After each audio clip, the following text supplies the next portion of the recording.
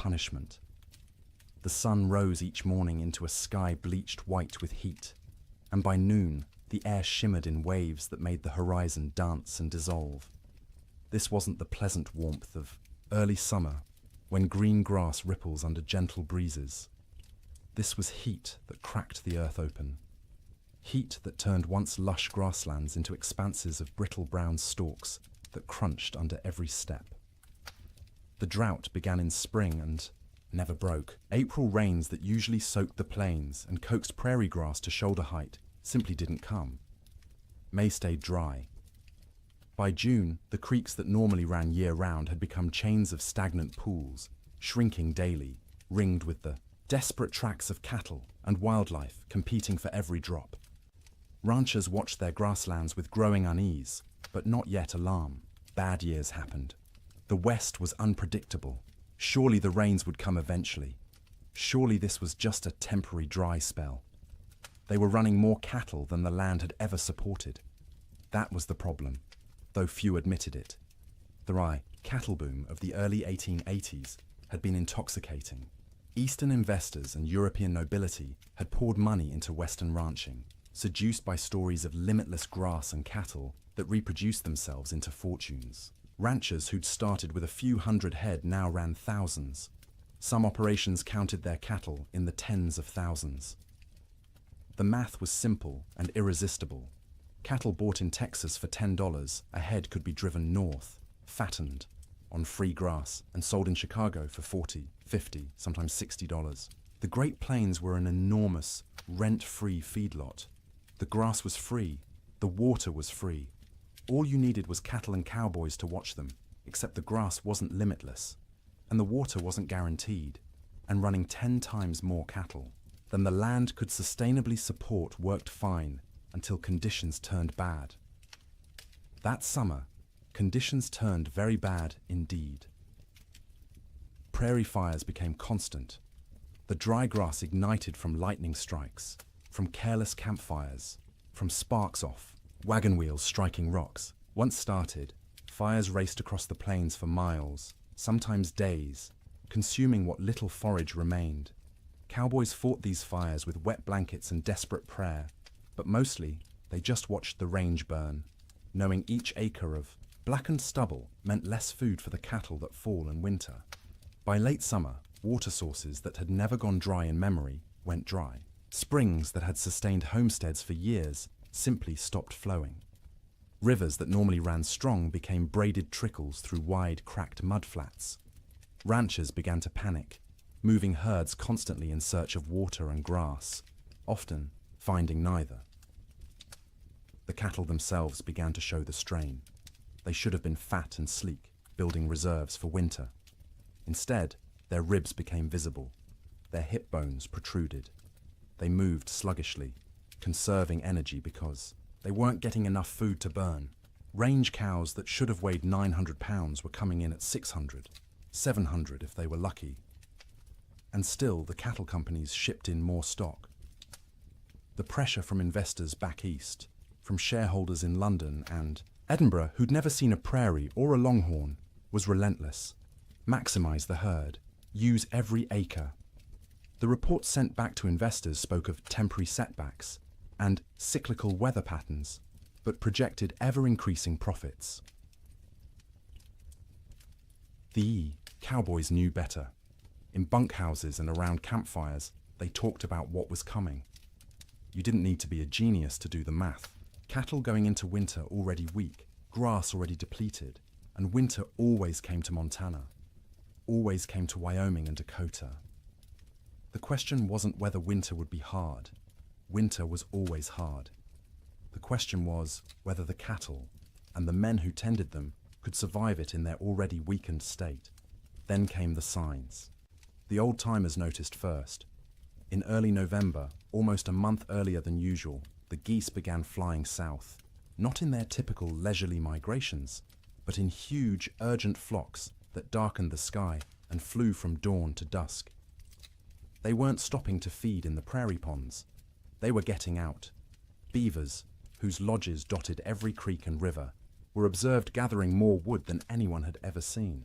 They piled branches and logs until their lodges looked like timber fortresses rising from the water. Animals preparing for something. The cattle themselves grew thicker coats. Not just the usual winter hair, but shaggy, dense fur that made them look like bison. Ranch hands joked about it nervously. "Looks like the cows know something we don't," they'd say, and try to laugh, but the laughter always sounded forced. Weather-wise ranchers, men who'd spent decades reading the land and sky, felt it in their bones. The air pressure fluctuated wildly. The wind patterns shifted strangely. The autumn sunset cast peculiar colors across the clouds, orange and purple and sickly green, like bruises spreading across the horizon.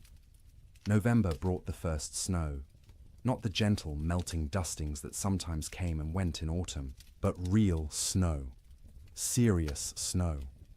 It fell for 3 days, accumulated to 8 inches in places, and when it finally stopped, the temperature dropped below zero for the first time that season. That snow melted eventually, as November snow often did, but it served as warning. Winter was coming early. Winter was going to be serious. The smart ranchers, the cautious ones, began laying in extra hay, stockpiling firewood, bringing cattle closer to ranch headquarters, where they could be watched and, if necessary, fed through bad stretches. But most didn't. Most couldn't. The scale of operations had grown too large. You couldn't barn 20,000 head of cattle. You couldn't buy enough hay to feed them through a Montana winter even if you wanted to. The entire business model of open-range ranching depended on cattle foraging for themselves, year-round, regardless of weather. This had worked mostly for years. The previous winters had been unusually mild. Cowboys spoke wistfully of the winter of '85, when temperatures barely dropped below freezing and cattle grazed comfortably all season. Or '84, when snow came late and melted early. They'd gotten complacent. The land had been kind, and they'd mistaken kindness for weakness. In December, the unease grew. The air felt wrong, too still, too heavy. The sky stayed overcast for weeks, a low ceiling of grey that pressed down like a lid. Snow fell intermittently, never enough to cause real problems, but enough to dust the brown grass white and make foraging harder for cattle already struggling. Christmas came and went. Cowboys celebrated in bunkhouses with what meager supplies they had. Some ranches managed a turkey or goose. Most made do with beans and bacon and whatever whiskey had survived the year. They sang songs and told stories and pretended everything was normal, but the worry was always there. A cold knot in every stomach. New Year's Day, 1887 dawned clear and brutally cold, -20 degrees in some places, but clear. You could see for miles, the snow-dusted prairie rolling away to a horizon sharp as a knife edge. Cowboys rode out to check on cattle, found them bunched in coulees seeking shelter from the wind, but alive, still managing. For 8 more days, the cold held, but remained bearable, survivable. Cattle poured through snow to reach grass. Cowboys kept fires burning in bunkhouses and took turns on night watch. Ranchers' wives cooked enormous meals, knowing their men needed calories to stay warm. And then came January 9th. The morning started deceptively calm. The killing wind from the north that had blown for days suddenly stopped. The temperature rose, slightly enough that men went out without their heaviest coats. There was even talk of a Chinook coming, one of those warm winds that could raise temperatures 40 degrees in an hour and melt snow in a day. But this wasn't a Chinook coming. This was something else entirely. The calm before the storm isn't just a saying. It's meteorological reality. The stillness that morning was the pressure dropping, the atmospheric conditions realigning, the sky gathering its strength to unleash something that would be remembered for generations. By mid-morning, the first flakes fell. By noon, the world had disappeared into white, and the temperature, instead of rising, began to fall, and fall, and fall, until cold became something no one on the northern plains had experienced before, until winter stopped being a season and became an enemy that wanted everything dead. The autumn of warnings was over. The winter of death had arrived. The bunkhouse sat low against the prairie, a squat rectangle of rough-hewn logs chinked with mud and moss that had dried and cracked over successive seasons. It wasn't designed for comfort. It was designed to be built quickly and cheaply to house as many men as possible in the smallest space and to provide just enough shelter to keep those men alive through winter so they could work come spring. Most bunkhouses were single rooms, maybe 30 feet long and 15 wide, with a ceiling so low a tall man had to duck under the support beams. The logs were never properly squared, so gaps showed between them, filled haphazardly with whatever materials were at hand. Clay, newspaper, old rags, horsehair mixed with mud. In winter, you could stand in the middle of the room and see daylight, through a dozen cracks, and where light came through, so did wind. The door was thick plank, hung on leather hinges because metal hinges were expensive and had to be freighted in from distant towns. It never quite fit the frame, so a gap at the bottom let in a constant stream of cold air that flowed across the floor like invisible water. Cowboys stuffed rags under it every night. By morning, frost would have formed on those rags, turning them stiff as boards. There was usually one window, if you could call it that, a square cut in the logs, covered with oiled paper stretched over a wooden frame. Or if the ranch had any money, actual glass brought in at considerable expense and constantly at risk of cracking in the cold.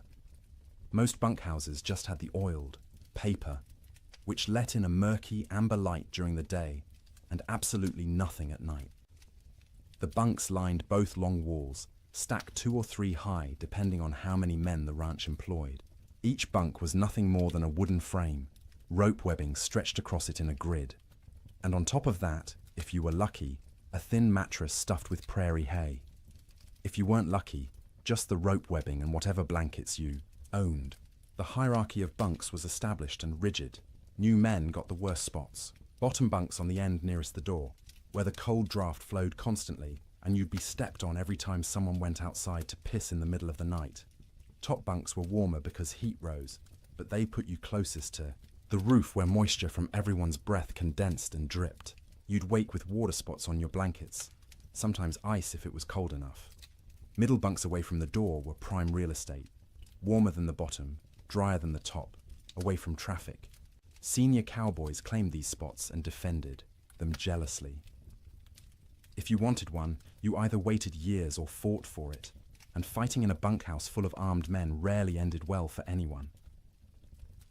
At the center of the room stood the stove, a cast-iron barrel stove or, in better bunkhouses, an actual manufactured stove with a proper firebox and damper. The stovepipe ran up through the roof, and where it pierced the ceiling, there was supposed to be a metal collar to prevent fires. There often wasn't. More than one bunkhouse had burned down from a too-hot stovepipe, igniting dried wood and old bird nests lodged in the rafters. The stove was life. When it was burning hot, the men closest could almost be comfortable. 5 feet away, you could still be cold.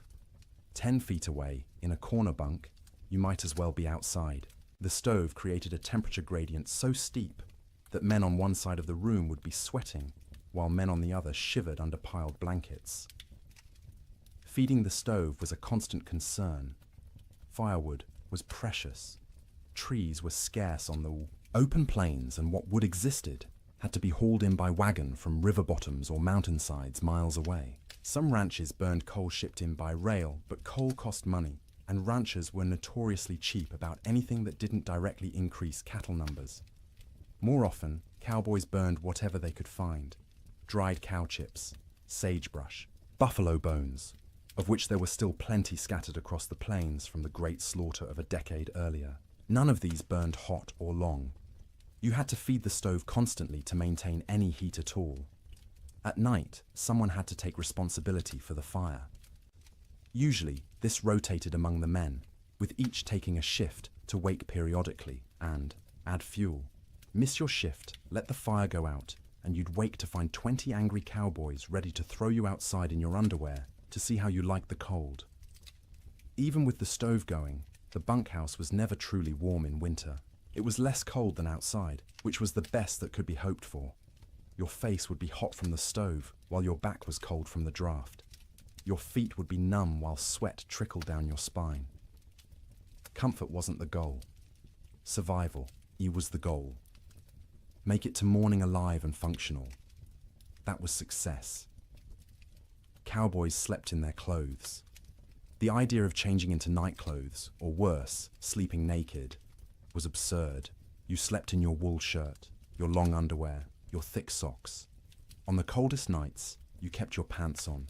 Your hat stayed on your head or under it as a pillow, because hats were expensive, and you didn't want someone stealing yours while you slept. Boots were the exception. You took off your boots because sleeping in boots was miserable, and because boots needed to dry. They'd sit by the stove all night, the leather slowly warming and releasing the accumulated moisture of the day. The smell of drying leather mixed with the smell of unwashed men, wet wool, tobacco smoke, and the acrid tang of burning sage or cow chips. The smell of a bunkhouse was indescribable to anyone who hasn't experienced it. 40 men living in close quarters, bathing rarely because hauling and heating water was labor-intensive and rarely worth the effort. Clothes worn for weeks or months without washing, because washing meant they'd be wet and might not dry in winter, and wet clothes could kill you. The privy was outside, so men used a bucket in the corner at night rather than brave the cold, and that bucket added its own special contribution to the atmosphere. Tobacco smoke hung in layers because every cowboy who could afford it smoked too, passed the time. Some chewed and spit into cans or just onto the floor because the floor was already a mess of tracked-in mud, snow, manure, and spilled food. Mice lived in the walls and came out at night to scavenge. You could hear them scratching and squeaking, see them dart across the floor in the stove light. Some cowboys tried to kill them. Most gave up.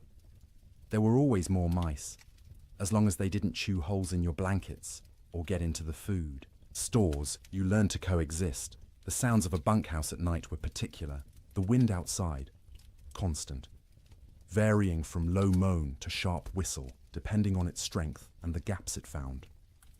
The stove ticking as metal expanded and contracted with temperature changes. The creak of rope webbing as men shifted in there. Bunks, the thump of boots being pulled off and dropped on the floor. Snoring. Dear God, the snoring. 40 men in one room meant you'd have at least 10 serious snorers. Deep, rattling snores that shook the bunks. High, whistling snores that pierced through any attempt at sleep. Snores that stopped and started, until you'd lie there waiting for the next one, unable to relax. Sometimes men would throw boots at particularly bad snorers. Sometimes it helped. Usually it just made everyone else laugh and the snorer angry. Coughing was constant. The cold, the dust, the smoke, the close quarters meant everyone had some kind of lung affliction. Dry, hacking coughs that went on for minutes. Wet, rattling coughs that made you wonder if the man would survive the night. Cowboys coughed themselves, awake, coughed themselves back to sleep, coughed their way through the entire winter.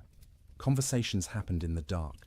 Men talked about home, about women, about cattle, about anything but the cold pressing in from all sides. Some conversations were quiet, just between neighbors in adjacent bunks. Others involved the whole room, stories being told and retold, jokes that weren't funny but made everyone laugh because laughter was warmth of a different kind. Letters were read and reread by stovelight. A letter from home was precious, and a cowboy might read the same letter 100 times through a winter, memorizing every word, every loop of handwriting, every piece of news from a world that felt impossibly far away. Some men prayed. You'd hear whispered prayers in the darkness, usually from the younger cowboys, the ones still new enough to the work that death seemed like a possibility rather than an inevitability. Older hands didn't pray much. They'd made their peace with whatever was coming, or they'd stopped believing anything was listening. The bedding itself deserves attention. Each cowboy owned his own bedroll, a collection of blankets, and maybe a quilt that he'd rolled up and carried with him from job to job. These blankets were wool, heavy and scratchy, and they accumulated the smell of their owner, along with the smell of horses, cattle, campfire smoke, and prairie dirt. In the bunkhouse, you'd unroll your bedding onto the rope webbing, which sagged under your weight and provided almost no cushioning. The ropes left permanent patterns pressed into your back and legs. After a few weeks, you stopped noticing. Your body just accepted that sleep meant discomfort and adjusted expectations accordingly. On the coldest nights, men piled every blanket they owned on top of themselves. 3 blankets, 4, 5 if they had them. The weight was crushing, but weight meant warmth, and warmth meant survival. Some cowboys, the poorest ones or the newest, didn't have enough blankets. They'd sleep in their coats, under their coats, wrapped in saddle blankets that smelled of horse sweat and mold. The truly desperate would share bunks, 2 men pressed together for body heat, which was awkward and carried implications, but was better than freezing. You'd see this more in the deepest cold, when propriety mattered less than waking up with all your fingers and toes. Getting into bed was a shock every night. The blankets had been sitting in the ambient temperature of the bunkhouse all day, which meant they were cold. Not frozen, but cold enough that sliding under them made you gasp. Your body heat would eventually warm the space between blankets, but it took 20 minutes, half an hour, of shivering and curling into yourself before that happened. Some cowboys heated rocks in the fire and wrapped them in cloth to put in their bunks. This worked for about an hour, providing a spot of genuine warmth for your feet or your hands. After that, the rocks were just heavy, cooling lumps taking up space, and you'd have to decide whether the effort of getting up and throwing them out was worth the loss of heat from opening your blanket cocoon. Sleep, when it finally came, was never restful. You were always partially aware of the cold trying to find you, aware of the fire and whether it was still burning, aware of the other men around you, their sounds and movements, aware that if something went wrong, a fire, a medical emergency, a blizzard bad enough that the whole bunkhouse might collapse, you needed to be able to wake and move. Cowboys learned to sleep light, a skill born of necessity. In summer, you slept light because you might need to deal with stampeding cattle or approaching storms. In winter, you slept light because the alternative was dying without noticing. The nights stretched long, 15, 16 hours of darkness in the depths of winter. You couldn't stay awake for all of it. Candles and lamp oil were too expensive to burn for light. So you slept in stages. A few hours, then wake when the fire needed tending. A few more hours, wake because your body was too cold or needed to piss. A few more hours, wake because someone else was moving around or coughing, or because your back hurt too much to stay in one position. This broken sleep was exhausting in its own way. You'd wake in the morning having technically slept for hours but feeling like you'd barely rested at all. That was winter sleep in a bunkhouse. Not the deep, renewing sleep of comfortable beds in warm rooms, but the fitful, survival-focused sleep of men living on the edge of catastrophe. Every single night, for months on end. And when the great die-up came, when the temperature dropped to 60 below, and the wind tried to tear the roof off, and the cattle began dying by the thousands, even, that inadequate sleep became nearly impossible. Because how do you sleep when the world outside is ending? How do you close your eyes when you know morning might reveal losses beyond comprehension? You learn because you have no choice. You sleep because your body demands it. Brief, shallow, troubled sleep punctuated by periods of lying awake in the dark, listening to the wind scream, and wondering if you'll live to see spring. Morning came late on January 9th, the sun rising somewhere behind thick grey clouds that had settled over the plains like a lid. Cowboys rolled out of their bunks around 6, the usual time, groaning and stiff from another night on rope webbing and thin mattresses. The bunkhouse was cold, but not impossibly so. Maybe 20 degrees inside, which meant the fire had held through the night. That was a victory. They pulled on boots that had spent the night by the stove, the leather still warm to the touch, stomped their feet to get blood flowing, stretched arms and backs that ached from the perpetual cold. Someone got the coffee going, pouring water from buckets that had a thin skim of ice on top despite being inside. The foreman, A weathered man named Jack Thompson, on one particular ranch in Montana, stuck his head out the door to check conditions. The wind that had been blowing hard from the north for days had stopped completely, dead calm. The air felt heavy, thick, like you could almost chew it. Temperature had risen slightly overnight, maybe up to freezing, or close to it.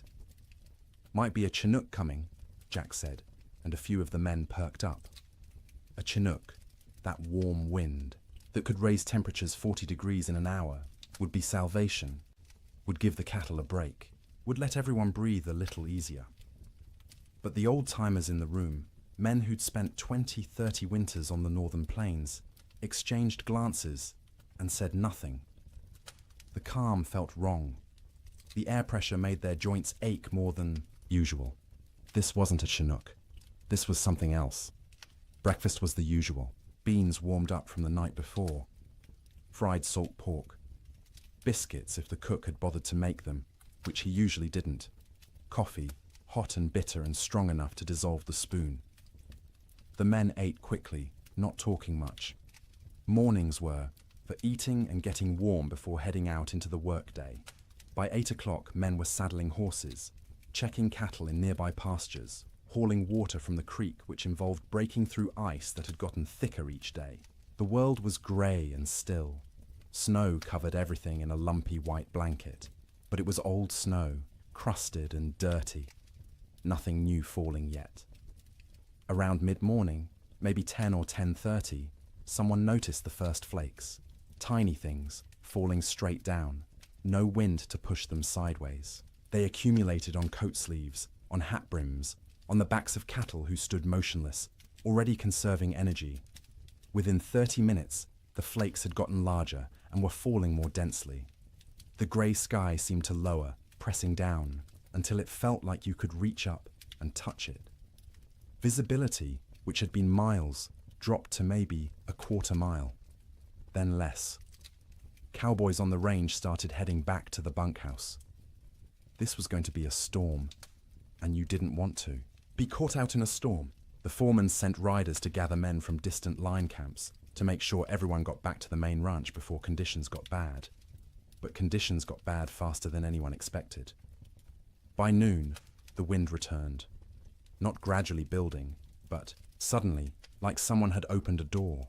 It came from the north, from Canada, from the Arctic, and it came with a howl that made horses shy and men grab for their hat brims. The temperature, which had been hovering near freezing, began to fall. 1 degree, 2 degrees, 5. The wind picked up the falling snow and threw it horizontally. Visibility dropped to 50 feet, then 20. Within an hour of the wind starting, you couldn't see your hand held at arm's length. The world became a screaming white chaos, where direction lost all meaning. Cowboys who'd been a mile from the bunkhouse when the wind started faced a terrible choice. Try to make it back and risk getting lost and dying, or try to find any shelter at all and hole up until it passed. Some made it back, stumbling into the bunkhouse half frozen, faces covered in ice where their breath had condensed and frozen in their scarves. Others weren't so lucky. A young cowboy named Billy Henderson, 18 years old, had been checking on a small herd in a draw, maybe 2 miles from the main ranch. When the storm hit, he tried to make it back. His horse refused to face into the wind, kept trying to turn and run south. Billy fought the horse, knowing that south led away from shelter, from life. The horse won the fight, turned, and ran with the storm. Billy's body was found 3 weeks later, 15 miles south of the ranch, frozen solid, still in the saddle. The horse had died beneath him, also frozen, its legs locked in a final stride. Billy had tied himself to the saddle with his lariat so he wouldn't fall off. It hadn't saved him, but that tragedy was still in the future. At noon on January 9th, Billy was just missing, and everyone assumed he'd found shelter somewhere and would show up when the storm passed. People didn't yet understand that this storm wasn't going to pass. Not in hours, not in days. The temperature kept falling. By 2 in the afternoon, it was 0. By 4, it was 20 below. The wind, instead of slacking, grew stronger. It found every crack in every wall, every gap in every window frame. In the bunkhouse, men stuffed blankets against the door, hung canvas over the oiled paper window, and fed the stove constantly. But the cold still invaded. Snow didn't just fall. It flew sideways, driven by wind that hit 50, 60 miles per hour in gusts. The snow was fine and dry, almost like dust, and it found its way through impossibly small openings. It drifted through the cracks between logs. It sifted around the doorframe despite the blankets stuffed there. It even seemed to come down the stovepipe, hissing when it hit the hot metal. Inside the bunkhouse, men watched drifts form along the walls. Inside the building, snow accumulated in the corners, under the bunks, anywhere the wind could push it. They swept it out, but it just came back. Eventually, they gave up and let it pile. The sound was overwhelming. The wind screamed. There's no other word for it. A constant, piercing shriek that vibrated in your bones and made thought difficult. It rose and fell in waves, sometimes dropping to a mere roar before surging back to that terrible scream. Men had to shout to be heard 3 feet away. Between the wind's screams came other sounds. The building itself groaning under the assault. The roof lifting and settling as wind tried to peel it off. The sharp crack of wood contracting in the cold. The rattle of the stovepipe shaking in its collar. And from outside, distant but unmistakable, the sound of cattle, bawling, calling, the sound of thousands of animals confused and frightened and beginning to suffer. The cowboys listened to that sound and knew they were helpless. You couldn't go out in this. Going out meant dying. The cattle were on their own. The temperature hit 40 below by midnight.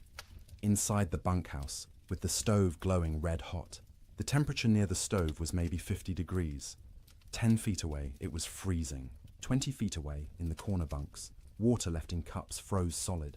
Men piled on every piece of clothing they owned. 2 pairs of pants, 3 shirts, 2 coats, gloves and mittens worn indoors, blankets wrapped around shoulders like shawls. Some men wrapped their heads in scarves, leaving only their eyes visible, and still they shivered.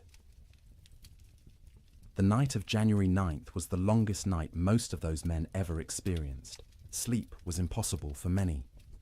The cold, the sound, the fear, the knowledge that outside cattle were dying by the hundreds, by the thousands, all combined to keep eyes open and minds racing. Those who did sleep did so fitfully, waking every few minutes from nightmares or from the cold penetrating their blanket cocoons, or from the building shaking in a particularly hard gust. The fire had to be fed constantly, every 15 minutes, every half hour at most, because letting it die meant everyone would die with it. Men took shifts by silent agreement. One would get up, face the cold outside his blankets, feed the stove, and retreat. An hour later, someone else would do the same. All night long through those terrible hours, they kept the fire alive, and the fire kept them alive. But just barely. By dawn on January 10th, 16 inches of snow had fallen, though you couldn't measure it accurately because the wind had sculpted it into drifts 20 feet high in some places, while scouring other areas down to bare ground. The temperature had dropped to 46 below zero. The wind hadn't slacked at all, and the storm was just beginning. This wasn't a 2-day blizzard that would blow through and leave clear, cold weather behind. This was the start of a meteorological siege that would last, with brief breaks, through all of January, through February, into March. The great die-up had begun. Men didn't know that yet, huddled in bunkhouses across Montana, Wyoming, and Dakota Territory. They thought they were waiting out a bad storm. A few days, maybe a week, and it would clear. The cattle would be weak and scattered, but they'd recover. Spring would come, as it always did. They didn't yet understand that the world outside was dying, that cattle were already freezing where they stood, eyes frozen shut, ice forming over their nostrils with each breath, slowly suffocating as they slowly froze. That the open range, cattle industry, the boom that had made fortunes and drawn investors from around the world, was ending in that screaming wind. All they knew was cold. Cold beyond anything most had experienced.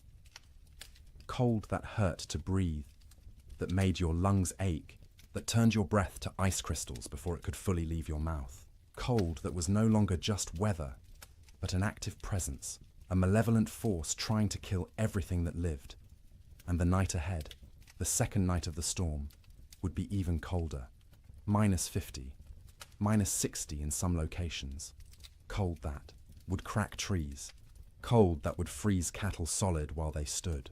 Cold that would seep through every wall, every blanket, every layer of clothing, searching for the warmth of human bodies and slowly, inexorably, draining it away. The cowboys fed the fire and waited. There was nothing else they could do. The Yiwa storm had them trapped as surely as if they were in a prison. All they could do was feed the fire, wrap themselves in blankets, and try to survive until morning, and then survive the morning after that, and the one after that, day after day, night after night, as the storm continued and the temperature stayed brutally, impossibly cold. The great die-up was no longer coming. It was here. Sleep. During the storm wasn't sleep as most people understand it. It was something closer to losing consciousness in brief intervals, the body shutting down, not because it felt safe, but because it couldn't maintain full awareness any longer. The exhaustion of constant vigilance, of shivering, of fighting the cold that pressed in from all sides, eventually overwhelmed even the most determined wakefulness.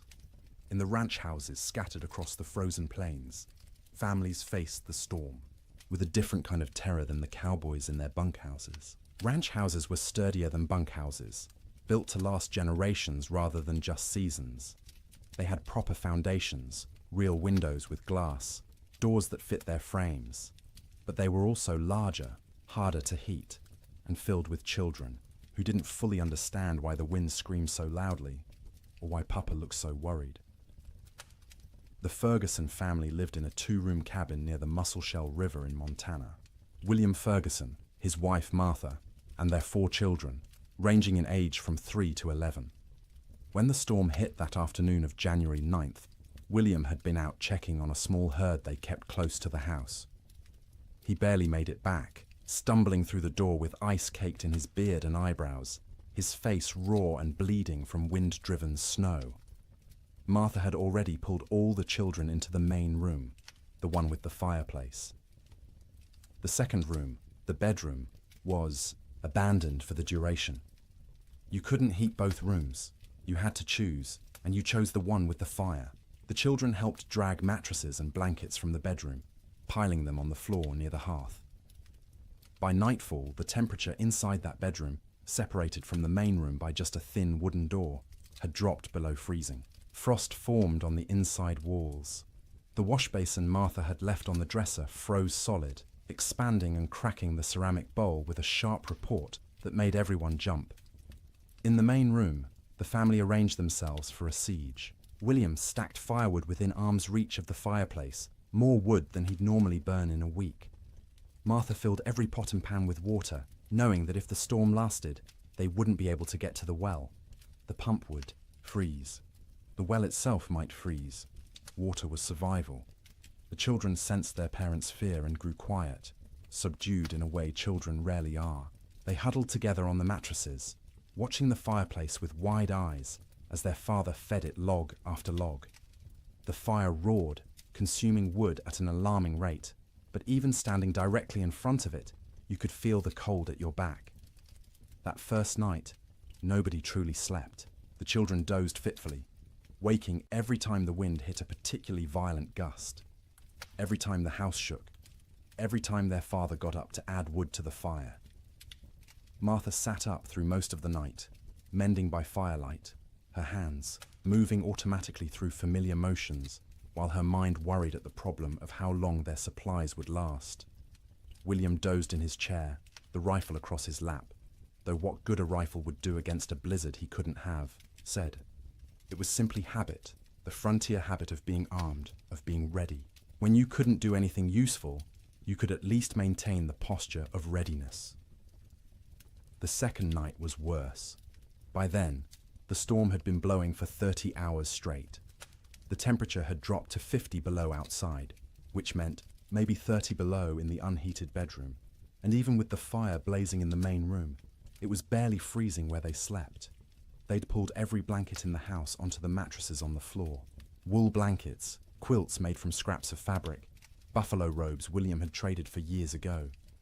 The family slept together, all 6 of them in a pile, sharing body heat like animals in a den. The children in the middle, where it was warmest, the parents on the outside, taking the brunt of the cold that radiated from the walls despite the fire. Martha sang to the children before sleep, or what passed for sleep. Old songs her mother had taught her, lullabies in German that the children didn't understand, but found comforting anyway. Her voice was soft, almost lost under the shriek of the wind, but the children pressed close and listened. William lay on, his back, staring at the ceiling, listening to the roof creak and groan. Every gust of wind made him tense, waiting for the moment when the roof would tear free and expose them all to the killing cold. It never did, but the fear never left either. Sleep came in stages. The youngest child, 3-year-old Emma, went first, exhausted from crying earlier in the day. She whimpered and fussed until her eyes finally closed and her breathing deepened. Her 7-year-old brother James followed, fighting sleep as long as he could, determined to be brave, to stay awake like the adults. But his eyes drooped, opened, drooped again, and finally stayed closed. The 2 older children, 11-year-old Sarah and 9-year-old Thomas, took longer.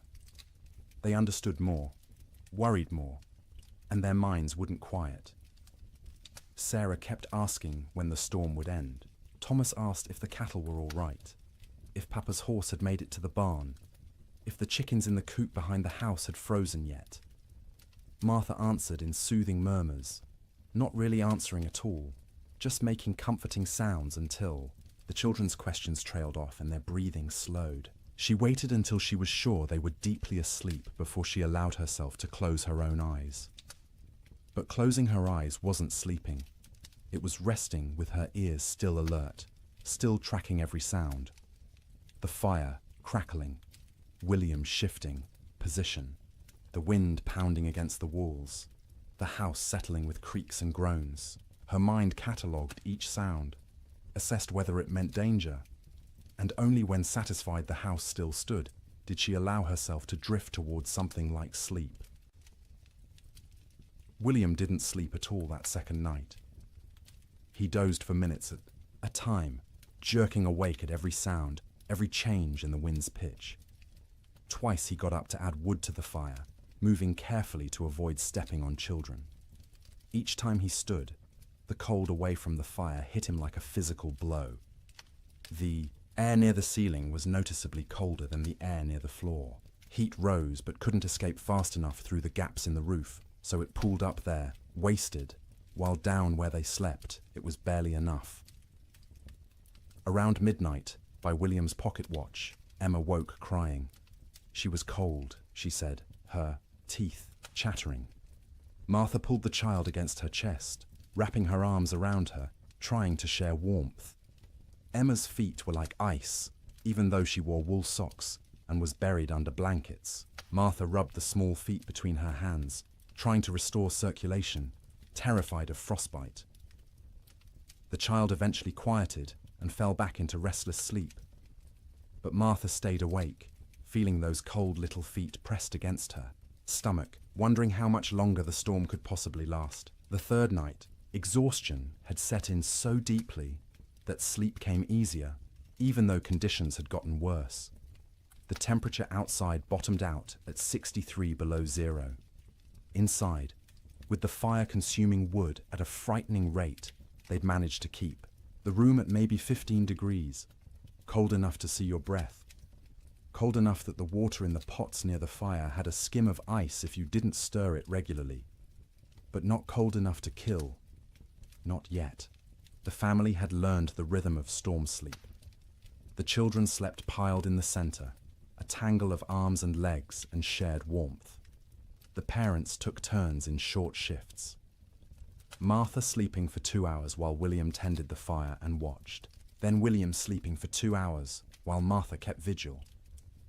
During her watch, Martha would sit close to the fire, feeding it, listening to her children breathe, and praying silently. She'd been raised Lutheran, not given to emotional displays, of faith, but now she prayed with desperate intensity, for the storm to end, for the wood to last, for her children to wake warm in the morning, for spring to come, impossible as that seemed in the howling dark. During his watch, William planned how to ration the wood, where to find more if it ran out, though going outside was suicide in these conditions. What they'd do when the food ran low. They had beans, flour, salt pork, and cornmeal. Enough for maybe 2 weeks if they were careful. But what if the storm lasted longer? What if they couldn't get to town when it ended because the snow was too deep? These thoughts circled endlessly, keeping him awake even during his supposed sleep shifts. He'd lie down, close his eyes, and his mind would immediately start calculating. How many logs they'd burned, how many were left, how cold it was, how long they could survive. The children slept better than the adults, helped by the simple resilience of youth. Their bodies demanded sleep and they gave in to it, even in conditions that would have seemed impossible before the storm. Sarah dreamed of summer, of the garden behind the house heavy with tomatoes and beans. Thomas dreamed of cattle drives, of riding with the cowboys to distant railheads. James dreamed confused child dreams that he couldn't remember on waking. Emma didn't dream at all, or if she did, they were wordless and forgotten. They'd wake periodically, usually needing to pee, which meant using the chamber pot in the corner because going to the outhouse meant death. The chamber pot became part of the room's landscape, emptied by William each morning by simply opening the door and throwing its contents out into the snow. It would freeze before it hit the ground. Martha developed a system for keeping track of the children during sleep. She'd reach out periodically, feeling for each small body, making sure everyone was still breathing, still warm enough. If a child had worked their way to the edge of the pile where it was colder, she'd gently pull them back to the center. If blankets had been kicked off, she'd rearrange them. This constant vigilance meant she never truly rested. Even during her sleep shifts, part of her brain stayed active, monitoring. She'd wake fully alert if a child coughed or moved suddenly, ready for crisis. Only after checking that everything was fine would she allow herself to drift back down.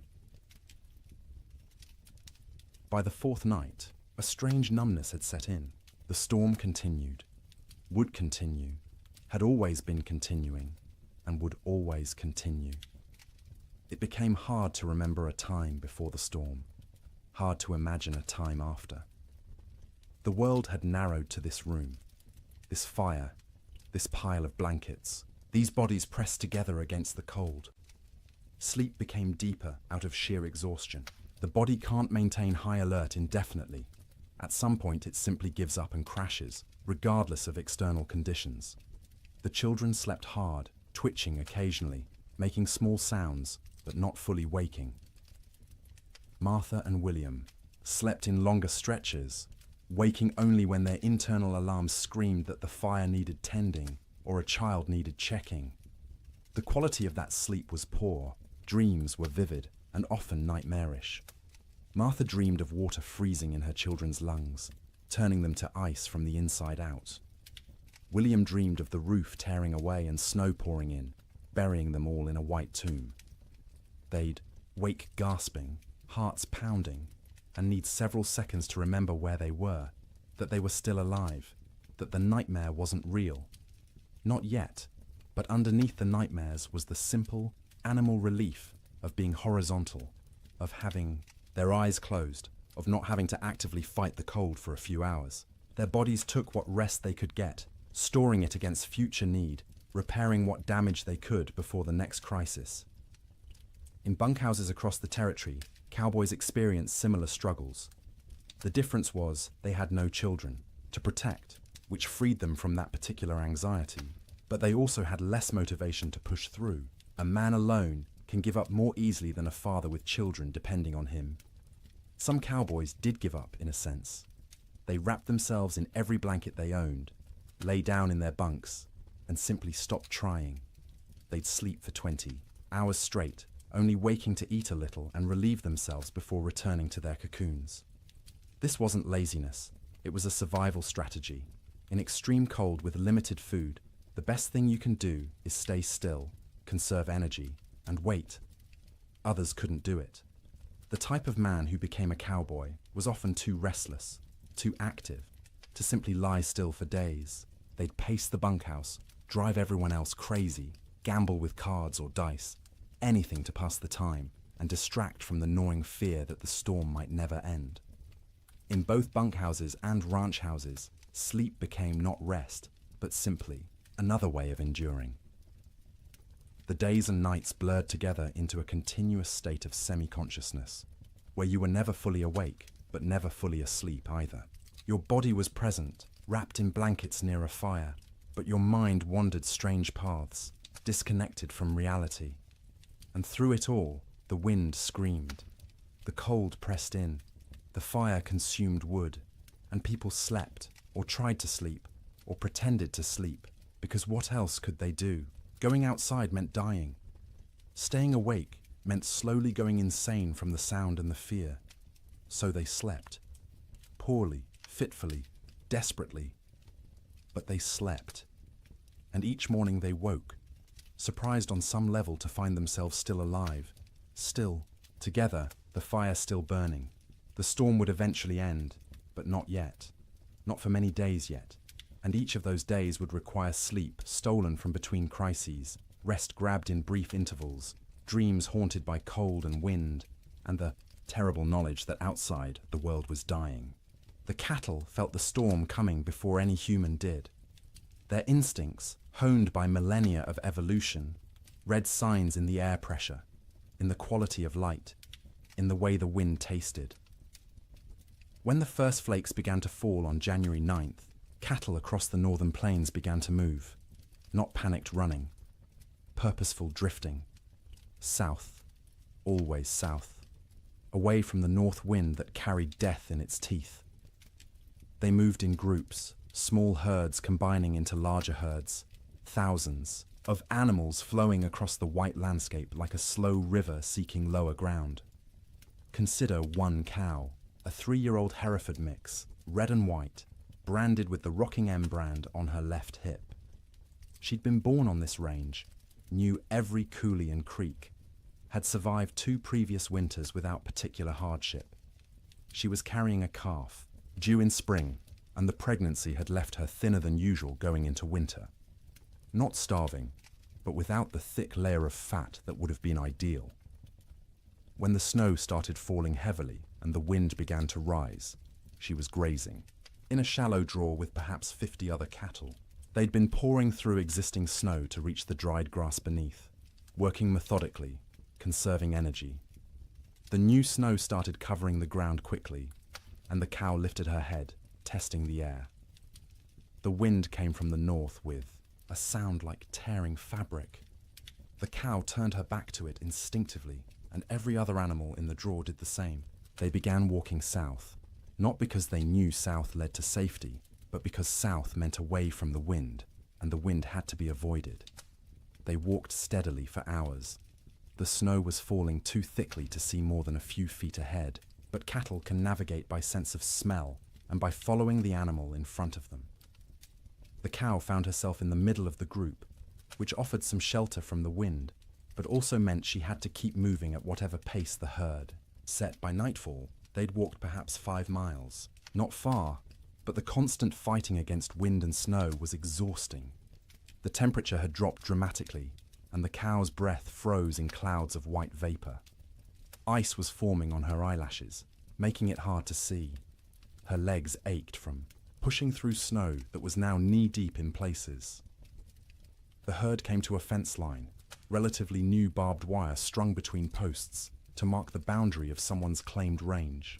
The cattle turned and walked along the fence, looking for a way through or around. They found neither. The fence extended as far as they could sense in both directions. Cattle aren't stupid, but they aren't problem solvers either. Finding their path blocked, they simply stopped. They stood with their backs to the wind, pressed against the fence line, and waited. For what, they couldn't have said. For the wind to stop. For the fence to disappear. For whatever force had always eventually made things better to make things better now. But things didn't get better. The wind increased. The temperature kept dropping. Snow accumulated on the cattle's backs.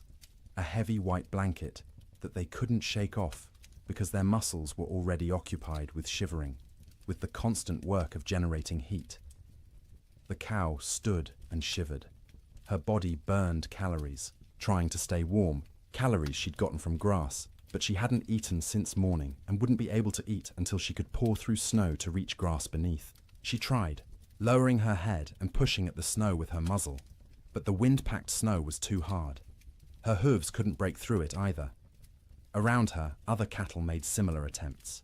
A few managed to find thin spots in the snow and got a few mouthfuls of dried grass. Most got nothing. They stood and shivered, and slowly, gradually, their body temperatures began to drop. Cattle can survive remarkable cold if they're well fed and can escape the wind. But these cattle were already weakened from a summer of drought. They had no windbreak, and they weren't eating. Their situation was unsustainable. Something would have to change or they would die. It was that simple. By the second day, the cow's suffering had intensified. She'd been standing for more than 24 hours straight. Her legs trembled with fatigue. Ice had completely sealed her eyes shut. She'd stopped trying to open them, instead navigating by sound and smell, and the feel of other cattle pressed against her on either side. Her ears, exposed to the wind, had frozen. The tissue was dying, would eventually slough off if she survived, leaving her with shortened, mangled ears.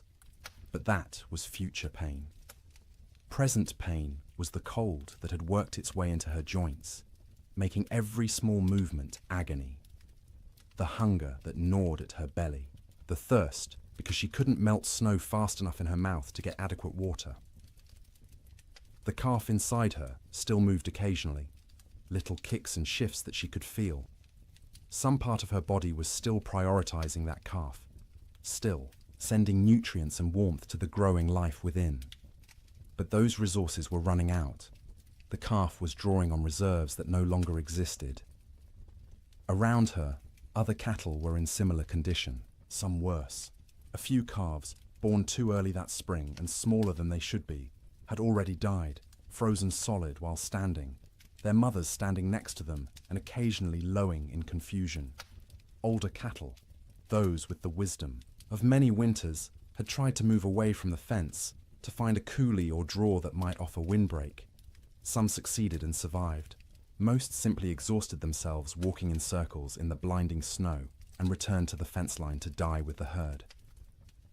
By the third day, the cow had stopped shivering. This wasn't because she'd warmed up. It was because her body no longer had the energy to shiver. Shivering is a metabolic furnace, burning calories to generate heat, but she'd burned through all available calories. Her body temperature was dropping toward equilibrium with the air around her. She was freezing to death. Her breathing had slowed. Each breath was an effort, drawing air so cold it hurt her lungs into a body that barely had the energy to exhale. Ice had formed around her nostrils, narrowing the passages, making each breath a fight. She was still standing, but only because the cattle around her held her upright. If they'd moved, she would have fallen. Her legs were locked, frozen in position, no longer taking commands from her failing brain. Her heartbeat had slowed to a sluggish thump-thump, thump-thump, each beat weaker than the last. The calf inside her had stopped moving. Whether it was dead or simply dormant, she couldn't tell, and wouldn't have understood if she could. Her maternal instincts, so strong just days ago, had been overridden by the body's desperate attempt to keep itself alive. Sometime late on the third night, or early on the fourth morning, it's impossible to know exactly when, the cow's heart stopped. 1 beat, 2 beats, then nothing. Her eyes, frozen shut, would never open again. Her legs, frozen in position, would remain standing. She'd become a statue of ice and meat, indistinguishable from the living cattle around her, except that she no longer breathed. She wouldn't fall for days, maybe weeks. The cattle packed around her held her upright, and when they eventually moved or died themselves, she'd topple over, frozen solid, and become one more carcass among thousands littering the plains. This scene repeated across hundreds of miles. Fence lines became death traps where cattle bunched up and died in groups. Ravines that should have offered shelter instead became graves as cattle crowded in so tightly they couldn't move, couldn't forage, and slowly froze together into a single mass of bodies. Riverbanks saw some of the worst carnage. Cattle seeking water found the rivers frozen solid, but their thirst drove them to try anyway. They'd crowd onto the ice, break through into the water beneath, and be unable to climb out. The current would push them under the ice, where they'd drown and freeze simultaneously. Spring would reveal riverbanks lined with carcasses, hundreds of cattle stacked like cordwood wherever the current had deposited them. Some cattle, driven by the wind and their own southward instinct, walked until they literally couldn't take another step. They'd collapse in open prairie, curl into a ball, as best their frozen legs allowed, and die where they fell. Snow would cover them within hours, creating smooth white mounds that looked like natural drifts until spring melt revealed the truth beneath. The death toll was staggering in ways that are hard to comprehend. A single large ranch might lose 10,000 head. Smaller operations lost everything. The Chicago stockyards, which normally received thousands of cattle per week from the northern plains, received almost none for months. The market for beef collapsed because there were no cattle left to sell. But numbers don't capture the reality. Numbers are abstract. The reality was hundreds of thousands of individual animals, each experiencing their own version of the cow's suffering. Each one cold, each one hungry, each one slowly freezing while standing in a wind that wouldn't stop screaming. Cowboys, safe in bunkhouses, could do nothing but listen to the cattle bawl. That sound, the massed calling of thousands of distressed animals, carried even over the wind. It rose and fell through the days and nights of the storm, a soundtrack of suffering that haunted the men who heard it. Some cowboys tried to help. They'd bundle up in every piece of clothing they owned, tie ropes around their waists, and venture out into the storm, with the other end of the rope tied to the bunkhouse door so they could find their way back. They'd struggle to where they thought. Cattle were usually unable to see them even when standing next to them, and try to herd them towards some shelter. It never worked. The cattle wouldn't move, or couldn't move, and the cowboys would burn through their body heat in minutes. Barely, enough time to stumble back to the bunkhouse before frostbite claimed fingers and toes. They'd collapse inside, gasping and shaking, and lie near the stove for hours trying to warm up while listening to the cattle continue to bawl outside. Eventually, the bawling stopped. Not all at once, but gradually over days. Fewer and fewer, voices as more and more cattle died. By the end of January, the prairie was silent except for the wind. Silent because there was almost nothing left alive to make sound. The cattle of the open range, those millions of animals that had made fortunes for ranchers and fed the growing cities of America, were gone. The survivors, scattered and traumatized, would take years to recover. Most would never be found, lost in coulees and ravines where their carcasses would feed wolves and coyotes through the remainder of winter. The Great Die-Up earned its name from the cattle. They died in numbers beyond counting, in suffering beyond imagining. And every single death was quiet, private. The animal alone in the storm, except for other dying animals. No comfort, no relief, just the cold and the wind, until the end came, and the shivering finally stopped. Food became an obsession within days of the storm's arrival. Not because people were starving, not yet, but because every meal consumed was one fewer meal in reserve, and no one knew how long the storm would last or when resupply would be possible. Every bite carried the weight of calculation. Every pot of beans represented diminishing stores that might need to last weeks or months. In the Ferguson ranch house, Martha inventoried their supplies on the second day of the storm. She did this by candlelight while the children slept, and William kept watch by the fire. She counted every bag of flour, every pound of cornmeal, every strip of salt pork hanging from the rafters of the cold bedroom. She measured beans by the cupful, rice by the handful, and wrote everything down in careful columns in a ledger book. Flour, 42 pounds. Cornmeal, 18 pounds. Dried beans, maybe 30 pounds, 3 different varieties mixed together in a burlap sack. Salt pork, 14 strips, some thick, some thin. Rice, 5 pounds. Sugar, 3 pounds, precious and rationed even before the storm. Coffee, 2 pounds of beans, still in their burlap sack, aromatic and dark. Salt, plenty, a whole sack, bought last fall. Lard, a good supply, stored in a crock. Dried apples, half a sack, from their own trees. Molasses, 1 jug, nearly full. She did the math in her head, working through possible scenarios. 6 people eating 3 meals a day, 18 meals per day. If they were careful, if they stretched everything, if they didn't waste a single bite, they had perhaps 3 weeks of food, maybe 4 if they went hungry. 3 weeks seemed like plenty. No storm lasted 3 weeks, but Martha had learned in her years on the frontier to plan for the impossible, because the impossible happened with disturbing regularity. So she began rationing from day 1, before hunger forced the decision. Breakfast became smaller. Instead of flapjacks for everyone, she made 1 per person, thin and stretched with extra water to make the batter go further. The children complained but ate them anyway. William said nothing, just ate what was put in front of him and drank his coffee black to save the sugar. Dinner became the main meal, usually beans. Martha soaked dried beans overnight in water, then cooked them slowly through the day in a pot, suspended over the fire. She'd add a little salt pork for flavor, 1 strip cut into small pieces so everyone got a taste of meat. The beans cooked until they were soft, the liquid thick and sustaining. Everyone got a bowlful, sopped up with cornbread made from carefully measured cornmeal. Supper was often just leftover beans from dinner, reheated and eaten with whatever bread remained. Sometimes Martha made a thin soup from the bean broth, adding bits of dried apple for sweetness, calling it a special treat to make the children smile. The coffee was for William alone. Cowboys and ranchers believed coffee was essential, more important than food, and William was no exception. He drank it black and strong, rationing the precious beans so he could have at least 1 cup per day. That coffee was his luxury, his reminder that civilization existed beyond the wind and snow. Martha drank tea when she drank anything, made from herbs she'd dried the previous summer. Mint that grew wild along the creek, sage gathered from the prairie, rose hips collected in autumn.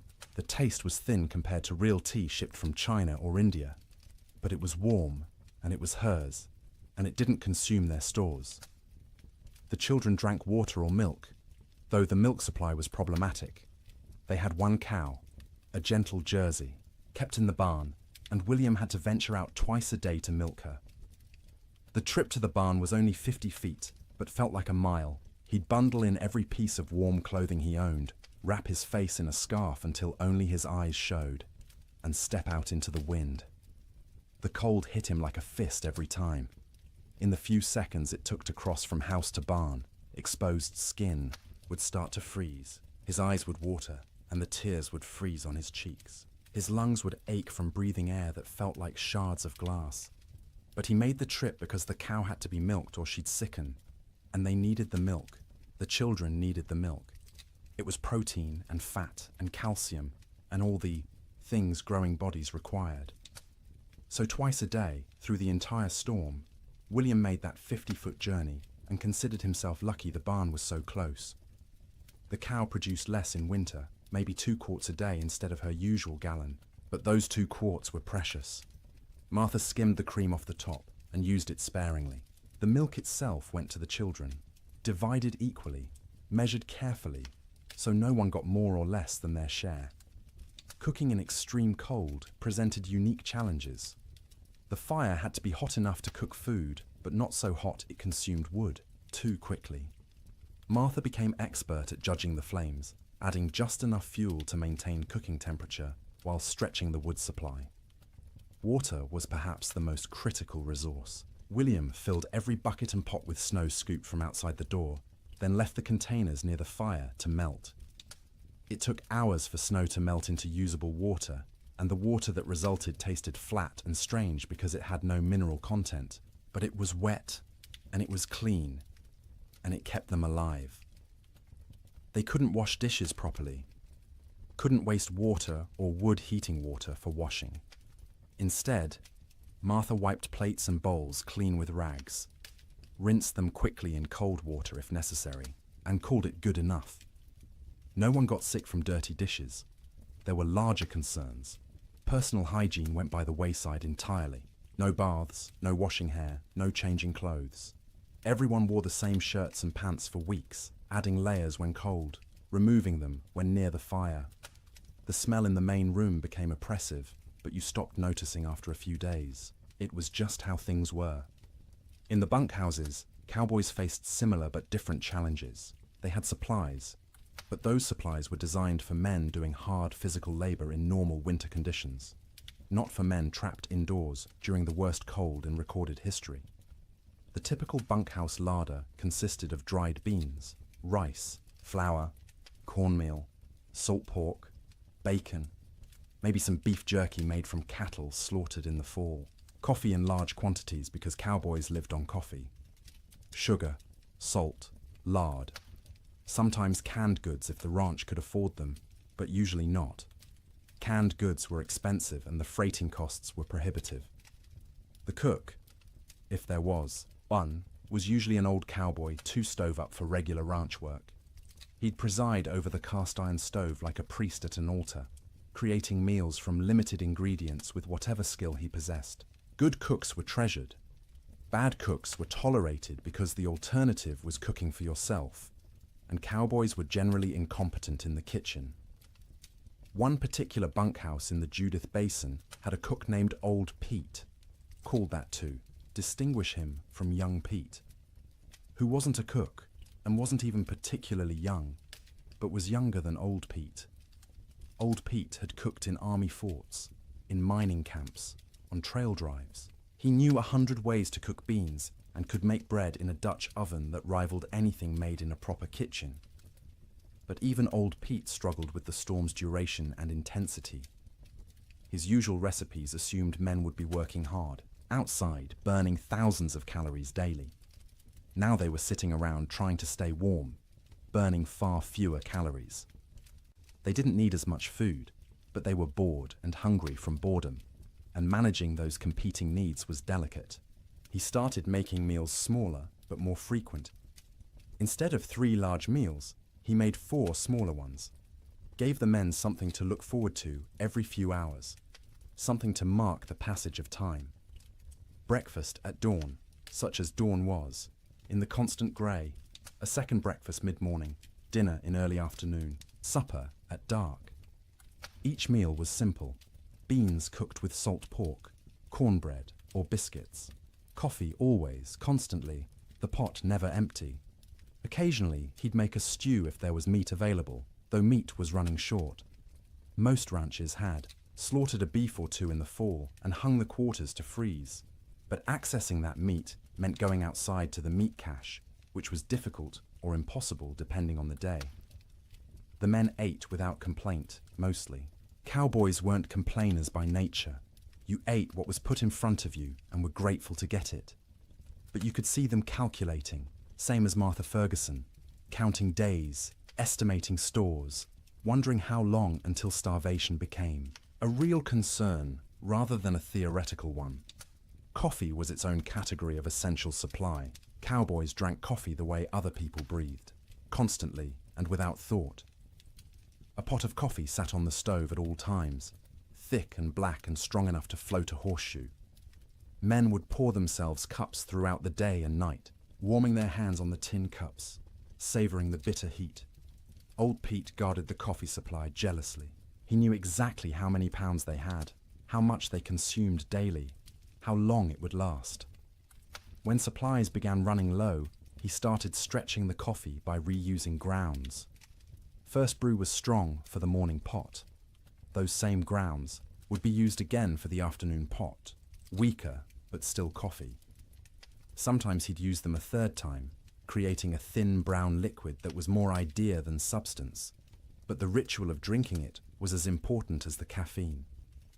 Sugar went into coffee for those who used it, though most cowboys drank it black. Sugar was also used sparingly in baking, a spoonful in a batch of biscuits to help them rise and add a hint of sweetness. But sugar was running low everywhere, and by the end of January, most outfits were out entirely. Salt, at least, was plentiful. Salt preserved meat, flavored food, and was cheap enough that even poor ranches had plenty. Cowboys ate salt with everything, needed it to replace what they lost sweating despite the cold. Their bodies burned hot from shivering, from the constant work of staying warm, and salt was essential.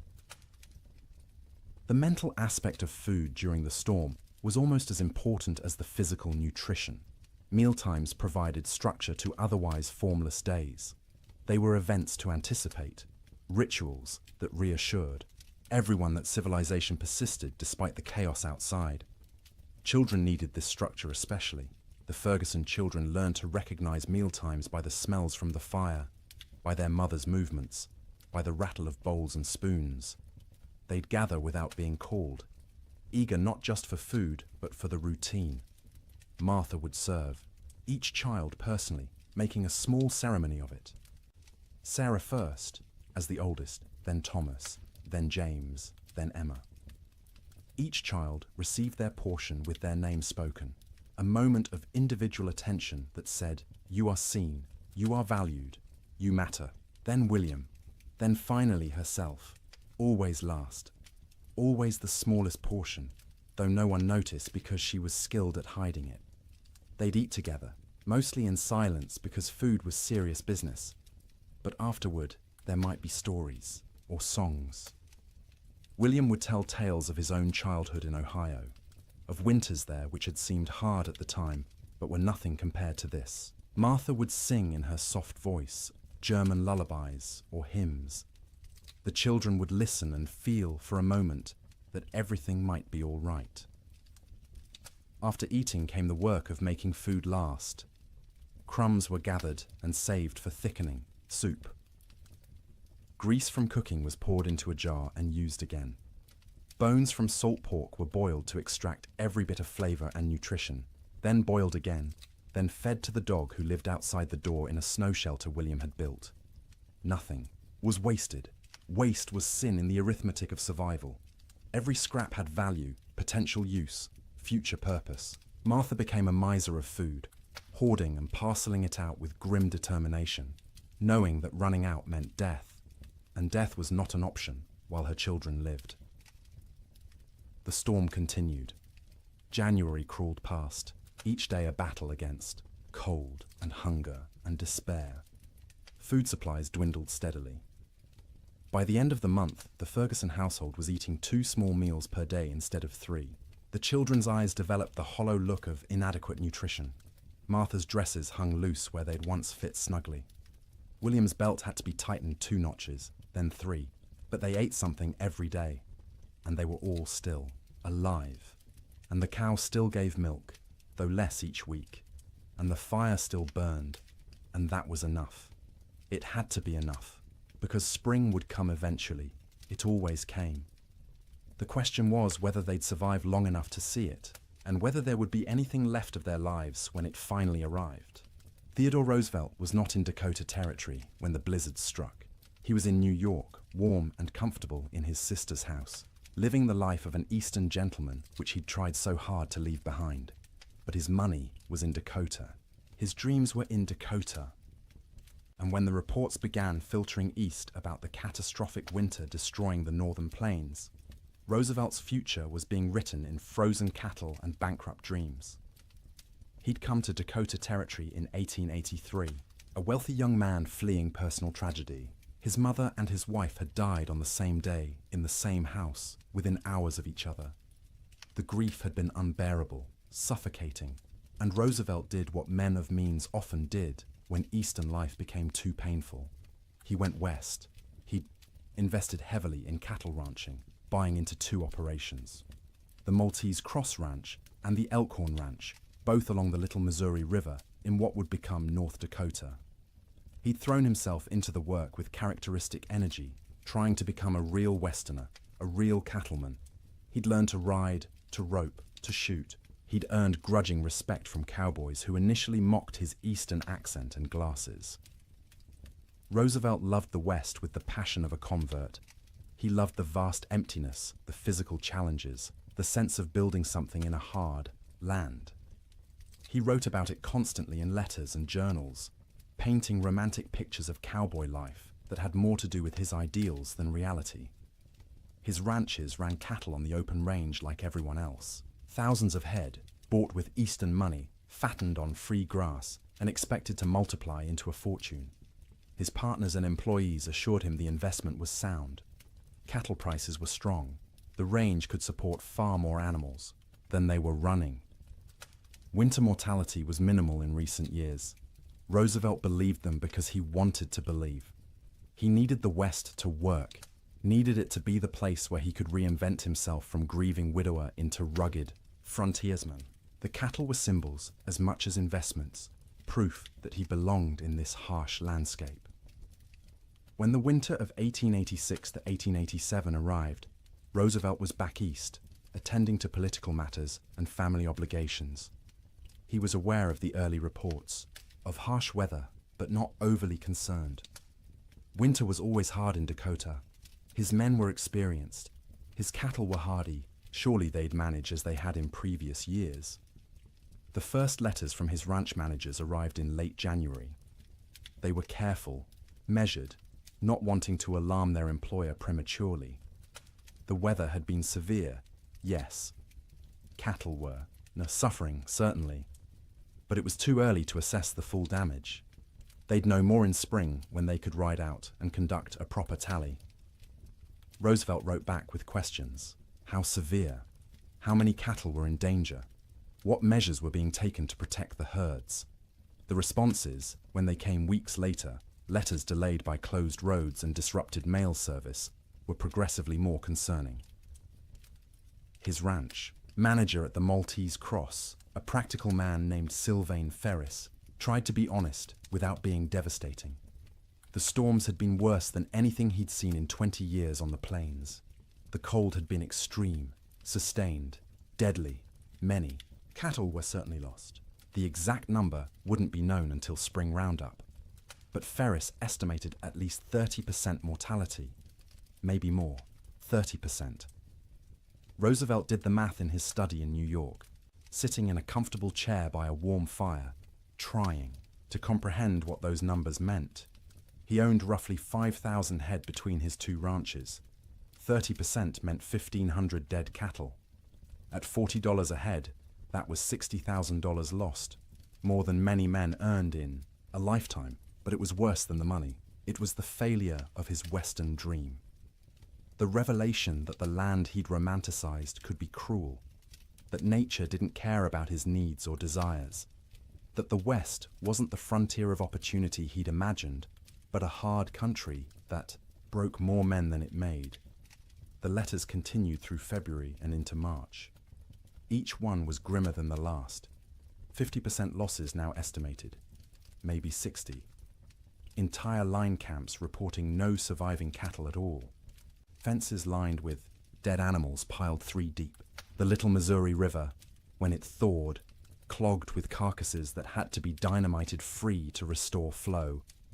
Roosevelt read these letters with growing horror and despair. He'd been so confident, so certain of success. He'd borrowed money, encouraged friends to invest, staked his reputation on the cattle business. And now it was all dying in a winter he wasn't even present to witness. In March, when travel became possible again, Roosevelt received a telegram from Ferris. Brief, direct, devastating. Come west, you need to see this. Roosevelt went. He took the train to Medora, the small town near his ranches, arriving in early April to a world transformed by death. The snow was melting, revealing what had been hidden. And what it revealed was carnage beyond anything he'd prepared himself for. He rode out with Ferris and other ranch hands to assess the damage. Everywhere they looked, cattle. Dead cattle. Frozen cattle. Cattle that had been dead so long the coyotes and wolves had already been at them. Cattle piled against fences. Cattle in ravines. Cattle scattered across the prairie like obscene statues. The smell was overwhelming. Thousands of rotting carcasses perfuming the air with decay. Roosevelt, who'd prided himself on his toughness, on his ability to handle frontier hardships, had to dismount and vomit. He wasn't alone. Even hardened cowboys were sickened by the scale of death. They rode for days, making tally, trying to determine what remained of the herds. Of Roosevelt's 5,000 head, fewer than 2,000 could be found alive. 60% losses. Some of those survivors were in such poor condition they'd likely die anyway. His investment, his dream, reduced by 2/3 in a single winter. The financial blow was severe. Roosevelt had invested approximately $80,000 in his cattle operations. He'd now lost at least $50,000. Maybe more when accounting for lost breeding potential, disrupted operations, and the collapse of cattle prices as the market flooded with emergency sales from desperate ranchers. But Roosevelt was wealthy by birth. His family money cushioned the financial loss. He could absorb $50,000 and remain solvent, which most ranchers could not. What he couldn't absorb as easily was the emotional and philosophical blow. He'd come west believing in self-reliance, in the nobility of honest labor, in the frontier as a proving ground for American character. The Great Die-Up revealed those beliefs as naive. Self-reliance meant nothing when nature decided to kill everything.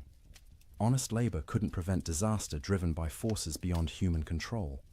The frontier proved nothing except that it could kill you regardless of your character. Roosevelt spent several weeks at his ranches that spring, helping with the cleanup, the salvage operations, the grim work of trying to build something from the ruins. He participated in roundups, searching for surviving cattle, trying to assess what could be rebuilt. At night, he slept in the cabin at the Maltese Cross Ranch, the same cabin where his cowboys had weathered the storm. The bunks were still there, the stove, the smoke-stained walls. He'd slept here before on previous visits, treating it as an adventure, roughing it among the men. Now he slept in those bunks, knowing what they'd endured, what this room had protected them from. The cabin was small, cramped, cold even in April. Roosevelt lay on a rope bunk under wool blankets that smelled of smoke and men, and tried to imagine what January had been like. The wind screaming outside, the cold pressing in from all sides, the sound of cattle dying in the darkness, the knowledge that your livelihood, your future, everything you'd worked for was ending, and there was nothing you could do. He couldn't fully imagine it. He'd missed the actual storm, been warm and safe in New York while his employees fought for survival. That distance, that absence, haunted him. He'd been the investor, the gentleman rancher playing at being a cowboy. When it mattered, when the real test came, he hadn't been there. This realization changed him. Not immediately, not in one dramatic moment, but gradually over the following months and years. The West was no longer a romantic escape. It was a hard place where hard things happened, where nature was indifferent to human suffering, where the rules that governed Eastern society didn't apply. This understanding would shape his later conservation work. As president, Roosevelt would set aside millions of acres as national forests and parks, would push for scientific management of natural resources, would argue that the West's resources weren't infinite and needed protection. The cattle disaster of 1887 was the seed of that understanding. But in the spring of 1887, Roosevelt was just a wealthy young man surveying the wreckage of his dreams. He walked among the dead cattle, rode across ranges that should have been covered with livestock but were eerily empty, and made calculations about what could be salvaged. His ranch managers were exhausted, traumatized by the winter they'd survived. Roosevelt listened to their stories with growing respect. These men had faced conditions he'd only read about and emerged alive, if not unscathed. Ferris told him about nights when they weren't sure the bunkhouse would stand, about mornings when they'd wake to find new snow drifted inside through the cracks, about the constant work of keeping fires burning, of rationing food, of listening to cattle die and being unable to help. Roosevelt paid his men bonuses, unexpected and generous, acknowledging what they'd endured. It was the least he could do, given that he'd been warm and safe while they'd nearly frozen. He also made a decision. He would not abandon his Dakota ranches entirely, but he would not rebuild to previous scale. The open range era was over. The land couldn't support the numbers they'd run. The climate was too unpredictable, the investment too risky. He kept the Elkhorn Ranch as a retreat, a place he could visit and remember why he'd come west in the first place. But the cattle operation was downsized dramatically. A few hundred head, manageable, with hay put up for winter feeding. A sensible operation rather than a grand adventure. The Maltese Cross was eventually sold. Too many bad memories. Too much money lost.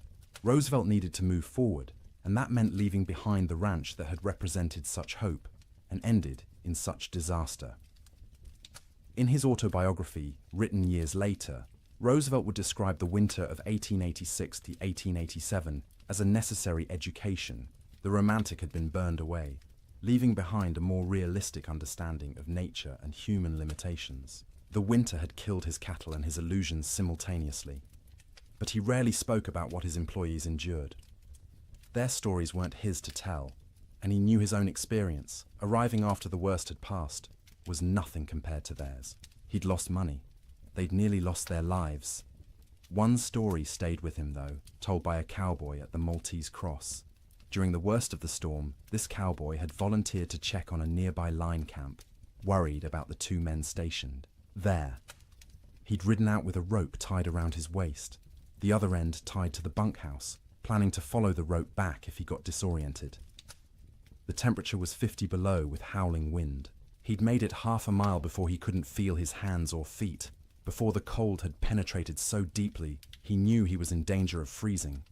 He'd turned back, following the rope, barely making it to the bunkhouse before collapsing. The two men at the line camp were found dead when spring came. They'd tried to wait out the storm, ran out of firewood, and froze in their bunks. The cowboy who'd tried to reach them carried guilt about that for the rest of his life, even though there was nothing he could have done. Roosevelt listened to this story and understood, perhaps for the first time, what winter on the frontier really meant. Sleep in Dakota, he realized, was a gift not to be taken for granted. Every night his men had survived was a victory against odds that should have killed them, and every morning they'd woken was a reminder that survival wasn't guaranteed, that warmth and shelter and life itself were temporary conditions that could end at any moment. Roosevelt returned east that spring, his Western adventure permanently altered. He would continue to love the West, would continue to visit and hunt and write about it, but he would never again be naive about its harshness. The winter of 1887 had taught him that nature didn't care about your dreams, your money, or your character. It simply existed, indifferent, and you survived or you didn't. His cattle were mostly dead. His investment was lost, but he was alive, and his employees were alive, and that had to be enough. January ended, but the storm did not. February arrived with no fanfare, no change, just another day of grey sky and screaming wind and cold that wouldn't break. People stopped marking days on calendars. Time lost meaning when every day was identical, an endless repetition of surviving until dark, surviving through dark, waking to survive again. The psychological weight of the storm's duration became as dangerous as the physical cold. Humans are resilient, but not infinitely so. We can endure terrible conditions if we believe they'll end. But when days stretch into weeks, weeks stretch toward months, and conditions remain unchanged, the mind begins to fracture in subtle ways. In the Ferguson household, the children grew quieter. They'd stopped asking when the storm would end. They'd stopped asking much of anything. They sat by the fire, conserving energy, their eyes following their mother's movements with an intensity that unnerved her. They were always hungry now, and the hunger made them old beyond their years. Martha found herself forgetting things. She'd go to the cold bedroom to fetch something and stand there, shivering, unable to remember what she'd come for. She'd start sentences and lose the thread midway, words dissolving like snow on her tongue. William said her name sometimes, and she wouldn't hear him, lost in thoughts that circled endlessly around food, fire, survival. William stopped shaving. There was no point. No one to see him except his family, and vanity seemed absurd when survival was uncertain. His beard grew thick and unkempt, ice forming in it every time he went outside to milk the cow or fetch wood. He'd come back in looking, like a wild man, and the children would stare at him until Martha made them look away. The cow's milk production had dropped to less than a quart per day. The animal was suffering from cold and inadequate feed, standing in the barn with her ribs visible through her hide. William knew they should slaughter her, use the meat, but the milk was too precious.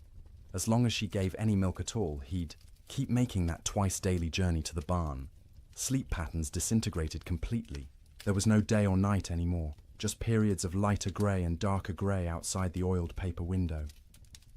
People slept when exhaustion overwhelmed them, woke when cold or hunger or nightmares forced consciousness. The family's sleeping pile shifted constantly as people moved, trying to find warmth, trying to escape dreams. Martha's dreams were always about food, elaborate meals from her childhood in Wisconsin. Her mother's kitchen, warm and fragrant, tables loaded with roasted chicken and potatoes and fresh bread and butter. She'd wake with saliva flooding her mouth, stomach cramping with want, the disappointment of reality crushing. They had beans, always beans, the same beans cooked the same way, day after day, until the thought of eating another spoonful made her gag. William dreamed about summer, riding across green ranges, cattle fat and healthy, sun warm on his shoulders.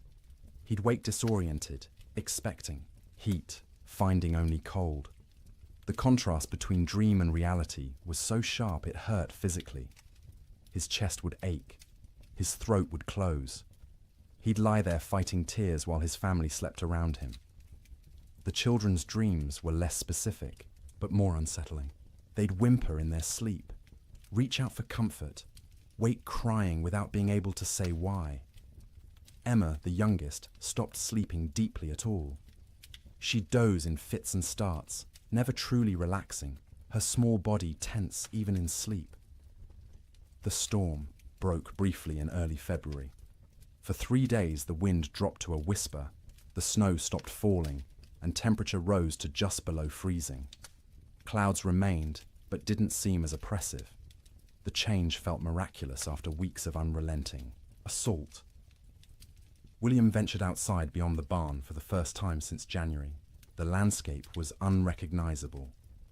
Snow had sculpted itself into bizarre formations, drifts 20 feet high in some places, bare ground in others. The fence line he'd built 2 summers ago was completely buried. Only the tops of fence posts showed, wooden fingers pointing at the grey sky. He walked out across what had been their pasture, breaking through crusted snow with each step. The snow held his weight for a moment, then collapsed, dropping him thigh-deep into soft powder beneath. It was exhausting to move, each step a battle, but he kept going, desperate for space, for distance from the cabin that had become their prison. He found a dead cow half buried in a drift. One of their small herd, frozen solid, the hide pulled, tight over protruding bones. He stood looking at it for a long time, feeling nothing. He was too tired for grief. The cow was dead. More would be dead. Everything might be dead. These were just facts now, beyond emotion. When he returned to the cabin, Martha and the children were standing in the doorway, watching him. They looked like ghosts in the grey light, pale and thin and insubstantial. He realized he probably looked the same to them. That night the Chinook wind arrived, warm wind from the southwest, carrying temperature up 30 degrees in 2 hours. It felt like a gift from God, a promise that winter could end, that warmth still existed somewhere in the world.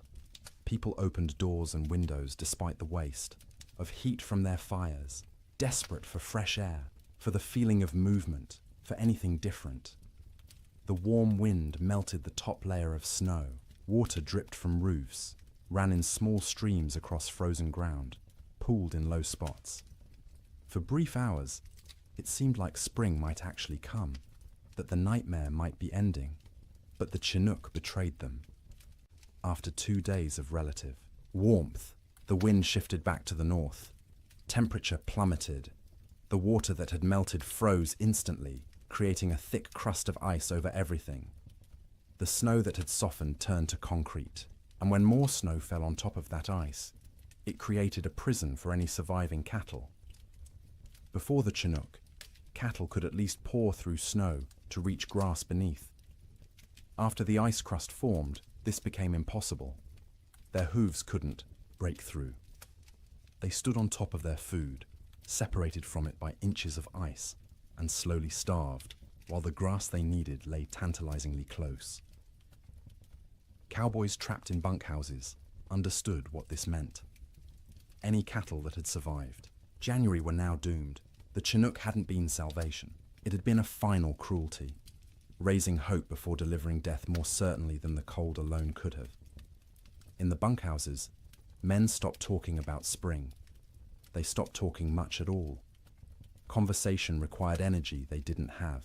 They lay in their bunks, wrapped in blankets, emerging only to eat the meager meals old Pete still managed to prepare, or to take their turns feeding the stove. The silence was worse than the earlier noise of men talking and joking and trying to maintain morale. Silence meant defeat. Silence meant they'd accepted that this was how things were now, that normal life was so far away it might as well not exist. Some men slept 20 hours a day. Their bodies had adapted to scarcity by shutting down, reducing all functions to bare minimum. They moved slowly when they moved at all, speaking in monosyllables, their eyes dull and unfocused. They weren't sick, exactly. They were hibernating, human versions of bears in dens, waiting for conditions to improve. Others couldn't sleep at all, too anxious, too frightened, too aware of their situation. They'd lie awake hour after hour, staring at the ceiling, listening to the wind that never stopped. Their eyes developed a particular look, wide and staring, ringed with dark circles. Their hands shook constantly. They jumped at sudden sounds. Old Pete worried about these wakeful men more than the sleeping ones. The sleepers were conserving energy, doing what their bodies told them to do. But the wakeful men were burning through resources they couldn't afford to lose. Their minds were eating themselves from the inside, consuming sanity the way their bodies were consuming stored fat. He tried to help in small ways. Extra coffee for the wakeful ones, bitter and hot, and something to focus on besides fear. Stories told quietly in the dark, anything to distract. Sometimes just sitting with them, 2 men awake in a room full of sleeping men, sharing the burden of consciousness. The nights were hardest. 15, 16 hours of darkness in February's depth. The stove provided light as well as heat, flames visible through gaps in the iron, but it was barely enough to see by. Men moved through darkness, feeling their way, bumping into bunks and each other. Without clocks, without daylight, time became abstract. You'd wake, if you could call it waking when you'd only been half asleep, and have no idea if you'd been unconscious for 10 minutes or 10 hours. The disorientation was profound. Some men stopped trying to track time at all. They ate when food appeared, slept when they couldn't stay awake, existed in a perpetual present with no past or future. The concept of sleep itself changed. It wasn't restful anymore. You didn't sleep to feel refreshed. You slept because consciousness was too expensive to maintain. Sleep was a small death you practiced nightly, preparing for the real death that might come if the storm continued much longer. Dreams during this period took on a hallucinatory quality. Men dreamed they were awake, walking around the bunkhouse, having conversations with others, only to actually wake and realize none of it had been real. Or they'd dream they were outside in the storm, freezing, struggling toward shelter, and wake to find themselves wrapped in blankets by the stove. The boundary between sleeping and waking blurred. Some men experienced what would now be called dissociation. They'd observe themselves from outside their bodies, watching a stranger wear their clothes and speak with their voice. This disconnection was protective, a way the mind created distance from unbearable circumstances. But it was also terrifying to lose even the certainty of being yourself. In the ranch houses, children handled the extended ordeal better than adults in some ways. They adapted, accepting the new reality more easily than their parents who remembered how things should be.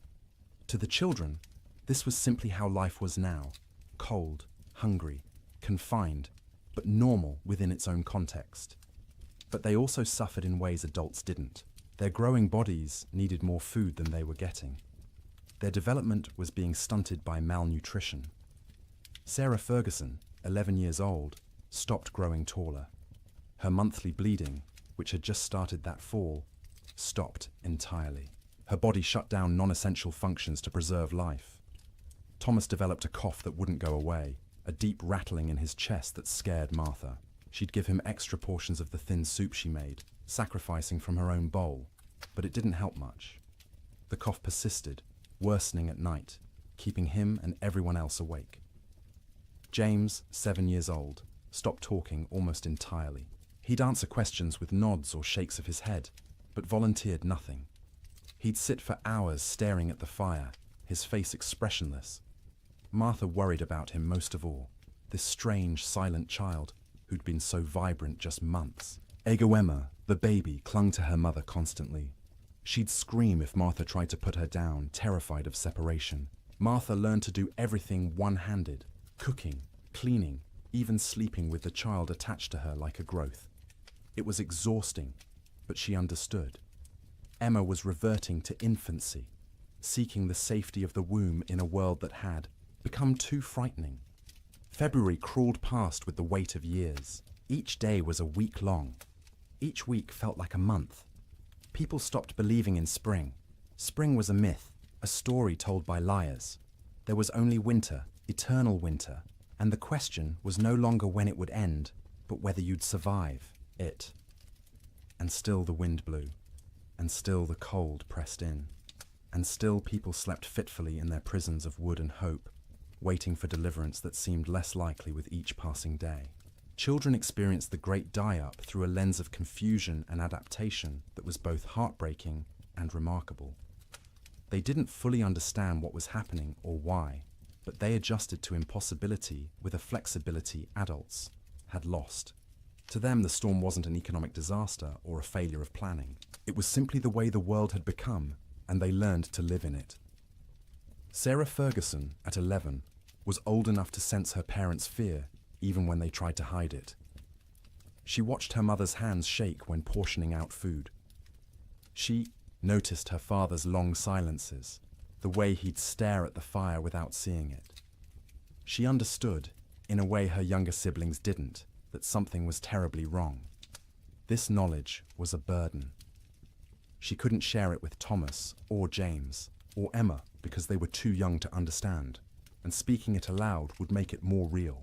So she carried it silently, trying to help without being asked, watching for ways to ease the tension that filled the cabin like smoke. She learned to anticipate her mother's needs. When Martha reached for the water bucket, Sarah was already moving, to refill it with snow. When the fire burned low, Sarah added wood before being told. She took charge of Emma when the toddler grew fussy, singing to her, telling her stories, anything to give Martha a few minutes of peace. At night, Sarah lay awake, listening to her siblings breathe, counting breaths, making sure everyone was still, alive. She'd developed an irrational fear that someone would simply stop breathing in the dark and no one would notice. So she stayed vigilant, even when her own body screamed for sleep. She dreamed about school, which seemed like something from another life, the one-room schoolhouse 3 miles from their ranch, where Miss Peterson taught reading and arithmetic to a dozen farm children. Sarah had loved school, loved learning, loved having somewhere to go that wasn't the ranch. The storm had started during Christmas break, and school hadn't reopened. Might never reopen if families didn't survive the winter. She wondered about her classmates. Were they trapped in their homes too? Were they hungry? Were they scared?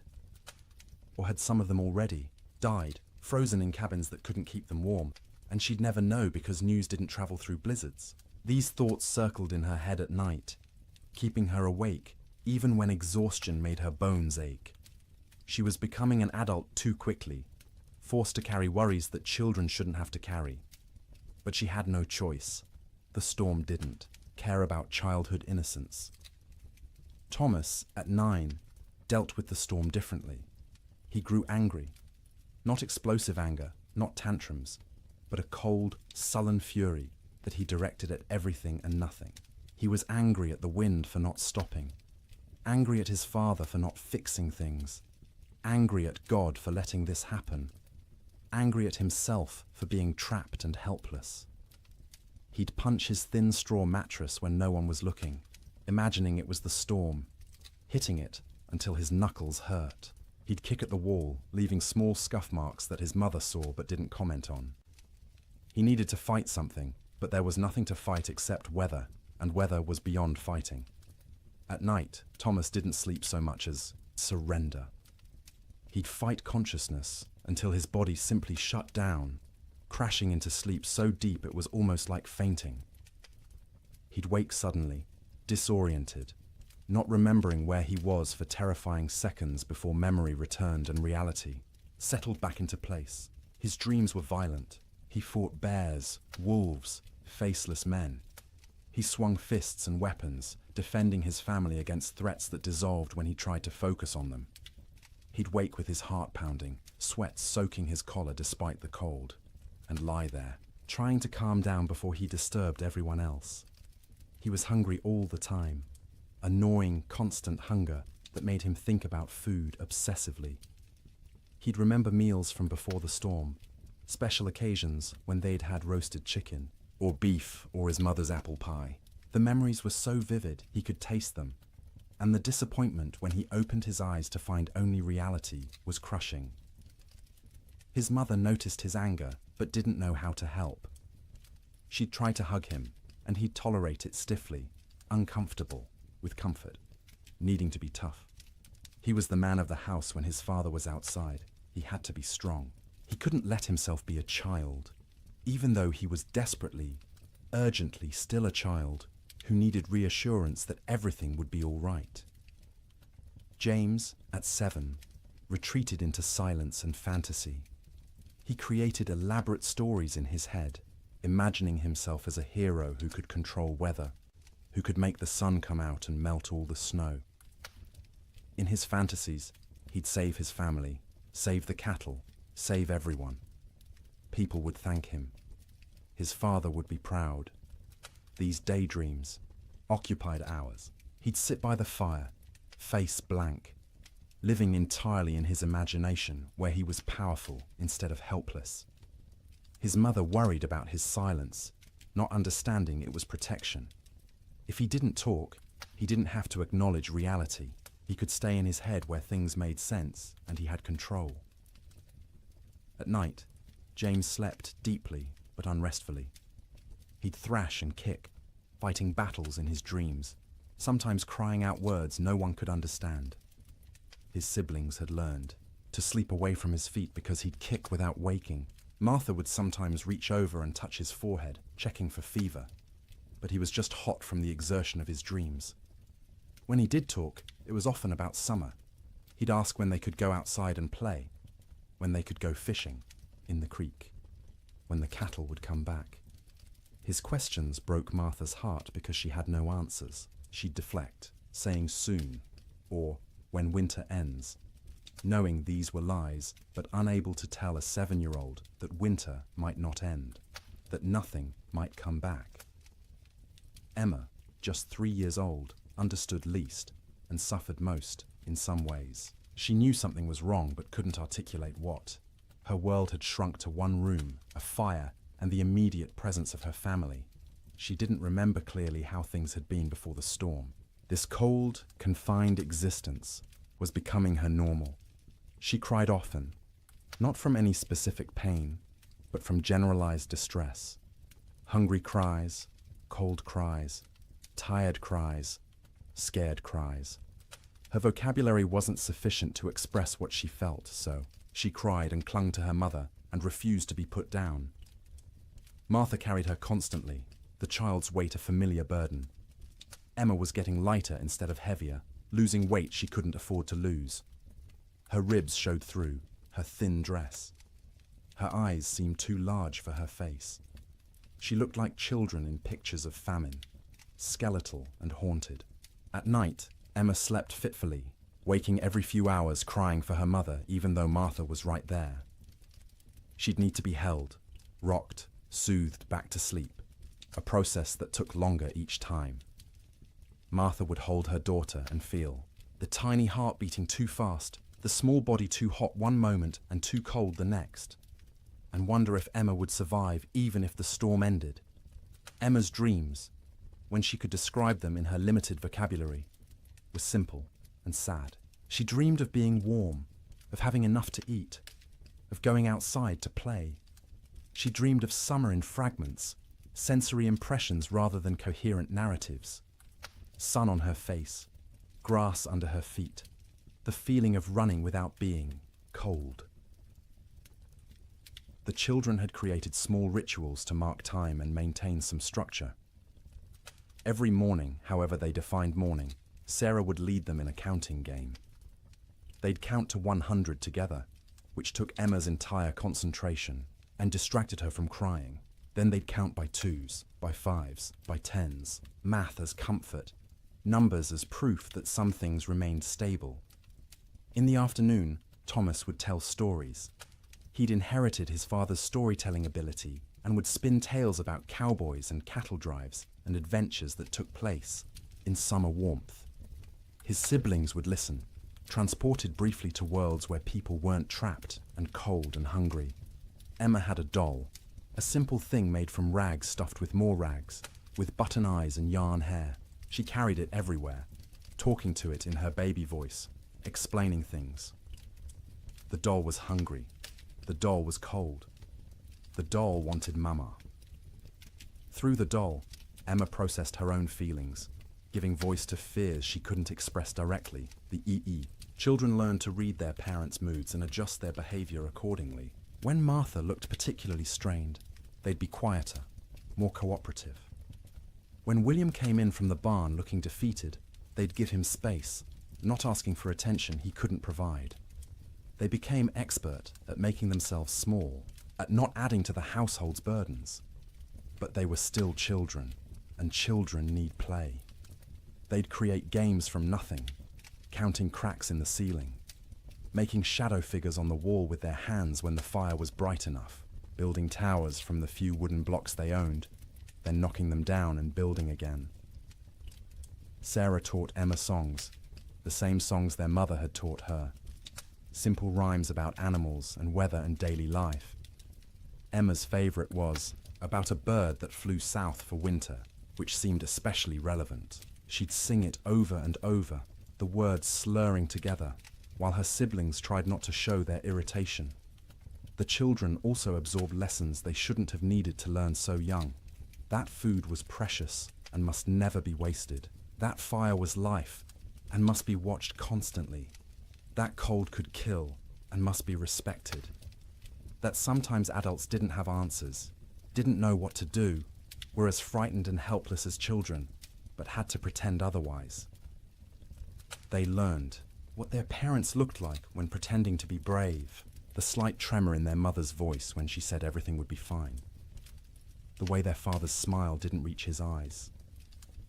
They learned to accept these performances without comment, understanding that challenging them would make things worse. In later years, the Ferguson children would remember the winter of 1887 as a blur. They'd recall specific images. The fire, always the fire, and their mother's face in its light. and the sound of wind that never stopped. But the timeline would be confused, events blending together because days had no distinct markers. Sarah would remember being hungry but never being fed. Thomas would remember being angry but not knowing why. James would remember his fantasy world more clearly than reality, which was probably for the best. Emma would remember almost nothing directly, just a vague sense of having been cold once, long ago, for longer than seemed possible. But they'd also remember warmth of a different kind. The feeling of sleeping piled together, siblings in a heap like puppies, their mother's songs in the dark, their father's hands, rough and gentle, checking them for frostbite. The way Sarah would hold Emma when Emma cried. The way Thomas would share his tiny portion of food, even though he was starving. The way James would tell stories that made them laugh despite everything. Children are resilient, but resilience has costs. The Ferguson children survived the winter, but they were changed. Sarah grew old before her time, burdened with worries she couldn't set down. Thomas's anger would last years, manifesting in ways that troubled his parents. James would remain in fantasy longer than he should, reluctant to engage with a world that had proven so harsh. Emma would be clingy and fearful, suffering from what we'd now call anxiety, though no one had that word then. But they survived. All 4 Ferguson children made it through the winter alive, which many children didn't. In the spring, when Sarah returned to school, half her classmates were missing, died in the storm, or their families had moved away, or they were too weak to attend. The teacher never spoke about them, and Sarah never asked, but she noticed the empty desks and understood what they meant. The children's winter was its own story within the larger tragedy. They experienced the same cold, the same hunger, the same confinement as adults, but they experienced it through the lens of childhood, with less understanding but also with adaptability adults couldn't match. They bent instead of breaking, or at least bent further before breaking, and some of them survived precisely because they were young enough to accept the impossible and adapt to it. March came quietly, without announcement or ceremony. The wind didn't stop all at once. The cold didn't break dramatically. But sometime in the first week of March, people noticed the light had changed. The grey wasn't quite as oppressive. The sun, invisible for months behind clouds, occasionally created a bright spot in the overcast sky, a suggestion that it still existed somewhere beyond the grey. The temperature rose first, not to warmth, not even close, but up from the deadly negatives, into the teens, then the 20s. At 20 degrees, after months of temperatures well below zero, it felt almost tropical. William Ferguson stepped outside without his heaviest coat for the first time since January and felt the difference immediately. Still cold, but survivable cold. Manageable cold. Human cold. The wind dropped next. Not gone, but diminished from its constant shriek to something closer to a whisper. You could hear other sounds again. Birds, tentatively returning. The creak of the barn, your own footsteps in the snow. After months of wind that drowned out everything, the relative silence was disorienting, and then finally the snow stopped falling. Days passed without new accumulation. The sky remained cloudy, but the clouds weren't releasing their burden anymore. What was on the ground would stay on the ground, but nothing new was coming. This realization spread through trapped households, like a physical wave.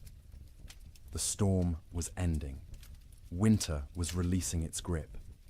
Spring, impossible spring, was actually going to come. But the thaw revealed horrors that had been hidden under snow.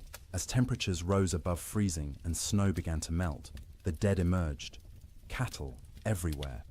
More cattle than anyone had imagined possible. They lay along fence lines, stacked 3 and 4 deep, where they'd crowded against barriers trying to escape the wind. They filled ravines, hundreds in a single coulee, frozen together into a grotesque mass. They lined riverbanks, piled where they'd sought water, and found ice instead. William rode out in mid-March to assess their losses. The snow had melted enough to navigate, though the ground was a swamp of mud and standing water. He rode for hours, seeing nothing but dead cattle. Their small herd of 30 head was gone. All 30 dead. Some near the barn where they'd sought shelter. Others scattered across their range, frozen in place, some still standing. The smell was overwhelming. As the carcasses thawed, they began to rot. The air across the plains filled with the sweet, cloying stench of decay. You couldn't escape it. It permeated clothing, hair, got into your mouth and nose until you tasted it constantly. Cowboys tied, scarves soaked in vinegar over their faces, but it barely helped. The financial devastation was absolute. Ranches that had run thousands of head found hundreds alive, if that. The great cattle companies, backed by Eastern and European money, went bankrupt overnight. Investors who'd expected returns of 20–30% instead lost everything. The boom was over. The cattle kingdom had fallen. But more important than money, more immediate, was the human cost. As spring progressed and travel became possible again, stories emerged. A family in Wyoming had burned their furniture for fuel, then their floorboards, then had frozen to death anyway. A cowboy in Montana had tried to reach town for supplies, got lost in a storm, and was found frozen solid sitting upright on his horse, both man and animal dead. Children died quietly in their sleep, their small bodies unable to maintain heat. Old people died the same way, peaceful endings to hard lives. Young men died trying to help, venturing out into storms to check on neighbors or cattle, never making it back. Women died in childbirth in cabins where no help could reach them. Babies dying with their mothers. The death toll among cattle was calculable, measurable, shocking in its enormity. Estimates ranged from 60 to 90% mortality across the northern plains. Hundreds of thousands of animals dead. But the human toll was harder to count. People died alone in isolated cabins, their bodies not discovered until spring. Whole families vanished. Homesteads found empty when the snow cleared. No trace of where the occupants had gone, or whether they'd survived. Theodore Roosevelt returned to his ransacked ranches and surveyed the ruin of his Western dreams. Cowboys, who'd barely survived, told stories of unimaginable hardship. Ranchers calculated losses that dwarfed their ability to recover. And slowly, painfully, everyone who'd survived began the work of rebuilding. But they rebuilt differently.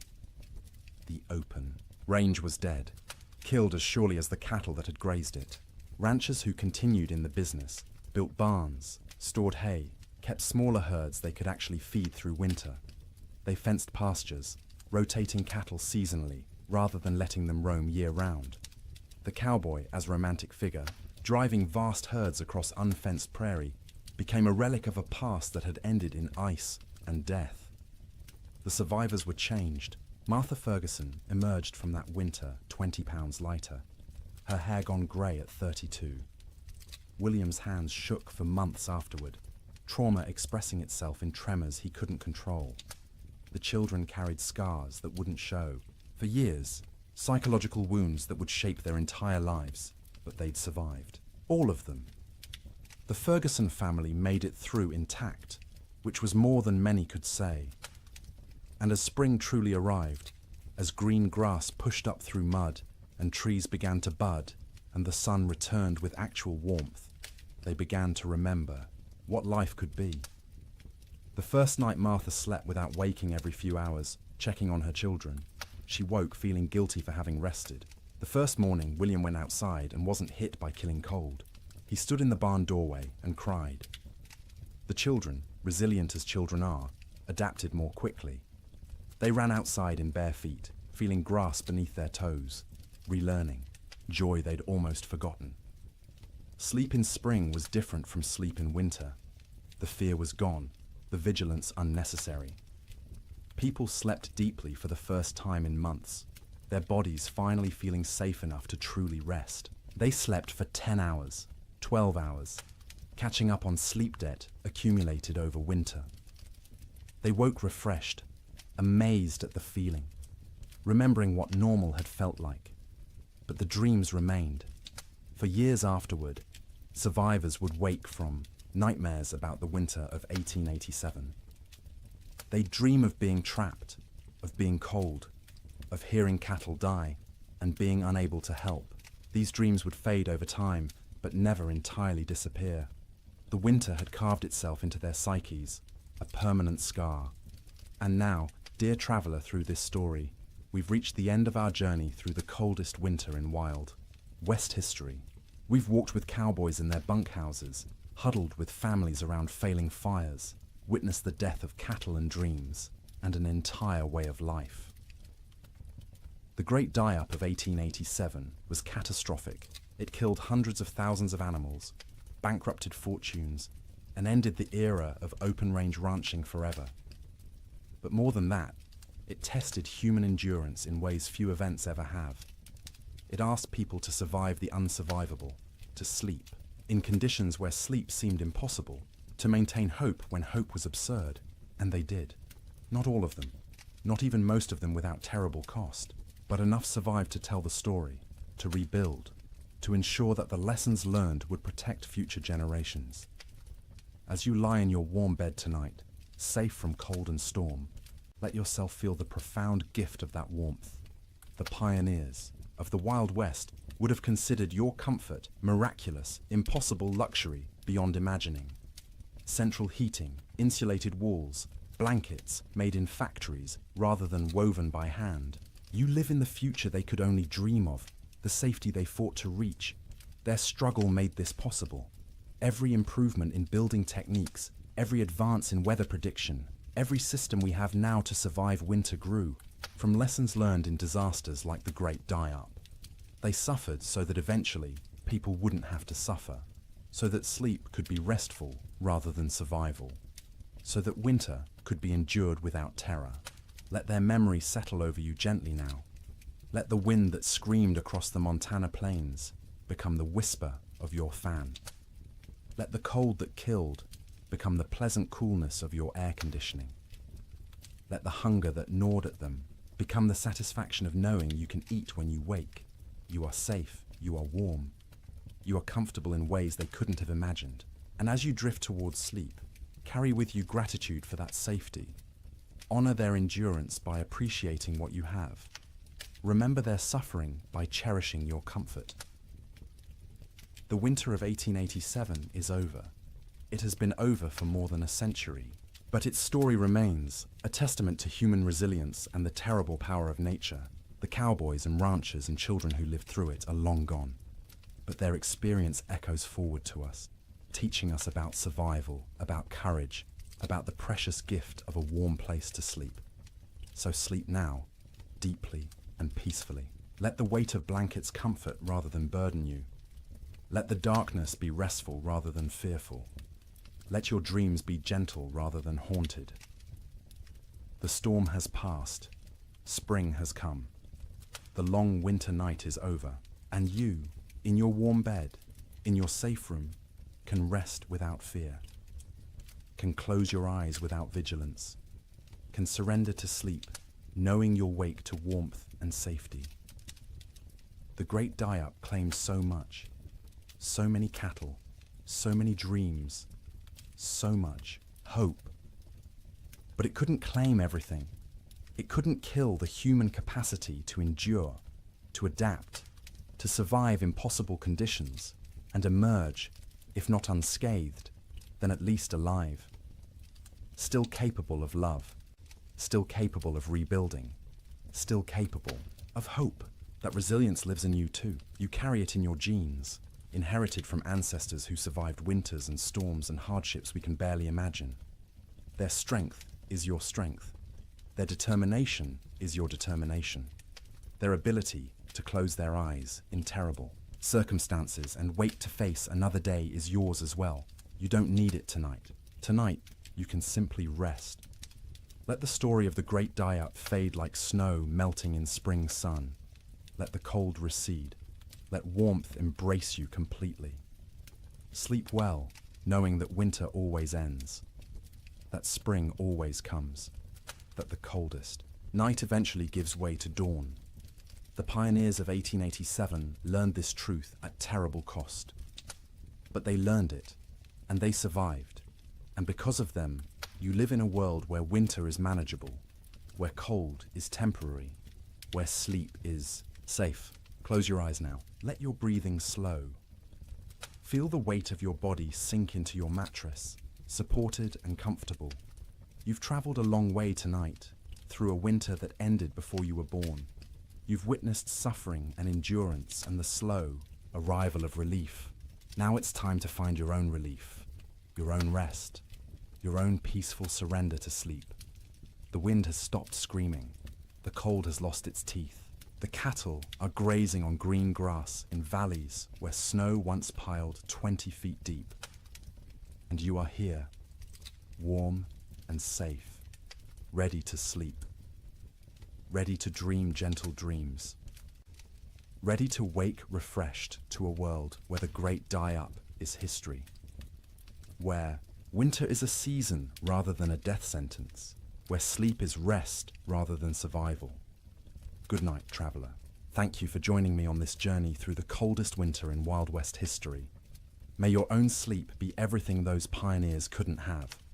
May you wake warm and safe, grateful for the comfort that cost them so much to achieve. The storm is over.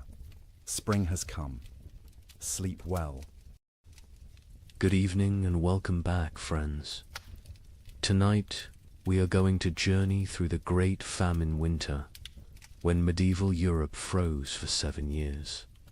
As always, let me know where in the world you are listening in from. Get cozy, settle in, and let's begin. In the spring of 1315, a mother in northern England made an unthinkable decision. She locked her children inside their cottage, walked into the frozen wasteland, and never returned. But she wasn't abandoning them. She was saving them. Was she? Knew what all of Europe would soon discover was that the world itself was dying. The rain wouldn't stop. The cold wouldn't break. And for the next 7 years, winter would reign supreme. Her name was Marjorie of Durham, and her neighbors found her children 3 days later, alive, huddled around the last embers of their fire. The eldest, a boy of 9, clutched a note his mother had left. The priest who recorded it wrote that his hands shook as he read her words aloud. My flesh will buy them grain. My absence will grant them mercy.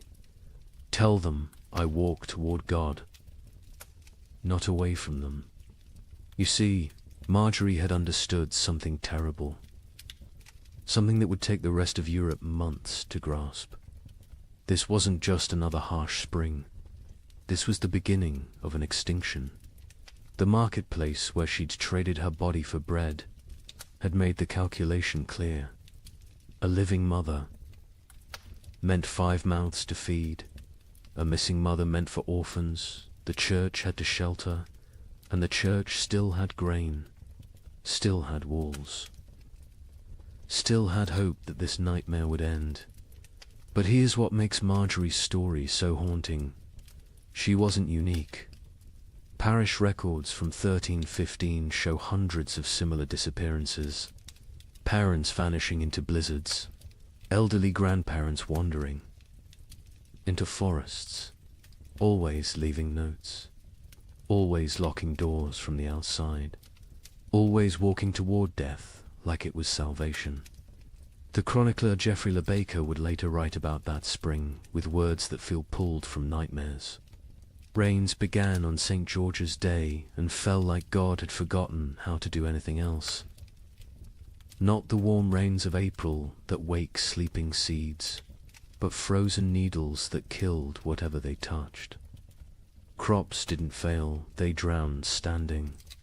Rivers didn't flood, they exploded from their banks like wounded animals. Think about that. For a moment, you're a medieval peasant. Your entire world is 3 miles wide. Everything you know about survival, every technique your father taught you, every prayer your mother whispered, assumes one simple truth that seasons follow patterns. Spring brings life, summer brings growth, autumn brings harvest, winter brings rest. But what happens when spring never comes? When winter refuses to die? When the very foundation of existence cracks beneath your feet? That's what began in 1315. Not a famine, not a crisis, but the complete collapse of natural order. And Marjorie of Durham, walking into that frozen dawn, leaving her children behind to live, was just the first character in a story that would consume 15 million souls.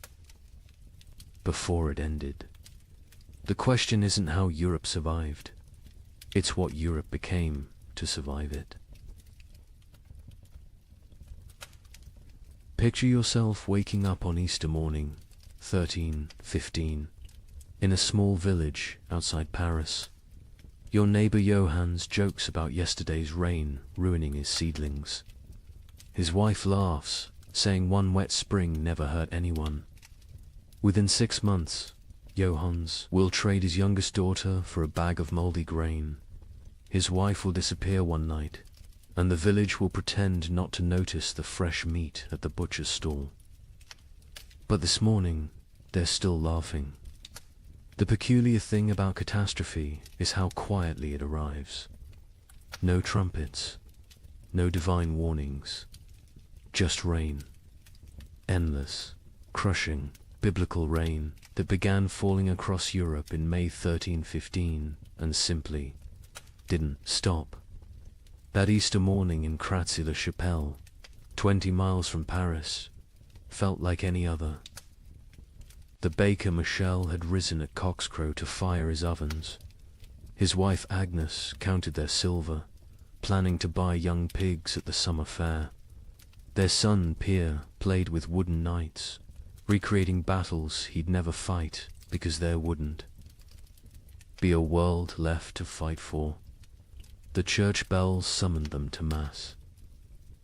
Father Bernard, still young enough to believe suffering had meaning, delivered a sermon about resurrection, about new life, about God's promise that seed time and harvest would never cease. The congregation nodded along, comfortable in their certainty. Why wouldn't they be? Their grandfathers had survived wars. Their fathers had survived plagues. Surely they could survive a little rain. But if you'd looked carefully that morning really, Latude have seen the signs. The sparrows that usually nested in the church eaves were gone. Not dead, gone. The cats had stopped hunting, instead huddling in doorways with their fur perpetually damp. And the old women, the ones who remembered the harsh winter of 1258, had started hoarding soldat. Johannes, the man who joked about his seedlings, was a cloth merchant. Successful enough to own 2 cows and rent 3 strips of land. His wife Marie had borne him 7 children, 4 still living, which made them lucky by medieval standards. Their youngest, Isabel, had just turned 6, hair like spun gold. Her father would say, worth its weight in gold, someone else would say 6 months later, weighing her against a sack of spoiled wheat. The rain that Easter was unusual only in its persistence. It had fallen for 3 days straight, turning the roads to mud, keeping the holiday merchants away. But rain in April wasn't catastrophe, it was inconvenience. The real terror wouldn't begin until May 15th, the feast of St. Dymphna, when the rain turned cold. Brother Francis of the Abbey St. Denis recorded it first. He'd been copying manuscripts when he noticed his breath misting in the scriptorium. In May, at midday, the ink froze on his quill. He thought perhaps illness had taken him. Fever turned backward into chills. Then he saw the other monks rubbing their hands, saw the frost forming on the inside of the windows. By June, That cold rain had become something medieval Europeans had no word for. We might call it freezing rain, but they called it devil spit. Water that fell as liquid but froze on contact. Entire fields became sheets of ice in summer. Roses bloomed and died in the same hour, encased in crystal tombs. The wheat, which should have been knee-high in green, stood stunted and yellow. The barley rotted in the earth before it could sprout. The rye grew, but wrong-twisted, black, infected with something that would later be recognized as ergot, the fungus that causes hallucinations and gangrene. Some villagers, desperate for any harvest, ate it anyway. They danced themselves to death in the streets, laughing as their fingers turned black and fell off. But we're getting ahead of ourselves. Let's return to Johannes and his family, because their story is everyone's story. By late May, Johannes had stopped joking about anything. The constant rain had ruined the roads, making trade impossible. No merchants could travel, which meant no cloth could be sold, which meant no coins for bread. Not that there was bread to buy. The baker Michel had closed his ovens now. Grain meant no flour, meant no purpose to the fire. June brought the first death in Crassy-la-Chapelle. Not from starvation, not yet. Old Catherine, who'd survived 70 winters, simply gave up. She announced at Sunday Mass that God had abandoned them, walked home, lay down in her bed, and willed herself to die. The priest called it despair, a mortal sin. But privately, he envied her escape. The real horror began in July, when the rain briefly stopped. For 3 days, the sun appeared, weak and watery but present. The villagers rushed to salvage what they could, to plant anything that might grow before autumn. They worked day and night, hands bloody from tearing at the muddy earth, planting beans, turnips, anything fast-growing. On the 4th day, the hail began. Not regular hail. Chunks of ice the size of fists, driven sideways by winds that shouldn't exist in summer. They shattered shutters, killed chickens, knocked full-grown men unconscious. When it stopped, nothing remained of those desperate plantings. The fields looked like they'd been trampled by an army of giants. That's when Johannes made his first, unthinkable choice. He killed one of his cows, not for meat not, yet but for mercy. It was starving, crying constantly, too weak to stand. He told his children it had gotten sick, but Marie knew. She saw him save the blood in buckets, saw him portion it carefully with their dwindling barley. Blood pudding would keep them alive another week. Argus arrived wearing winter's clothes. Frost in the mornings, ice on the water buckets, breath misting even at noon. The second cow died on its own, and Johannes counted it lucky. They ate everything: the meat, the organs, the marrow from the bones. They boiled the hide for soup. They ground the bones for flour. Nothing was waste, because waste meant death. Brother Thomas of Westminster Abbey wrote something strange in his chronicle that summer. The heavens have forgotten how to cease their tears. At first, monks like Thomas saw it as God testing their faith. A brief punishment, maybe for the wars between England and Scotland, maybe for the French king arresting the Pope. Surely it would pass. But then came the letters from sister monasteries. From Cologne, our fields are lakes. From Florence, the Arno has swallowed 3 villages. From Krakow, the children ask what the sun looked like. What terrified Thomas Wasn't the rain itself, it was the temperature. In July, the height of summer, he could see his breath while saying morning prayers. Ice formed on the altar wine, and still the rain fell. The monastery's chronicle, which Thomas kept with meticulous care, tells us exactly when normal ended and nightmare began. June 23rd, the eve of St. John, traditionally celebrated with bonfires that burned until dawn. That year, no fire would stay lit. The rain fell horizontally, driven by winds that belonged to December, not midsummer. Thomas wrote, "The brothers attempted 7 times to light the sacred fire. Each time, the rain doused it before a single prayer could be spoken. Prior William declared it a sign of what he dared not say." Thomas had been corresponding with monasteries across Christendom for 20 years.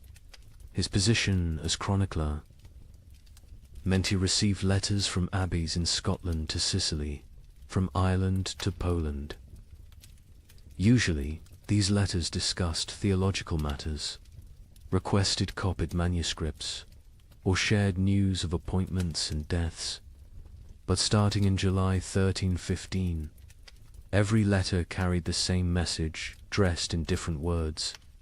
Something was terribly wrong with God's creation.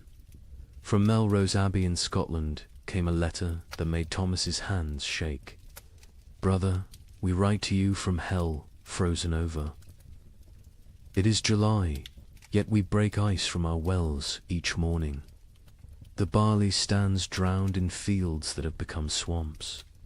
Yesterday, we found a shepherd frozen to death. In July, Brother Thomas. He was young, strong, only 20 summers. We found him standing upright, eyes open, still holding his crook. The sheep around him were ice statues. Have we entered the end times? The abbot of Cluny in France sent word that would have been dismissed as madness any other year. The vine withers as if cursed. The soil rejects all seed. We have consulted. Our oldest records nothing, speaks of summer frost, of hail in August, of rain that burns like ice. Our farmers weep in the fields, beating the mud with their fists, begging it to remember its purpose. From the German monasteries came increasingly frantic reports. The prior of Reichenau wrote, "Lake Constance rises daily. Entire villages now exist only as church bells tolling beneath the waves. We ring our own bells in answer, but God remains deaf. The rain tastes of sulphur. Birds fall from the sky mid-flight, frozen solid.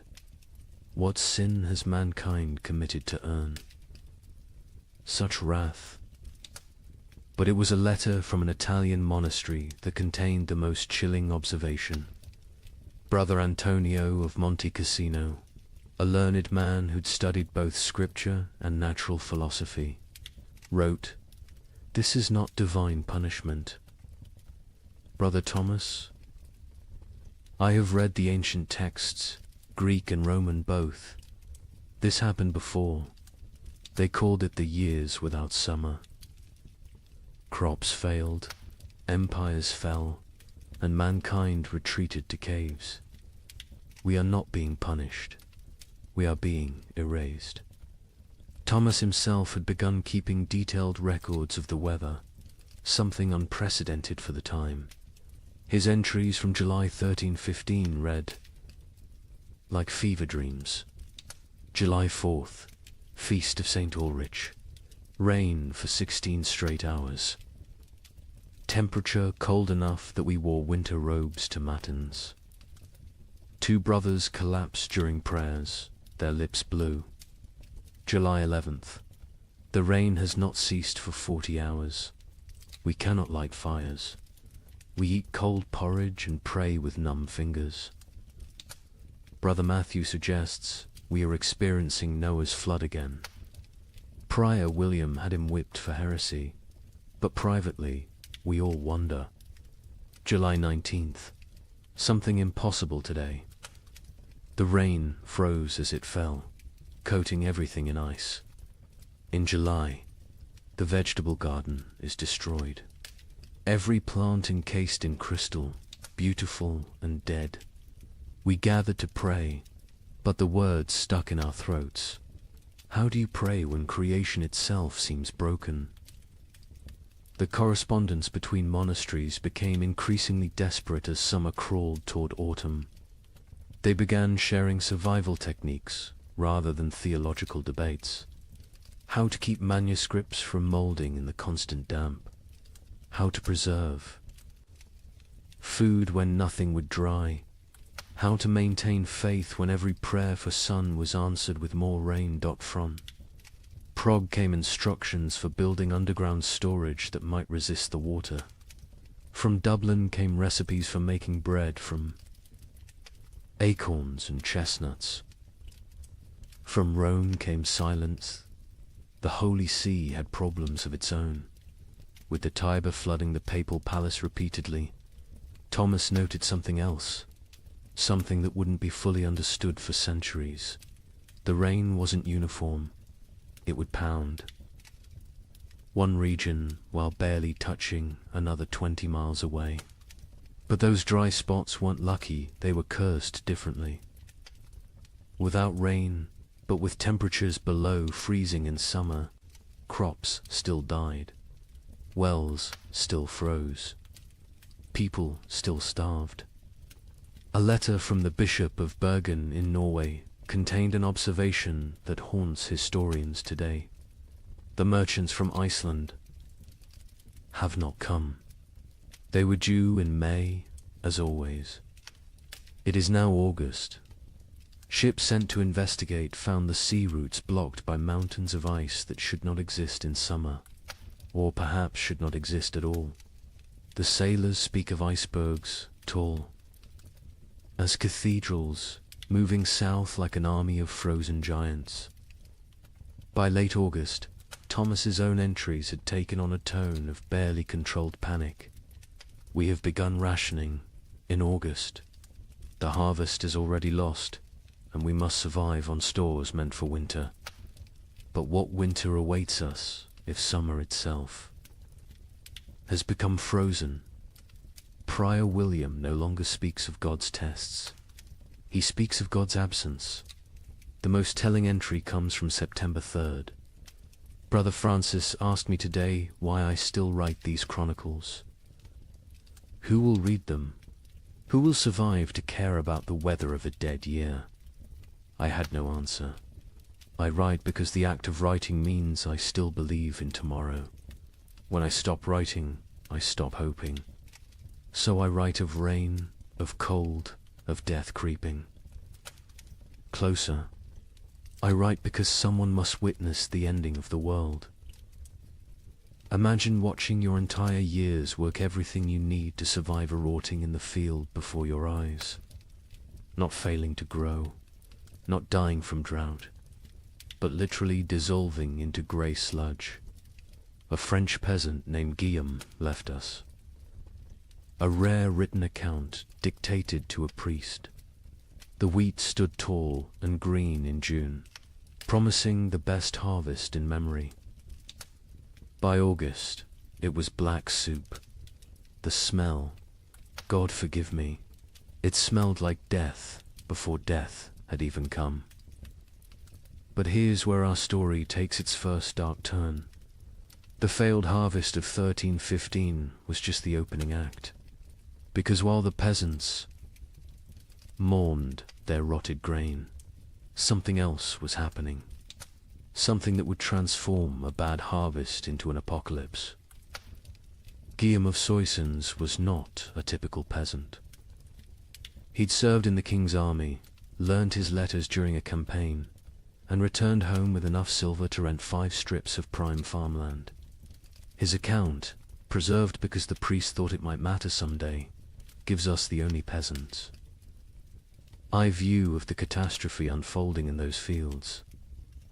I have seen men die with their guts spilling onto French soil. Gideon told the priest. But watching my wheat die was worse. A man dies once. My wheat died every day for 60 days, and each morning I watched it die again. The process was unlike anything farmers had encountered. Usually, crop failure was quick frost, drought, or pests. You knew within days if you were ruined. But 1315 tortured them with hope. Gideon described walking his fields each dawn, and each dawn finding a new horror. First, the stalks grew too fast. In June, they shot up like they were racing toward heaven. We thought ourselves blessed. My wife danced between the rows, saying we'd have enough to sell, enough to buy that ox we'd dreamed of. The children planned what they'd eat at harvest feast: honey cakes, white bread, meat every Sunday until Christmas. But the unnatural growth was a warning, not a blessing. The constant rain and bizarre temperature swings had triggered something in the planter. Desperate attempt to reproduce before dying. The stalks grew tall but hollow. The kernels formed but never filled. By July, the color started changing. Not all at once. First, little spots like rust on a blade. We told ourselves it was nothing, just moisture. It would pass, but the spots spread. They merged. They consumed. A field that was green at sunrise would be brown by sunset. What Gideon was describing, though he couldn't know it, was a perfect storm of plant diseases. The cold, wet conditions had created ideal breeding grounds for multiple fungi. Stem rust, leaf blight, and ergot attacked simultaneously. But ergot was the cruelest. It didn't just destroy the grain, it transformed it into poison. The heads of wheat turned black and swollen, like fingers left too long in water. When you touched them, they burst, releasing clouds of black dust that made you cough blood. My neighbor Henry, trying to save something, anything, gathered these black kernels. His family ate bread made from them. Within 3 days, his children were screaming about devils in the walls. His wife's fingers turned black and fell off. Henry himself danced naked in the square until his heart burst. The aristocracy, watching from their castles, initially felt secure. They had stores from previous years, contracts with merchants, the ability to import grain. The Lord of Soissons, Robert de Courtenay, even rode through the failing fields in July, telling the peasants not to despair, that he would reduce their taxes, that no one would starve. But Lord Robert didn't understand what Gideon understood. This wasn't one bad harvest. This was the end of agriculture itself. The ground changed. Gideon explained. It wasn't soil anymore. The rain had been falling so long, so hard, that all the good earth washed away. What remained was grey clay. That wouldn't hold seed, wouldn't grow weeds, wouldn't even grow the grass. It was like God had salted the earth, but with water instead of salt. By August, desperation drove innovation. Farmers tried everything their ancestors had never dreamed of. They built fires in the fields, trying to dry the soil. They dug drainage ditches that filled faster than they could empty them. They brought their livestock to sleep among the crops, hoping animal warmth might save something. An educated monk observing these efforts wrote, "They perform rituals that border on paganism, dancing naked under the full moon, burying live cats at field corners, bleeding themselves onto the soil. They have forgotten Christ and remembered older, darker gods, yet still the crops fail." The nobility began to panic when they realized the Implications. No harvests meant no taxes. No taxes meant no armies. No armies meant no power. The entire feudal system depended on agricultural surplus. Without it, civilization itself would collapse. The Bishop of Reims recorded a meeting of local lords in August 1315. Lord Thibaut suggested we take what grain remains by force, store it in our castles, and let God sort the living from the dead. Lord Gautier proposed we sell our lands to Italian merchants who don't yet know of our catastrophe. Lord Felipe said nothing, just sharpened his sword throughout the meeting. We all knew what he was thinking. When the starving masses come, sharp steel might buy us more time than prayer. But it was Gwellam's final observation that proved most prophetic. The worst part wasn't the hunger we knew was coming. It was what hunger would make us become. I saw my neighbor Marcel looking at his plump daughter differently. Not with fathers. Love with a butcher's calculation. I saw wives eyeing husbands who'd grown too weak to work. I saw children forming packs, like wolf cubs learning to hunt. The priest asks me what I think God wants from us. I tell him God is done wanting. Now he's taking, and he's going to keep taking until there's nothing left but rain and mud and sigh. And mud and sigh. The memory of what men used to be before they became animals again. The failed harvest of 1315 wasn't measured in bushels of lost grain. It was measured in the systematic destruction of hope. Every rural community in Europe had lived with the same rhythm for 1,000 years. Plant in spring, tend in summer, harvest in autumn, survive on stores through winter. That cycle was civilization. And in 1315, the cycle broke. By September, even the weeds had given up. Fields that should have been golden with wheat or barley were instead grey seas of mud, punctuated by the black skeletons of dead trees. The only things that grew were fungous, bulbous things that appeared overnight in colors nature had never intended. Purple, electric blue, sick yellow. Children who ate them died laughing. Adults who ate them died screaming. The recording. Priest added his own note to Gwillim's testimony. This man speaks truth. I have seen the fields myself. They look like God's own graveyard, waiting for the corpses that will soon fill them. We are not facing a famine. We are facing an extinction. May whoever finds this record pray for our souls, for by the time you read this, we will surely be past praying for ourselves. In September 1315, a strange sickness appeared among the cattle of Norfolk. Within days, it spread to sheep, then pigs, then horses. The animals didn't just die, they died screaming. A contemporary account describes cattle crying like humans. In their agony, their tongues swollen black, their eyes weeping blood. Modern historians call it marin, but medieval Europeans had another name for it. Devil's touch. Because healthy animals would drop dead mid-step. A cow giving milk at dawn would be a corpse by noon, and the speed of transmission defied Logicantia herds gone in hours. But I haven't told you the worst part yet. The animals that survived, they changed. Horses began eating meat. Pigs turned. Feral, forming packs that hunted. And the rats.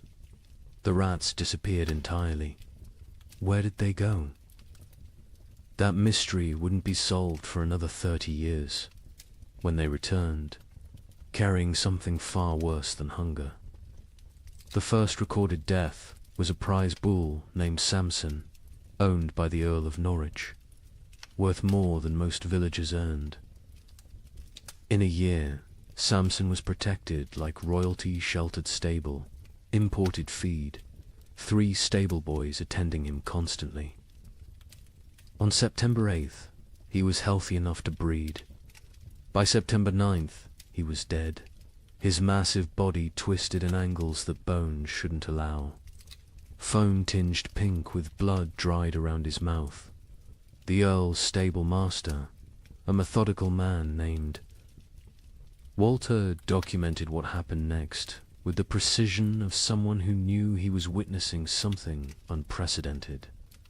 The sickness jumped from Samson to the cows without touch, without sharing water, without even sharing air. They were in separate barns, yet by sunset, 17 were dead. Their deaths were not peaceful. They bellowed with voices that sounded human. They thrashed until their bones broke through their hides. They died with their eyes open, staring at something we could not see. Within a week, every cow in Norfolk was either dead or dying. But the disease didn't respect species boundaries. Sheep began falling next, their wool turning grey overnight before they collapsed. Then pigs, usually hardy enough to survive anything, started dying in ways that defied nature. They'd squeal for hours, a sound witnesses compared to children, screaming before their hearts simply exploded. A traveling merchant named Otto from Flanders recorded what he saw on the roads. I have traveled these paths for 20 years. I know where every farm keeps its herds. Today, I counted 4,000 dead cattle between Lynn and Norwich. They lie where they fell in fields, on roads, some still standing upright, held by mud that is frozen around their legs. The smell reaches you a mile before you see them. Sweet rot mixed with something chemical, like copper left in vinegar. The speed of death was matched only by its strangeness. Animals died in patterns that suggested intelligent entire herds forming perfect circles before collapsing inward. Flocks of sheep arranging themselves in lines before dying in sequence, like dominoes. Witnesses spoke of animals appearing to communicate across species before death, horses whinnying to cows who lowed back, as if sharing some terrible knowledge. But then came the transformations among survivors, and this is where chronicle accounts become almost too bizarre to believe, except that multiple independent sources confirm the same phenomena. Sir William de Ross, a knight with lands across Yorkshire, wrote to the Archbishop of York, "Your Grace must believe what I write, though it sounds like madness. My destrier, Caesar, a warhorse I've ridden into 3 battles, has begun hunting. Not grazing, hunting. I watched him corner a rabbit, kill it with his hooves, and eat it. He tears flesh with teeth never meant for meat. Other horses flee from him now. He stands alone in his paddock, blood on his muzzle, waiting for something none of us understand. The pigs were worse. Those that survived the plague didn't return to their pens. They grouped together in the forests, moving in coordinated packs. A woodcutter named Thomas testified to the Bishop of Ely. 20 of them, maybe more, moving like wolves, but smarter than wolves. They set ambushes. They used one injured piglet as bait to draw a merchant from his cart. When he climbed down to help him, the others came from the trees. We found his bones 3 days later, picked clean, arranged in a pile like they were showing off. The transformation wasn't limited to behavior.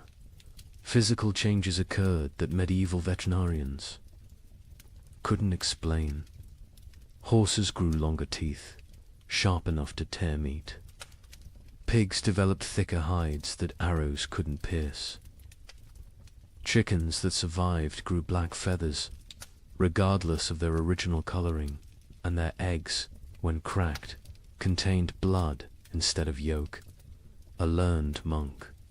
Brother Adlard, who had studied Arabic texts on animal husbandry, proposed a theory. The beasts know something we do not. They sense the world itself is dying and are changing to survive in whatever hellscape follows. They are becoming what they need to be. The question is, what does that make us? Who cannot change? The economic implications were immediate and catastrophic. Medieval society ran on animal power. Oxen pulled plows. Horses carried knights. Sheep provided wool. Cattle gave milk and meat. Without them, agriculture collapsed entirely. You couldn't plant without oxen. You couldn't travel without horses. You couldn't stay warm without wool. The reeve of a manor in Lincolnshire left records showing the speed of collapse. September 1st, 200 cattle, 500 sheep, 60 pigs, 20 horses. October 1st, 3 cattle, 12 sheep, 0 pigs, 2 horses. The 2 horses that remain will not accept saddle or bridle. They watch us with eyes that show too much white. We dare not approach them. Desperate attempts at prevention failed spectacularly. Some communities tried isolating healthy animals, only to watch them die faster in confinement. Others attempted ancient remedies, hanging holly over stable doors, painting crosses in lamb's blood on barns, burying horse skulls at crossroads. The Bishop of Winchester ordered all animals blessed with holy water. They died mid-blessing, falling dead at the priest's feet. The most disturbing account comes from a monastery in Somerset, where Brother Francis observed something that shouldn't have been possible. The rats are gone. All of them, not dead weave, found no bodies, simply vanished. The cats who hunted them sit in empty granaries, mewing at shadows. The barn owls have stopped hunting, stopped calling. Some have been found dead with full bellies, as if they ate something that killed them from within. But there are no rats. Where did they go? Into the walls, under the earth, or somewhere else entirely, somewhere they can wait out what's coming.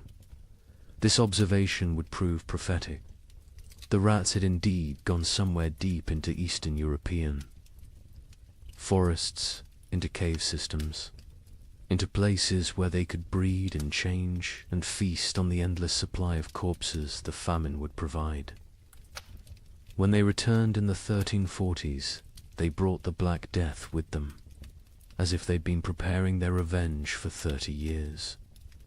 But in September 1315, all anyone knew was that the animals were dying or changing, and without them, human survival became nearly impossible.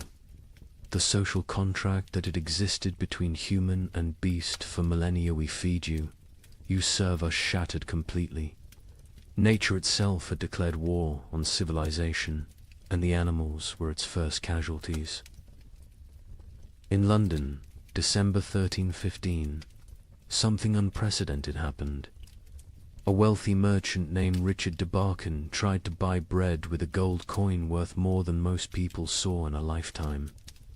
The baker laughed in his face. "Can your gold fill my children's bellies? Can it bring back the grain?" This is the moment medieval Europe's entire economic system shattered. For the first time in recorded history, food became more valuable than gold. The price of wheat increased 800% in 6 months. But those are just numbers. Let me tell you what that really meant. Richard de Barkin wasn't just any merchant. He controlled the wine trade from Bordeaux to London, owned 3 ships, and held contracts with the royal household. His wealth was legendary. He'd once bought an entire street in London just to evict a rival. On that December morning, he walked into Thomas Baker's shop on Bread Street carrying a gold noble, a coin worth 80 silver pence, enough to buy a horse.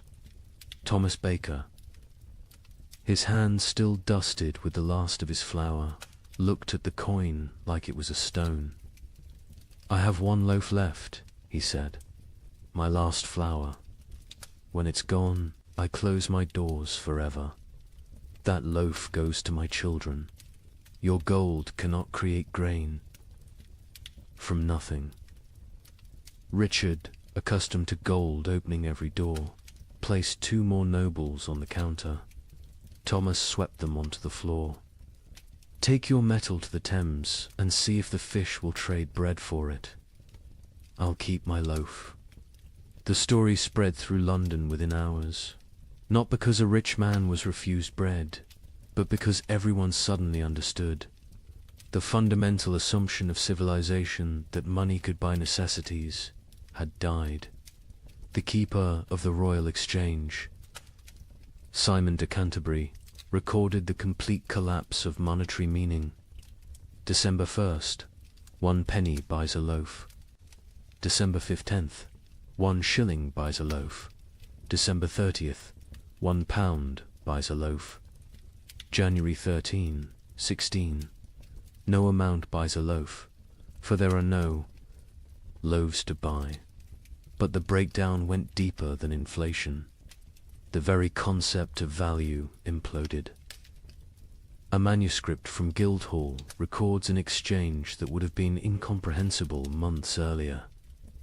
Margaret Carpenter traded her wedding ring, passed down 5 generations, for 2 turnips. John Smithson offered his house for a ham. The hams. Owner refused. The guild system, which had regulated trade for centuries, collapsed overnight. The worshipful company of bakers, once among London's most powerful guilds, disbanded when 8 of 12 members died trying to defend their shops from crowds. Their final record, dated January 3rd, 1316, states, "We dissolve this fellowship, as there is nothing left to fellow over. May God forgive what we have become." In Paris, the situation grew even more surreal. The provost of merchants, attempting to maintain order, issued daily price controls. Every morning, he'd announce the maximum legal price for bread. Every evening, bakers would ignore it entirely. One baker, hauled before the provost for charging 30 times the legal rate, responded, "Hang me if you wish. My corpse will bake no bread. Pay my price or starve legally, those are your choices." The relationship between social classes inverted overnight. A peasant with a hidden store of grain wielded more power than a duke with chests of gold. The Chronicle of St. Denis's records, the Count of Champagne, among the realm's richest men, was seen begging at a farmer's door. The farmer, who once would have been flogged for looking the Count in the eye, kept him waiting 3 hours before trading a sack of mouldy oats for the Count's sword, armor, and signet ring. Venice, Europe's commercial heart, tried to maintain normalcy through imports. The Doge sent ships to Egypt, to Constantinople, to anywhere grain might exist. Most never returned. Those that did brought news that shattered hope. The catastrophe wasn't regional. From Ireland to Poland, from Scotland to Sicily, the earth had stopped providing. A Venetian merchant's letter to his partner survives. "I have 40,000 ducats in gold. Yesterday, I tried to buy bread with it all. The baker said he'd rather throw his last loaf to the fish than trade it for coins. I offered him my palazzo. He laughed and said, 'Can I eat marble? Can I digest paintings? We have invented money, created banking, built commerce. None of it matters when there is nothing to buy.'" The church, traditionally the provider of last resort, faced impossible mathematics. The Abbey of Cluny's accounts show their dilemma starkly. We have grain for 300 souls for 6 months. 7,000 souls crowd our gates. If we feed all 4, compassion's sake, all die in 3 weeks. If we feed only our brothers, we survive but lose our purpose. Christ multiplied loaves and fishes. We can only divide and subtract. Some monasteries chose martyrdom through generosity, opening their stores until empty, then dying with those they tried to save. Others became fortresses, monks armed with clubs defending walls, while starving crowds pleaded outside. The abbot of Glastonbury wrote, "We have become what we swore never to be, choosers of who lives and who dies. Each grain of wheat is a decision. Each meal is a judgment. We are not God, yet we play him daily." The collapse of money created new forms of trade that horrified contemporary observers. The Bishop of Lincoln recorded, "Women sell themselves, not for coin, but for bread. A loaf buys what gold cannot. Mothers auction their children to whoever can feed them. These are not choices. These are mathematics of survival." In Hamburg, they developed a grotesque solution: the flesh market. Not selling human flesh, not yet, but selling the promise of it. People would sign contracts pledging their bodies after death in exchange for food while living. A German merchant wrote, "The dying sell their future corpses for present bread. Buyers mark their purchases, waiting like vultures. When someone falls, arguments break out over whose property they've become." The English crown attempted to maintain control through force. Edward II issued proclamations making food hoarding punishable by death. The result: those with food hid it better. Royal agents searching for hidden grain often found families dead of starvation, sitting around empty tables, having hidden their food so well they couldn't find it themselves in their final delirium. A royal clerk named William de Dean recorded, "The futility. We hanged a man for hiding grain. The crowd watching the execution fought over his shoes before he stopped kicking. We cannot hang hunger. We cannot execute starvation. The king commands the rain to stop, the crops to grow, the natural order to restore itself. The rain continues. The king might as well command the dead to rise." By February 1316, even the concept of theft had changed.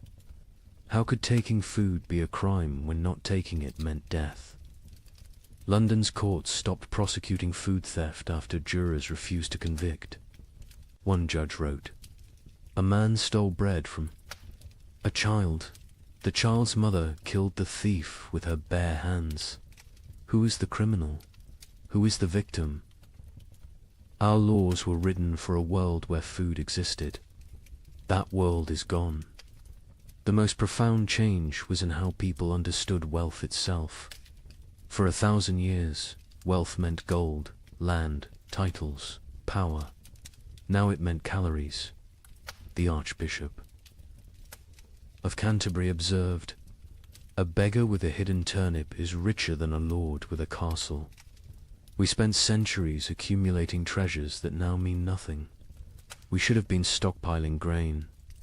But who could imagine a world where gold couldn't buy bread? Who could conceive of money itself becoming worthless? This economic collapse wasn't temporary. Even after the harvests eventually returned, the absolute faith in currency never fully recovered. People remembered when gold meant nothing, when coins were just metal, when the entire elaborate system of commerce crumbled before the simple reality of hunger. They remembered when the only currency that mattered was food, and the only exchange rate was survival. Agnes's Norwich recorded in her household accounts the progression of what her family ate as 1316 dawned. January, barley bread mixed with sawdust. February, acorn flour and ground bones. March, boiled leather and tree bark. April's entry is just one line. We no longer record what we eat. The creativity of starvation is horrifying. Pine needles ground into paste. Clay mixed with the last drops of milk to make it filling. Parents secretly bleeding themselves at night to mix blood into their children's gruel for protein. But in the city of Erfurt, they discovered something that would haunt Europe's collective memory forever. The local tanner, a man who had grown mysteriously fat while others starved, was found to have a peculiar source of leather. The city records state only, he was burned alive by common consent, and none would speak of what was found in his cellar. Agnes of Norwich was a merchant's widow who'd kept meticulous household accounts for 20 years. Her ledger, preserved in Norwich Cathedral, transforms from mundane records into a descent through hell. Her husband had died in late 1315, leaving her with 4 children and what seemed like adequate stores. She'd managed households through hard times before, but this was different. January 1316. Mix true barley with sawdust from Thomas Carpenter's shop. 1 part grain to 1 part wood. The children notice but do not complain. The sawdust fills their bellies even if it provides no sustenance. We tell ourselves it is fibre, like bran. We pretend not to see the splinters in their stall. The recipe sections of her ledger became increasingly elaborate as real ingredients vanished. Acorn bread. Gather acorns before the pigs find them. Boil. 7 times to remove bitterness, the water turns black as sign. Dry what remains. Grind with stone's mill wheels are too precious for such base material. Mix with water and anything that binds egg. If God provides, blood if he doesn't. Bake until it stops smelling of forest rot. By February, even her precise nature couldn't hide the desperation. Bone meal from the butcher, he claims it's sheep, but the fragments look human-sized. I do not ask. Mix with the last acorn flour. Add melted snow, clean snow from rooftops, not the ground where the dead have lain. The children eat, their teeth hurt from the grinding. Better tooth pain than belly pain. A travelling monk who sheltered with Agnes that February wrote his own account. The widow feeds her children soup that is merely hot water with leather boiled until it releases some essence of the animal it once was. She watches them drink it with such intensity as if her gaze could transform it into beef stew. The youngest boy asks what meat this is. She says it is shukau. He accepts this. The substitutions became a science. Flemish merchants developed detailed guides for extending food that read like alchemical texts. Pine needle tea provides the sensation of eating when boiled thick enough. Add chalk dust for substance. The stomach believes it is full for precious hours. Warning: more than 3 cups daily causes blood in the urine. In Paris, a baker named Henri Fouquet was arrested for his miracle bread that stayed fresh for weeks. Under torture, he revealed the secret. Ground bones mixed with plaster, baked with real flour, spread only on the outside. People see bread. Smell bread, initially tastes bread, he confessed. By the time they realize it's mostly limestone and corpse dust, they're too hungry to care. The Guild of Physicians in Montpellier documented the physical effects of these substitutions. Patients present with bellies swollen like pregnant women, yet they starve.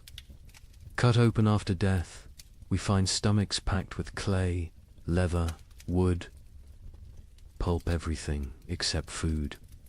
They die full of nothing. Their bodies refuse to process tree bark into sustenance, no matter how finely ground, how carefully prepared. Children adapted faster than adults, developing tastes for the impossible. A priest in Reims wrote, "The young ones seek out specific trees, knowing which bark tastes less bitter. They have favorites: oak over ash, young wood over old. They teach each other which mushrooms cause the least pain, which grasses fill the belly longest." Children who should be learning Latin are instead becoming experts in eating the inedible.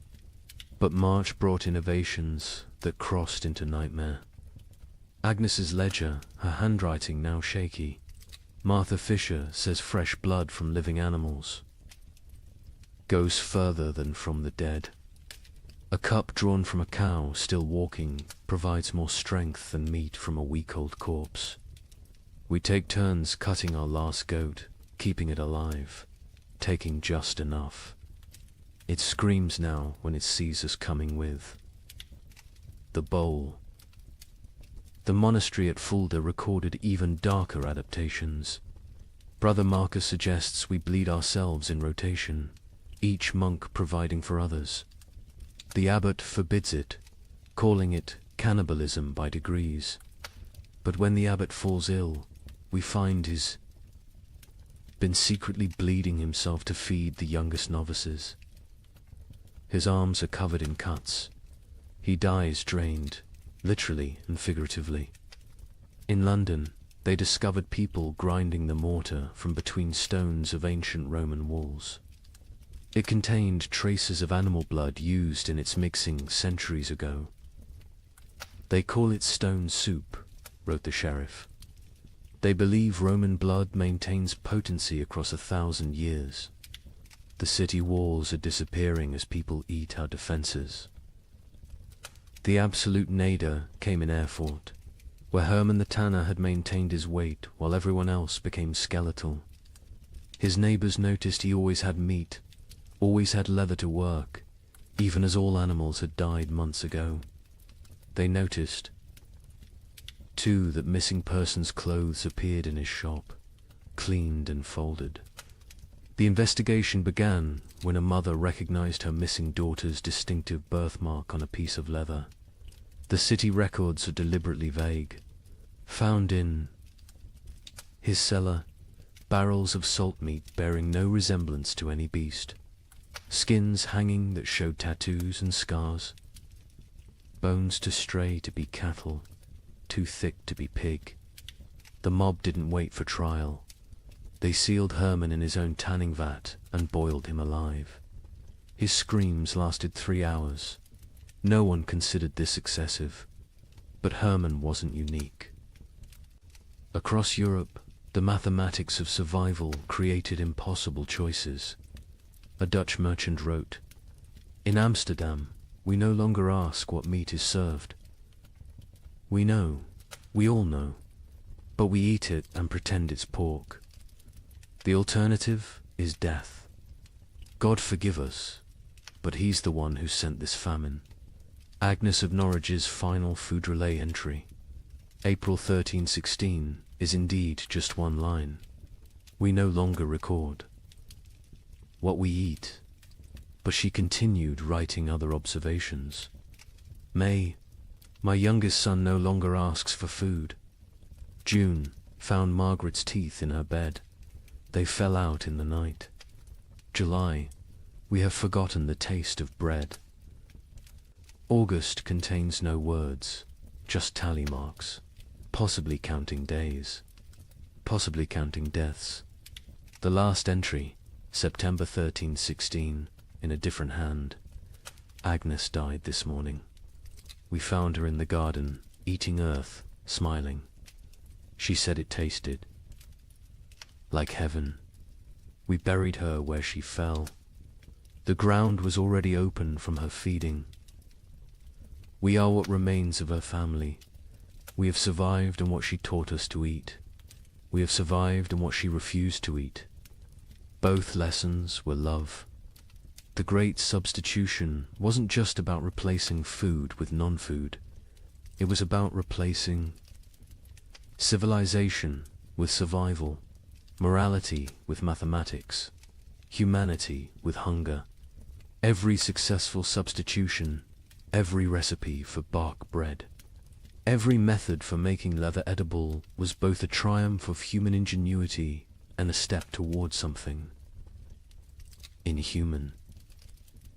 Here's a question that sounds simple until you're living it. If you have enough food for your family to survive 6 months, but your neighbor's children are dying today, what do? Share and all die in 3 months? Or bar your door and listen to them cry? A priest in Ghent documented these impossible choices. A mother of 4, calculating exactly how much food each child needed based on their chances of survival. The strongest got more, the weakest ... didn't. She loved them all, he wrote. That's why she chose. Father Benedict of Ghent had been a priest for 30 years when the famine came. His parish records, instead of births and deaths, became a chronicle of moral arithmetic that would haunt him until his own death. He wrote not in Latin, but in common Flemish, wanting everyone to understand what survival really cost. Elizabeth van Meer, mother of 4, widow, has grain hidden beneath her floor enough for 6 months if one person eats, 3 months if to eat, 6 weeks if all 5 eat. She came to confession not for absolution, but for mathematics. Father, she said, tell me God's formula for choosing which children live. Elizabeth's children ranged from 14 to 3. The eldest, Jan, strong enough to work if work existed. The twins, Marie and Catherine, 9 years old, clever but frail. The youngest, Peter, barely walked but consumed as much as the others. Father Benedict recorded her terrible calculus. She weighs them each week on the merchant scale. Charts their decline. Jan loses weight, slowest his body large enough to consume itself gradually. Peter loses fastest, no reserves in that tiny frame. The twins fall between. She creates equations. If Jan gets double rations for 3 weeks, he might strong enough to steal food for the others. If Peter gets nothing for 3 days, his suffering ends and the others get 9 more days each. These are not thoughts, these are numbers. Cold, merciless numbers. The priest watched Elizabeth transform from mother to mathematician. She no longer sees children. She sees survival probabilities. Jan, 70% chance if fed properly. The twins, 40% each if maintained, but 60% for one if the other stops eating. Peter, 15% regardless. She doesn't cry when she does these calculations. Tears are water the body cannot spare. But Elizabeth wasn't unique. Across Europe, parents performed similar calculations. A merchant in Bruges is left a ledger that makes accountants weep. Assets, 3 children, 1 wife, self, liabilities, love, compassion, memory of better times. Formula for survival. Assets minus liabilities equals tomorrow. In London, a wealthy lawyer named Thomas Hardwick documented his family's rationing system with legal precision. Established a tribunal each morning. Each family member presents their case for food. Activities of previous day weighed against probable future utility. Wife sewing equals quarter ration. Son studying equals eighth ration. Knowledge feeds no one now. Daughter spinning equals half ration. Wool still has value. Baby crying equals no ration. Noise attracts hungry neighbors. The mathematics extended beyond families. Entire communities developed survival algorithms.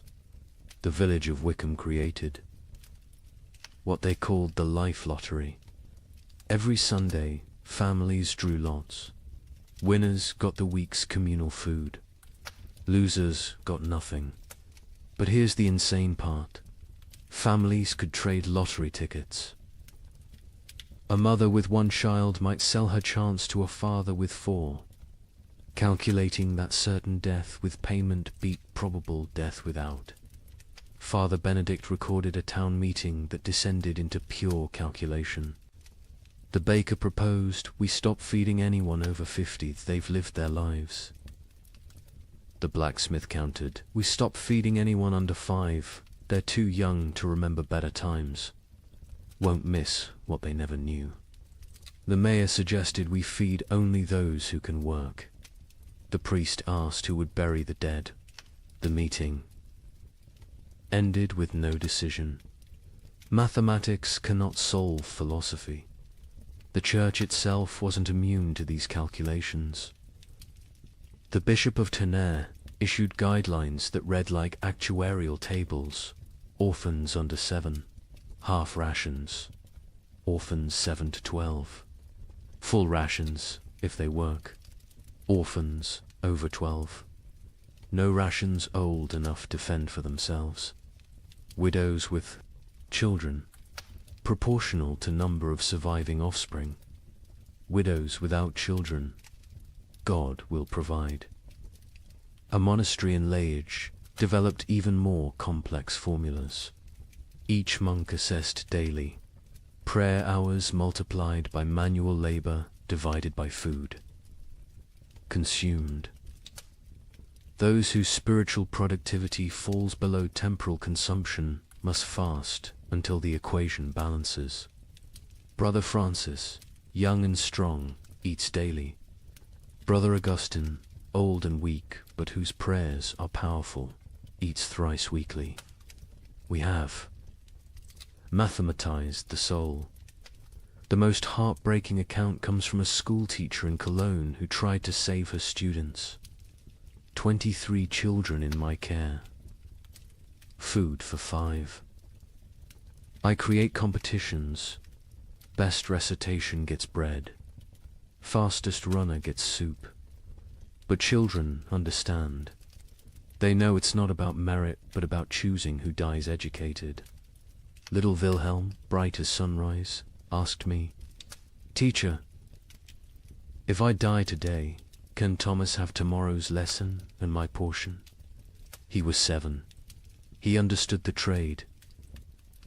Some communities tried to remove human choice from the equation entirely. In Basel, they built what they called the Wheel of Fortune, a great spinning disc with names. Each day, spin the wheel.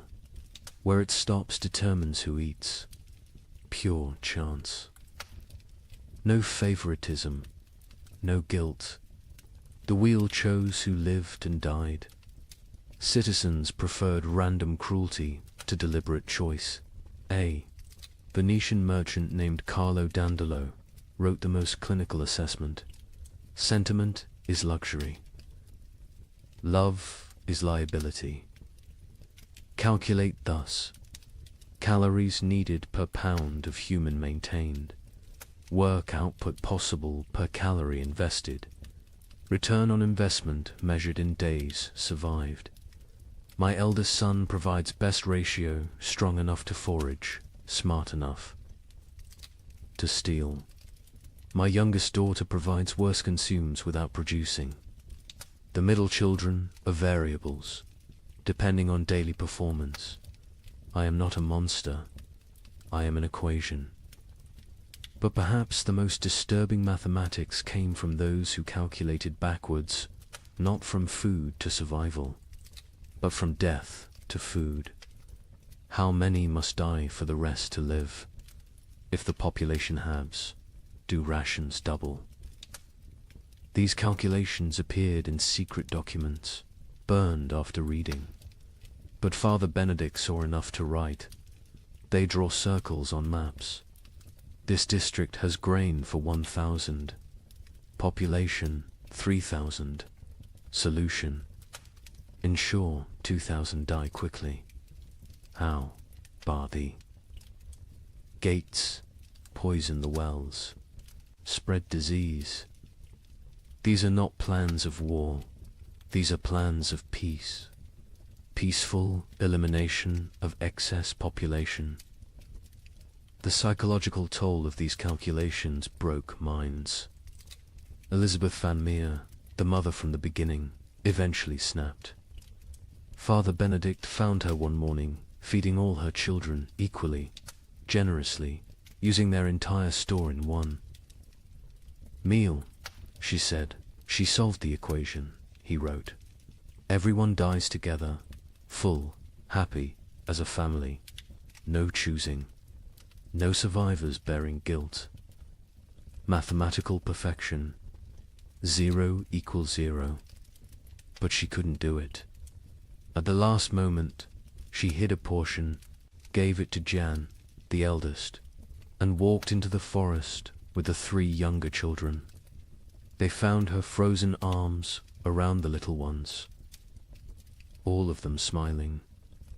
Jan survived, found by traders, raised by strangers. Years later, he became a mathematician, obsessed with solving unsolvable problems, never saying why. Father Benedict's final entry on the mathematics of survival: God gave us multiplication be fruitful and increase. The devil gave us division, choose who lives and dies.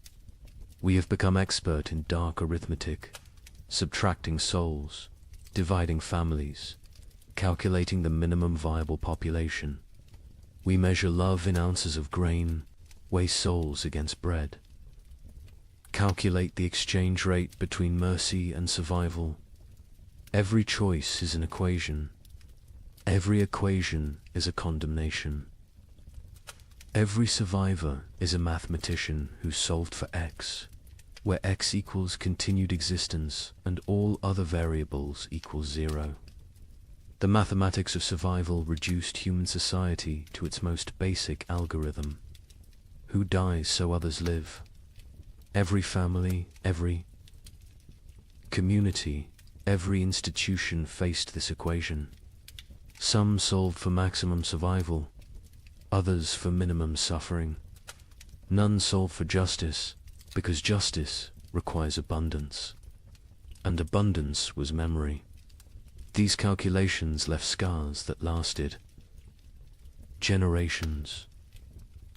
Survivors could never forget the arithmetic they'd performed, the variables they'd eliminated, the human constants they'd reduced to 0.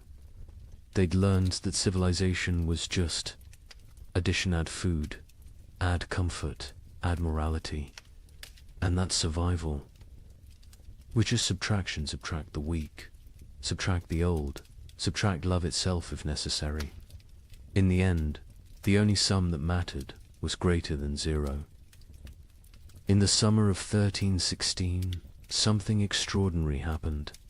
The rain stopped for 3 weeks, just long enough for desperate farmers to plant whatever seeds remained.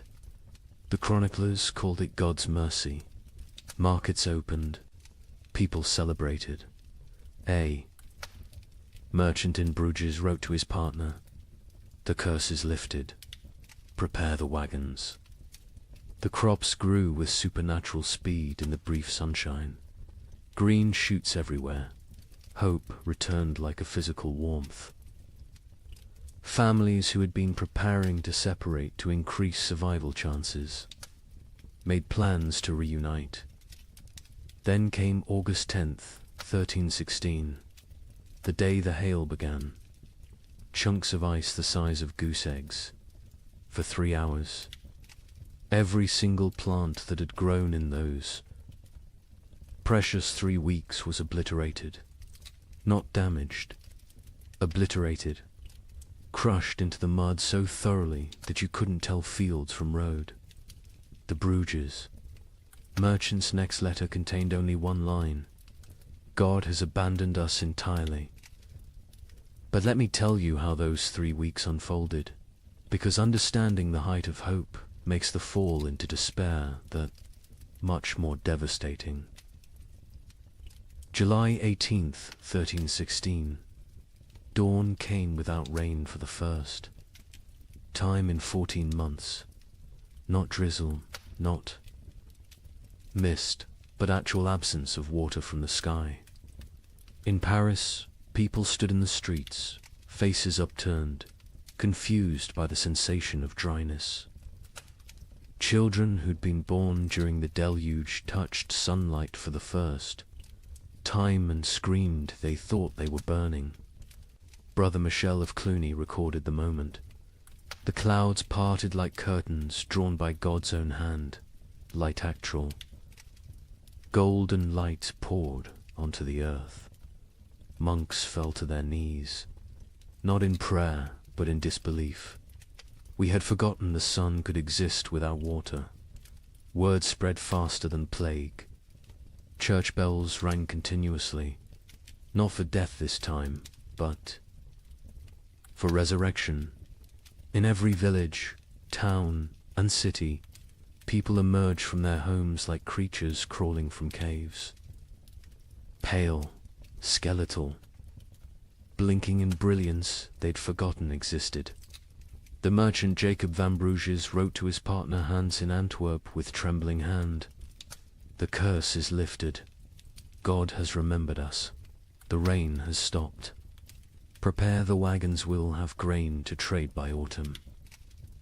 Tell everyone survival is possible again. Markets that had been closed for months exploded back to life. Not with food, there was still no food, but with hope transformed into commerce. People traded promises, futures, possibilities. A farmer would pledge his upcoming harvest for tools. A baker would promise future bread for present shelter. The economy, dead for a year, gasped back to life on nothing but anticipated abundance. The seeds came from everywhere and nowhere, hidden in walls, buried in yards, hoarded in attics. Hoarded in attics, every kernel that had been saved, just in case, was brought into the light. Some families had protected seed grain while their children starved, betting everything on this exact moment. They'd been called monsters. Now they were visionaries. The planting was religious ecstasy mixed with desperate efficiency. In Normandy, the entire surviving population, nobles, merchants, priests, children, went into the fields. The Duke of Normandy himself, who hadn't touched soil in his lifetime, was seen on his knees, pressing seeds into earth with tears streaming down his face. A young girl named Marguerite wrote in her diary, "Papa says we're planting hope. Mama says we're planting survival. I think we're planting prayers and watching to see if God makes them grow." And grow they did. The crops erupted from the soil with impossible vigor. Wheat that should take weeks to sprout appeared in 3 days. Barley shot up overnight. Beans climbed their poles so fast you could watch them move. The chroniclers, usually skeptical men, wrote of agricultural miracle. It is as if the earth, starved for so long of its purpose, is making up for lost time, wrote the Bishop of Rouen. The crops grow with such speed that farmers sleep in their fields, afraid to miss the harvest moment. Green spreads across the land like God painting with life itself. The markets transformed overnight. The champagne fairs, dead for 2 years, announced their return. Merchants who'd hidden through the catastrophe emerged with old contracts, ready to trade. Ships that had rotted in harbors were hastily repaired. Trade routes, abandoned to bandits and nature, were cleared by communities working together for the first time in months. In Florence, they held an impromptu festival. Not planned, just spontaneous explosion of joy. Musicians who'd sold their instruments, played drums, made from barrels. Dancers who'd forgotten how to smile, laughed until they cried. Children who'd never known celebration invented it on the spot. An Italian chronicler wrote, "We feast on nothing but hope, and it fills us better than bread ever did." Families made reunion plans. Fathers who'd sent sons away to increase survival odds sent word to return. Mothers who'd placed daughters in convents prepared to bring them home. Communities that had fractured into hostile fragments began to speak of reconciliation. The 3 weeks of sun didn't just grow crops, they grew possibility. A priest in Ghent gave a sermon that captured the moment. "We have walked through the valley of death's shadow. But see, the shadow lifts. The valley blooms. We are Job, tested and found faithful. We are Noah, watching the waters recede. We are Lazarus, called from the tomb." Even the nobility, who'd maintained distance from their starving subjects, joined. The collective delusion. The Count of Flanders announced a harvest festival for September, promising wine from reserves nobody knew existed. The King of France declared that all debts incurred during the unfortunate rain would be forgiven once. The harvest was complete. The Pope issued a bull declaring the famine officially ended by divine intervention. The crops grew so fast that some whispered of dark magic. In Germany, rumors spread that the plants were unnatural, fed by the corpses of the million dead, growing on human fertilizer. But even these whispers were dismissed. Who cared if the wheat grew from graves? The living needed bread. By August 9th, the fields were green carpets of promise. The wheat stood tall, the barley swayed golden, the beans hung heavy on their vines. Another week, maybe 2, and harvest could begin. Calculations were made not of who would die, but of who would live. All of them. All would live. The night of August 9th, strange clouds gathered. Not rain clouds, something else. They glowed with an odd green light. Lightning without thunder. Wind without direction. Animals, the few that remained, became restless. Horses screamed. Dogs howled. Cats vanished entirely. August 10th, 1316. 2:47 in the afternoon. The exact time is known because the clock tower in Bruges stopped when the first hailstone hit it. They fell like God's own artillery. Ice chunks the size of goose eggs, driven by winds that shouldn't exist in August. But these weren't normal hailstones. Witnesses described them as sharp, angular, some shaped like pyramids, others like daggers. They didn't just fall, they attacked in. The fields of Flanders, farmers tried to shield their crops with their own bodies. The hail broke their backs, shattered their skulls, left them dead atop the plants they'd tried to protect. Children sent to bring in animals were found hours later, beaten to death by ice from the sky. But the crops suffered worse. The hail didn't just flatten them, pulverized them, drove them so deep into the mud that archaeologists still find compressed plant matter at that geological layer. 3 weeks of growth erased in 3 hours. Not damage deleted. The fields looked like they'd been scraped clean by God's own hand. When it stopped, silence fell across Europe. Not peaceful silence, the silence of complete despair. People stood in their obliterated fields, unable to speak, unable to cry, unable to comprehend. The hope hadn't been gradually eroded, had been murdered in a single afternoon. Jacob van Vey. Bruges, the merchant who'd written so joyfully to his partner, sent one final letter. Not even a letter, just 8 words on a torn piece of parchment. God has abandoned us entirely. Do not come. The suicides began that evening. Not the slow suicide of starvation, but immediate, decisive ending. Entire families walking hand in hand into rivers. Farmers hanging themselves from trees that overlooked their destroyed fields. Bakers closing themselves in their ovens. The Diocese of Reims recorded 300 suicides in 3 days. Those were just the ones found. A chronicler in Paris wrote, "The cruelty was not in taking the crops.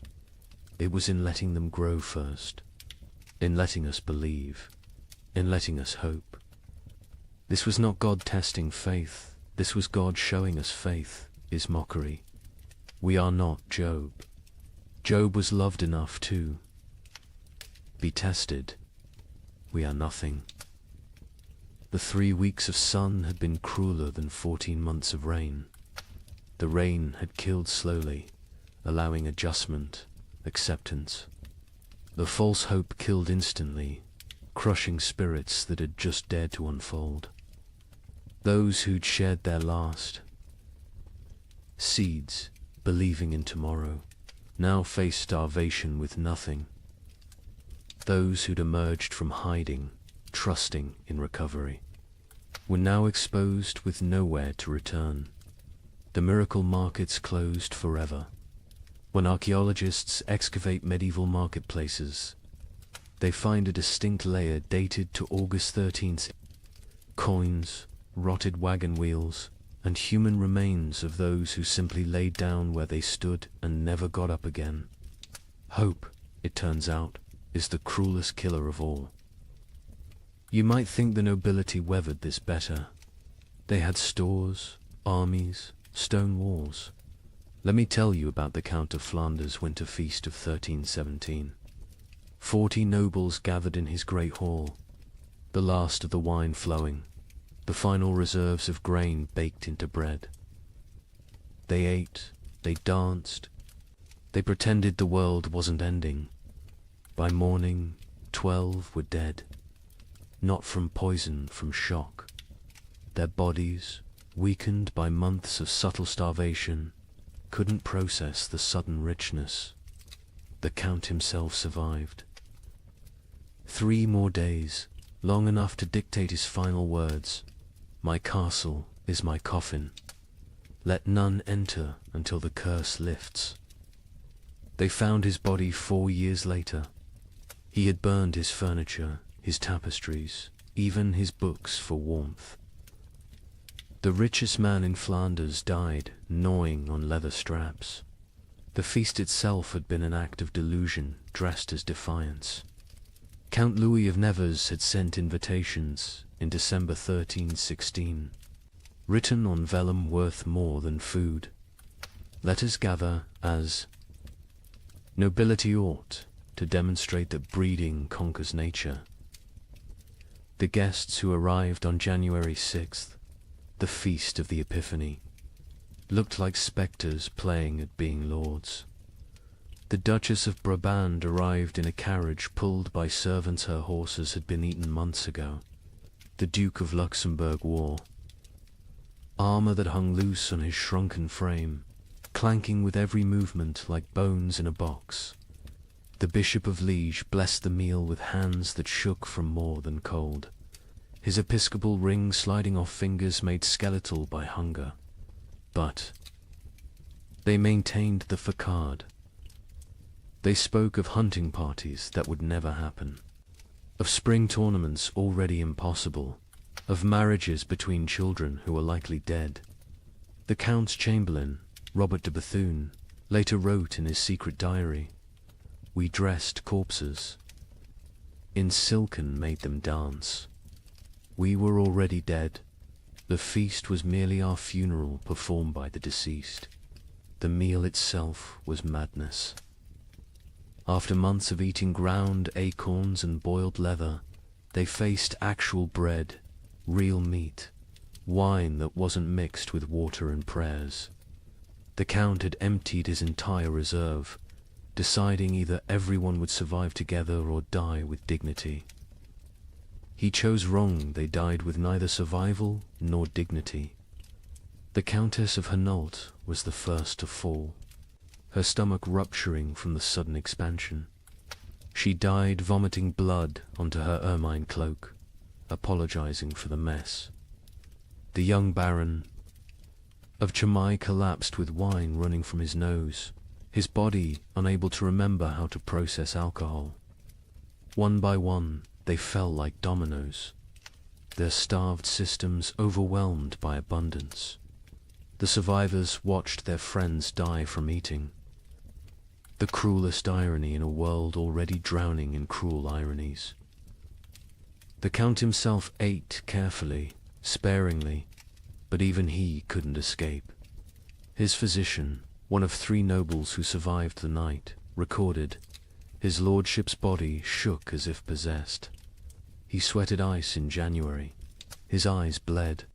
He knew death was coming and used his remaining strength to bar the castle doors from inside, condemning himself to die alone rather than risk others entering for the remaining food. Across Europe, similar scenes played out in every castle. These fortresses, built to withstand armies, couldn't withstand hunger. Stone walls kept enemies out, but kept starvation in. Moats that protected against invasion became barriers preventing. Foraging. Height advantage meant nothing when there was nothing below worth taking. The Duke of Burgundy's castle at Dijon became infamous for what chroniclers called the vertical graveyard. As servants and knights died, they were stacked in the towers, frozen by winter, preserved in their positions of death. By spring 1317, visitors could climb the tower stairs and pass through layers of the dead, each floor representing a different week of mortality. The Duke himself was found at the top, seated on his throne, frozen mid-gesture, as if still issuing commands to the dead below. In England, the situation was equally dire. Edward II's own court at Westminster ran out of food in February 1317. The King of England, ruler of territories from Scotland to Gascony, was reduced to sending knights to rob his own subjects' gardens for turnips. A chronicle records, His Majesty was seen gnawing a candle made of tallow, declaring it tasted better than nothing, which was the alternative. The nobility suffering was different from the peasants, not worse, but uniquely horrible. They had never learned to survive without excess. A peasant knew how to stretch grain, how to forage, how to make something from nothing. Nobles knew only how to command others to provide. When there were no others left, or nothing to provide, they were helpless. Lady Margaret de Clare, one of England's wealthiest women, left a diary that captures this helplessness. I own 17 manors, but cannot eat earth. I have chests of gold, but gold provides no sustenance.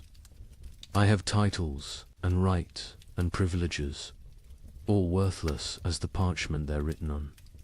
My servants are dead or fled. I, who never dressed myself, now cannot light a fire. I will die. Not from hunger, but from ignorance of survival. The castle hierarchies collapsed in ways that would have been unthinkable before.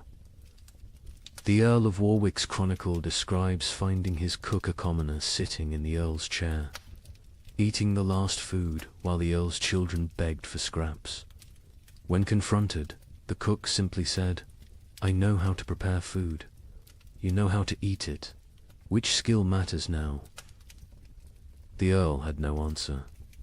Some nobles attempted to maintain order through increasingly desperate measures.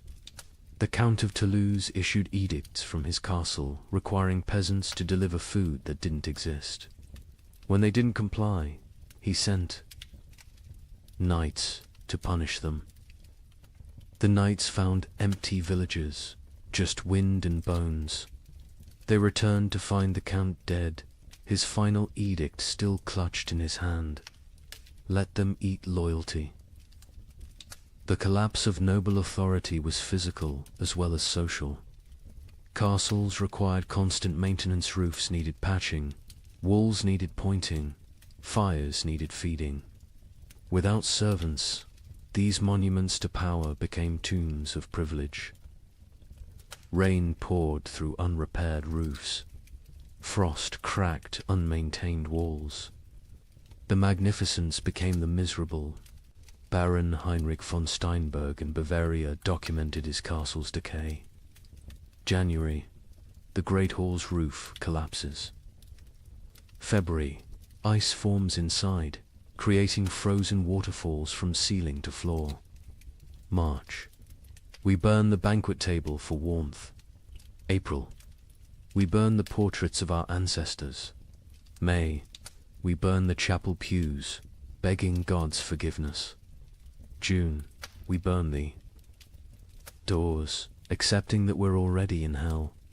The psychological toll on nobility was particularly severe because they had no framework for understanding poverty. A peasant expected hardship, it was life. A noble experienced hardship as cosmic betrayal. God had ordained their superiority. This suffering suggested God had changed his mind. The Abbess of Fantevrolt, herself, noble-born, wrote, "They come to me, these duchesses and countesses, asking why God has abandoned them. I tell them God hasn't abandoned them, he's simply treating them like everyone else. They find this more terrifying than abandonment. Some nobles attempted escape through marriage, not for alliance, but for food. The Count of Champagne offered his daughter to anyone who could provide a year's grain. A wealthy merchant accepted, then discovered the Count had already eaten the grain before the wedding. The merger of nobility and merchant class, which would normally take centuries, happened in months, paid for in bread. Others chose more extreme exits. The Duke of Austria held what he called the final tournament nobles, jousting not for honor, but for the right to eat the loser's horses. The Duke himself participated and lost, whether deliberately or through weakness, unknown. His horse fed 12 people for 3 days. The Duke's body fed the crows. By the winter of 1318, castle after castle stood empty, not conquered, abandoned. The noble families that survived did so by abandoning everything that made them noble. They fled to cities, to monasteries, to anywhere that might have food. Princes became beggars. Duchesses became servants. The feudal order didn't fall, it starved to death. The Count of Flanders' castle stood sealed for 4 years before anyone dared enter. When they finally broke down the doors in 1321, they found a scene from nightmare. The Count's body sat at his desk, quill in hand, having documented his own death. Day 1, alone with enough food for months if careful. Day 15, ate the cats. Day 30, ate the leather from books. Day 45, discovered one can chew tapestries for the illusion of eating. Day 60, weakness makes writing difficult. Day 71, God is silence. Day 80, I understand now, this castle was always my tomb. I just lived in it before dying in it. His final entry, barely legible: nobility means nothing to hunger. Hunger recognizes no titles, no bloodlines, no divine right. We built these castles to protect us from enemies. We never imagined the enemy would be emptiness itself. Stone walls cannot keep out starvation. Golden crowns provide no nourishment. We ruled by God's grace. We die by God's indifference. Let whoever finds this know, we were not better, we were just better fed, until we weren't. In the midst of this frozen hell, something strange began happening. Groups of people started walking naked through the snow, whipping themselves, claiming the cold couldn't touch true believers. They called themselves the Brethren of the Cross. But locals had another name: Ice Apostles. Their leader, a former monk named Heinrich, preached that the famine wasn't God's punishment, it was God's gift. He freezes the world to preserve the faithful for paradise, Heinrich declared. His followers would stand naked in blizzards until they collapsed, believing hypothermia was religious ecstasy. But here's what the chroniclers don't usually mention. In villages where the ice apostle was passed through, the death rate dropped. Not from miracles, from mathematics. Every follower who froze to death meant more food for those who remained. Heinrich of Cologne had been a respectable Dominican monk until the winter of 1316. He'd studied theology in Paris, could read Greek and Hebrew, and was known for his reasoned sermons on divine mercy. Then something broke in him. Maybe it was finding his entire monastery frozen to death during morning prayers. Maybe it was the child who died in his arms asking why God made her hungry. Whatever the cause, Heinrich emerged from that winter transformed. His first sermon as leader of the Ice Apostles was delivered naked in a blizzard outside Mainz Cathedral. You cling to warmth as if warmth is life. You fear cold as if cold is death. But I tell you, the cold is God's own embrace. The frozen are the chosen. This ice age is not ending, but beginning. God is freezing the world to preserve his faithful like saints, relics preserved in crystal. The theology was insane, but internally consistent. Heinrich taught that the great famine was actually the beginning of paradise. The cold was purifying the world. The hunger was freeing souls from flesh. Death by freezing was not death, but transformation, the body becoming one with God's frozen perfection. His followers didn't die. They crystallized into eternal forms. The Bishop of Cologne wrote in horror, Heinrich strips his followers naked, men, women, children, and leads them in procession through the snow. They sing hymns while their flesh turns blue, then black. They call frostbite gods kisses when toes fall off from freezing. They celebrate the shedding of earthly weight. They stand in frozen rivers until they cannot stand, then lay down to complete their transformation. But Heinrich was clever in his madness. He didn't demand immediate death.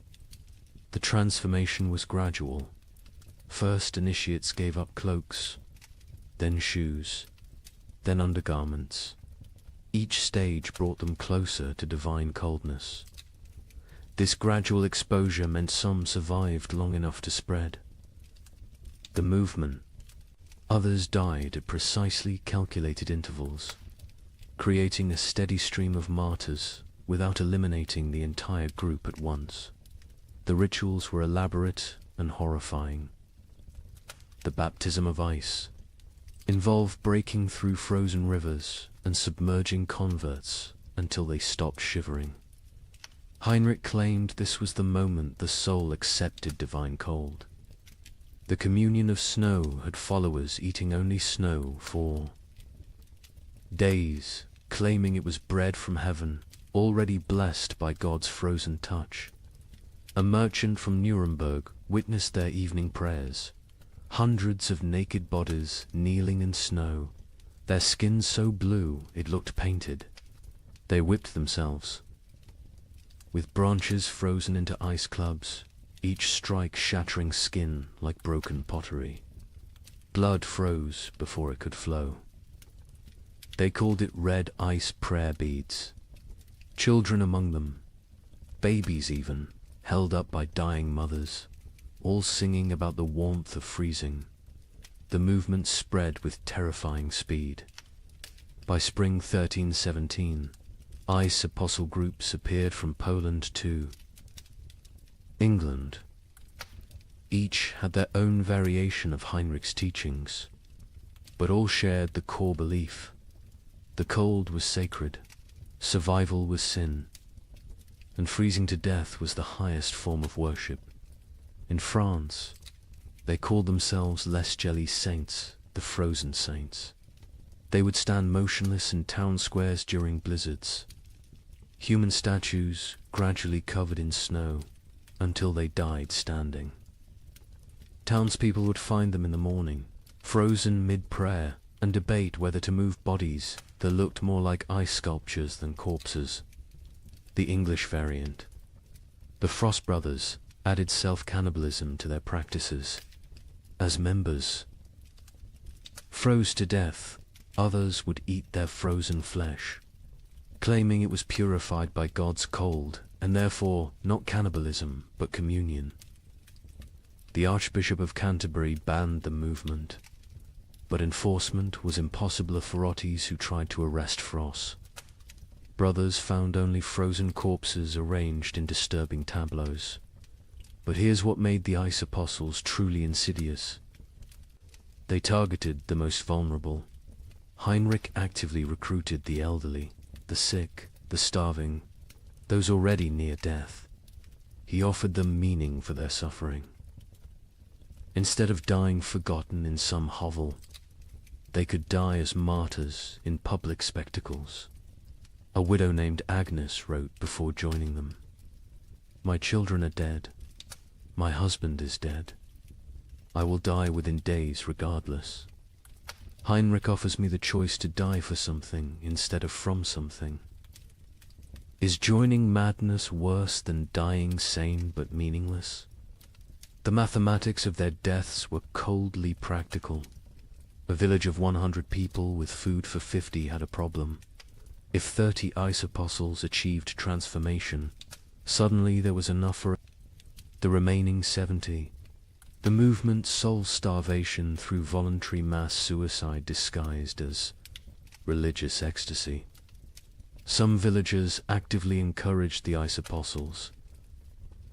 The mayor of Strasbourg secretly provided Heinrich with lists of the dying poor, suggesting them as ready for transformation. The town council of Basel offered the ice apostles free passage but required them to perform their freezing rituals outside town walls. They wanted the benefits of fewer mouths without the spectacle of public death. Heinrich himself seemed aware of this dynamic. In a letter to a former colleague, he wrote, "They think I'm mad. Perhaps, but my madness feeds their children. Every follower who freezes is one less competitor for grain. We are solving the famine through faith. Is it not better to die believing you're achieving paradise than to die knowing you're just starving?" The church struggled to respond. Declaring the movement heretical was easy. Stopping it was impossible. How do you prevent people from freezing themselves to death when they're going to freeze to death anyway? The Pope issued bulls condemning the ice apostles. But papal authority meant little to people who believed the Pope himself was too warm to understand God's frozen truth. Some priests tried infiltrating the movement to redirect it. Father Johannes of Worms joined a group, gradually convincing them that true freezing required surviving winter to freeze again next year. He saved dozens through this theological manipulation. But Heinrich heard of this and declared that any ice apostle who survived winter had failed their transformation and must try harder next time. The movement produced disturbing art. Ice. Apostles would arrange dying members into religious scenes, frozen nativity displays using real dying people, crucifixion tableaus with followers frozen to wooden crosses, recreations of the Last Supper with participants dying at table. These displays would remain until spring thaw revealed the horror underneath the snow. Children raised in the movement knew no other reality. A boy named Wilhelm, rescued at age 7, couldn't understand warmth. He would scream when brought near. Fires, tear off clothes, stand outside during blizzards, begging to return to God's cold. He never recovered, spending his adult life sleeping on stone floors, eating snow when available, eternally seeking the frozen paradise of his youth. The end of the ice apostles came not from suppression, but from success.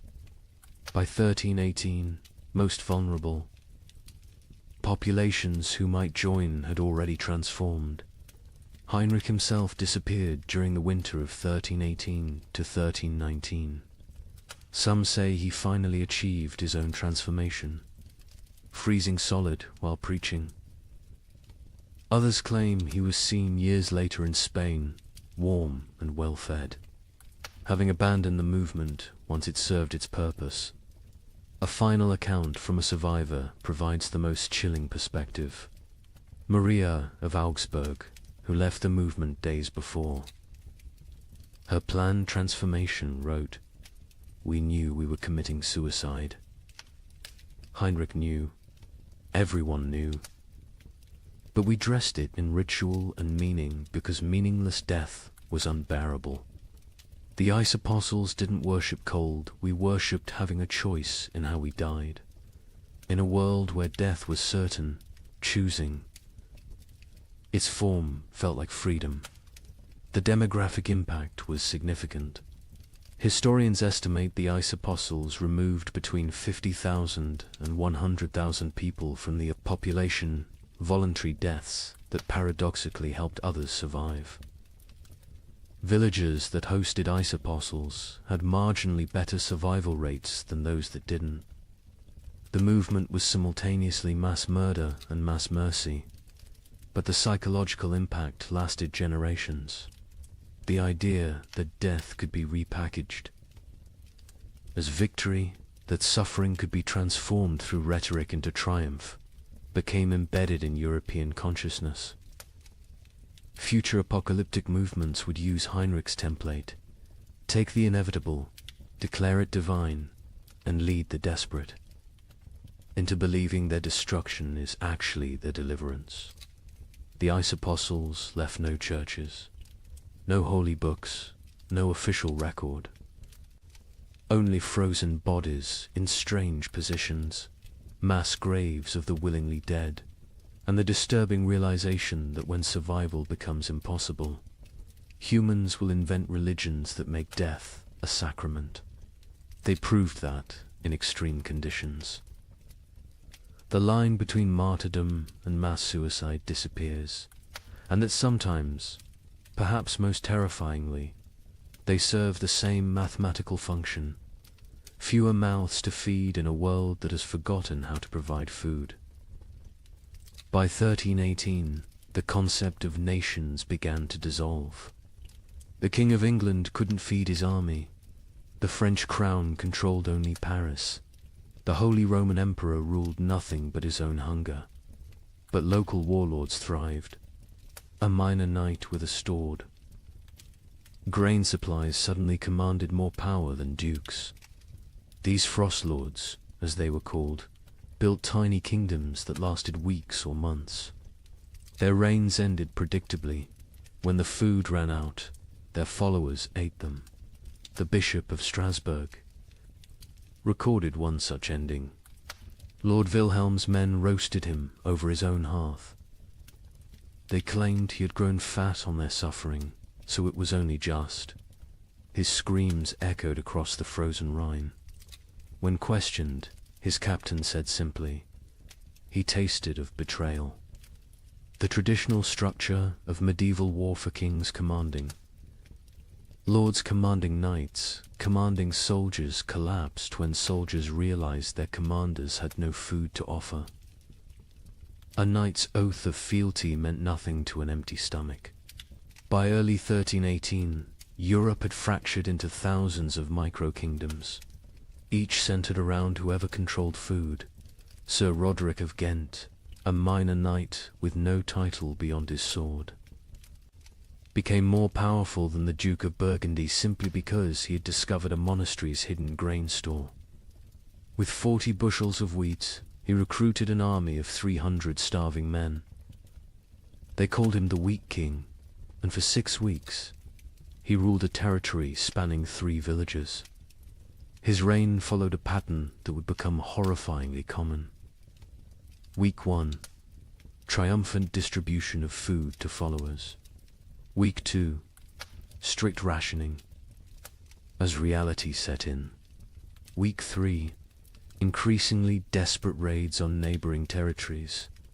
Week 4, internal conflicts over dwindling supplies. Week 5, the mathematics becoming clear. Week 6, the inevitable conclusion. A surviving member of Roderick's band, Thomas the Miller, testified, "We knew by week 5 that the grain would run out." Roderick knew too. He stopped eating, said he was fasting for victory. Really, he was trying to stretch supplies. But you can't lead starving men if you look fed. When the last grain was gone, we looked at him still healthier than us, despite his fasting, and made the only logical decision. He'd fed us for 6 weeks with wheat. He'd fed us for 3 more days with himself. These frost lords emerged everywhere, their tiny kingdoms rising and falling like waves. A tax collector with a hidden cache became Lord of Calais for 11 days. A merchant who'd hoarded salt pork ruled Antwerp for a month. A priest who'd discovered Roman-era grain stores in ancient ruins declared himself Pope King of Regensburg and lasted 2 months before his congregation ate him during what they called the True Communion. The Bishop of Strasbourg's account of Lord Wilhelm provides the most detailed description of how these micro-kingdoms operated. Wilhelm had been nobody, a 3rd son of a minor lord, trained for priesthood but turned soldier. When the famine began, he was guarding a river crossing that nobody used anymore. But beneath that crossing, in caves known only to smugglers, lay tons of preserved food from decades of illegal trade. Wilhelm emerged from obscurity like a demon from ice, the bishop wrote. One day unknown, the next commanding 500. Men who called him Caesar. He built a frozen empire on dried fish and pickled cabbage, demanding absolute obedience in exchange for daily rations. He held court on a throne made from frozen corpses, dispensing justice measured in mouthfuls of food. Wilhelm's system was sophisticated for a frost lord. He created a complex hierarchy based on usefulness. Soldiers who brought back food from raids received double rations. Craftsmen who could maintain weapons got standard portions. The elderly and weak got quarter rations, enough to keep them alive as emergency food supplies, though this was never stated explicitly. He even minted his own currency, wooden tokens stamped with a wheat symbol. 1 token, 1 meal. The tokens became more valuable than gold in his territory. People murdered for them. Families sold children for them. The tokens were power crystallized into wood. But Wilhelm made the classic Frostlord mistake, he believed. His own mythology. He started eating more, justifying it as maintaining strength for leadership.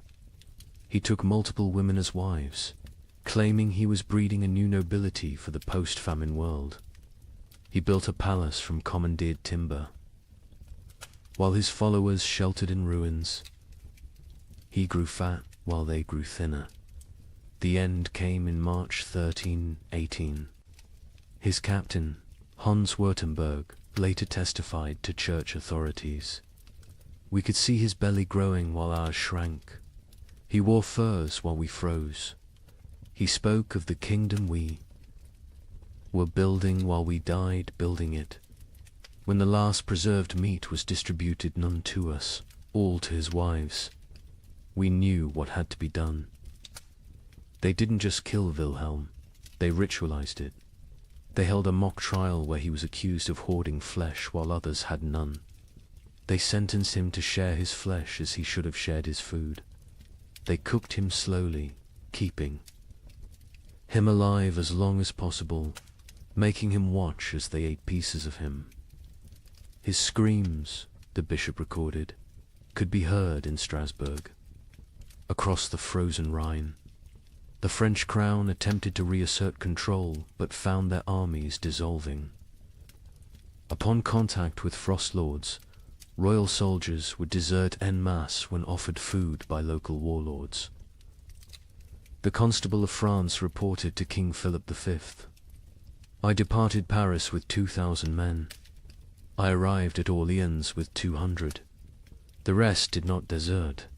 They simply found new masters who could feed them. A kingdom cannot compete with a kitchen." The Holy Roman Emperor faced even worse.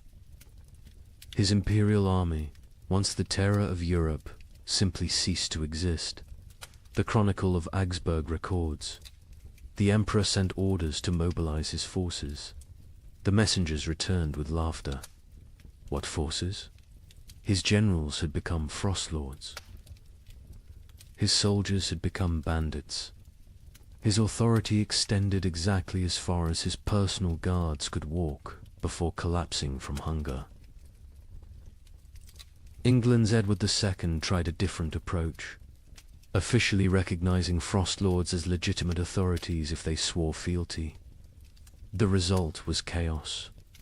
Hundreds of petty warlords claimed royal sanction while fighting each other. The Earl of Lancaster wrote, "The king has legitimized anarchy.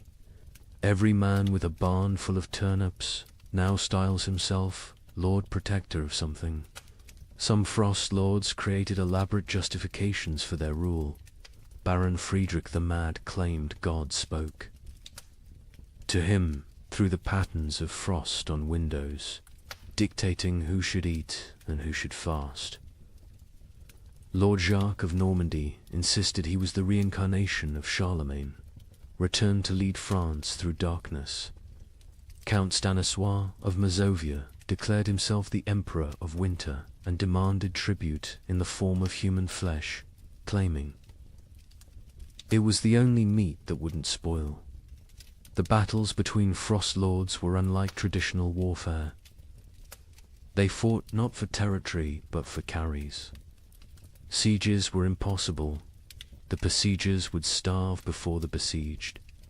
Cavalry charges were fantaside the horses had been eaten. Battles were brief, vicious affairs where starving men fought over rumors of food. A typical battle might involve 100 men fighting to the death over a storehouse. That turned out to contain only rotted turnips. The Chronicle of Cologne describes one such conflict. Lord Henrik's men met Lord Dietrich's at the frozen mill. They fought for 6 hours in the snow, men dying from cold as much as combat. The winners found 3 sacks of mouldy barely enough to feed them for the march home. 43 died for perhaps 43 meals. This is the mathematics of the winter wars. Naval warfare ceased entirely. Ships required crews, crews required food, and any ship with food became a target for its own sailors.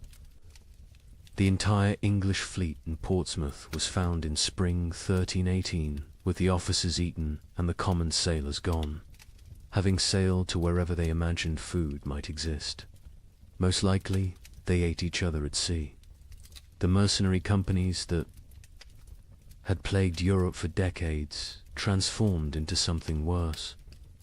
No longer fighting for pay, they fought for food itself. The Free Company of the Wolf, led by a former priest called Father Fang, became notorious for their practice of recruitment. They would attack villages, eat the weak, and force the strong to join them. Their ranks swelled with the desperate and depleted with the digested.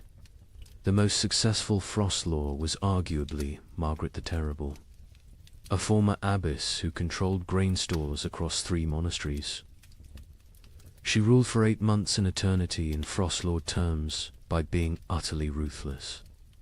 She fed her followers just enough to keep them loyal, but not enough to make them strong. She rotated guards constantly so none could organize rebellion. She had tasters for her food, but the tasters were different each meal. Chosen by lottery, her end came not from rebellion, but from mathematics. She calculated she could survive another month on remaining stores. Her followers calculated she was the only remaining store. They didn't kill her quickly like Wilhelm. They kept her alive, locked in her own granary, taking small pieces when needed. She lived for 3 weeks as a conscious larder, her brilliant mind intact enough to appreciate the irony. By summer 1318, most frost lords were dead. They're tiny. Kingdoms dissolved into memory and meat, but they had served a horrific purpose. They had organized the chaos of starvation into structured systems of consumption. They had turned random death into regulated death. They had made the unbearable bearable by giving it hierarchy and meaning.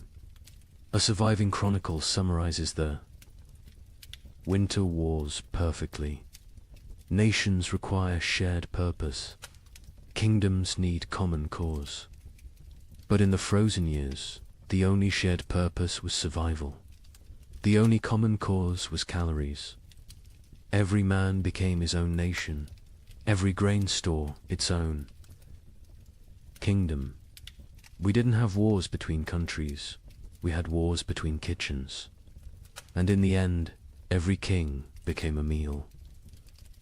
But nothing compares to what happened in the winter of 1319.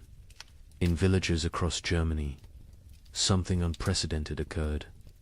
The children left, not taken, not sold. They simply walked away into the snow, hundreds of them, following. A 12-year-old girl named Margareta, who claimed she knew where summer was hiding. Parents were too weak to stop them. Some say too relieved. The children marched south, singing hymns, leaving tiny, frozen footprints. They believed if they could reach Rome, they could convince God to bring back the sun.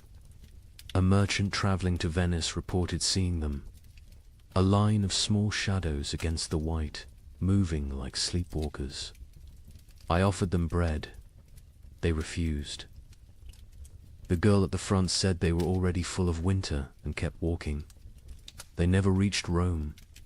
A woodcutter found them in an alpine pass the following spring. Hundreds of small bodies perfectly preserved in ice, still holding hands. Still walking formation. Still heading south toward a summer that would never come. Margareta of Hamelin.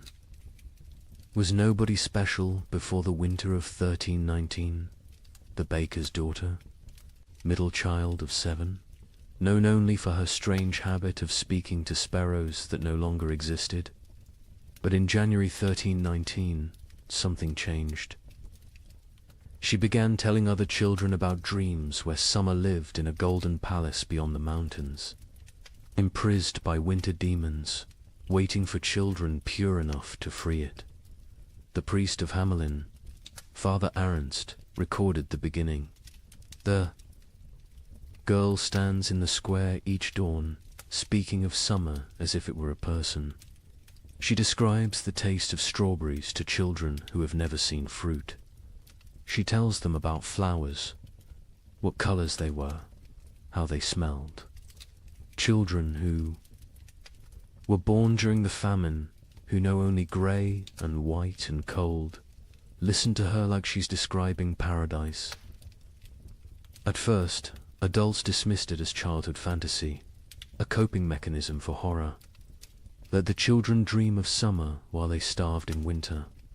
But Margaretta's stories grew more elaborate, more specific. She claims summer sent her messages through ice patterns on windows.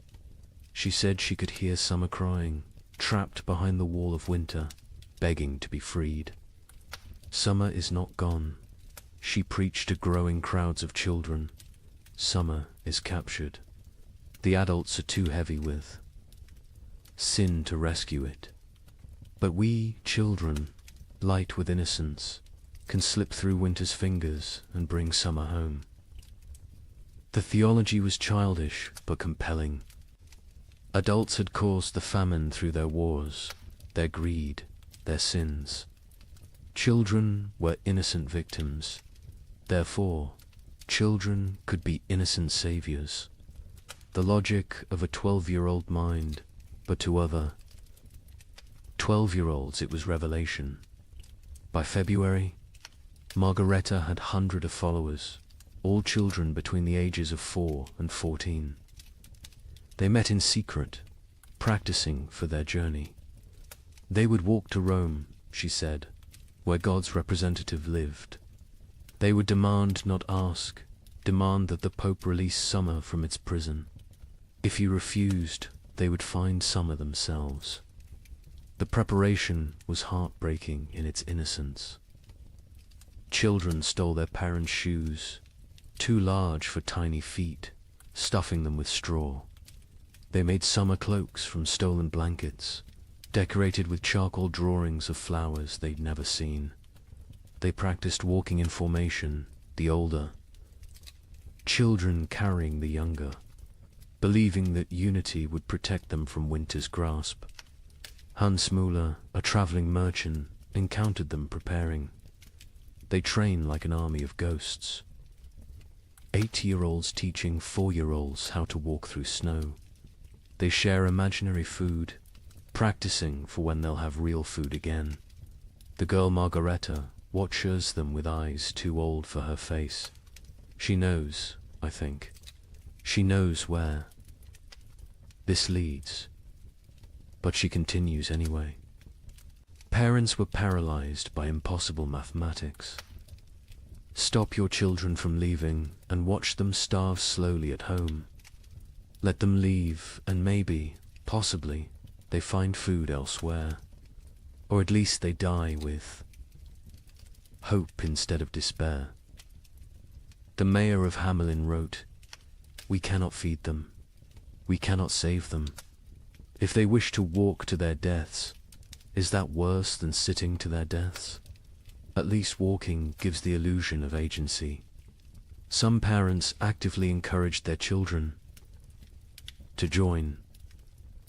Widow Brown pushed her 3 sons toward Margaretta, saying, "Follow her to summer or heaven, whichever comes first." Johann the smith told his daughter, "Better to die seeking warmth than to freeze knowing warmth will never come." On February 28, 1319, they left. 312 children walked out of Hamelin at dawn, singing a hymn Margaretta had taught. Them, summer sleeps beyond the mountain, dreams of green in halls of white. We shall wake it with our walking, turn the darkness into light. They were joined by children from every village they passed. Rothenburg added 50. Wurzburg contributed 70. Nuremberg, despite the mayor's attempts to stop them, lost nearly 200 children in a single night. By the time they reached Augsburg, the procession numbered over 1,000. The Bishop of Augsburg tried to stop them, blocking the road with armed guards. Margareta walked up to him, this 12-year-old girl facing the church's authority, and said, "You can kill us. Here or let us die seeking salvation. Either way, our blood is on your hands. But if we die seeking, at least we die with purpose." The bishop, shamed by a child, let them pass. He later wrote, "I should have stopped them, but stopping them would have meant admitting there was nothing to seek, no hope to find, no summer waiting anywhere. I let them pass because their delusion was kinder than my truth."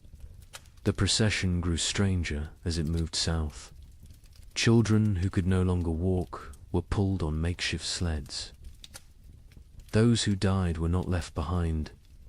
The others carried frozen corpses, believing they would revive when summer was found. They ate snow exclusively, claiming Margareta had blessed it to sustain them. Many believed they were already dead, that this was their soul's journey to paradise. A monk traveling north met them near Innsbruck. They moved like a river of small ghosts, their singing echoing off mountain walls. The girl at the front no longer walks, she floats, carried by older children who believe touching the ground would break the spell. I offered them shelter in our monastery. They refused, saying walls would trap them in winter forever. The merchant, Giuseppe Di Marco, returning to Venice from Germany, provided the last confirmed sighting, a line of shadows against the alpine snow. Still walking, still singing, though the song now sounds like wind through empty houses. The leader, a girl, her lips blue with cold, but still moving in prayer or madness. I offered bread, real bread, not imagination. She looked at me with eyes already seeing another world, and said, "We are already full of winter. We need no earthly food." They walked past me into the mounting storm, and I swear before God they seemed to fade rather than depart, becoming one with the blizzard itself. They never emerged from the Alps. Search parties sent when spring finally Cain found them in a high pass, preserved perfectly in ice. They had died walking, still in formation, still holding hands. The smaller children carried by the larger, all facing south toward an Italy they would never see, a Rome they would never reach, a summer that had never been imprisoned except in the desperate imagination of a 12-year-old girl. Margareta was found at the front, her face turned skyward, arms outstretched as if embracing something invisible. In her frozen hand, a piece of parchment with a single line. Summer was inside us all along, but winter was stronger. The bodies were left where they lay. The Archbishop of Salzburg declared the site sacred ground, saying, "They died as pilgrims, seeking God's warmth. Let them remain as monuments to faith or folly, no longer know the difference." But the story doesn't end with their deaths. When spring finally came in 1322, when the famine finally broke, wildflowers grew in unusual abundance along the route the children had walked. Skeptics said it was from the organic matter their bodies had left. Believers said it was summer finally answering their call, 3 years too late. Parents who had let their children go lived with mathematical grief. They had solved the equation of survival by subtracting their offspring. Most went mad. The baker of Hamelin, Margaret's father, spent his remaining years making bread he would leave outside his shop each dawn for when the children returned from summer. He died calling Margareta's name, swearing he could hear her singing. The children's crusade of frost became mythology before the last body was found. Some claimed the children had found summer and stayed there, unable to return. Others said they had become the spirits of winter, doomed to walk the Alps forever, searching for warmth that doesn't exist. A few insisted they had seen the children in dreams, playing in fields of grain, finally warm, finally fed, finally free. A chronicler in Vienna wrote the definitive epitaph. They were children who had never known spring, following a child who dreamed of summer, seeking a warmth that had died before they were born. They walked to their deaths with more purpose than most live their lives. They failed to find summer, but they succeeded in escaping winter, which may have been the only success possible. The children's crusade of frost represents the absolute, nadir of the great famine, not the death of hope, but hope itself becoming death's agent. When children abandon their parents to seek impossible dreams, when parents let them go knowing the truth, when entire societies watch their future walk away into frozen oblivion and do nothing because nothing can be done, that is when civilization doesn't just collapse but voluntarily dissolves. Yet there's something else in this story, something that explains why it haunted Europe for generations. Those children, doomed and deluded, chose their fate. In a world where death was certain, they chose to die seeking rather than waiting. They wrote their own ending rather than having it written for them. They failed, but they failed attempting the impossible, which is perhaps the most human thing one can do. The last word belongs to a nameless child, one of hundreds found in that alpine pass, who had carved into a frozen tree trunk. We came to find summer. We found each other. That is enough. By 1320, something unprecedented was happening across Europe. Entire villages were disappearing, not dying, disappearing. A tax collector would arrive to find homes standing empty, fires still warm, food still on tables, but not a soul in sight. Bishop of Lincoln investigated 17 such villages. His report contains a chilling observation. In each dwelling we found the same thing, a single word carved into the main beam. Forgiven. We know not if they sought forgiveness or granted it. Modern archaeologists have found evidence these villagers walked en masse into forests, bogs, or the sea. Mass suicide? Mass migration to nowhere? We'll never know. But the pattern was always identical. They left everything behind except their children. The children, it seems, they took with them to whatever end they chose. The first documented vanishing was Thornwick, a village of 200 souls in Yorkshire. The king's tax collector, William de Vere, arrived on March 15, 1320, to find smoke still rising from chimneys, but no one to tend the fires. His report to the crown reads like a ghost story. The village stands as if frozen in a moment. Bread half-eaten on tables. Needlework abandoned mid-stitch. A pot of porridge still warm over dying embers. But of people nothing, not even bodies. They have vanished as completely as if God himself erased them from existence. But they hadn't been erased. They had chosen erasure. In every house, carved deep into the main support beam, that single word, forgiven.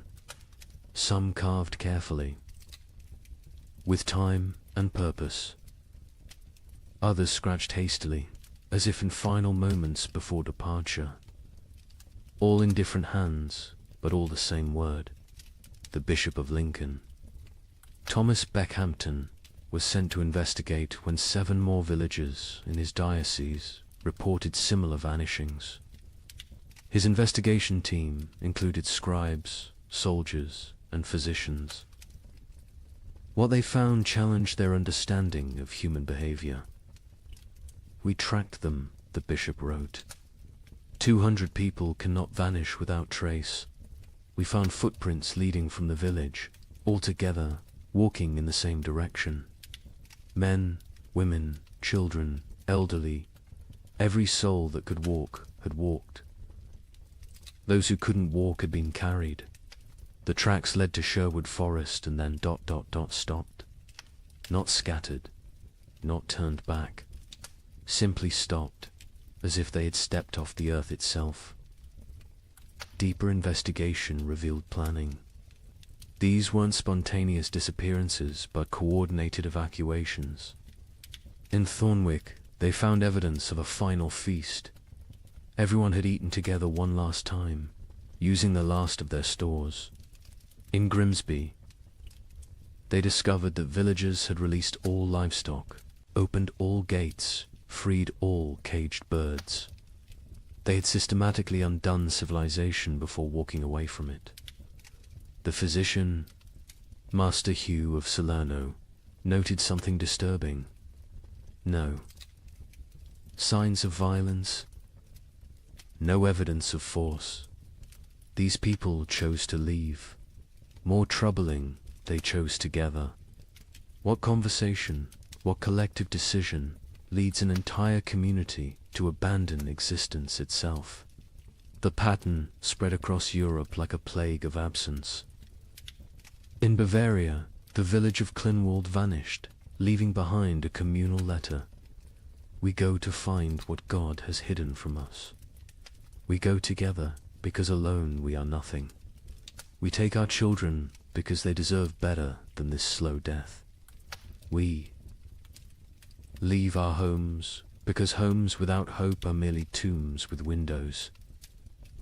Seek us not. We are already farther than you can follow. The French village of Moulambus left more disturbing evidence. Every adult had written their name on the church wall, followed by their sins: murder, theft, adultery, cannibalism. The last entry in the priest's hand: we have all sinned beyond redemption.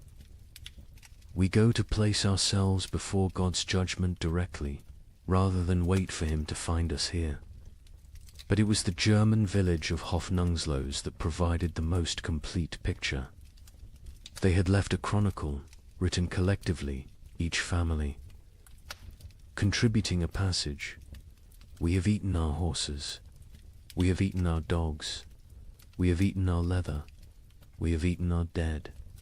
We have eaten hope itself. What remains is not life, but the mockery of life. We choose to end this mockery on our own terms.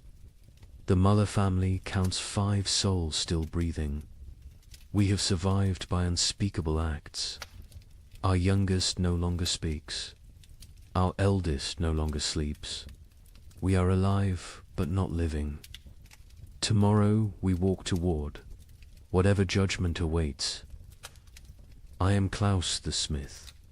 I have beaten plowshares into weapons, weapons into tools, tools into nothing. My hammer has nothing left to strike. My forge has nothing left to burn. I have nothing left to be. We go to become nothing together. The entries. Continued 4 pages. Each family's testament to horror endured and horror committed. The final entry, unsigned. We forgive each other because no one else will. We forgive ourselves because we must. We forgive God because he knows not what he does. The children were always taken. This detail haunted investigators. In villages where adults were found dead from starvation, disease, violence, children's bodies were often present. But in the vanished villages, no children remained. Whatever dark pilgrimage these communities undertook, they brought their young. A woodcutter named Franz claimed to have seen one such procession near the Black Forest. 300 shadows walking into the trees at dusk. No talking, no crying. Even the babes silent in their mother's arms. They walked like they were already dead, just looking for a place to lie down. I called out, but none turned. They walked into the forest, and the forest swallowed them. The church struggled to explain the vanishings. Suicide was mortal sin, but was this suicide? The Archbishop of Canterbury wrote, "If a man throws himself from a cliff, it is suicide. If a village walks into the sea, what is it? Mass suicide? Or something else? A collective return to the nothing from which we came." In Paris, 1321, while peasants gnawed bark, the nobility held what historians call the most disturbing party in medieval history, the Feast of Fools. Organized by Count Robert of Artois, it was meant as defiance against death. Here's what happened. Nobles dressed as peasants, peasants dressed as nobles. They served courses of elaborately prepared nothing, empty plates dressed with garnishes of straw. They held mock executions where the condemned gave recipes for cooking leather. They crowned a skeleton as May Queen, but the climax was the last.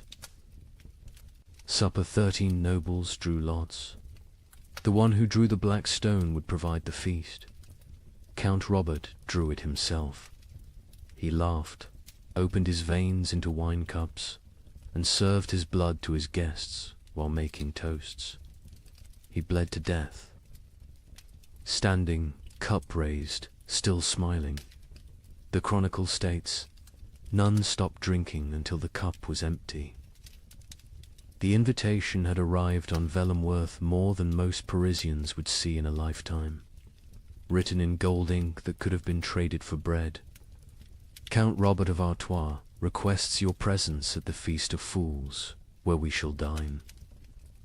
On reality and drink deep of truth. Come as you are not. Leave as you never were. April 1st, year of our absent Lord 1321. Count Robert had survived the famine through typical noble privileged hoarded grain, fortified walls, the ability to take from those who couldn't resist. But something had broken in him when his youngest daughter died not from starvation, but from abundance. She'd found his hidden honey store, eaten herself to rupture, died vomiting sweetness while Paris starved. He'd laughed when they found her body, and hadn't stopped laughing since. The feast's preparation was elaborate insanity. Robert spent the last of his wealth on decorations for serving nothing. He commissioned golden plates for emptiness, silver, chalices for air, elaborate centerpieces celebrating absence. The great hall of his chateau was transformed into what witnesses called a cathedral of mockery. Lady Isabelle de Valois, who survived the feast, left the most complete account. We arrived to find reality inverted. Servants sat at the high. Tableware in our clothes rob had demanded we exchange garments at the door. We nobles served them, dressed in rags that stank of death. But the servants were more disturbed than we. They knew this game could only end badly for them. First course was soup of memories. Empty bowls filled only with steam from heated stones. Guests were required to describe what they tasted. Duke Philippe claimed he tasted his mother's fish stew. Countess Marie swore she could taste strawberries. Baron Henry said he tasted his own death and was asked to be more specific about the flavoring. Robert presided over this madness dressed as Death himself, black robes, skull mask, scythe resting against his chair. But he'd modified the costume. Death wore a crown of bread loaves, molded and painted gold. Technically edible, but deliberately withheld. Death is the only one eating well these days, he announced, so I dressed appropriately. The second course was meat of mathematics, elaborately garnished platters containing nothing but written equations. If one person eats for 3 days, 3 people eat for 1 day, or 9 people eat for 4 hours. Solve for X, where X equals survival. Guests were required to eat the paper, chewing their calculations, swallowing their arithmetic. The Duke of Orleans choked on a particularly complex formula involving compound interest in human flesh. Between courses, entertainment, a troupe of starving actors performed the tragedy of abundance, a play where King Midas starved surrounded by golden food. Halfway through, one actor actually collapsed mid-soliloquy. The audience applauded, thinking it was part of the performance. When they realized he was truly dead, they applauded louder. The third course, fish of philosophy. Servants brought paintings of fish, beautifully rendered, while Count Robert delivered a lecture on the nature of reality. Is a painting of a fish less real than a fish? Can you eat either in these times? At least the painting doesn't rot. Art has become more substantial than substance. Then came the mock trials. Guests took turns being executed for the crime of survival. Each condemned had to share their worst act, their method of staying alive. The Duchess of Berry admitted to eating her own stillborn infant. The Count of Nevers confessed to walling up servants with grain stores so he wouldn't be tempted to share. The Bishop of Parisiaz, a bishop attended, revealed he'd been giving last rites with unconsecrated hosts because he'd eaten all the blessed ones. Each confession was met with mock judgment. Guilty of humanity, Robert would declare. Sentenced to continued existence. The crowd would laugh, but it was laughter like screaming, laughter like sobbing. Laughter because the alternative was acknowledging what they'd all become. The fourth course was vegetables of vanity, sculptures made from human hair and nail. Clippings arranged to look like salads. We consume ourselves, Robert explained. We always have. The famine just made it literal. Guests were required to eat these too. The Marquis de Toulouse vomited immediately. He was forced to eat that as well.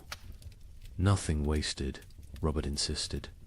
That's the new nobility. The entertainment grew darker. A puppet show where marionettes made from human bones performed a harvest dance. A choir of orphans singing recipes for preparing leather. A juggler tossing skulls who revealed, mid-performance, that they were his own children's skulls. The audience couldn't tell what was performance and what was confession. The fifth course, bread of betrayal. Actual bread appeared, one small loaf. The room went silent. Real food, after hours of elaborate nothing. Roberts explained the game. Tell us who you killed for food. The best story wins the bread. What followed was an auction of atrocity. The Baron of Anjou described smothering his elderly mother to inherit her hidden grain. The Countess of Blois explained how she'd poisoned her husband when she discovered he'd been secretly eating while she starved. The Duke of Normandy won with his tale of hosting a dinner party, serving his guests, his own son, then revealing the truth after they'd eaten. He took one bite of the bread and vomited blood. The bread was made from sawdust and painted to look real. The sixth course, wine of wisdom.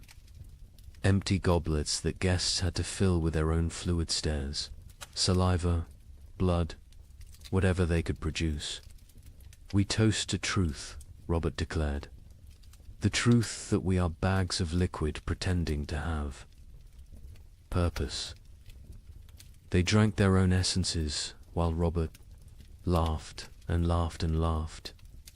Then came the moment that would define the feast in history. Robert announced the Last Supper, 13 volunteers to recreate Christ's final meal. but with a twist.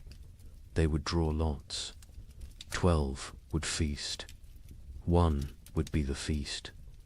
The volunteers came forward, 12 nobles, so broken by horror they'd embrace any ending. Robert himself was the 13th. They drew carved bones from a jeweled box. Robert palmed the black bone, ensuring he drew it. Everyone knew. No one spoke. "I am the feast," he announced with genuine joy. "I am bread and wine. I am flesh and blood. I am the only honest noble lefty. Give myself to be consumed." He opened his veins with ceremonial precision, not to die quickly, but to fill 13 cups. He made toasts as his blood flowed, to abundance. Nervous laughter to the feast that never ends. Desperate drinking to the truth that we're all already dead. Silence, except for swallowing. He conducted himself like a sommelier describing vintages. Note the iron undertones, the hint of despair, the full body of wasted life. He grew paler with each toast, but never stopped smiling. Drink deep, friends. I'm a vintage that won't be repeated. The guests drank because stopping would mean acknowledging what they were doing. They drank because Robert was watching, still standing, still bleeding, still insisting this was all a grand joke. They drank because his blood was warm and they'd forgotten warmth. They drank because it was that or scream. Robert's final toast, as his knees began to buckle, to the feast of fools, where fools feast on fools, where wisdom is folly and folly is survival. To the nobility that dies with nobility, leaving only animals wearing crowns. To the joke that God played on us, and the joke we play back. To the end that never ends, and the ending that never he fell forward. Cup still raised, smile still, fixed. Dead before he hit the ground, but somehow still laughing. The guests sat with empty cups, full stomachs, and the knowledge that they'd literally drunk noble blood while dressed as peasants in a world where symbolism had become sustenance. The aftermath was swift and terrible. The servants, Forster, watch nobles drink noble blood, revolted, not politically aside. They stripped off the noble clothes, fled the chateau, most walking directly into the Seine to drown. The nobles, trapped in servant rags, covered in Robert's blood, stumbled into Paris streets where they were attacked by mobs who didn't recognize them or didn't care. Of the 100 guests at the Feast of Fools, 13 survived to Easter. Most died by suicide, unable to process what they'd participated in. Lady Isabel, who recorded the events, ended her account. "We went to mock death and became death's mockery.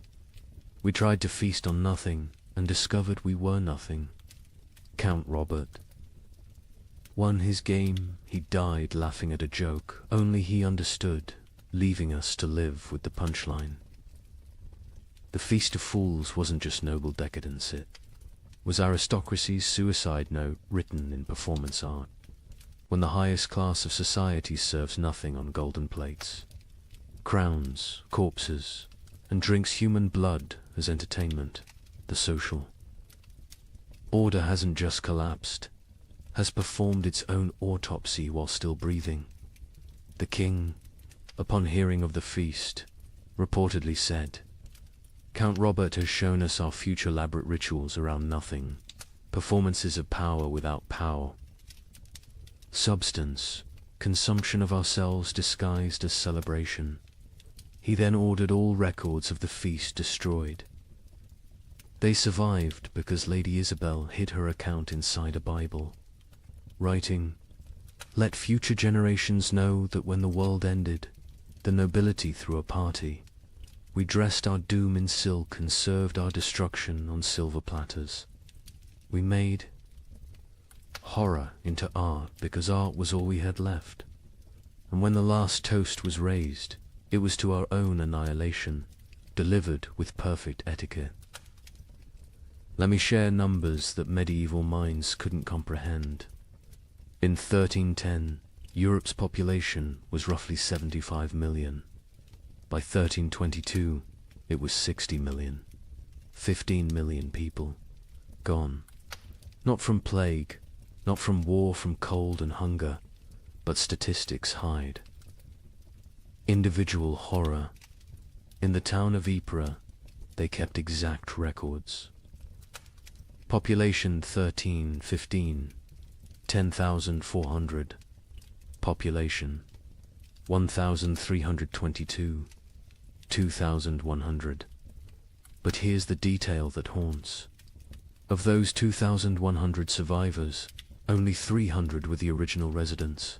The others, they came from elsewhere, drawn by rumors of food, only to find more death. The prior of Ypres wrote, "We no longer bury the dead. We stack them like cordwood, waiting for spring. But spring never comes warm enough to dig. The numbers tell a story that words cannot." The Abbey of Saint-Denis kept meticulous death records, originally for prayers for the departed. By 1318, they'd stopped recording names, just tally marks. 5 marks crossed through. 5 marks crossed through. Pages and pages of groups of 5, like a child learning to count, except each mark was a human soul. Brother Felipe, the abbey's mathematician, calculated the rate of death. In 1315, we lost 1 soul per week. By 1316, 1 per day. By 1317, 1 per hour. By 1318, we stopped counting because the living were too few to count the dead. Mathematics itself collapsed when the numbers exceeded comprehension. The Italian city-states, with their banking traditions, kept the most precise records. Florence's census of 1310 recorded 120,000 souls. The census of 1322 recorded 45,000. But hidden in those numbers was darker arithmetic.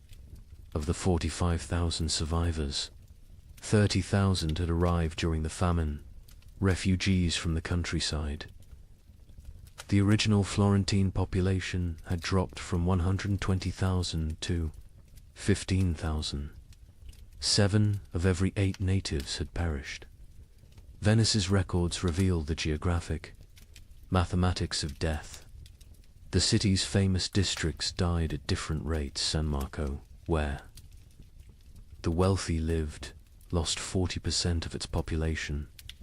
Castello, where the poor crowded, lost 85%. But here's the cruel irony: the wealthy districts died faster in the final years. Once money meant nothing, poverty became an advantage. The poor knew how to starve. The rich only knew how to eat. In England, the Doomsday Book had recorded settlements since 1086. By comparing tax records from 1310 to 1322, we can track village-level devastation. In Norfolk, 40% of villages recorded in 1310 no longer existed. By 1322, not depopulated, erased. The land itself forgot humans had ever lived there. But let's look deeper at Ypres, because their obsessive record-keeping reveals the true mathematics of societal collapse. The town's cloth guild recorded not just deaths, but causes. 1,315. 500 deaths to 400 starvation. 100 disease 1316. 1,200 deaths to 900 starvation. 200 disease. 100 violence 1317. 2,100. deaths to 1,000 starvation, 500 disease, 400 violence, 200 voluntary, 18, 2,500 deaths to 800 starvation, 600 disease, 700 violence, 400 voluntary, 19, 1,800 deaths to 300 starvation, 400 disease, 500 violence, 600 voluntary, 1,320, 900 deaths minus 100 starvation, 200 disease, 200 violence, 400 voluntary. See the pattern. As starvation deaths decreased because the weakest had already died, violence and suicide increased. The mathematics of survival had shifted from competing for food to eliminating competitors. The demographic breakdown is equally telling.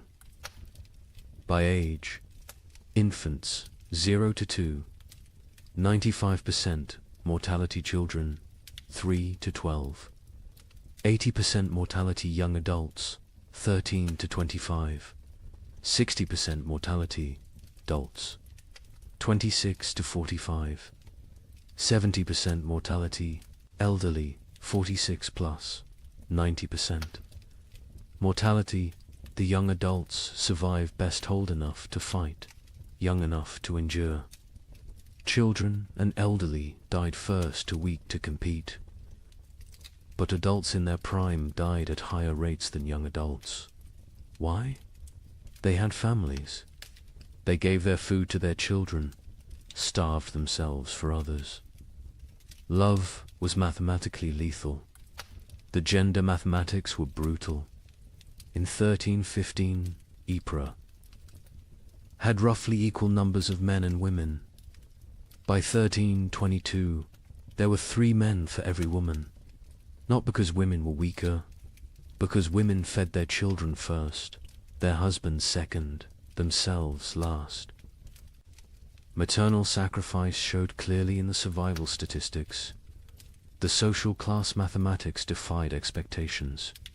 Nobility, 60% mortality clergy, 50% mortality merchants, 70% mortality craftsmen, 75% mortality peasants, 80% mortality beggars, 40% mortality beggars. Survived best. They already knew how to live on nothing.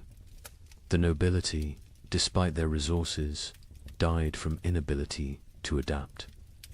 Merchants died because their profession became meaningless.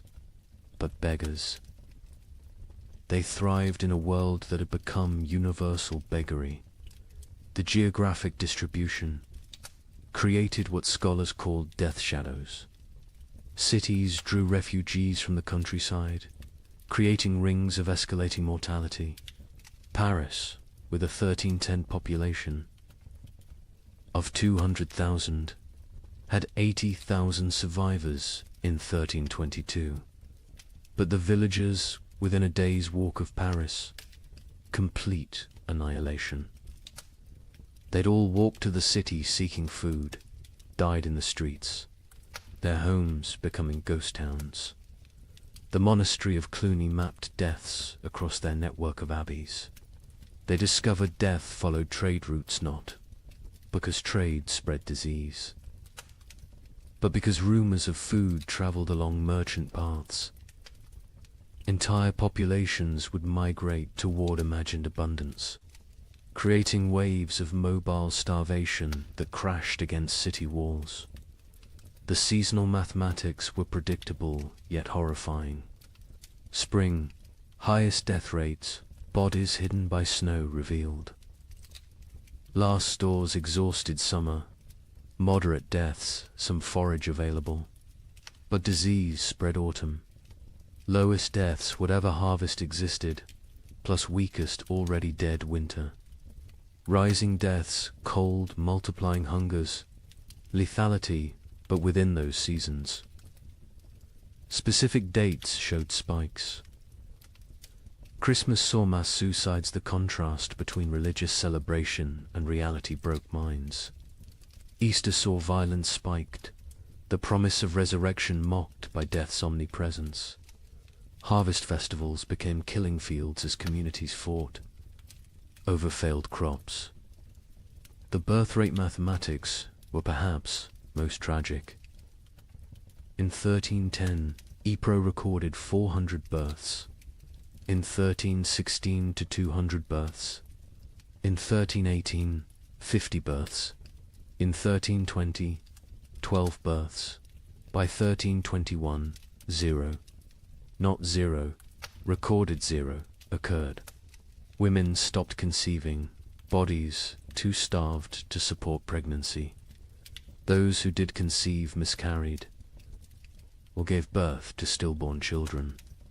An entire generation unborn. The marriage mathematics inverted.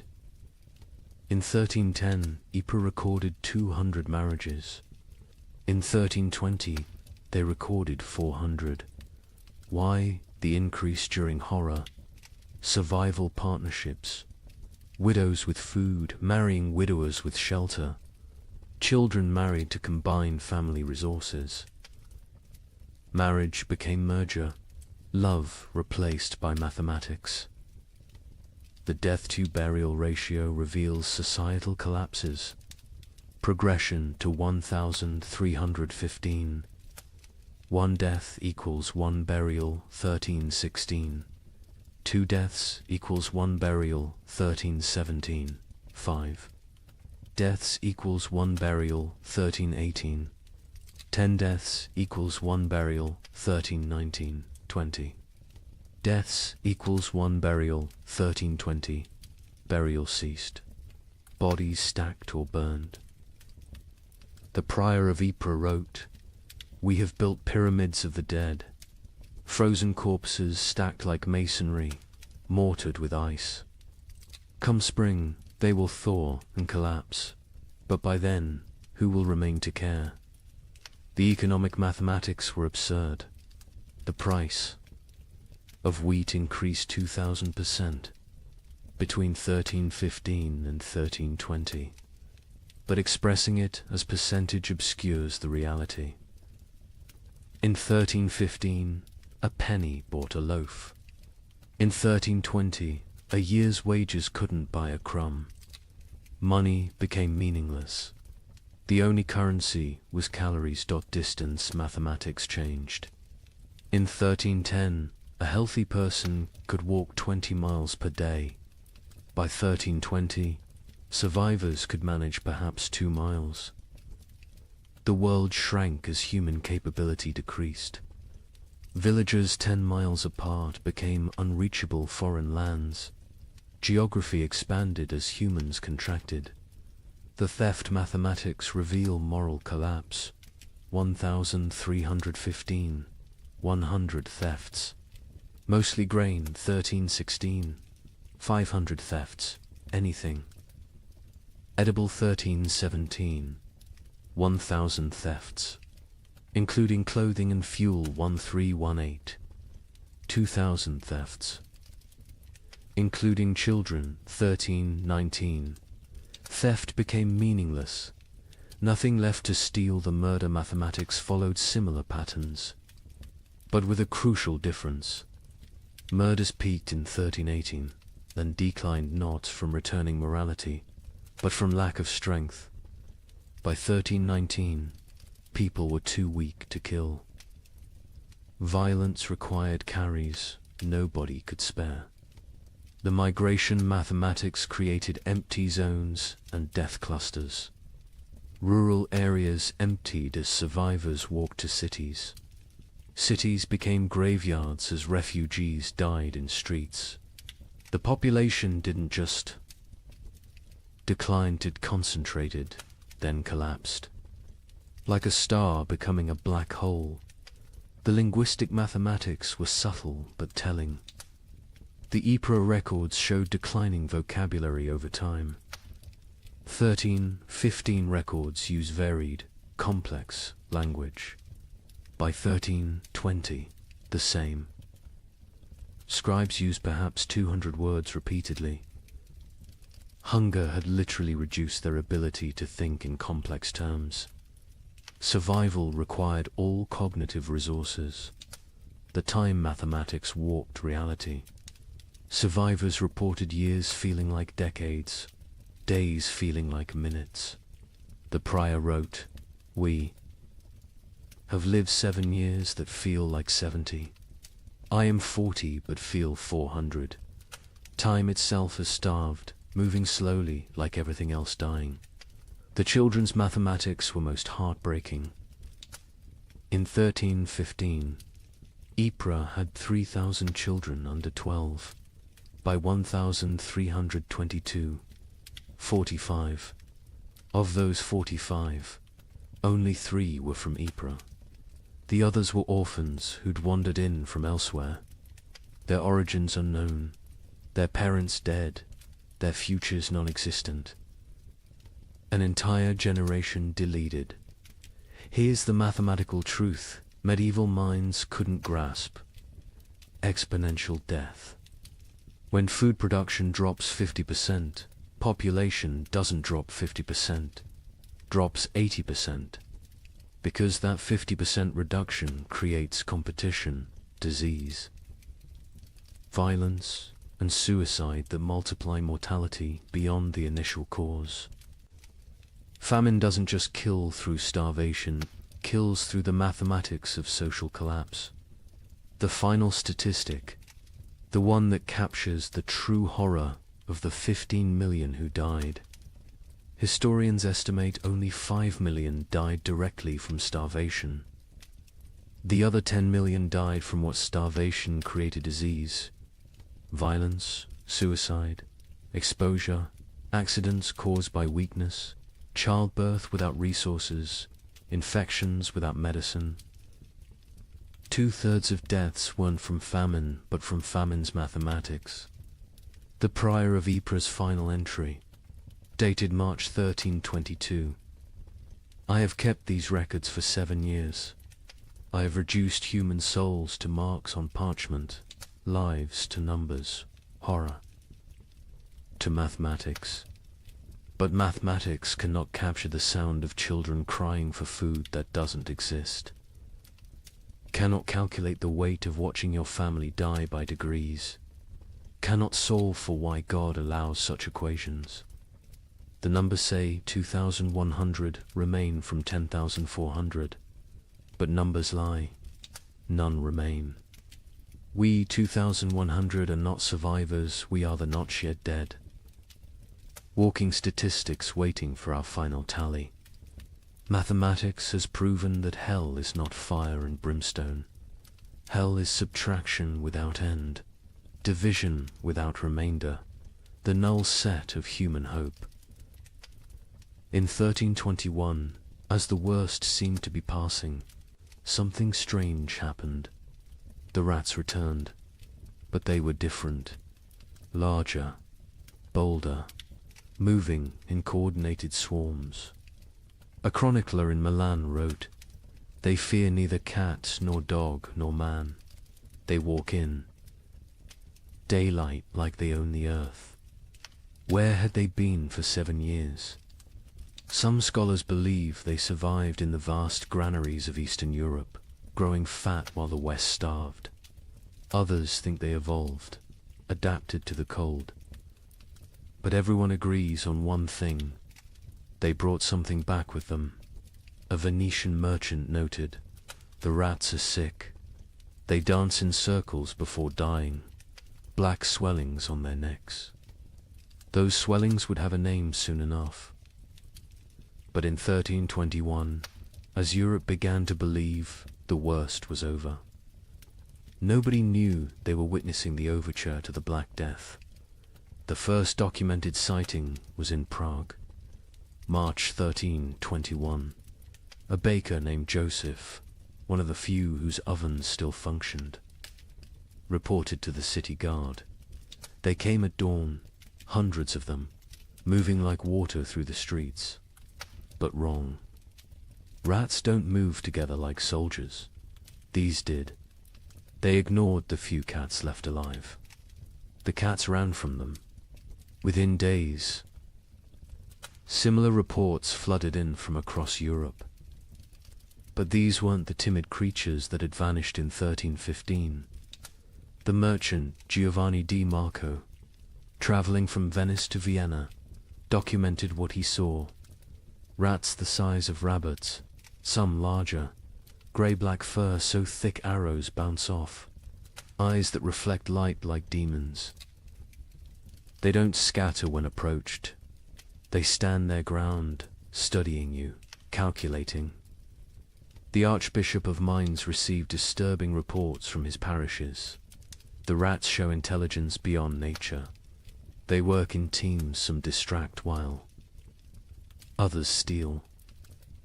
They've learned to open larches, untie knots, even use simple tools. A priest in Worms saw one using a stick to knock bread from a high shelf. This is not natural. This is diabolic. But where had they been? The 7-year absence created wild theories, but one Benedictine scholar, Brother Antonius of Regensburg, proposed something chillingly plausible. The rats didn't vanish, they migrated east, following ancient Roman grain routes to the steppes. Beyond Hungary, there, in the vast underground granaries, built by emperors and forgotten by time, they found paradise.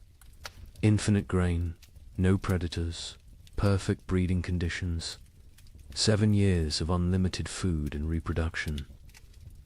They've returned not as the same species, but as something evolved.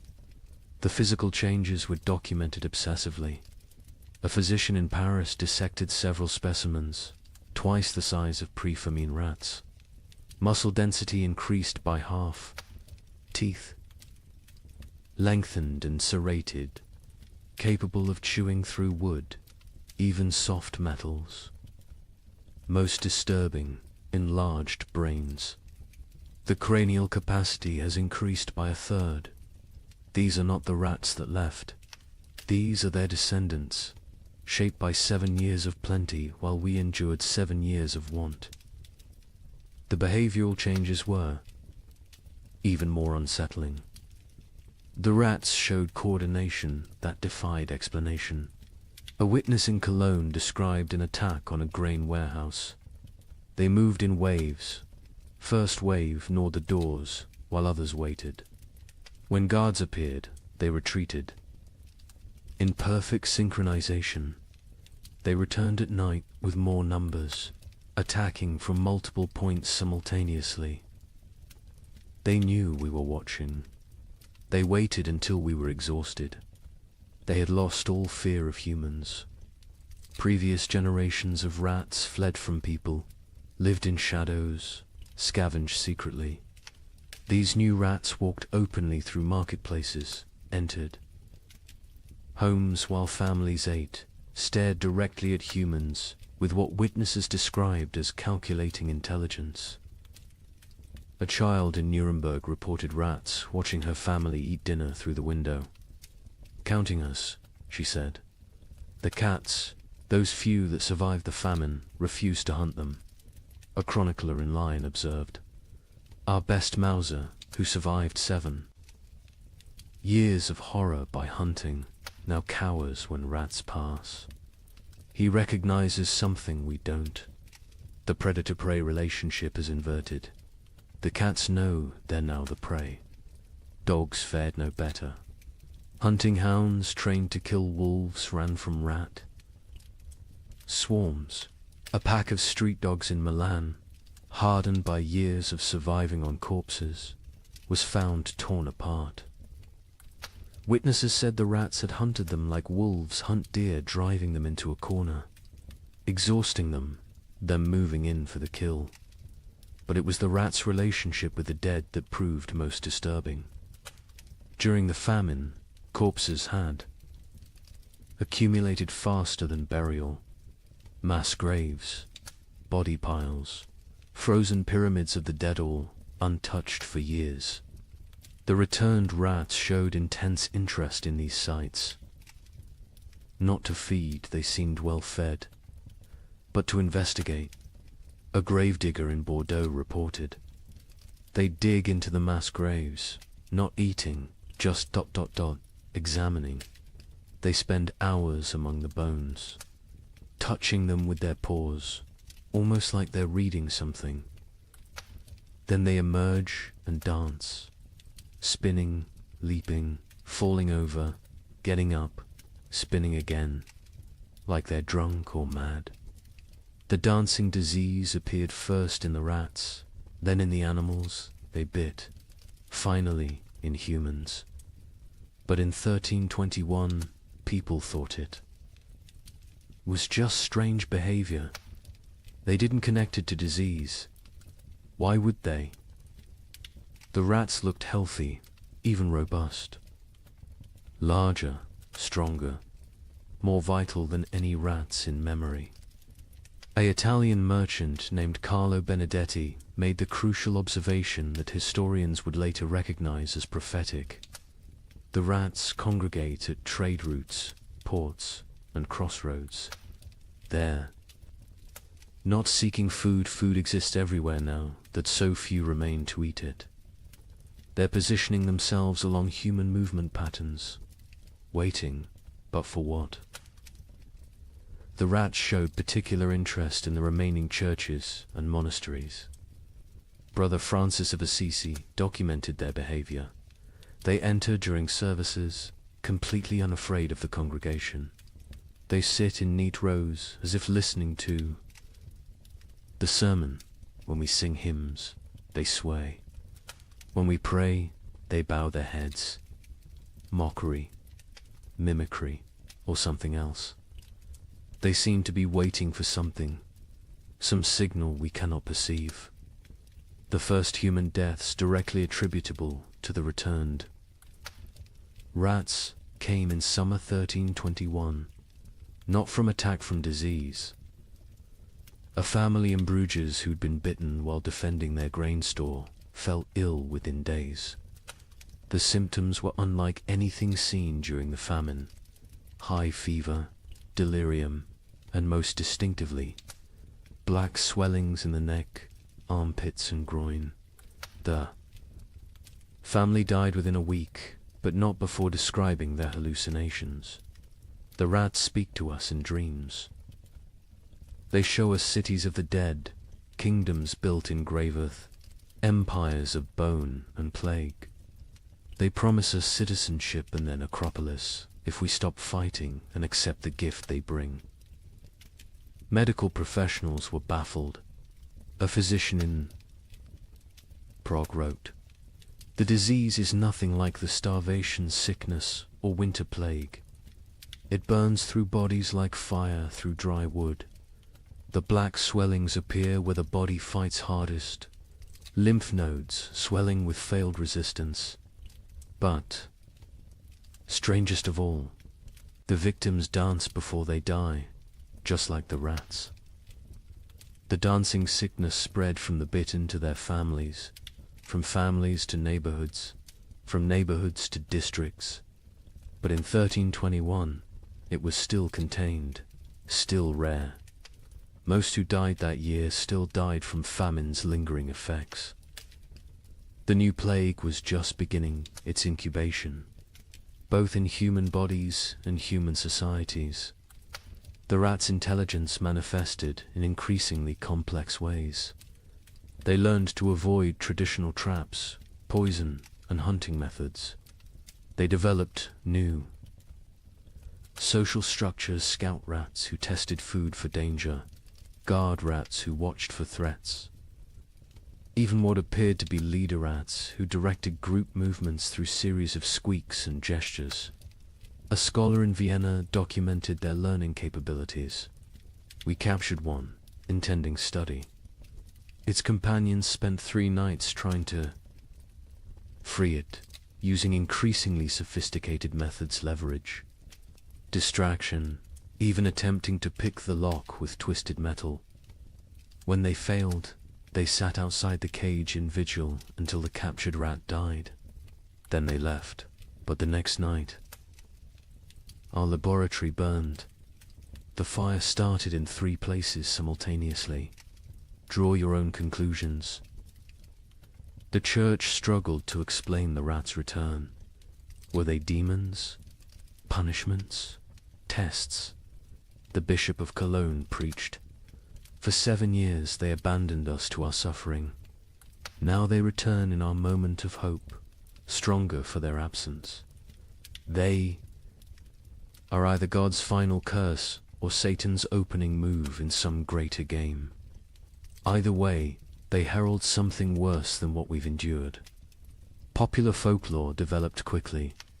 Rats were secret rulers of the underworld who'd retreated to plan humanity's destruction. They would transform human souls, twisted by starvation, into animal form. They were advanced scouts for an invasion from hell itself. Each theory was more fantastic than the last, but none were as terrible as the truth. The truth was biological, not theological. The rats had spent 7 years in isolated populations, breeding rapidly in the eastern granaries. Diseases that would normally kill them had instead created resistant populations. The Black Death bacterium, Yersinia pestis, had found perfect incubation conditions, countless hosts, rapid reproduction, isolation from human interference. The rats weren't evil. They were evolution's answer to abundance. After scarcity, by autumn. 1321, the dancing sickness had spread to every major city. Still not epidemic, still not recognized as connected to the rats, but growing. The correlation between rat populations and disease was noticed by a few. An Italian doctor wrote, "Where rats congregate, sickness follows. Where rats dance, humans die. Where rats thrive, plague arrives." But Europe, exhausted from 7 years of famine, couldn't process another catastrophe. The return of the rats was seen as disgusting but manageable. The dancing sickness was concerning but limited. Nobody connected the dots that would seem obvious in hindsight, that the rats weren't just returning from exile. They were bringing hell with them. The final observation of 1321 came from a child in Marseille, a girl who'd survived the famine by eating rats when they were still scarce. She told her priest, "The old rats tasted of hunger and fear. These new rats taste of death and patience. They're not afraid of us because they know something we don't. They're waiting for us to realize we're already dead." Within 20 years, her words would prove prophetic. The Black Death would kill 1/3 of Europe's remaining population. But in 1321, as people celebrated the famine's end, as they counted their dead and rebuilt their lives, the rats just watched, and waited, and danced their strange dances in the moonlight, practicing for the grand performance yet to come. On March 15th, 1322, something miraculous happened. The sun broke through clouds that had shrouded Europe for 7 years. Real warmth, real light. In London, people fell to their knees in the streets, weeping. Church bells rang for 3 straight days. A young monk in Canterbury wrote, "We had forgotten the sun could hurt your eyes." Children who had never seen their own shadows screamed in terror at the dark shapes that followed them. But the thaw revealed horrors frozen in time. Bodies emerged from snowdrifts, perfectly preserved. Entire families found seated at tables. Frozen mid-meal. Armies discovered standing in formation, weapons raised, ice statues of a war that winter had won. The warmth came suddenly, without warning. Dawn broke grey as it had for 7 years. But by noon, actual golden light pierced through, not the weak, watery light that occasionally appeared, but real sunshine, hot, bright, alive. In Paris, people stumbled from their homes, shielding their eyes, unable to comprehend what they were seeing. Marie de Champagne, age 7, born during the famine, experienced sunshine for the first time. Mother fell to her knees and pulled me down, saying we must pray. I asked what the burning light was. She said God's eye has opened. I was terrified. I thought God was going to see what we'd done to survive. The ice began to melt with alarming speed. Winter's archives, 7 years of frozen death, began to reveal themselves. In Cologne, the Rhine's thaw exposed a grotesque gallery, hundreds of bodies that had fallen through ice over the years, preserved perfectly, now floating downstream like a parade of the damned. Citizens lined the banks, searching for relatives lost years ago, finding them looking exactly as they had at death. Brother Thomas of Westminster, who'd chronicled the disaster from beginning, wrote with shaking hand, "The earth gives up its dead, but not for resurrection. They return only to show us what we've done." A mother and child, frozen in embrace, so perfectly preserved I could count the tears frozen on their cheeks. Soldiers who died defending grain stores, still standing at their posts, ice guardians of nothing. God has kept perfect record of our failures. But with the thaw came something worse than revealed corpse. Truth-field truth. The ice had hidden the full scope of devastation. Entire districts thought to be empty were found to contain hundreds of frozen dead. Mass graves, hastily covered with snow, began to melt and shift, creating mudslides of human remains. The spring of 1322 didn't bring renewal. It brought archaeology of horror in the Alps. The thaw revealed the children's crusade of frost, perfectly preserved. A merchant reported, "They stand like an army of small angels, ice blue and beautiful. In their death, still holding hands, still facing south, still seeking summer that has finally come too late. Pilgrims are already calling it holy ground. I call it the world's guilt made manifest. Europe that emerged from the Great Famine was unrecognizable. Languages had changed, words for hunger had multiplied, while words for joy had been forgotten. Children born during the 7 years were stunted, marked forever by starvation. They would be called the famine generation, shorter, weaker, but survivors of the impossible. The social order had shattered. Peasants who survived owned land, for the first time inherited from the dead. The church's authority collapsed. Where was God during the freeze? And most critically, the population drop created labor shortages that would, within a generation, end feudalism itself. The Great Famine didn't just kill millions, it killed the medieval world. The linguistic changes were documented by scholars. Attempting to translate pre-famine texts, the Abbot of Cluny wrote, "We have 23 new words for different types of hunger, but have lost the words for feast, abundance, and satisfaction.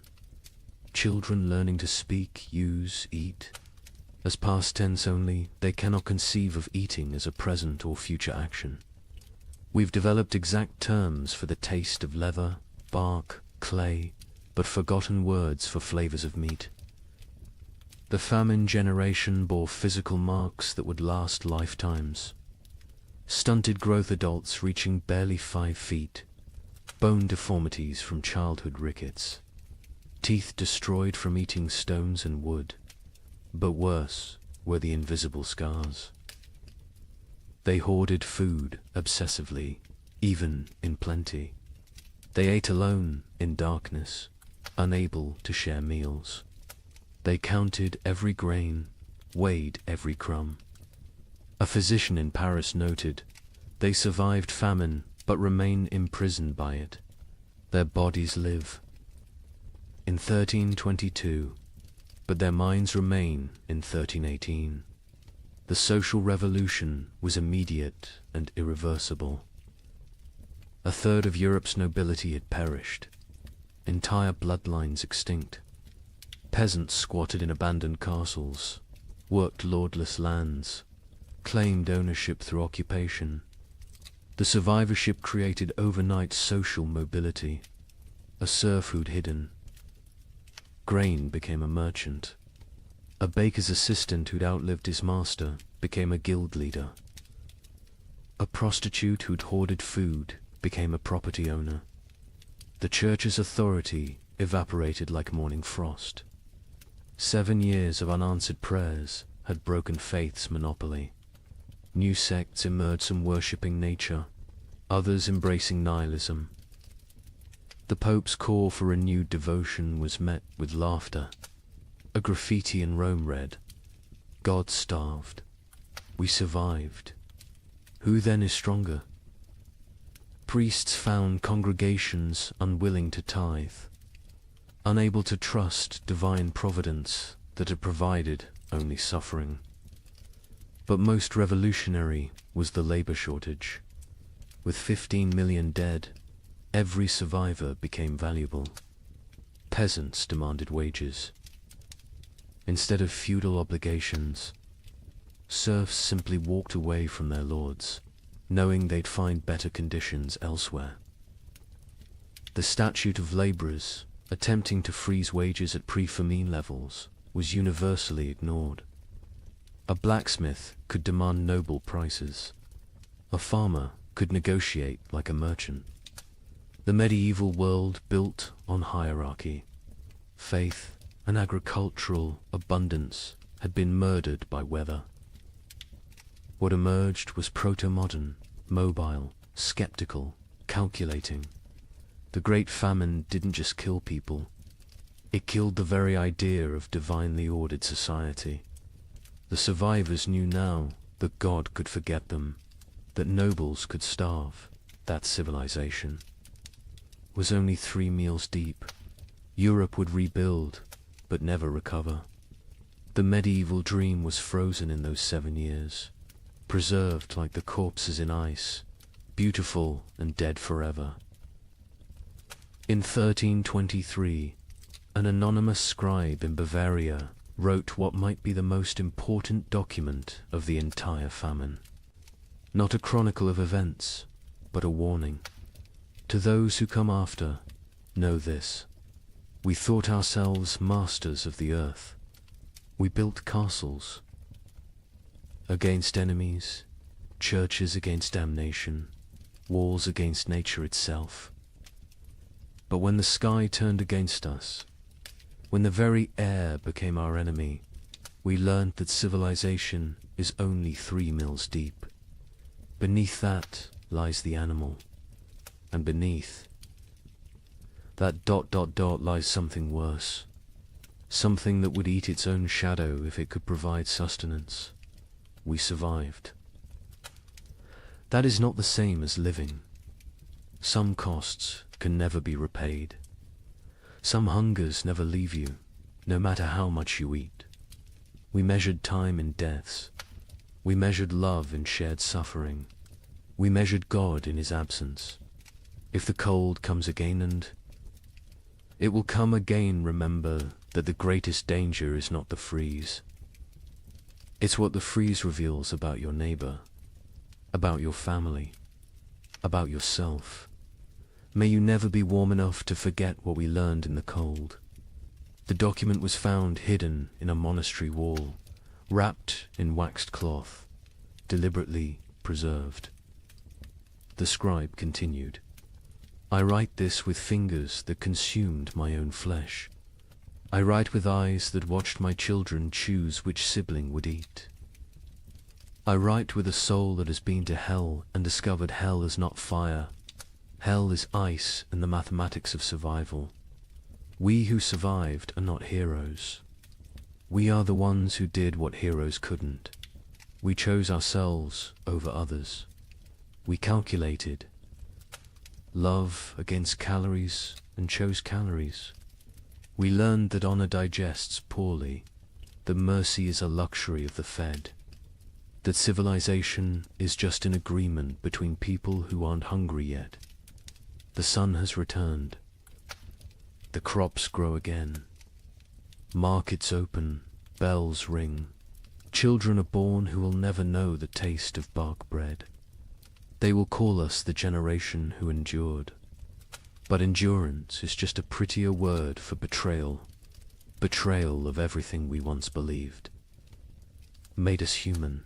When abundance returns, you will forget. You will must forget to stay sane. But someone should remember. Someone should know that we measured children's worth in weeks of food, that we drew lots for who would walk into winter, that we learned to distinguish the taste of different mortar. From ancient walls, so I leave this testament, not of what happened chronicles will tell that story, but of what we became. We became arithmetic. We became efficiency. We became the truth that underneath every prayer, every law, every noble sentiment, lies the animal that will eat its own tail if the circle of consumption demands it. Remember us accurately, not as victims of weather, but as humans revealed. The cold didn't change us, it showed us, and what it showed can never be fully hidden again. The thaw has come. Summer returns. But we who survived carry winter inside us forever, a frozen seed that whispers, "This is what you really are. Everything. Else is just the dream of well-fed men." In the spring of 1315, a mother in northern England made an unthinkable decision. She locked her children inside their cottage, walked into the frozen wasteland, and never returned. But she wasn't abandoning them. She was saving them. What she knew, what all of Europe would soon discover, was that the world itself was dying. The rain wouldn't stop. The cold wouldn't break. And for the next 7 years, winter would reign supreme. Her name was Marjorie of Dereham, and her neighbors found her children 3 days later, alive, huddled around the last embers of their fire. The eldest, a boy of 9, clutched a note his mother had left. The priest who recorded it wrote that his hands shook as he read her words aloud. "My flesh will buy them grain. My absence will grant them mercy. Tell them I walk toward God." Not away from them. You see, Marjorie had understood something terrible. Something that would take the rest of Europe months to grasp.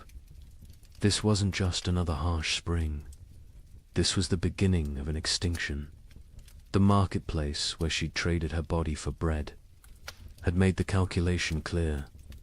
A living mother meant 5 mouths to feed. A missing mother meant 4 orphans the church had to shelter, and the church still had grain. Still had walls, still had hope that this nightmare would end. But here's what makes Marjorie's story so haunting. She wasn't unique. Parish records from 1315 show hundreds of similar disappearances. Parents vanishing into blizzards, elderly grandparents wandering into forests, always leaving notes, always locking doors from the outside, always walking toward death like it was salvation. The chronicler Geoffrey Le Baker would later write about that spring with words that feel pulled from nightmares. The rains began on St. George's Day and fell like God had forgotten how to do anything else. Not the warm rains of April that wake sleeping seeds, but frozen needles that killed whatever they touched. Crops didn't fail, they drowned standing. Rivers didn't flood, they exploded from their banks like wounded animals. Think about that. For a moment, you're a medieval peasant. Your entire world is 3 miles wide. Everything you know about survival, every technique your father taught you, every prayer your mother whispered, assumes one simple truth, that seasons follow patterns. Spring brings life. Summer brings growth. Autumn brings harvest. Winter brings rest. But what happens when spring never comes? When winter refuses to die? When the very foundation of existence cracks beneath your feet? That's what began in 1315. Not a famine, not a crisis, but the complete collapse of natural order. And Marjorie of Durham, walking into that frozen dawn, leaving her children behind to live, was just the first character in a story that would consume 15 million souls. Before it ended. The question isn't how Europe survived, it's what Europe became to survive it.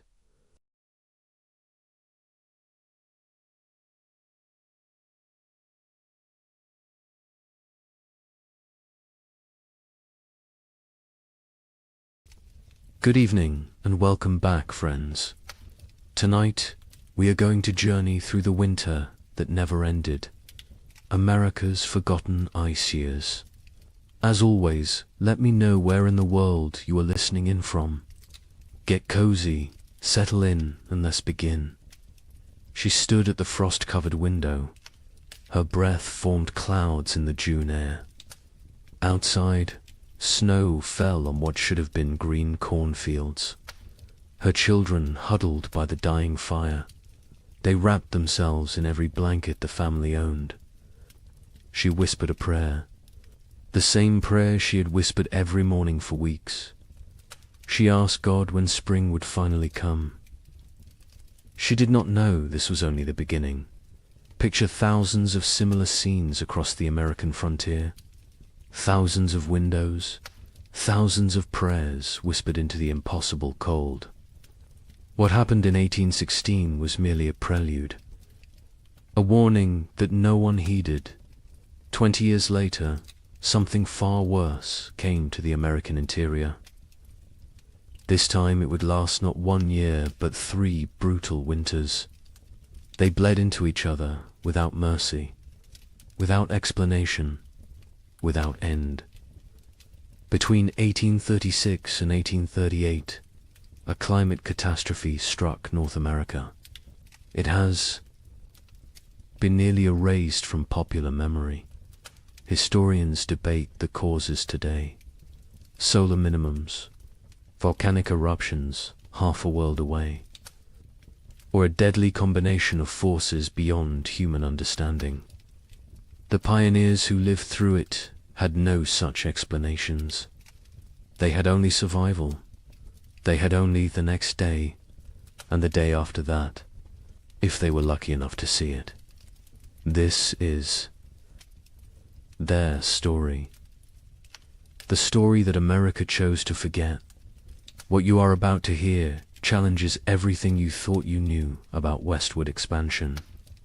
Textbooks celebrate the march of civilization across the continent. They praise the brave pioneers, claiming their piece of the American dream. But they rarely mention the winters that nearly ended it all. They do not talk about the settlements that simply vanished. They do not discuss the mass graves discovered decades later, or the journals hidden in attics, journals filled with words that survivors could not bear to speak aloud. This is the story of the winter that never ended, and the people who somehow lived to see spring again. Late 1835. The American frontier hummed with optimism. The economy was booming. Land was cheap. Opportunity seemed limitless. Thousands of families poured westward into territories that promised fertile soil and new beginnings. Michigan Territory, Wisconsin, Illinois, Indiana, Ohio.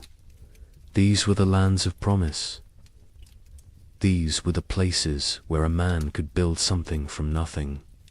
A young couple in their early 20s had just claimed 160 acres in Michigan Territory.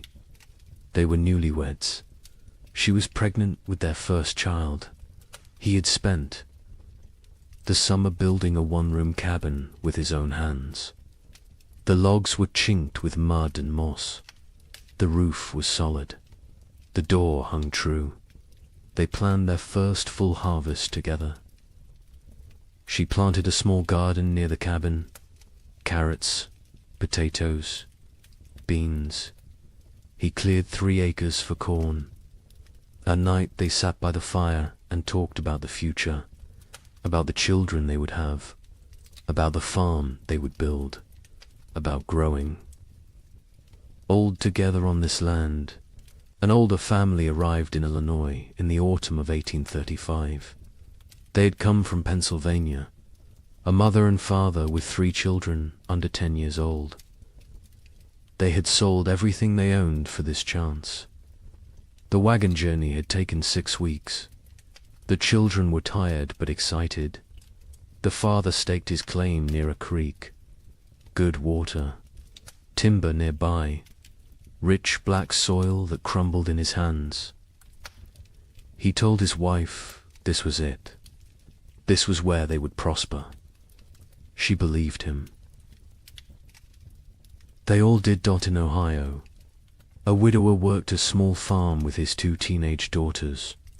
His wife had died of fever the previous summer. The grief was still raw, but he had responsibilities. Daughters to feed, a farm to maintain, a future to secure.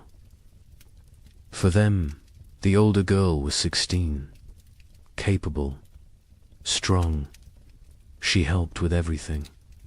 The younger was 14, still learning, still growing. Together the 3 of them made it work. They honored the memory of the wife and mother they had lost by surviving, by building, by moving forward. This was frontier life in late 1835. Hard but hopeful. Isolated but connected through shared struggle. Communities were small but tight-knit. Neighbors helped neighbors. Barn raisings brought everyone together. Churches served as social centers. Sunday services were as much about community as worship. People traded labor, traded goods, traded gossip and news from back east. The isolation was real. Some homesteads were miles from the nearest neighbor, but people found ways to stay connected, to remain human in the wilderness. Daily routines followed the sun. Wake before dawn. Tend the livestock. Milk the cows. Feed the chickens. Collect eggs. Breakfast was simple. Cornmeal mush. Salt pork if you had it. Then the work began. Men cleared land, ploughed fields, mended fences, chopped endless cords of firewood. Women tended gardens, preserved food, made soap, sewed clothes, raised children. Everyone worked. Even the smallest children had chores, gathering kindling, feeding chickens, watching younger siblings. There was no such thing as idle time on the frontier. As autumn 1835 arrived, families began their winter preparations. These were routines they knew well. They had survived winters before. They salted meat, packed pork and beef in barrels with salt and brine. The meat would keep all winter this way. They filled root cellars with potatoes, turnips, carrots, squash, onions. They dried beans, preserved fruits, made apple butter, rendered lard. Every scrap of food was precious. Nothing was wasted. Firewood was crucial. Men spent weeks cutting and stacking wood, cord after cord after cord. A family could burn through several cords in a hard winter. The stacks grew higher, oak for long burning, maple for cooking, pine for quick heat. The wood had to dry, green. Would wood smoke and not burn hot? So they cut wood a season ahead when they could. The wood piles near cabins stood taller than a man. They looked like enough. They always had been enough before.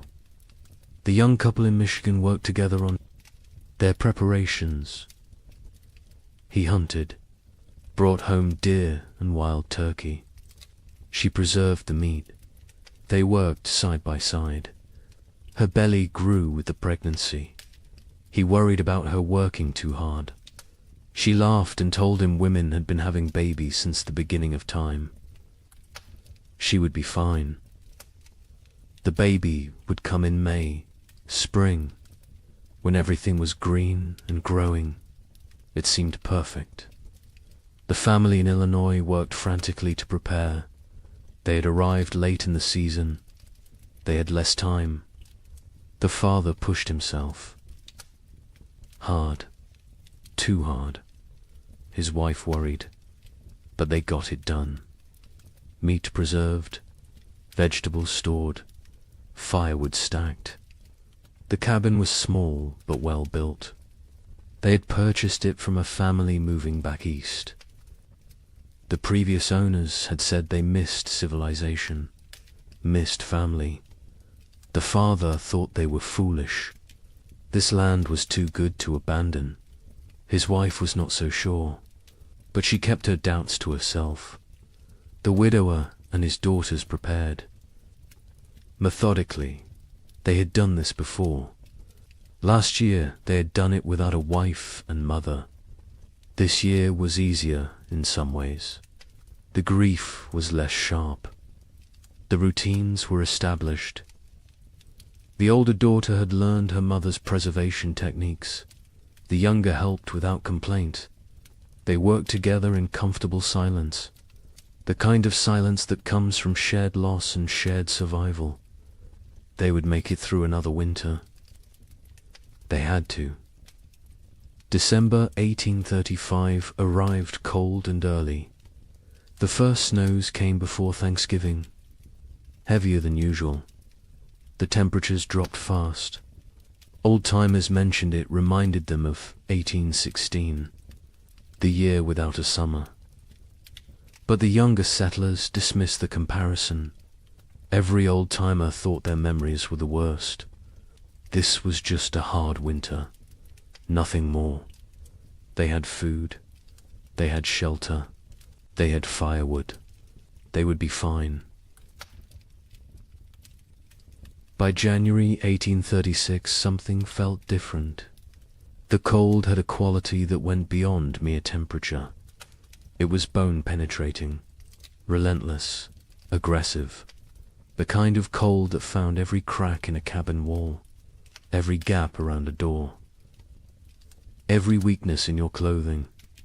People wore layers, wool on wool on wool.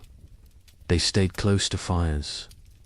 They moved less, conserved energy, conserved heat, conserved everything.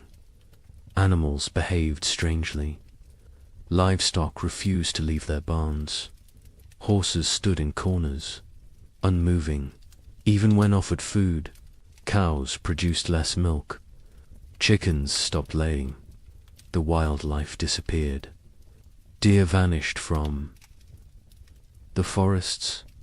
Rabbits seemed to evaporate. Tracks in the snow became rare, then non-existent. Hunters returned empty-handed day after day. Where had everything gone? The young man in Michigan noticed the silence first. The forest was always noisy. Birds, squirrels, the rustle of small animals, whined through leaves. But now there was nothing. just silence and wind. The wind never stopped.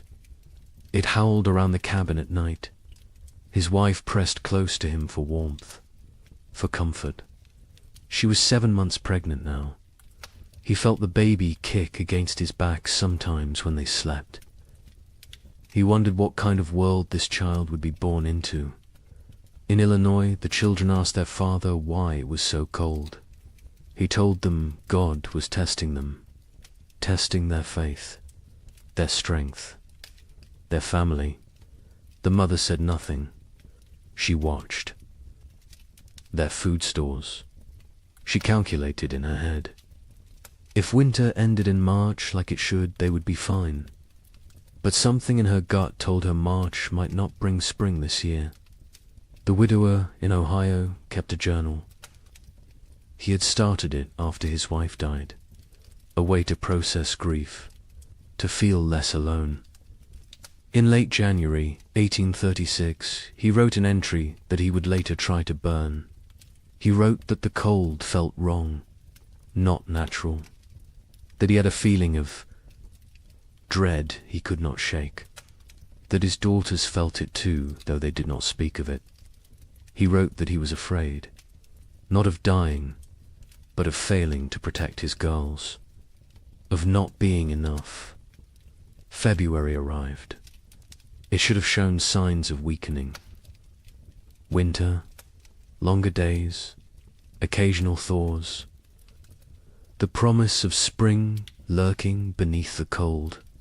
But February 1836 brought none of these things. It brought deeper cold, more snow, storms that lasted days. The sun appeared rarely. When it did, it seemed weak, pale, unable to warm anything. People began to worry, really worry. This was beyond a normal hard winter. Food stores were being depleted. Faster than expected. You burned more firewood in extreme cold. You ate more to maintain body heat. The calculations that had seemed conservative in November now seemed optimistic. Families began to ration. Smaller portions, fewer meals. Make it stretch. Make it last. Spring would come. It had to come.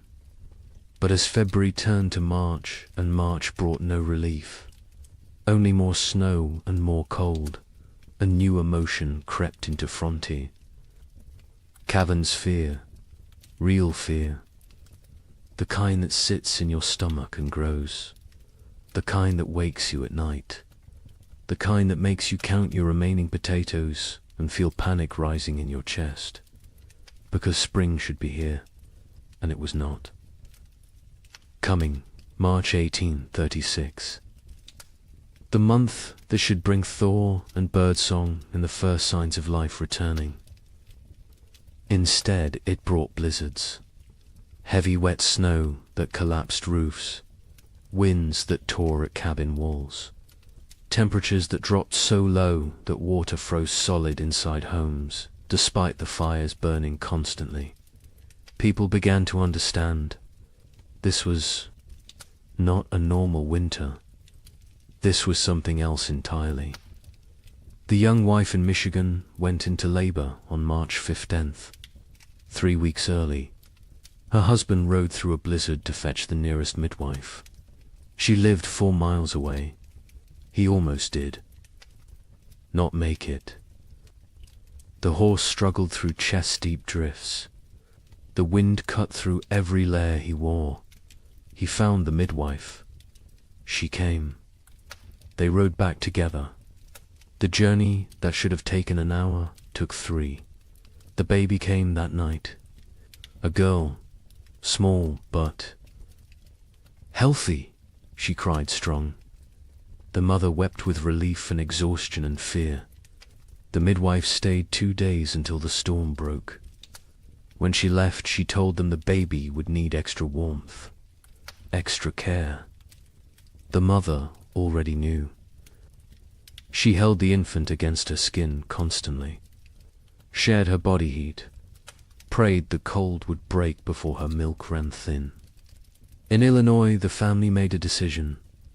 They would send the eldest boy to the nearest town, 12 miles south, to buy supplies, if any could be had, extra flour, salt, anything.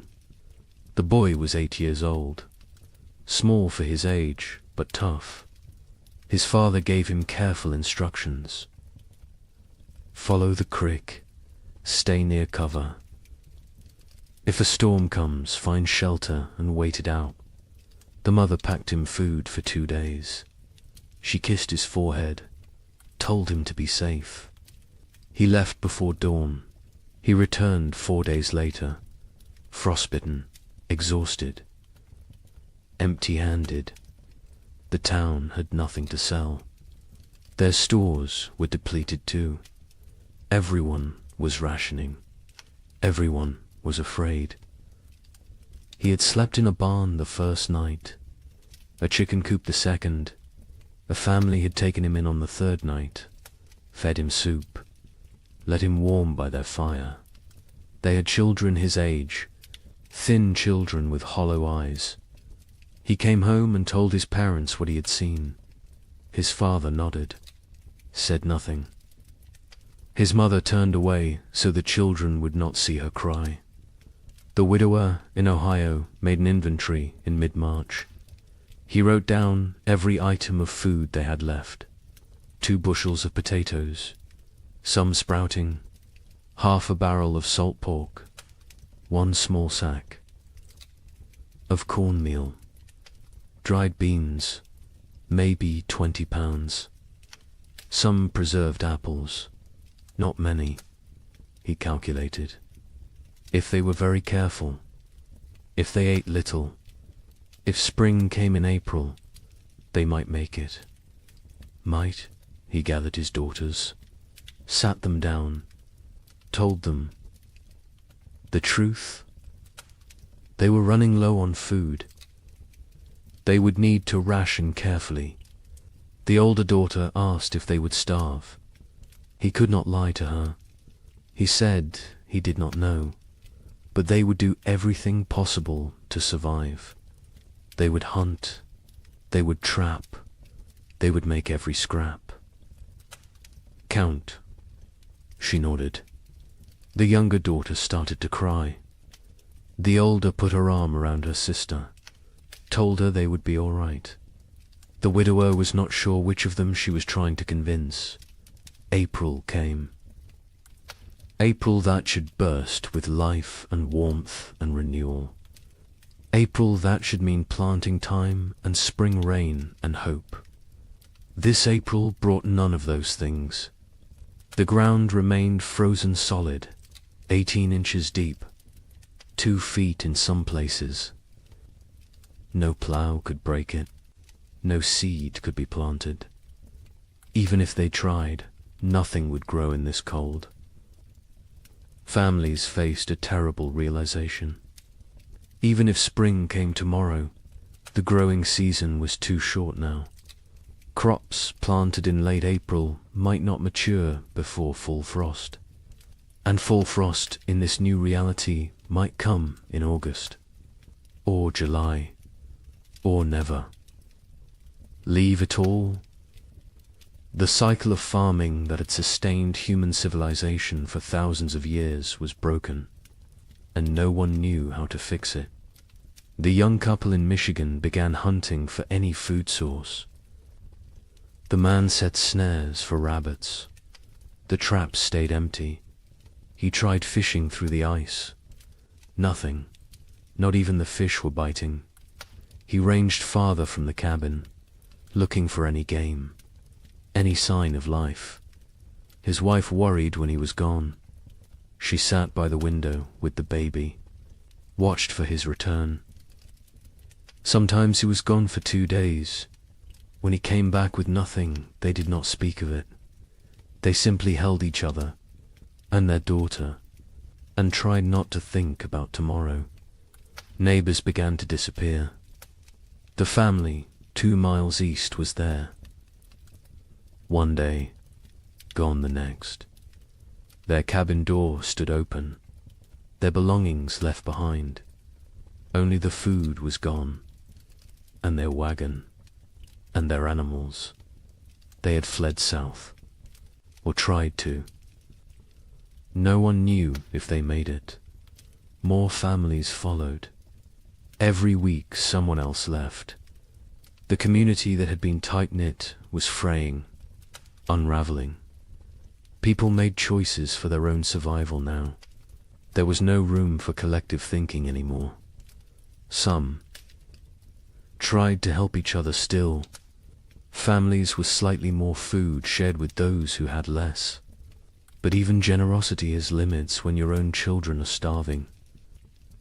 A man in Indiana gave his last potatoes to a neighbor. His own family went without for a week. When his wife confronted him, he said it was the Christian thing to do. She said Christian charity would not save their sons. They argued. It was the first real argument of their marriage. There would be many more before spring finally came.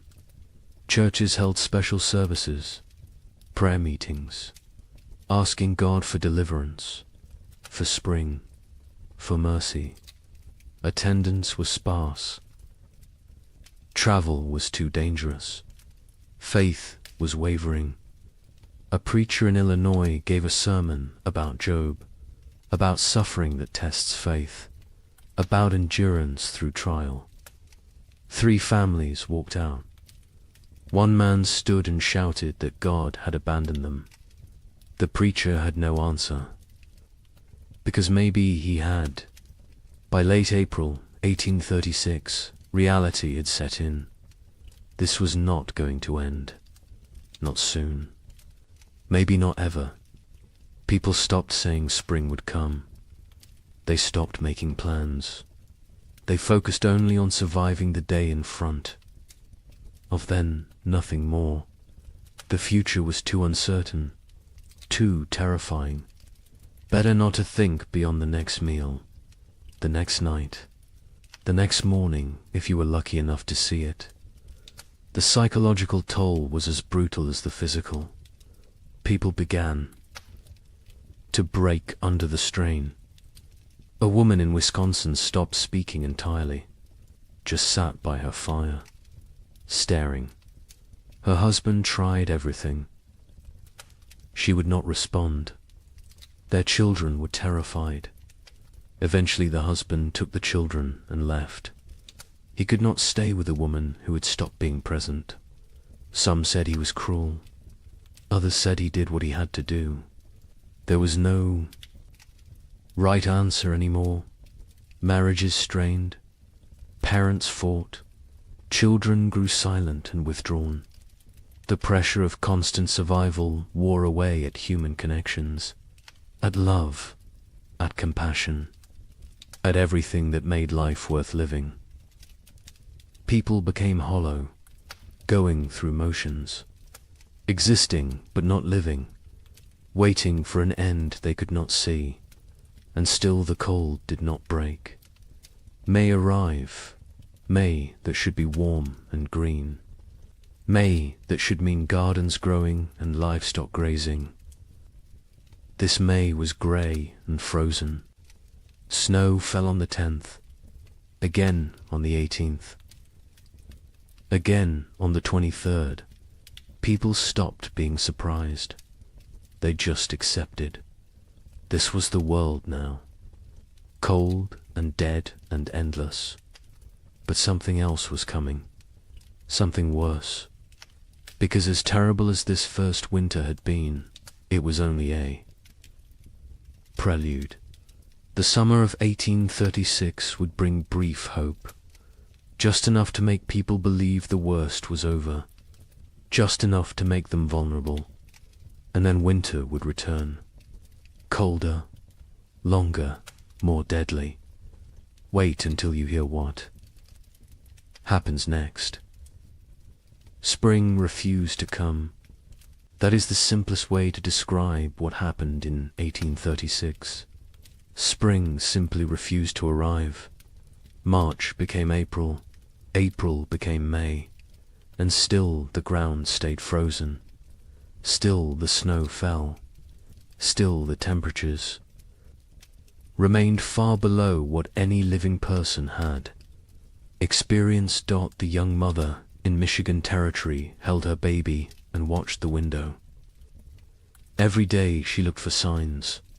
A bird, a patch of bare ground, anything that suggested winter was weakening.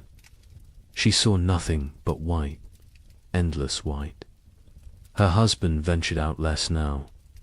The cold was too dangerous. The exertion burned calories. They could not afford to lose.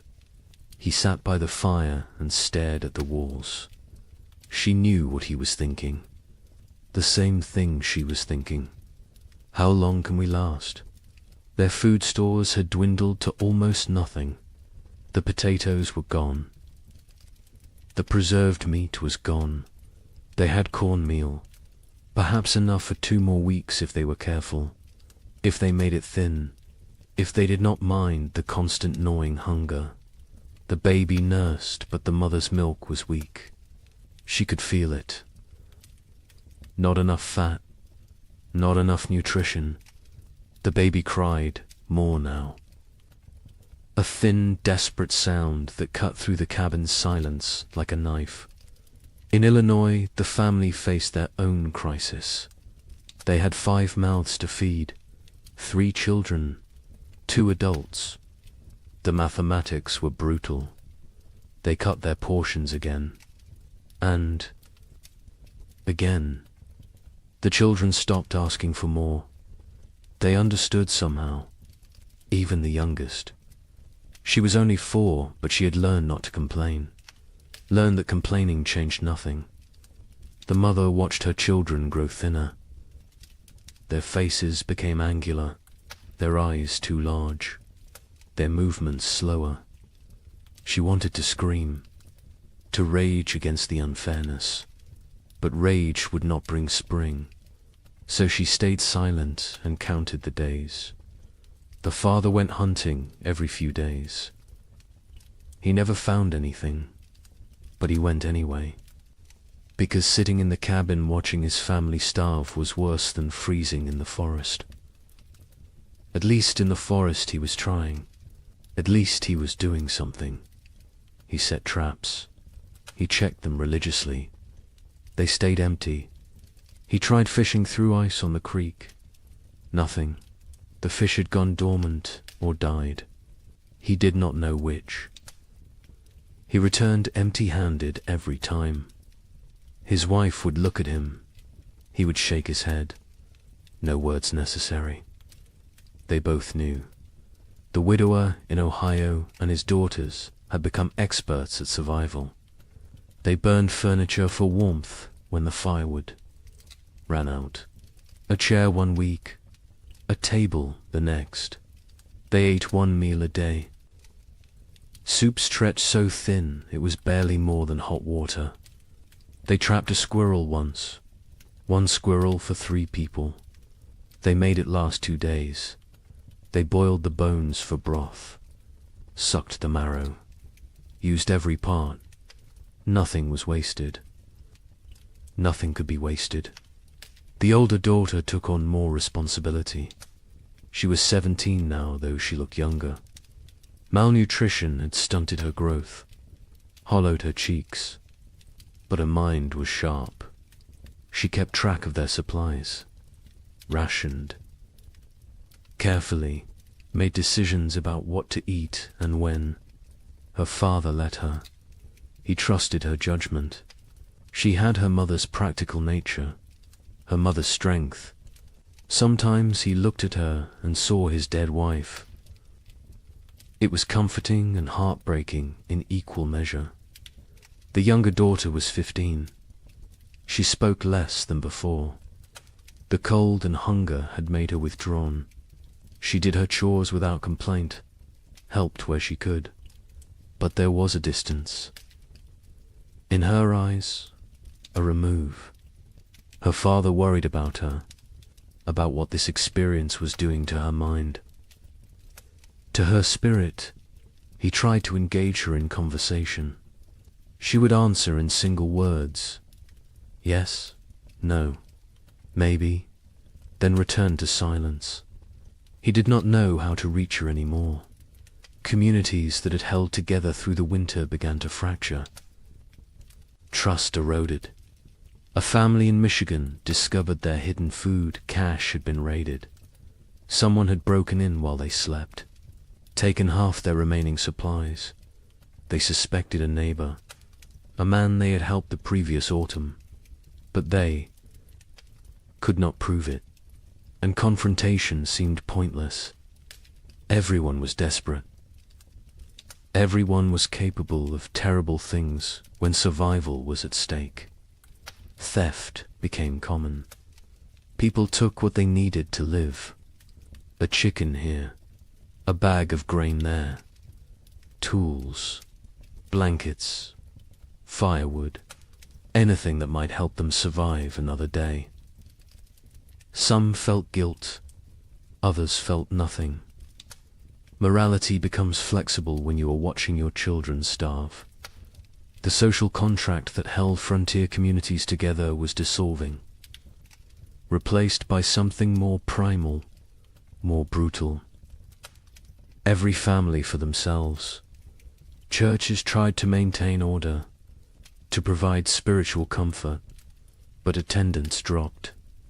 People could not afford the calories to walk to services, could not spare the time away from survival, could not reconcile a loving God with this endless cold. A preacher in Indiana Territory gave his final sermon in April. He told his sparse congregation that God worked in mysterious ways, that suffering brought them closer to heaven, that this was a test of faith. A farmer stood up, said his 3-year-old daughter had died 2 nights before, asked what she was being tested for. The preacher had no answer. The church never held another service. Parents made impossible choices. A couple in Illinois debated whether to eat their last seed corn. It was meant for planting, for the future, for hope. But their son was dying, 6 years old and dying of starvation.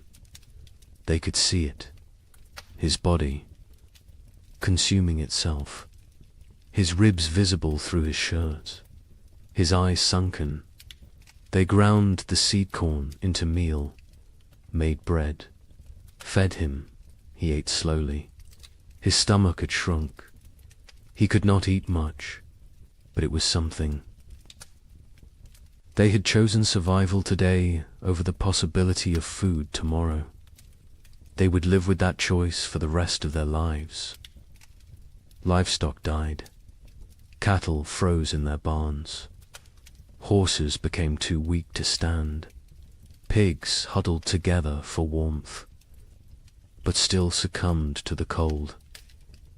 Chickens stopped laying entirely. People slaughtered their animals, not according to any plan, just when they became desperate enough. Each slaughter was a small tragedy. That cow represented future milk, future, calves future security. But future meant nothing when you might not survive the week. So they killed and ate and tried not to think about tomorrow. The meat from livestock helped, but it went fast. A family could butcher a pig and eat well for a few days. Then the meat was gone, and they were back where they started.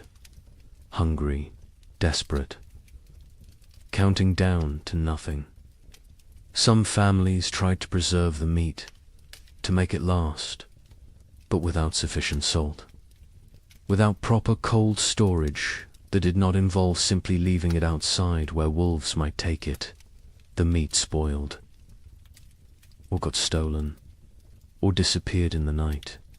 May arrived with no warmth, no green, no life. May there should be planting season brought instead more snow, more cold, more death. People stopped keeping track of dates. What was the point? Time had lost meaning. There was only day and night, hunger and cold, survival and death. Nothing else mattered. Nothing else existed. The young man in Michigan made a decision. They had to leave, had to try to reach his brother's farm in southern Ohio. It was 200 miles, through frozen wilderness, with a 4-month-old baby. His wife thought he was insane, said they would die on the road. He said they would die here. At least moving gave them a chance. They argued, quietly, so as not to wake the baby. He wanted to leave immediately. She wanted to wait for weather to break. He said the weather was not going to break. She knew he was right. But she also knew their chances of surviving a 200-mile winter journey were close to zero. They compromised. They would wait 1 more week. If the weather did not improve, they would go. They both knew it would not improve. But the compromise gave them something. A deadline, a decision point, a plan. Even a futile plan was better than sitting and waiting. To die. They spent the week preparing. He made a sled from cabin boards. She sewed carrying sacks. They packed their few remaining possessions, some clothes, a pot, a knife, a blanket, and the baby. Always the baby. In Illinois, the father watched his children and made calculations.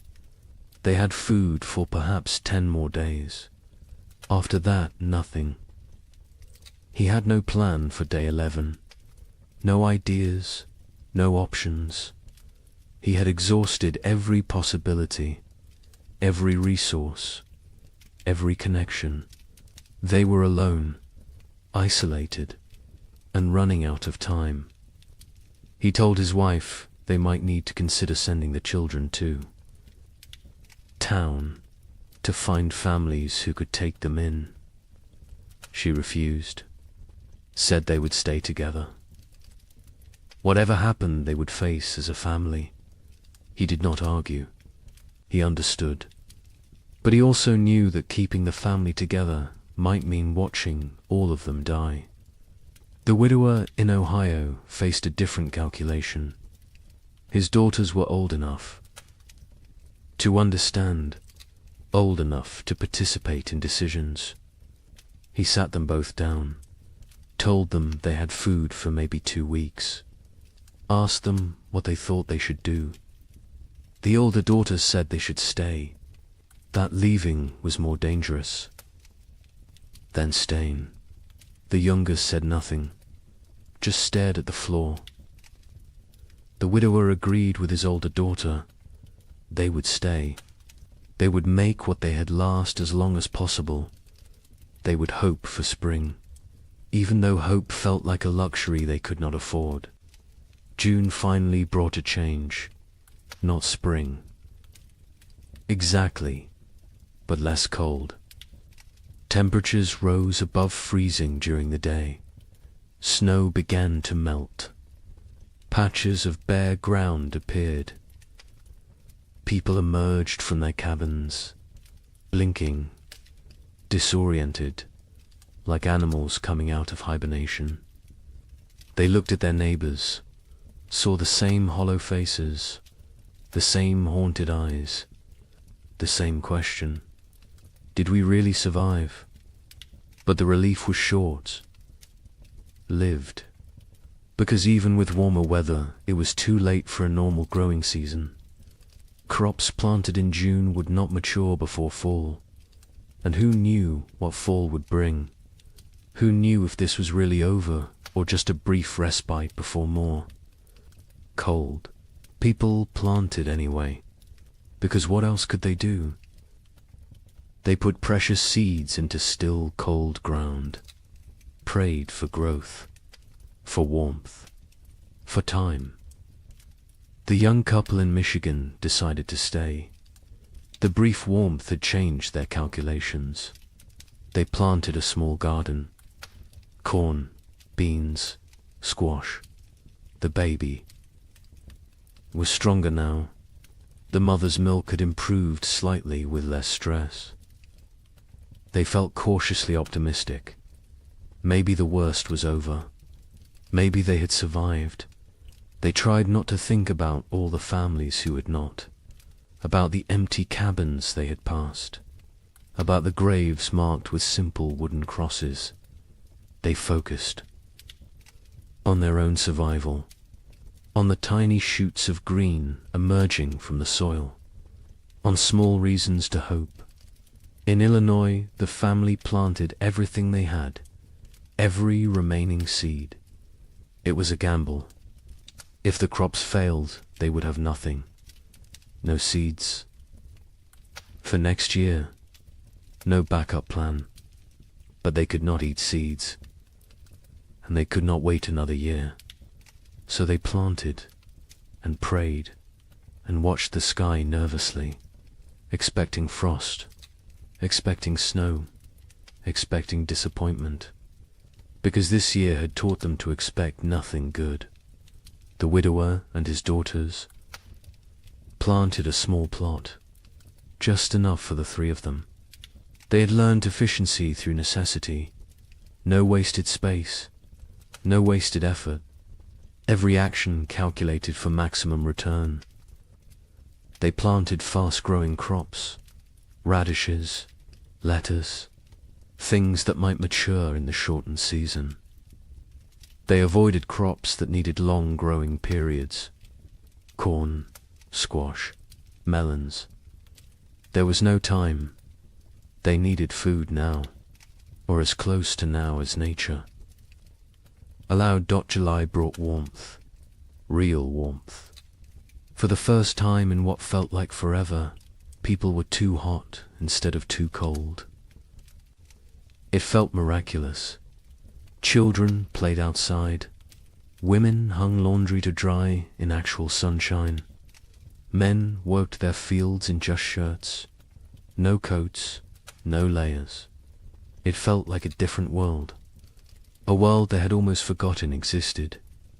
Some people wept, just from feeling warm sun on their faces, from remembering what it felt like to be comfortable. The gardens grew, slowly at first. The soil was poor after 2 years of cold. The plants were struggling, but they grew. Green shoots became leaves. Leaves became stalks. Stalks became the promise of food.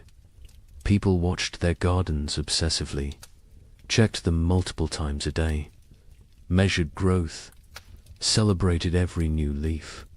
These plants represented survival, represented hope, represented the possibility of making it through another winter. But nature was not finished with them. On July 18th, it snowed. Not much, just flurries, but enough. Enough to kill the tender plants, enough to destroy weeks of growth, enough to crush newly formed hope. People walked out to their gardens that morning, saw the white dusting, saw the blackened leaves, saw their food supply dying in front of them. Some fell to their knees, some cursed God, some simply turned around and walked back inside. There was nothing to say, nothing to do. It was happening again. The killing frost was not universal. Some areas escaped, some gardens survived, but many did not. Families who had planted everything watched everything die. They had gambled on summer. Summer had betrayed them. Now they faced another winter with even less than before. The mathematics were impossible. They could not survive another winter like the last one. They simply could not. August brought more temperature swings, warm days, cold nights. Plants that survived the July frost struggled to grow. The growing season was too short, too unstable. Crops that should take 90 days to mature needed 120 now. because cold nights slowed growth, because the plants were stressed, because nothing was normal anymore. People harvested what they could: small potatoes, stunted corn, vegetables that in normal times they would have discarded. But these were not normal times.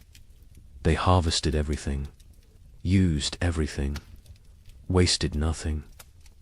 The young couple in Michigan harvested a small crop, not enough to last a winter, but something. They dried corn, made it last. Dug potatoes. Tiny potatoes the size of walnuts, but potatoes nonetheless. They counted their stores, made calculations, decided they needed to supplement with hunting, with trapping, with anything they could find. The man began ranging farther again, looking for game. The game was returning. Slowly, deer appeared in the forests, rabbits in the fields. He killed a deer in late August, his first successful hunt in months. They celebrated, ate fresh meat, felt strong for the first time in forever. In Illinois, the family harvested almost nothing. Their garden had been hit hardest by the frost. Only a few plants survived. They gathered what they could: a handful of beans, some small squash. It was not enough, not even close. The father knew they could not stay, could not survive another winter here. He told his family they would leave before the snow came, go south, find warmer land, find food, find a way to survive. His wife agreed. The children said nothing. They had learned not to question adult decisions, learned that arguing changed nothing. The widower and his daughters harvested a better crop.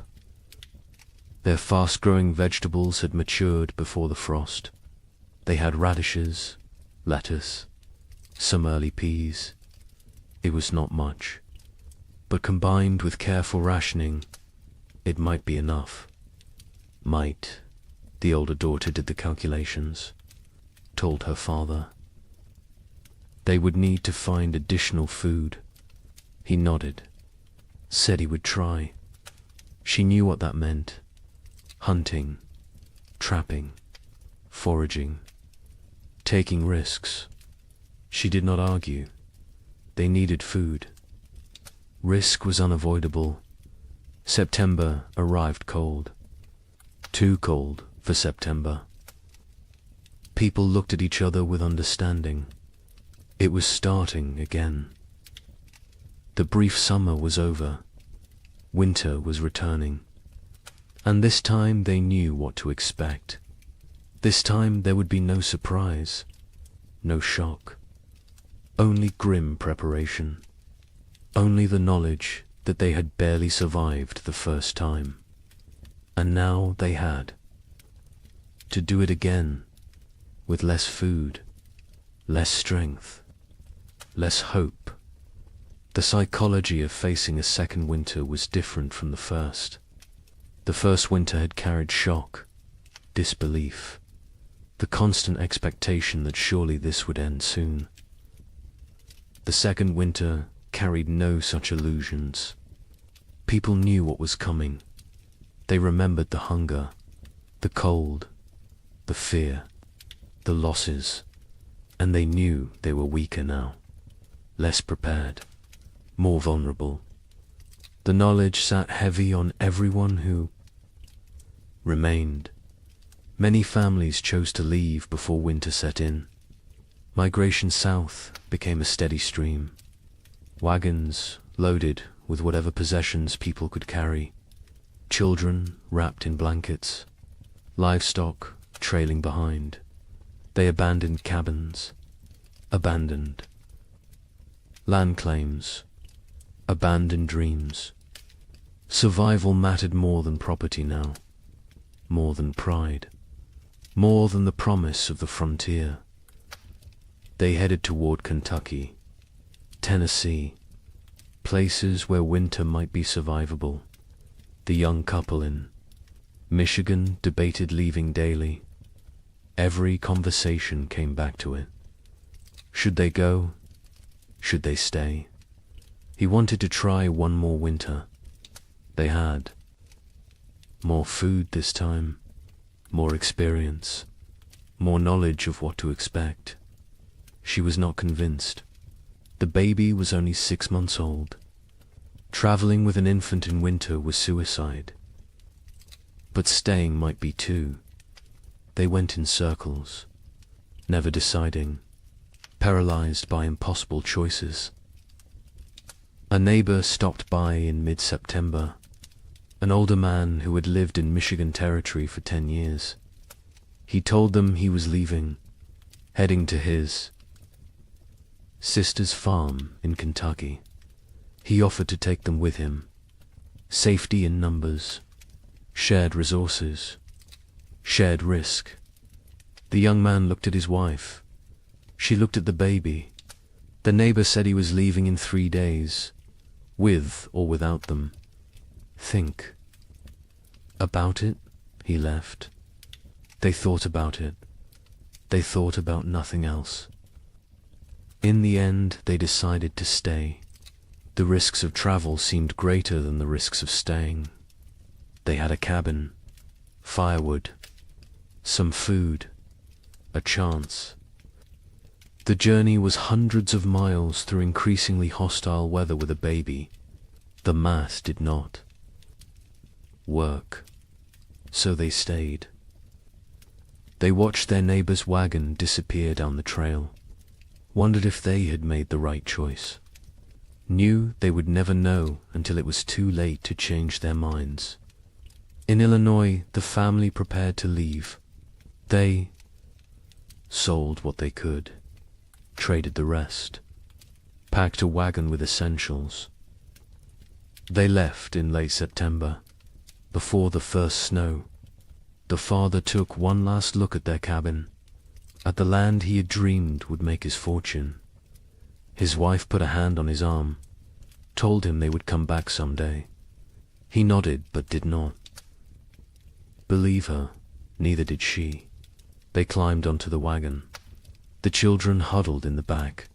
They started south, toward an uncertain future. But at least it was movement. At least it was trying. The journey south was hard. The roads were poor. Mud, ruts, fallen trees. The wagon broke an axle on the 3rd day. The father spent half a day repairing it. They pushed on. Other families traveled the same roads. Sometimes they camped together, shared fires, shared stories. Everyone had the same tale. Cold, hunger, loss, death. The stories became repetitive, became numbing. After a while, people stopped sharing, just nodded at each other, understanding without words. They reached southern Illinois after 2 weeks. The father inquired about land. Prices had dropped.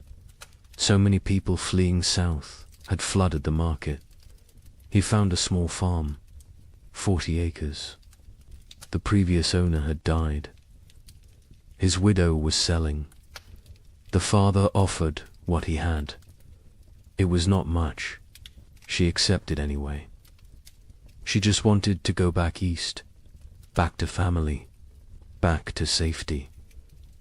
The Illinois family had a new home, farther south, maybe far enough. The widower and his daughters stayed in Ohio. They had discussed leaving, but decided against it. The older daughter argued they knew this land, knew where to hunt, where to trap, where to find water. Starting over somewhere new meant learning everything again, meant being vulnerable in unfamiliar territory. Better to face the devil you know. Her father agreed. The younger daughter said nothing. She rarely spoke anymore, just existed. Moving through routines mechanically, October brought the first hard freeze, earlier than normal, earlier than even last year. People who had hoped for a longer autumn were disappointed. Winter was not waiting, was not merciful. It arrived with force and fury. Temperatures dropped below zero. Snow fell heavy and steady. Within 2 weeks, the world was white again, frozen again, dead again. The young couple in Michigan settled into survival mode. They knew the rhythms now, knew how to ration, how to stay warm, how to maintain hope when everything felt hopeless. The man hunted when weather permitted. He had learned to read the cold, to know when going out was risk versus suicide. He caught rabbits occasionally. Small game, it helped. Not enough, but something. The woman focused on the baby, keeping her warm, keeping her fed, keeping her alive. The baby was their reason to continue. Without her, they might have given up, might have laid down and waited for the end, but she needed them, depended on them, so they kept going, kept trying, kept fighting, even when they were exhausted, even when they wanted to quit. They looked at her face and found strength they did not know they had. Communities that had not already dissolved finished dissolving. People stopped visiting, stopped checking on neighbors. The isolation became total. Each family alone in their cabin, alone in their struggle, alone in the dark. The only sounds were wind and cold and occasionally wolves. The wolves had returned, hungry, desperate, like everyone else. They came close to cabins at night, howling, looking for weakness, looking for opportunity. A family 3 miles from the young couple disappeared in November. The husband went to check on them after not seeing smoke from their chimney for several days. He found the cabin empty, the door hanging open. Snow drifted inside. No signs of struggle, no blood, no bodies, just absence. They had left, or something had taken them. Or they had died and been buried or dragged off. He did not know, would never know. He went home, told his wife.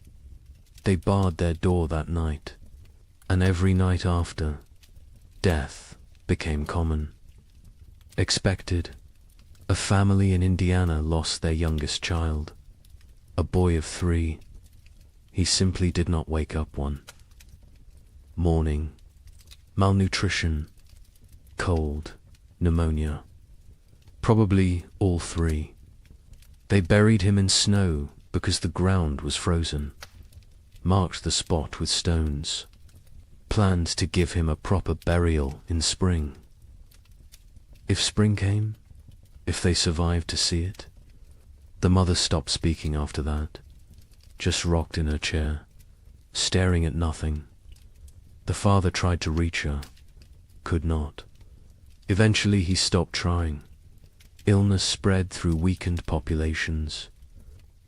People with no reserves, no immunity, no strength to fight.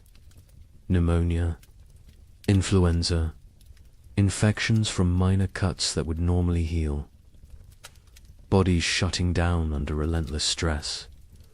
Some families lost multiple members, a father and 2 sons in 1 week, a mother and infant daughter, entire families, sometimes. Cabins found empty in spring, everyone gone, questions no one wanted to answer. The widower in Ohio kept his family isolated. He had learned from the first winter, contact with others meant risk of illness. They stayed home, stayed separate, stayed alive. The older daughter maintained their routines, rationed food precisely, kept the fire going, kept spirits up as much as possible. The younger daughter helped when asked, but remained distant, locked, inside her own mind, traumatized by 18 months of horror. The widower worried about her, but keeping everyone alive took precedence over mental health. Survival first, healing later. If there was a later, December arrived. The darkest month. Short days. Long nights. Endless darkness, both literal and metaphorical. People sat by fires and tried not to think, tried not to calculate, tried not to realize how bad things were, because thinking made it worse. Awareness made it unbearable. Better to exist moment to moment, not looking forward, not looking back, just being, just surviving. Christmas came and went unmarked. No celebrations, no gifts, no joy. Some families tried to acknowledge it, a special meal, a prayer, but mostly it passed like any other day. Cold, dark, hungry. Religion felt hollow to many now. Hard to believe in divine providence when children starved. Hard to have faith when prayers went unanswered year after year. Some held on to belief, others let it go, released it like one more thing they could not afford to carry. The young man in Michigan carved a small wooden toy for his daughter, a doll. Simple but carefully made. He gave it to her on Christmas morning. She was too young to understand, but his wife cried, not from sadness, from gratitude, that he still tried, still found ways to create beauty, still believed in something beyond mere survival. She held him, told him she loved him. They stayed like that for a long time, drawing strength from each other, from their small family, from the choice to keep going. January 1837 arrived, the coldest month of the coldest winter in memory. Temperatures that made the previous year seem mild, winds that cut through any barrier, cold that penetrated everything. People wore every piece of clothing they owned, layered until they could barely move, and still the cold found them. Still it reached through to skin and bone and soul. Food was running critically low for most families. The math was becoming impossible. Even with strict rationing, supplies would not last until spring. Families faced starvation, real starvation. Not just hunger, but the final stages of the body consuming itself. People grew skeletal, moved slowly, spoke rarely, conserved every calorie, every bit of energy. Some no longer had the strength to gather firewood. They burned furniture, burned cabin walls, anything that would produce heat. The young couple ate. One meal every 2 days. They gave most of their food to keep the wife's milk flowing for the baby. The man was wasting away, his ribs visible, his face gaunt, his eyes sunken. But he never complained, never suggested changing the arrangement. His daughter would eat, would survive, even if he did not. The wife saw what he was doing, begged him to eat more. He refused, said she needed strength for the baby. She did not argue further, because he was right, and because arguing took energy. They did not have. February brought no relief, just more cold, more snow, more death. The widower in Ohio made a final inventory. They had perhaps 3 weeks of food left. After that, nothing.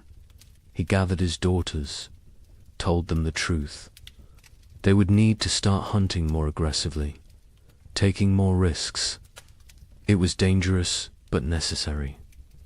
The older daughter nodded, said she would help. She had learned to trap, to track, to skin small game, skills her mother never imagined she would need. The younger daughter looked up briefly, then back down.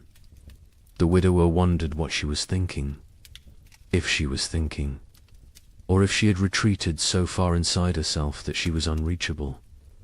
But then something changed. Late February brought a warm spell.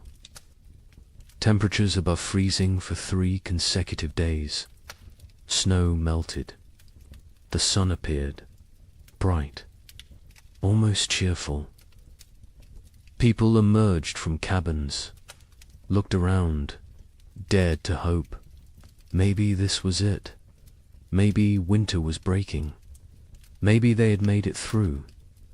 The warmth lasted a week, then ended abruptly. Temperatures plunged again. Snow returned. But something was different. The cold was less aggressive, less absolute. Spring was not here, but it was coming. Finally, actually coming. People could feel it, could sense it. The rhythm of seasons reasserting itself. Nature remembering how things were supposed. To work march brought increasing warmth. Real thaw, ice melting on rivers, snow receding from fields, mud appearing, glorious mud. People celebrated mud like it was gold, because mud meant earth, meant ground, meant the possibility of planting, of growing, of food. The young couple in Michigan stood at their window and watched snow melt, watched brown earth emerge. The wife cried. The husband held her. They had survived. Somehow, against all odds, they had survived. Wait until you hear how much worse it gets.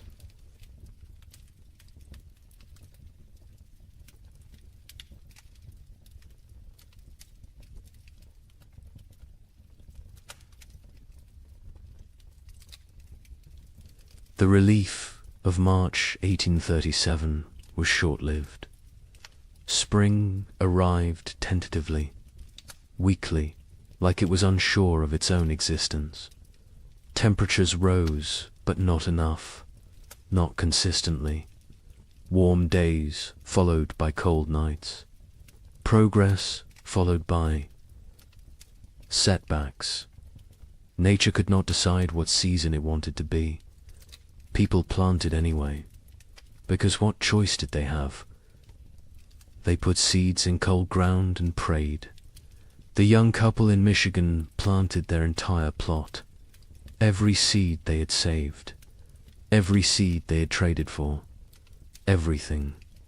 It was all or nothing now. They could not hold anything back, could not plan for next year. Next year was too far away, too uncertain. They needed food this year, this growing season, or they would not see another. The man worked the field slowly, his body weakened from months of starvation. His wife helped when she could, the baby strapped to her back, growing, thriving somehow despite everything. In their new home in southern Illinois, the family that had fled hoped for better conditions. Warmer weather, longer growing season, better chances. The father plowed fields, planted corn, beans, squash. The soil was good, better than what they had left behind. But the weather was still wrong, still cold, still unpredictable, he realized. with growing horror that they had not escaped, had only delayed the inevitable. The cold had followed them south, or perhaps it was everywhere. Perhaps there was no escape. The widower in Ohio planted with his daughters. They worked together in silence. The older daughter had become the de facto head of household. She made decisions, organized work, kept them functioning. Her father followed her lead, grateful for her strength. The younger daughter worked mechanically, planting seeds, covering them with soil, watering. Her face remained blank, empty. The widower had accepted that she might never fully return, that the person she had been before the cold was gone, replaced by this hollow version. He mourned her even though she still lived at. April brought frost, killing frost. Not as severe as the previous year, but enough to damage crops, to set back growth, to remind everyone that nature was still hostile, still unpredictable, still deadly. People watched their seedlings blacken and die, watched weeks of work destroyed overnight. Some replanted, others gave up, decided to focus on foraging, on hunting, on finding food rather than growing it. Trust in agriculture had eroded. The contract between farmer and earth felt broken.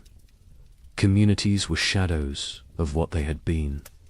So many had left. So many had died. The ones who remained were changed, hardened, suspicious. The social bonds that had held frontier life together were gone, replaced by wariness, by self-interest, by the understanding that in crisis every person was ultimately alone. Neighbors who had once helped each other now avoided contact, feared obligation, feared the weakness that came from caring about others. A woman in Michigan Territory knocked on the young couple's door in late April. She was gaunt, desperate. Her husband had died in February. She had 3 children, no food, no options. She begged for help, anything they could spare. The young man looked at his wife. They had so little themselves, barely enough for their own family. His wife went inside, came back with a small sack of cornmeal, perhaps 2 pounds. It was a significant portion of their stores. The woman wept, thanked them, left. The young man and his wife never discussed it, never questioned the decision, but they both knew what that cornmeal might cost them later. May brought better weather, warmer, more stable. The crops that survived April began to grow, slowly, struggling, but growing. People tended their gardens obsessively, pulled every weed, watered carefully, talked to the plants, begged them to thrive. These gardens represented everything: hope, survival, future. Without them there was nothing, just slow starvation through another winter. And no one could survive another winter like the last 2. The young couple's garden showed promise. The corn was growing, short stalks, but growing. The beans were climbing, the squash spreading. They allowed themselves to hope, to plan, to imagine a harvest that would see them through. The man hunted regularly now. The game had returned. Deer, rabbits, turkey. He was successful more often, building their stores. They smoked meat, preserved it, prepared for the worst while hoping for better. In southern Illinois, the family's crops grew better. The warmer climate helped. Their corn reached knee-high by late May. The father felt vindicated. They had made the right choice to move. His wife was less certain. She had learned not to trust good fortune, not to believe in progress until it was secured. She watched the sky constantly, waited for the next disaster, for the frost or hail or plague of insects that would destroy everything. Optimism felt dangerous, felt like tempting fate. The widower's garden grew adequately, not abundant but adequate. The older daughter managed it efficiently. She had learned to maximize every inch of soil, every drop of water, every moment of sunlight. She was 17 now, an adult in all. But name she had lost her youth to these winters, lost her innocence, lost a chance to be young and carefree. She did not mourn these losses. There was no time, no space, no energy. She simply existed in the present, did what needed doing, survived. June arrived warm. Summer finally asserting itself. People shed layers, felt sun on skin, remembered what warmth felt like. Children played outside, really played.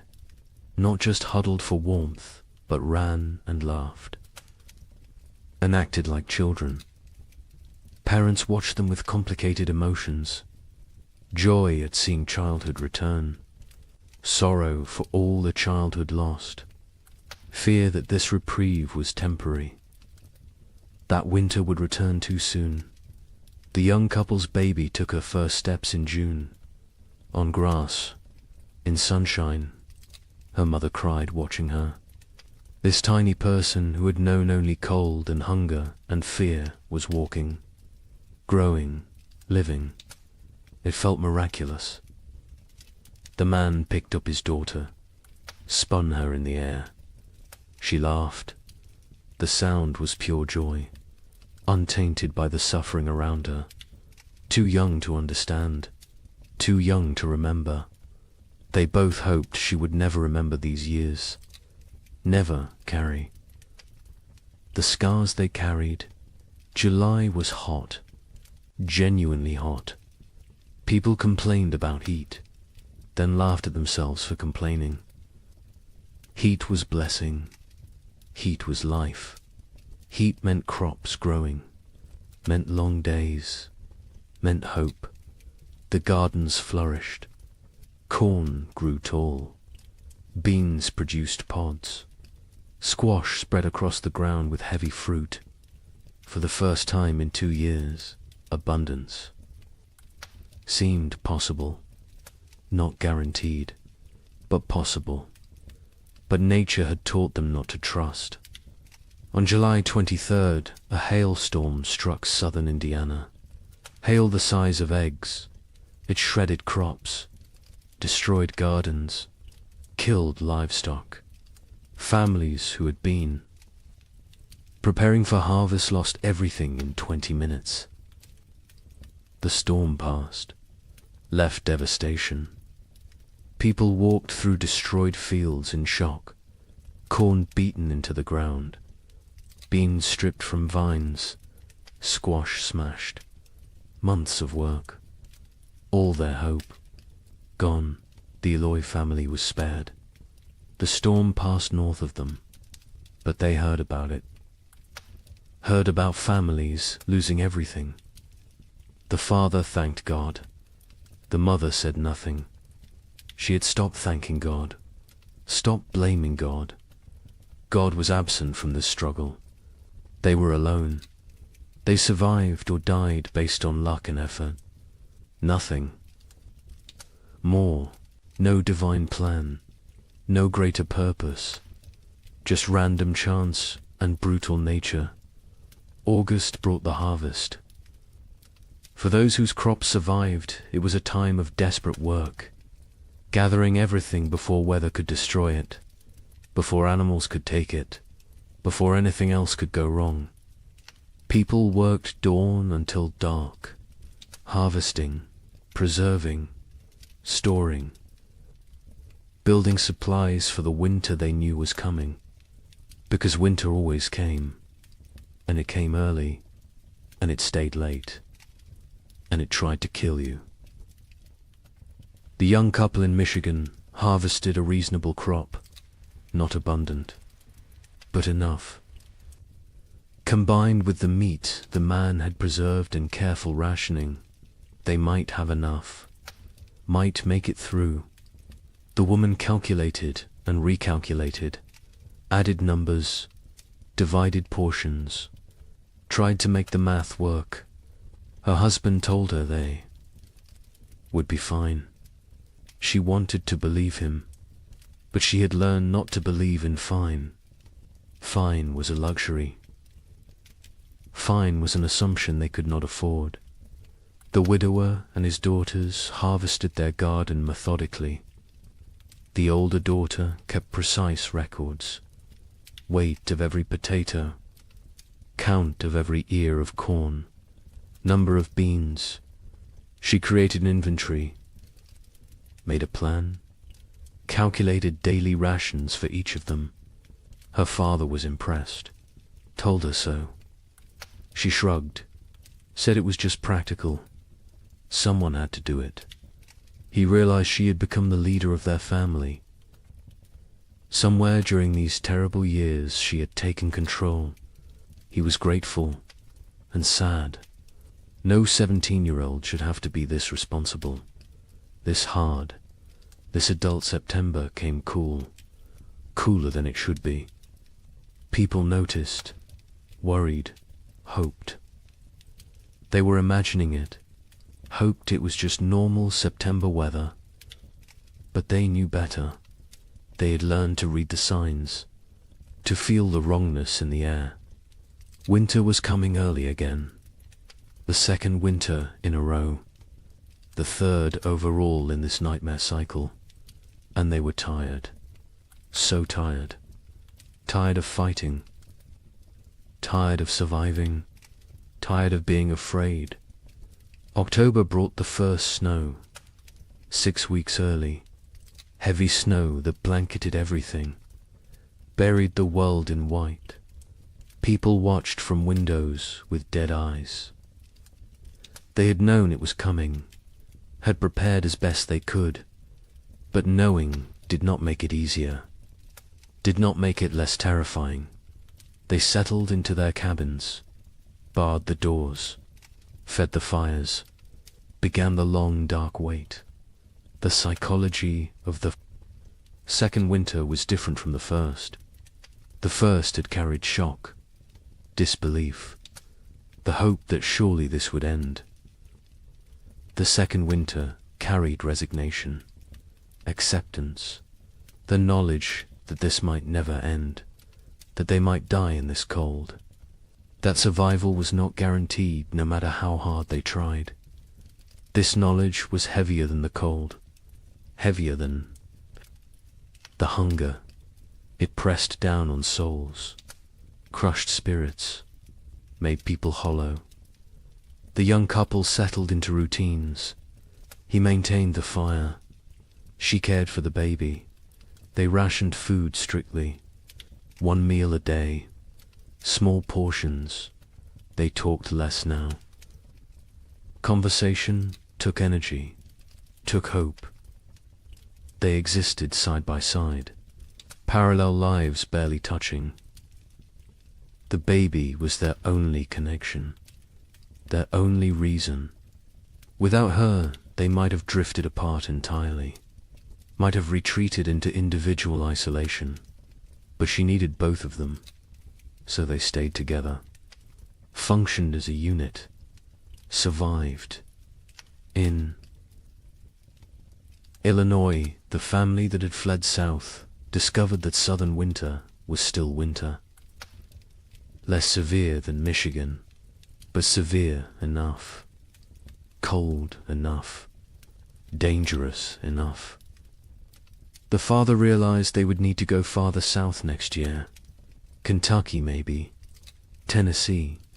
somewhere winter was mild, somewhere survival did not require such desperate measures, his wife agreed. The children were weakening. The youngest was sick. A cough that would not go away. A fever that came and went. They needed better conditions. Warmer weather, more food, or they would lose her. The widower and his daughters faced the second winter with grim efficiency. They had learned so much. How to ration perfectly. How to maintain minimal fire. How to trap in winter. How to make everything last. The older daughter ran the household. Her father followed orders. The younger daughter existed. That was all. She ate when told, slept when told, worked when told, but there was nothing behind her eyes. No personality, no emotion, no self. She had retreated so far inside that the widower wondered if she would ever come out. November was brutal. Temperatures far below normal. Winds that never stopped. Snow that fell constantly. People burned through firewood faster than anticipated. Started burning furniture again. Cabin walls. Anything wooden. Anything that would burn. Heat was more important than shelter at a certain point. Better to freeze in an open cabin than freeze in a closed one. At least an open one gave you a chance to see death coming. Food became critical. Families ran low faster than expected. The cold required more calories. The body burned fuel trying to stay warm. People ate more, depleted stores more quickly. By mid-November, some families were already rationing desperately, making soup with water and a single potato, boiling bones multiple times to extract every bit of nutrition, eating things that would normally be considered inedible, tree bark, leather, anything that might contain some caloric value. A family 4 miles from the young couple knocked on their door in late November. A father with 2 sons. Their wife and mother had died in October. Pneumonia. They had no food left. Nothing. They were starving. The father asked for help. His sons stood behind him, thin, shaking, eyes too large in gaunt faces. The young man looked at his wife. She looked at the baby. They had enough food for themselves. Barely, not enough to share. The young man told them he was sorry. He had nothing to give. The father nodded. Said he understood. They left. The young couple never saw them again. Never learned what happened to them. Preferred not to know. December brought darkness. Literal and metaphorical. The days were so short. The nights so long. People sat in dark. Cabins, conserving candles, conserving lamp oil, conserving everything. The darkness was oppressive, heavy.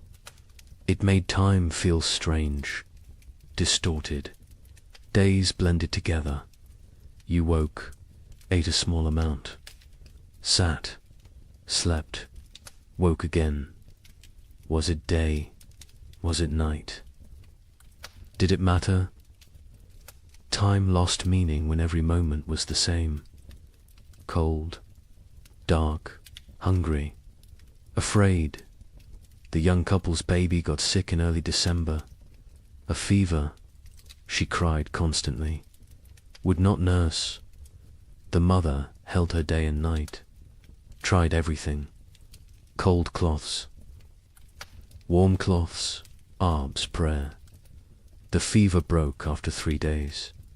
The baby survived, but the mother did not recover emotionally. She stopped sleeping. Watched the baby constantly. convinced that if she looked away, her daughter would die. The man tried to comfort her, told her the baby was fine. She would not listen, could not listen. Fear had taken hold. Rational thought had fled. Christmas came. No celebration, no acknowledgement. It was just another day. Cold, dark, hungry, the young. Man had carved another toy for his daughter. A small horse. He gave it to her on Christmas morning. She grabbed it, put it in her mouth. Too young to play properly, too young to understand. His wife smiled weakly, told him it was beautiful, then went back to staring at the baby.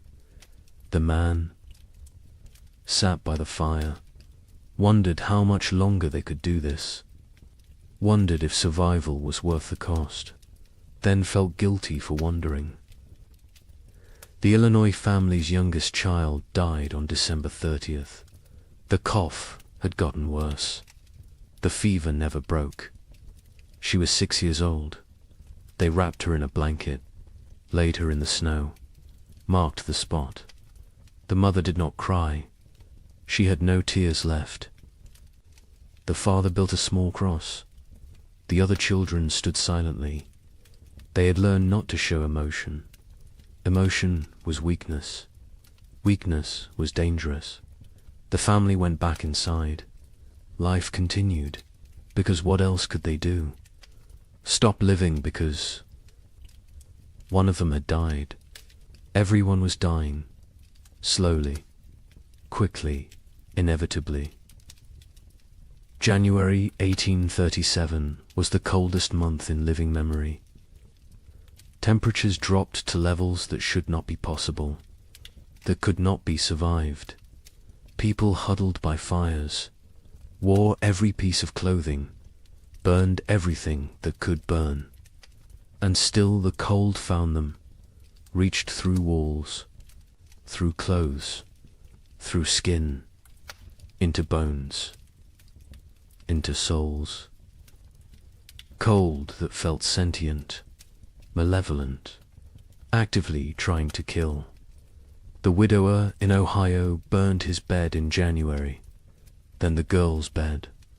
They slept on the floor near the fire, all three together, sharing body heat, sharing blankets. The older daughter protested burning the beds, said they would need them later. Her father said later did not matter if they froze tonight. She understood, helped him break up the bed frames, fed them to the fire, watched the wood burn, wondered what they would burn next, what they would sacrifice tomorrow. People stopped moving unless necessary. Movement required calories, burned energy. Energy was precious, could not be wasted. Families sat still for hours, days, only moving to tend fire, to prepare food, to use the chamber pot. Everything else was eliminated. Conversation, work, activity, all gone, replaced by stillness, by conservation, by the desperate attempt to make their bodies last until spring. Food was running out everywhere. People were starving, really starving. The body consuming itself, muscle wasting, organs beginning to fail. People became skeletal, their faces gaunt, eyes sunken, teeth loose, hair falling out. The physical signs of advanced starvation. Some went mad. The hunger drove them insane. They talked to people who were not there, saw things that did not exist, lost touch with reality. Others became violent, desperate, dangerous. The young man in Michigan was starving himself to keep his wife and daughter fed. He ate almost nothing, claimed he was not hungry, His wife knew what he was doing, begged him to eat. He refused, said she needed strength to nurse. She needed food to make milk. The baby needed milk to survive. Therefore, the baby and wife ate. He did not. The math was simple, brutal, but simple. He was dying. They both knew it. Neither spoke of it, because speaking made it real, made it unbearable. February brought no relief, just more cold, more hunger, more death. Bodies were found frozen in cabins. Entire families sometimes. They had run out of firewood, run out of food, run out of strength. They had simply stopped, laid down, let the cold take them. It was easier than continuing, easier than fighting every single day with no end in sight. Some people judged them, called them weak. Others understood, envied them even, because at least their suffering was over. The young couple reached their breaking point in late February. They had no food left, nothing. The man was too weak to hunt, too weak to trap, too weak to move. His wife was still nursing, but her milk was almost gone. The baby cried constantly, starving, dying. They sat together, held each other, held their daughter, waited for the end. They did not speak, did not cry, did not pray. They had moved beyond all that. They simply existed in the moment, waiting for it to be over. Then a neighbor appeared, the same neighbor who had offered to take them south. He had returned. His sister's farm had been no better. He had come back to his land, to his cabin. He knocked on their door. The young man opened it, could barely stand. The neighbor saw the situation immediately, went to his wagon, brought back food, salt pork, cornmeal, dried beans. Not much, but something. He told them he would check on them weekly, share what he had. The young man tried to thank him, could not find words. The neighbor nodded, said they were neighbors. That was enough. He left. The food saved them. They rationed it carefully, made it last. The wife's milk returned. The baby stopped crying, started nursing properly. The man ate small amounts, regained some strength. Not much, but enough to function, enough to survive.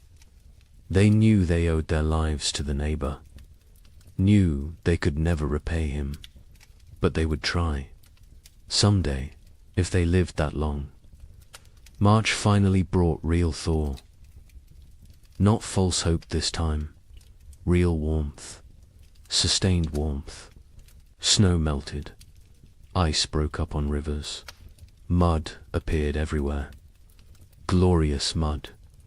People emerged from cabins, looked around, counted who was left. So many were gone, dead or fled. The survivors looked at each other with hollow eyes. They had made it, somehow, through a second winter, through horror that should not be survivable. They had made it, but at what cost? Wait until you hear about the third winter. Asterisk. Spring 1837 arrived broken, not absent like before, but damaged, wounded, like nature itself was exhausted from the struggle. The warmth came, but felt fragile, tentative, as if it might retreat at any moment. People planted again, because they had to, because there was no alternative. But the hope that had sustained them through previous plantings was gone. replaced by grim determination, by obligation, by the mechanical act of putting seeds in ground without believing anything good would come from it. The young couple in Michigan planted their field. The man was skeletal now. His body had not recovered from February, probably never would, but he moved through the motions, ploughing, planting. His wife helped, the baby on her back, growing despite everything, thriving in ways that defied logic. Children were resilient, more resilient than adults. She embodied hope even when her parents had none. They worked for her, survived for her, continued for her. The neighbor who had saved them helped with planting. He had lost his own family in the first winter. Wife and 2 daughters. He never spoke of them, never explained what happened, but the grief lived in his eyes, in his movements, in the way he threw himself into work. Helping others was how he survived, how he found meaning. The young couple became his purpose, his reason to continue. He checked on them weekly, shared food when he had extra, fixed things around their cabin, asked for nothing in return. In Illinois, the family that had lost their youngest daughter planted in silence. The mother moved mechanically, planting, watering, weeding, but her spirit was elsewhere, with her dead child, with the life they should have had. The father tried to engage her. She responded in single words. Yes, no, maybe. Their remaining children watched their parents fracture, watched the marriage dissolve under the weight of grief. The oldest boy, now 9, took on more responsibility, helped his father, tried to shield his younger siblings, became an adult too soon. Like everyone else, the widower in Ohio planted, with his older daughter, just the 2 of them. The younger daughter had stopped functioning entirely. She sat in the cabin, stared at walls, did not speak, did not respond, had retreated so far inside herself that she was unreachable. They had tried everything, talking to her, holding her, leaving her alone. Nothing worked. She was alive but not living, present but absent. The older daughter cried about it sometimes, late at night, when she thought no one could hear. Her father heard, said nothing, because what could he say? They were all broken. Some breaks just showed more than others. April brought adequate weather. Not warm, not cold, just neutral. The crops grew slowly, struggling. The soil was depleted after years of abnormal cold. Nutrients locked away. The plants were pale, weak, but growing. People tended them obsessively, talked to them, prayed over them, begged them to thrive. These gardens represented final chances, last hopes. If the crops failed this year, there would be no next year, no more attempts. This was it. May arrived cooler than normal, not catastrophically cold, but not warm either. The growing season was compromised again, shortened. Plants that needed 100 days to mature might only get 80, maybe less. People did what they could, fertilized with anything available. Manure, ash, compost, watered constantly. Protected seedlings from cold nights, fought for every plant, every stalk, every leaf. Communities barely existed now. The population had dropped so dramatically that calling them communities felt generous. Collections of isolated families, strangers occupying the same general area. No cooperation, no shared resources, no collective identity, just individuals fighting separate battles. The social structures that had once defined frontier life were dead, replaced by atomization, by loneliness, by the understanding that in the end everyone dies alone. The young couple saw other people rarely. Weeks would pass without contact. When they did encounter neighbors, the interactions were brief, uncomfortable. No one wanted to share information about food stores, about successes or failures, about anything that might reveal vulnerability. Trust was gone. Community was gone. Only wariness remained. Eyes that assessed whether you were threat or opportunity. Calculations about whether helping you would benefit them. Nothing was given freely anymore. Everything had price. June brought better weather. Finally, real warmth. Sustained warmth. The crops responded. Grew with vigor they had lacked before. Corn shot up. Beans produced. Squash spread. For the first time in 3 years, gardens looked healthy, looked productive, looked like they might actually yield harvests. People allowed themselves to feel something close to hope, not real hope. That was too dangerous, but cautious optimism. The possibility that maybe, possibly, they might have enough food. The young man hunted successfully in June. Deer were abundant again. The population had recovered, or perhaps the human hunters had diminished enough that game was plentiful. He killed 2 deer in 3 weeks. They smoked the meat, stored it, carefully added it to their supplies. The wife calculated, recalculated. If the garden produced even half of what it promised, combined with the smoked meat, careful rationing, they would make it. Would survive another winter. The math finally worked. But the wife had learnt not to trust good fortune. She waited for disaster, for the frost, the hail, the blight. Something would go wrong. Something always went wrong. She checked the garden multiple times daily, examined every plant, looked for signs of disease, of insect damage, of anything that might threaten their harvest. Her husband told her to relax. She could not.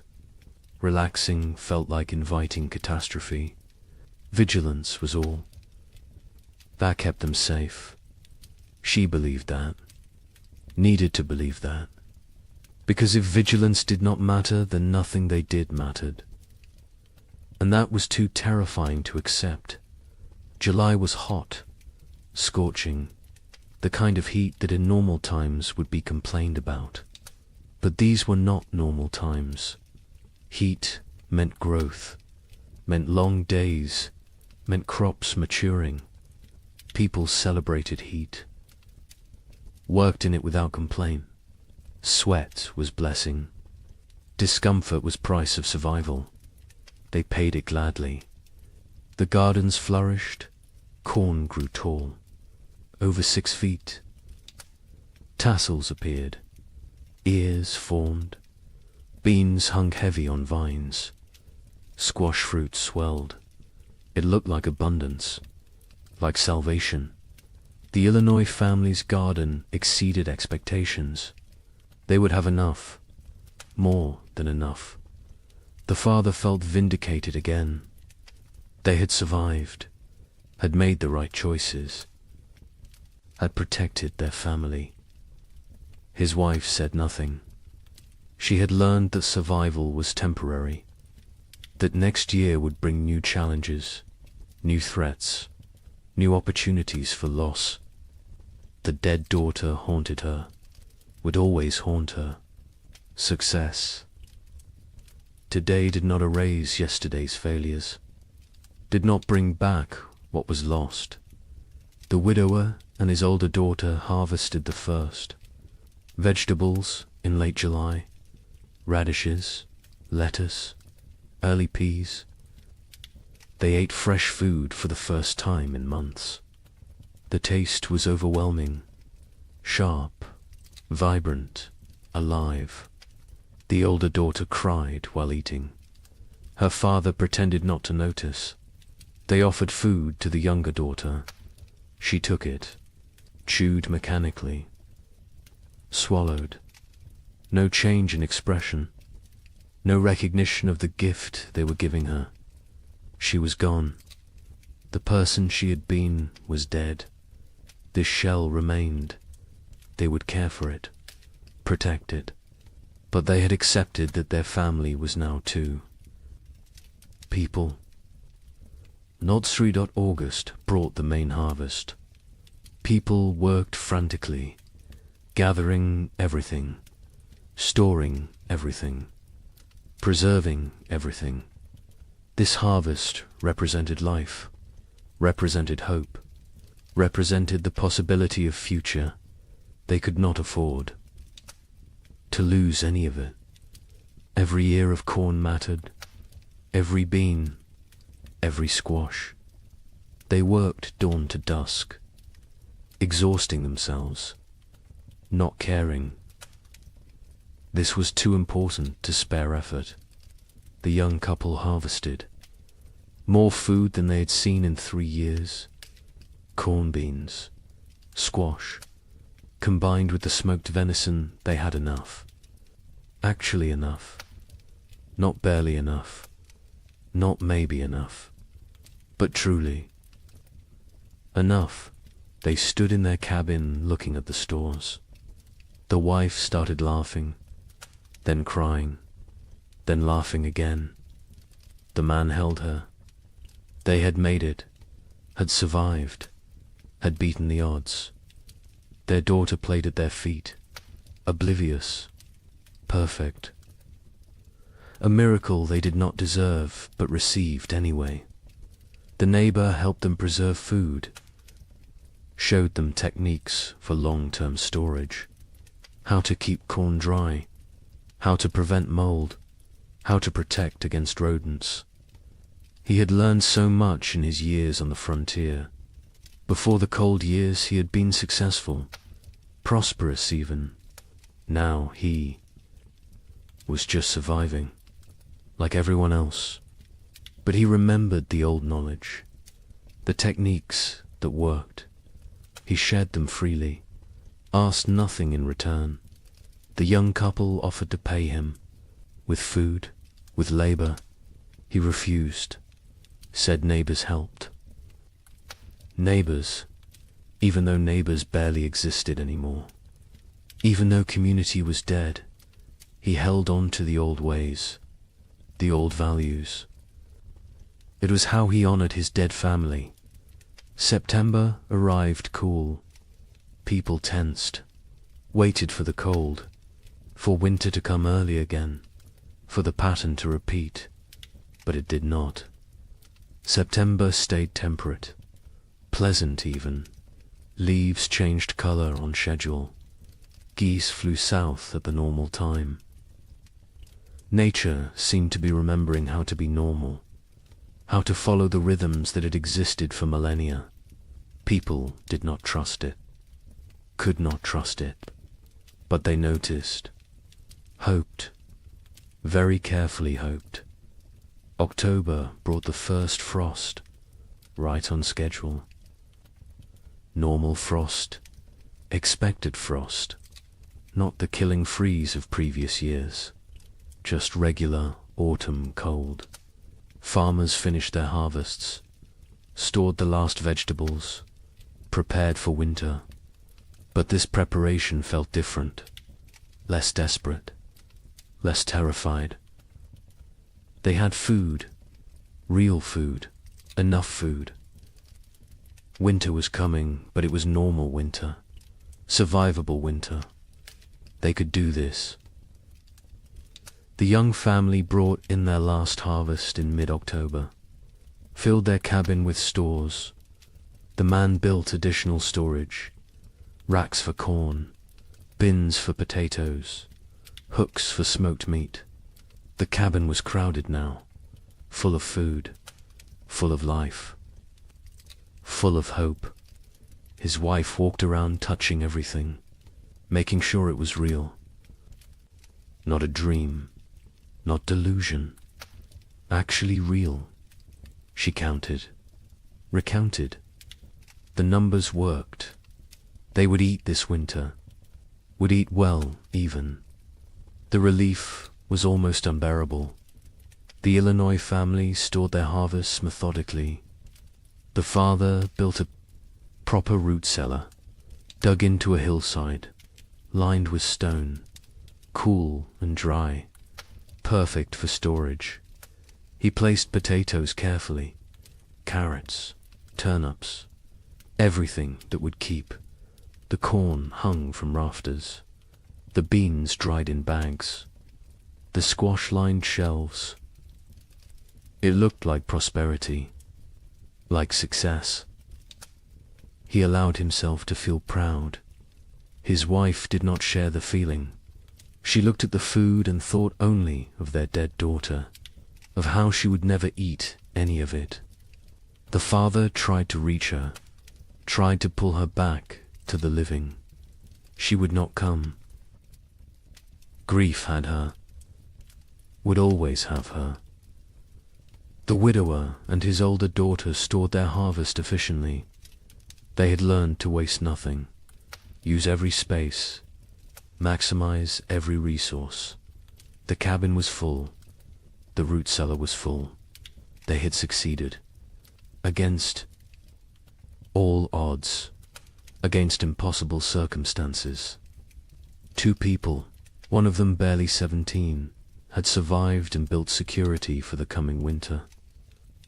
The older daughter allowed herself a moment of satisfaction, of pride, then went back to work. There was always more work, always more preparation, always more to do. November arrived cold, but not catastrophically so. Normal cold, expected cold.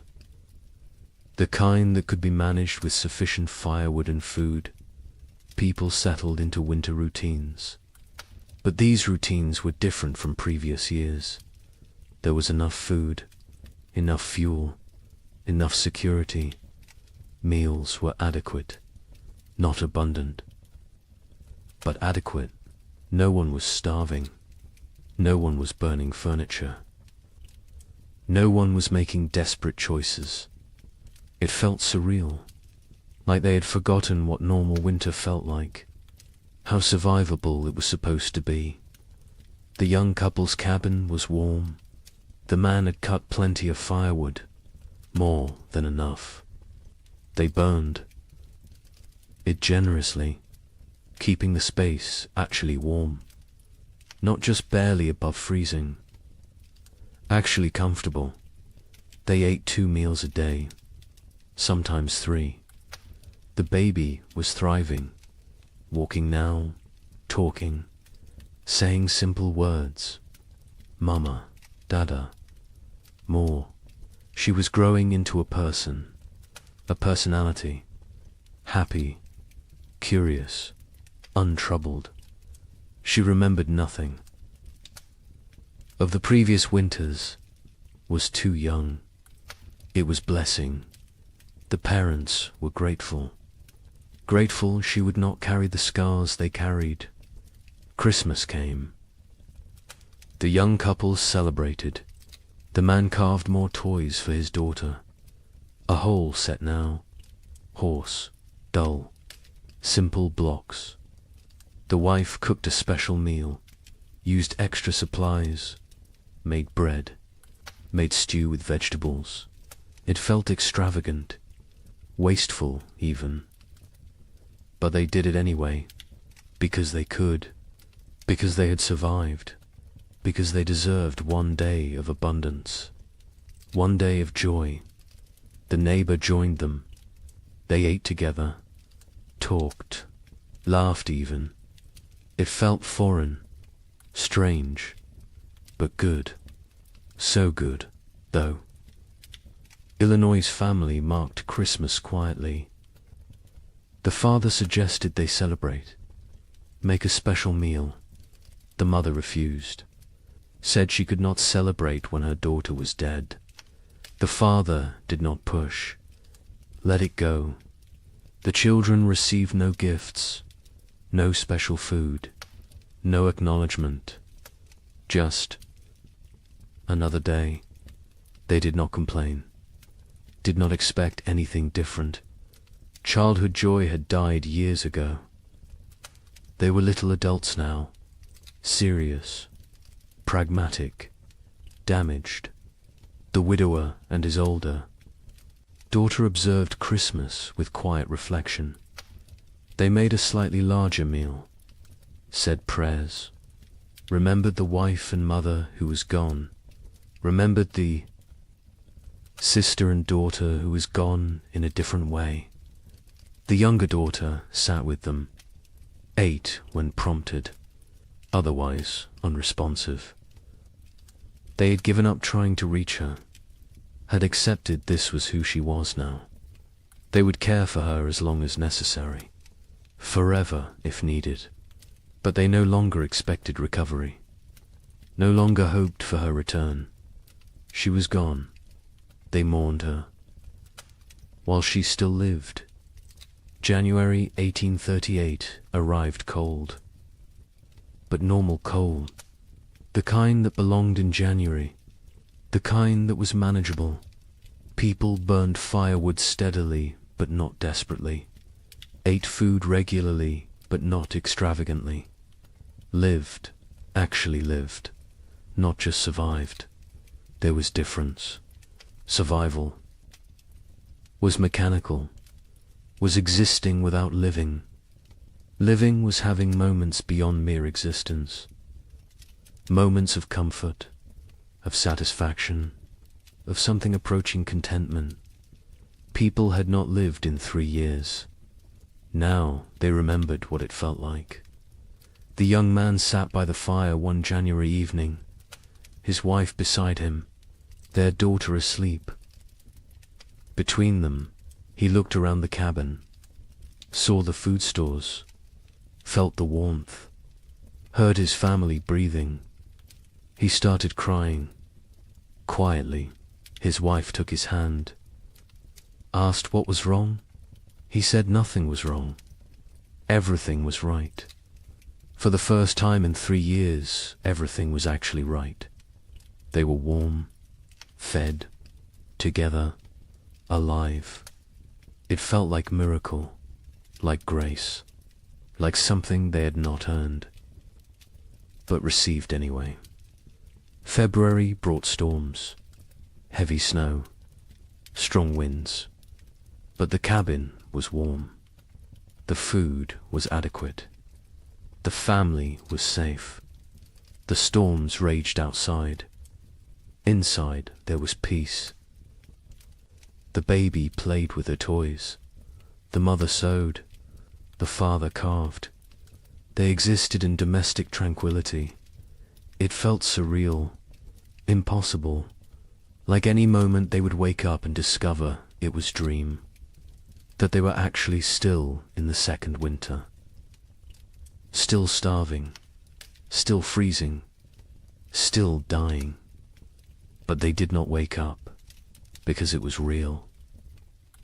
The nightmare was ending, finally, actually ending. The Illinois family endured February without crisis. They had enough of everything, enough food, enough fuel, enough supplies. The physical needs were met, but the emotional damage remained. The mother barely spoke, spent hours staring at nothing. The father tried to engage her. She would not engage. The children adapted, learned to parent themselves. The older boy especially. He took care of his younger siblings, made sure they were fed, dressed, safe. The father was grateful and heartbroken. No 9-year-old should have to be so responsible, but gratitude outweighed heartbreak. The family functioned. That was enough. The widower and his daughters survived February too easily. After 3 years of desperate struggle, normal winter felt trivial.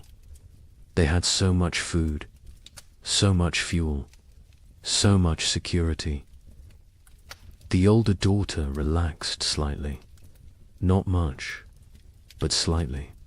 Allowed herself to believe they would make it, would survive, would see spring. Her father noticed the change, was glad. She deserved peace, deserved to feel safe, even if that safety was temporary, even if next year brought new challenges.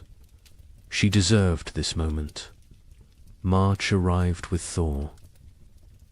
Real thaw, permanent thaw. Spring was coming. Not false hope this time, not temporary reprieve. Actual spring, the kind that arrived and stayed, the kind that brought warmth and life and renewal. Snow melted rapidly, rivers broke up, birds returned. The world came back to life. People emerged from cabins, looked around, saw their neighbors, saw who had survived, who had made it through. The numbers were shocking. So few left. So many gone. The young couple walked their property in early March, looked at the field they would plant, looked at the cabin they had defended, looked at each other. They had survived, had kept their daughter alive, had made it through 3 winters that should have killed them. They did not speak. Words were insufficient. They simply stood together, holding hands, watching their daughter chase the neighbor's dog through melting snow, laughing, perfect, untouched by the horror. Her parents had endured. They had protected her from it, had given her life and safety and future. It was enough. It had to be enough. The worst was over. The 3 winters that seemed endless had ended. Spring had returned. Life had returned. Hope had returned. But the cost had been staggering. The scars ran deep. The survivors would carry the memories forever, would wake in the night sometimes, sweating, terrified, remembering the cold, the hunger, the fear. They would never fully recover, never fully heal, but they had survived, and survival meant possibility, meant future, meant that maybe, just maybe, they could build something good from the ashes of horror. Spring 1838 arrived like a resurrection, not the tentative half-springs of previous years, but full, complete, undeniable. March brought warmth that stayed. April exploded with growth. The earth seemed desperate to make up for lost time. Grass grew with unusual vigor. Trees budded aggressively. Wildflowers carpeted fields in waves of color. It was as if nature itself was apologizing, compensating, trying to heal the wounds it had inflicted. Survivors emerged from their cabins, slowly, blinking in bright sunlight, disoriented, like people waking from long nightmares. They looked at each other with hollow eyes, eyes that had seen too much, known too much suffering. They were changed, fundamentally, irreversibly. The people who had entered the winter of 1835 were dead. These were different people, harder, older, damaged in ways that would never fully heal. The young couple in Michigan stood in their doorway watching spring arrive. The man was thin still. His body had not recovered the weight lost during the starving times. Probably never would. His hair had gone partially grey. He was 25, but looked 40. His wife was 23. She looked older, lines around her eyes, around her mouth, marks of worry, of fear, of 3 years spent on the edge of death. Their daughter was almost 2 now, perfect, unblemished, the only innocent thing left in their world. They planted their field in April.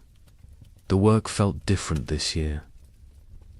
Not desperate, not terrified, just work, normal work, the kind farmers had done for thousands of years. Put seeds in ground, trust earth to do its part. The simplicity was jarring. They had forgotten farming could be simple, could be routine, could be anything other than life or death struggle. The man worked slowly, his body still weak. The neighbor helped. He always helped. Had become part of their family in ways that transcended blood. The field grew beautifully. The corn shut up, strong, healthy, dark green. The kind of growth they had not seen in years. The beans climbed vigorously. The squash spread rapidly. It looked like abundance, like prosperity, like the future they had imagined when they first claimed this land, before the cold, before the suffering, before they learned how fragile everything was. The wife watched the garden grow and felt nothing. No joy, no satisfaction, no relief. The capacity for positive emotion had been burned out of her. She was functional, capable, but hollow, empty of everything except mechanical competence. In Illinois, the family that had lost their daughter tried to rebuild.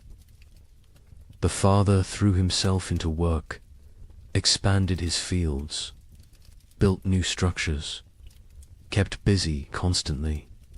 Movement meant not thinking, not remembering, not grieving. His wife did the opposite. She stopped moving, sat for hours, staring at nothing.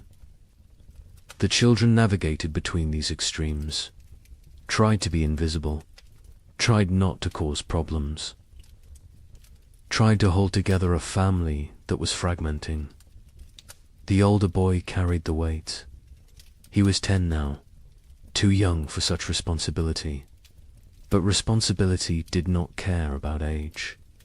Someone had to hold things together. He did it because no one else would. The widower in Ohio and his older daughter planted their field together, just the 2 of them. The younger daughter remained in the cabin, unresponsive, present but absent. They had tried everything to reach her. Doctors when they could afford them, medicines, prayers, time. Nothing worked. She was locked inside herself, trapped in whatever mental prison the winters had created. They cared for her, fed her, kept her clean, but they had stopped hoping for recovery. Hope was too expensive, too painful when it failed. Better to accept reality. She was gone. They would tend her shell for as long as necessary. Other families across the frontier faced similar struggles. The physical danger had passed. Food was available. Weather was normal, but the psychological damage remained. People suffered from what we would now recognize as severe trauma, depression, anxiety, what was then called melancholy or nervous. Exhaustion. They startled easily, had nightmares, struggled with crowds, with noise, with anything that reminded them of the hard years. Many never fully recovered, carried the scars until death. Communities began to reform, slowly, hesitantly. People who had isolated for survival started reaching out again, started talking to neighbors, started attending church, started rebuilding the social structures that had dissolved. But it was different now. The easy trust was gone. The assumption of mutual aid was gone. People helped each other, but warily, with limits, with boundaries. The innocence of early frontier community had died, been replaced by something more cautious, more cynical, more realistic. A traveling minister came through Michigan territory in May, held revival meetings, promised salvation, promised explanation for the suffering, promised that God had a plan. Some people came, desperate for meaning, desperate to believe their suffering had purpose.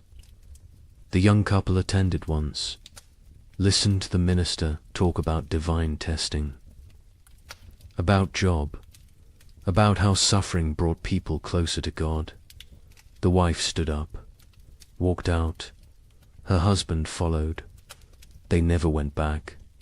If God had done this to them, then they wanted nothing to do with God. If God had not done this, then he was powerless to prevent it. Either way, church offered nothing they needed.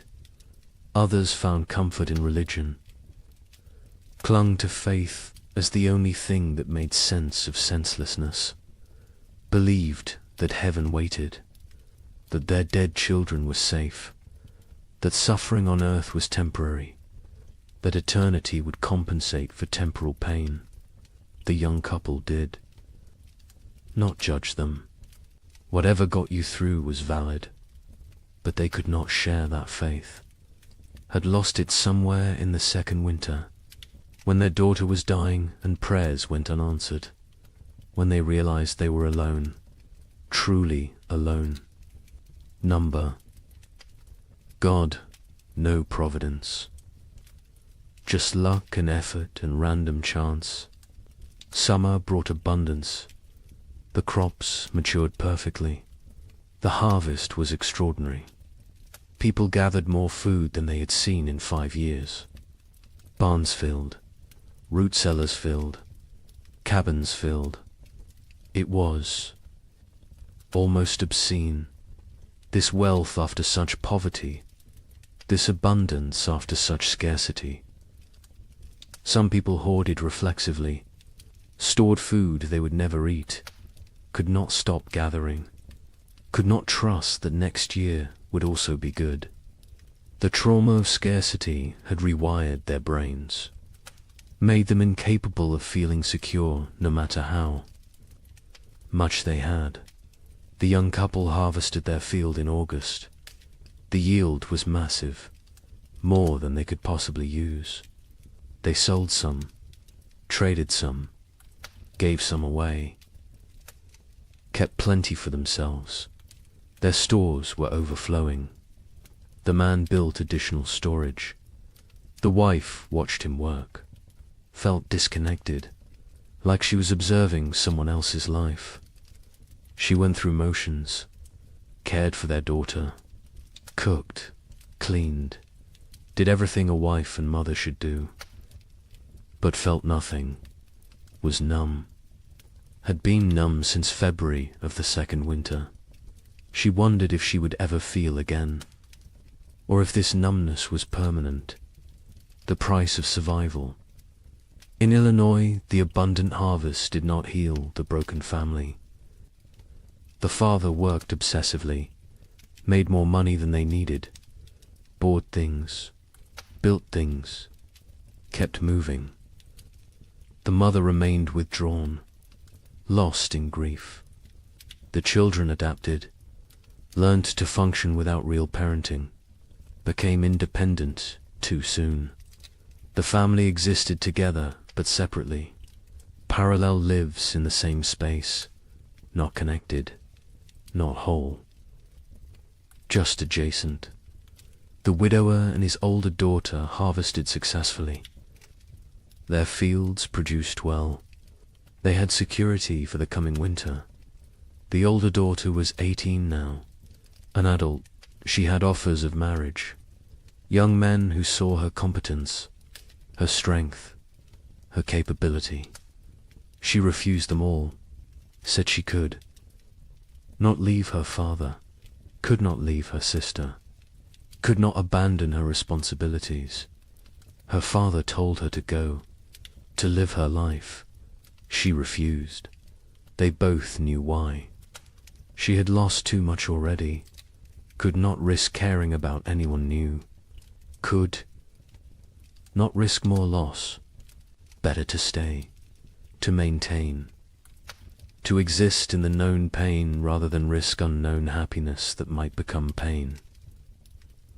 New settlers began arriving in late 1838.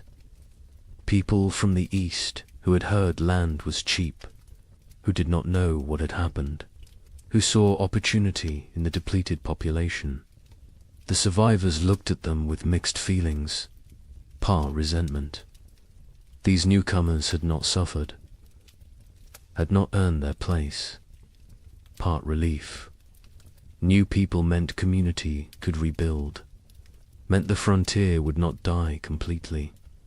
Part pitied, because the newcomers were so innocent, so hopeful, so unaware of how quickly everything could collapse.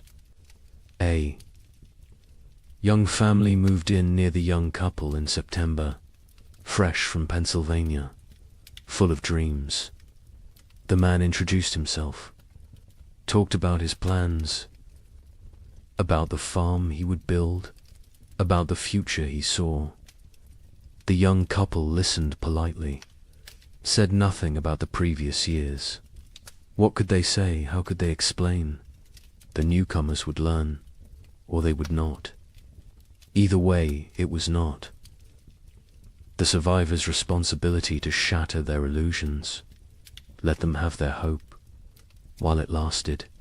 The physical scars were obvious. People were thinner, weaker.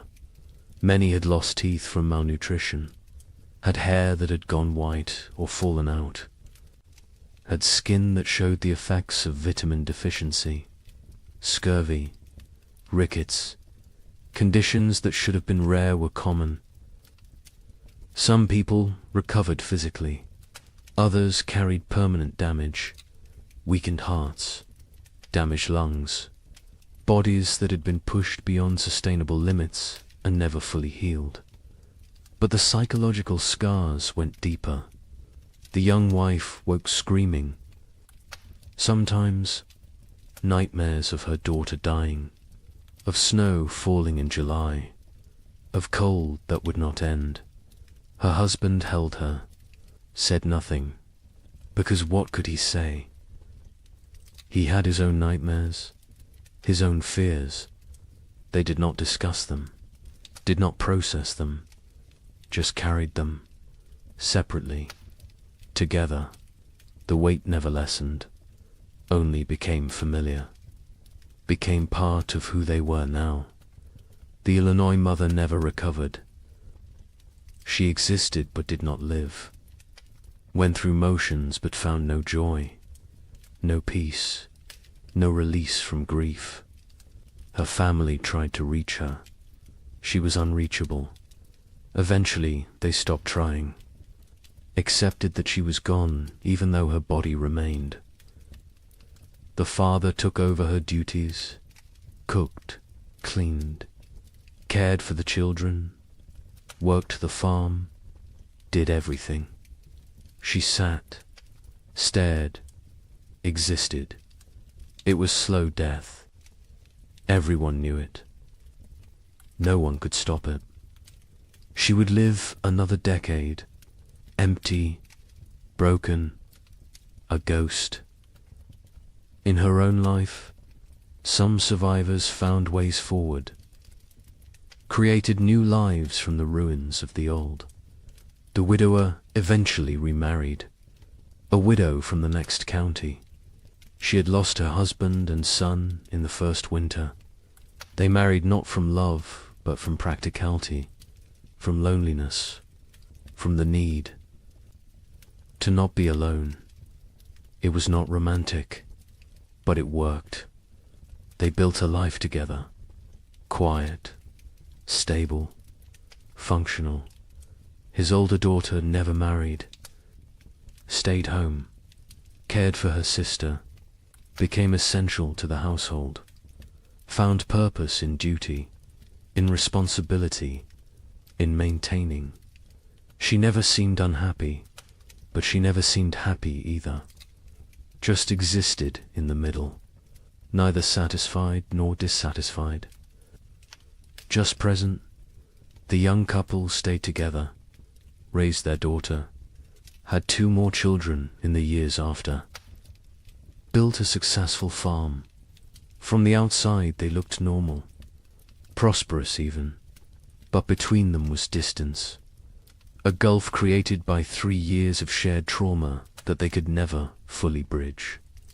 They cared for each other, were faithful, were good parents. But the passionate young couple who had claimed the land in 1835 was gone, replaced by 2 damaged people doing their best. It was enough, had to be enough. They did not expect happiness, did not seek joy, just sought stability, safety, security, found those things, made a life from them. By 1840, the population had stabilized. Some areas had recovered partially, others remained sparsely populated. The demographic impact was significant. Thousands had died. Thousands more had fled. The westward expansion had been set back years. Territories that should have achieved statehood remained territories. The ambitious growth projections of the early 1830s were abandoned. Reality had intruded, shown the limits of human ambition, of manifest destiny, of the belief that the frontier was there for the taking. Nature had reminded everyone who was really in control. The survivors aged rapidly. The young man in Michigan was 30 in 1840, looked 50. His body was worn out from the hard years. He would die at 45. Heart failure. His body simply gave out, used up, exhausted. His wife outlived him by 20 years, raised their 3 children, alone, never remarried, never spoke of the hard years. Her children knew something had happened, could see it in her eyes, in her reactions to cold, to hunger, to waste. But she never explained, never wanted them to know, wanted them innocent, untouched, protected from the knowledge of how bad things could get. The records from this period are sparse. Many families did not keep records, could not read or write, or chose not to document what had happened. The census of 1840 shows dramatic population decline in the affected territories. But the numbers tell only part of the story, cannot capture the psychological damage, the broken families, the lost potential, the dreams that died, the innocence that was shattered. Those losses are not recorded, not documented, not preserved. But they were real, were significant, were the true cost of the winters that would not end. Some survivors tried to document what happened, wrote letters to relatives back east, kept journals, created records. But even as they wrote, they sensed their accounts would be doubted, would be dismissed as exaggeration, as hysteria, as the ramblings of traumatized minds.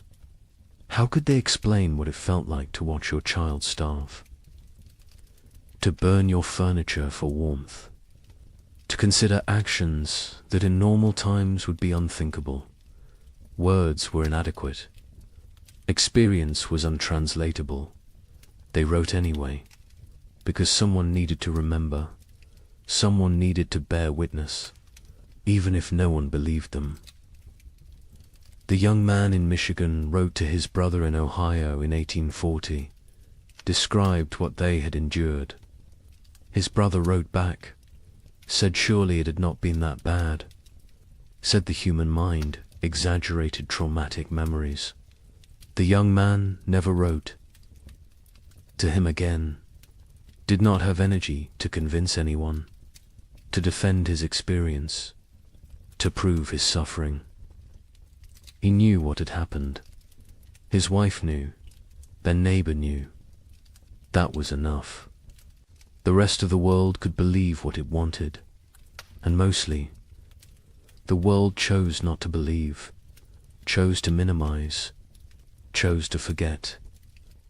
Because the story of the 3 winters did not fit the narrative America wanted to tell itself. The narrative of progress, of conquest, of manifest destiny, of inevitable triumph. The winters suggested that nature was more powerful than human. That civilization was fragile, that confidence was dangerous. These were not popular messages, not messages the growing nation wanted to hear. So they were ignored, dismissed, forgotten, buried under more palatable stories of frontier heroism, of triumph over adversity, of the inevitable march of progress. But the survivors remembered, carried the memories until death. Some passed stories to their children. Most did not. Most wanted to protect the next generation, wanted them unburdened. The children sensed something anyway, saw the scars, the fears, the behaviors that made no sense unless you knew what came before. They asked questions, got vague answers, eventually stopped asking. The silence grew. The stories faded. The memories died with those who carried them. Wait until you hear how thoroughly this was erased. The forgetting began almost immediately, even while survivors still lived, even while the scars were fresh. The erasure was not accidental, was not natural memory decay. It was deliberate, systematic, orchestrated by people who had very good reasons to want these winters forgotten. People with money, with power, with futures that depended on frontier land continuing to seem attractive, continuing to seem profitable, continuing to draw settlers and investment. Land speculators had the most to lose. They had purchased millions of acres across the affected territories, paid pennies per acre, expected to sell for dollars. Their entire business model depended on continued westward migration, on families believing the frontier offered opportunity, prosperity, future. Stories of 3 consecutive winters of mass death were bad for business, very bad. So the speculators acted, quickly, decisively, with coordinated purpose. Eastern newspapers began refusing letters from survivors. Editors received instructions, guidance, sometimes bribes.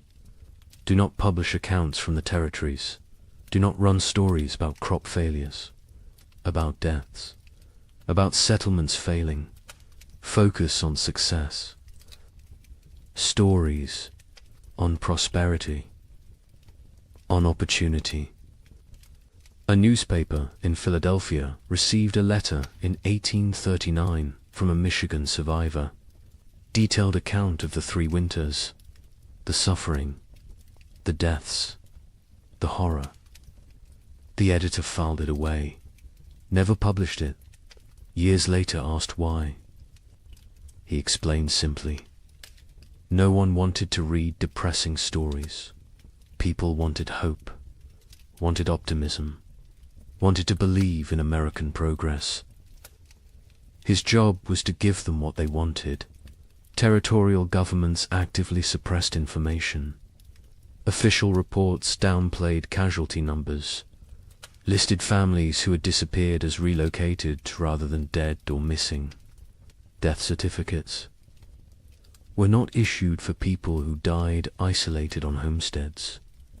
If no one reported the death officially, then officially it did not happen. Population records were adjusted, made to show growth rather than decline. The manipulation was not subtle, but it was effective. Future historians looking at official records would see steady population growth, would see successful territorial expansion, would see nothing that suggested catastrophe.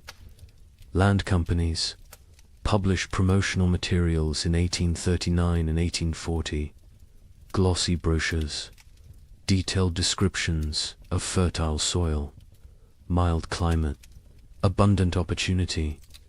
They made no mention of the previous years, no acknowledgement of hardship, no warning of risks. New settlers arrived with these brochures, with these promises, found a very different reality. By then, the land companies had their money. The deception had served its purpose. The newcomers were stuck, had to make the best of it, or abandon their investment and flee. Most stayed, tried to succeed. Never knew they had been deliberately misled. A land office clerk in Michigan Territory received orders in 1839. Adjust the records. Families who had disappeared needed to be listed as relocated to other territories. Deaths needed to be minimized. The numbers needed to show growth, success, progress. He complied. His job depended on it. His family depended on it. He made the changes, falsified documents, erased people from existence. Years later, guilt-ridden, he confessed to his wife, told her what he had done. She told him he had no choice. Everyone had to survive somehow. He accepted this, but the guilt never left. He carried it until death, never told anyone else, never made it right. Just carried the weight of erasing thousands of people to protect property values. Railroad companies were equally invested in suppressing the truth.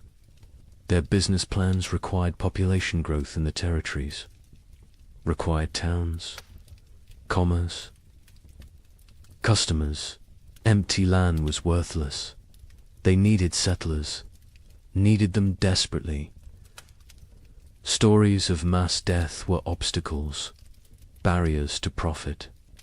So they acted, funded newspapers that told the right stories, hired writers to create promotional content, paid for testimonials from satisfied settlers, built a narrative of success and opportunity that bore little resemblance to reality.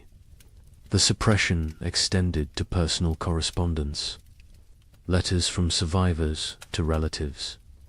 Back east were sometimes intercepted, lost, destroyed. Postal clerks received instructions.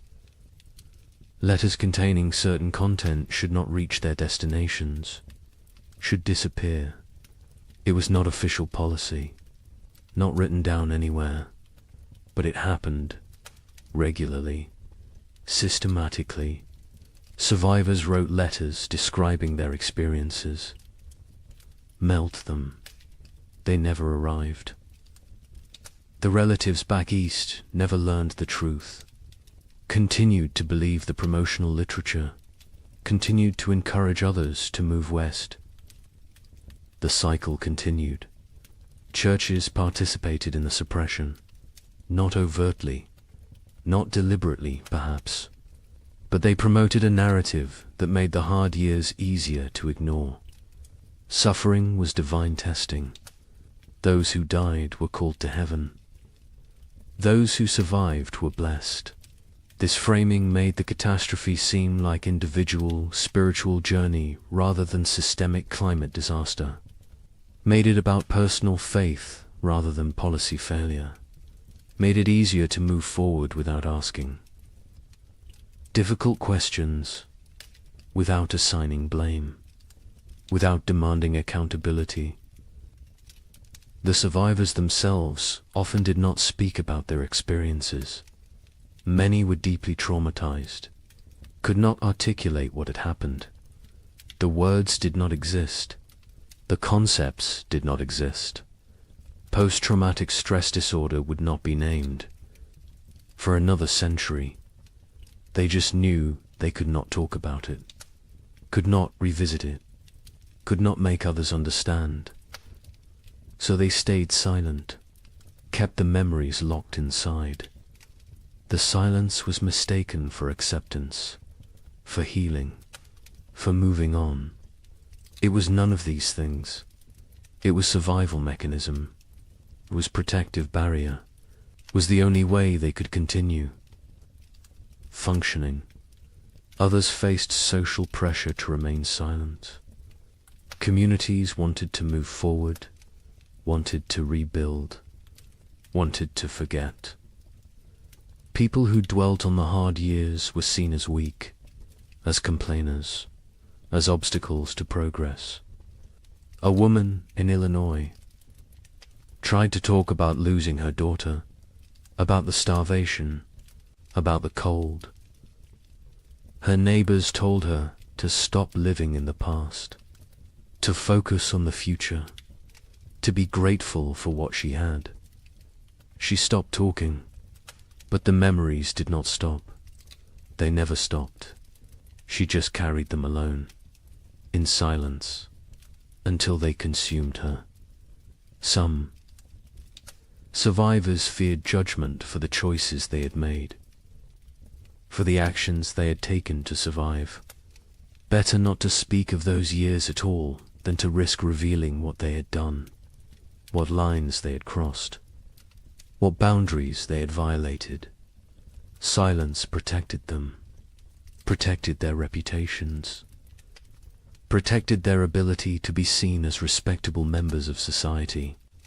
The price was isolation, loneliness, the inability to process trauma, but the alternative seemed worse. So they chose silence. The scientific community of the era struggled to explain the phenomenon. Without modern climate science, they lacked frameworks for understanding. Some suggested it was localized, exaggerated, not as severe as reported. Others proposed natural cycles, temporary aberrations, nothing to worry about long term.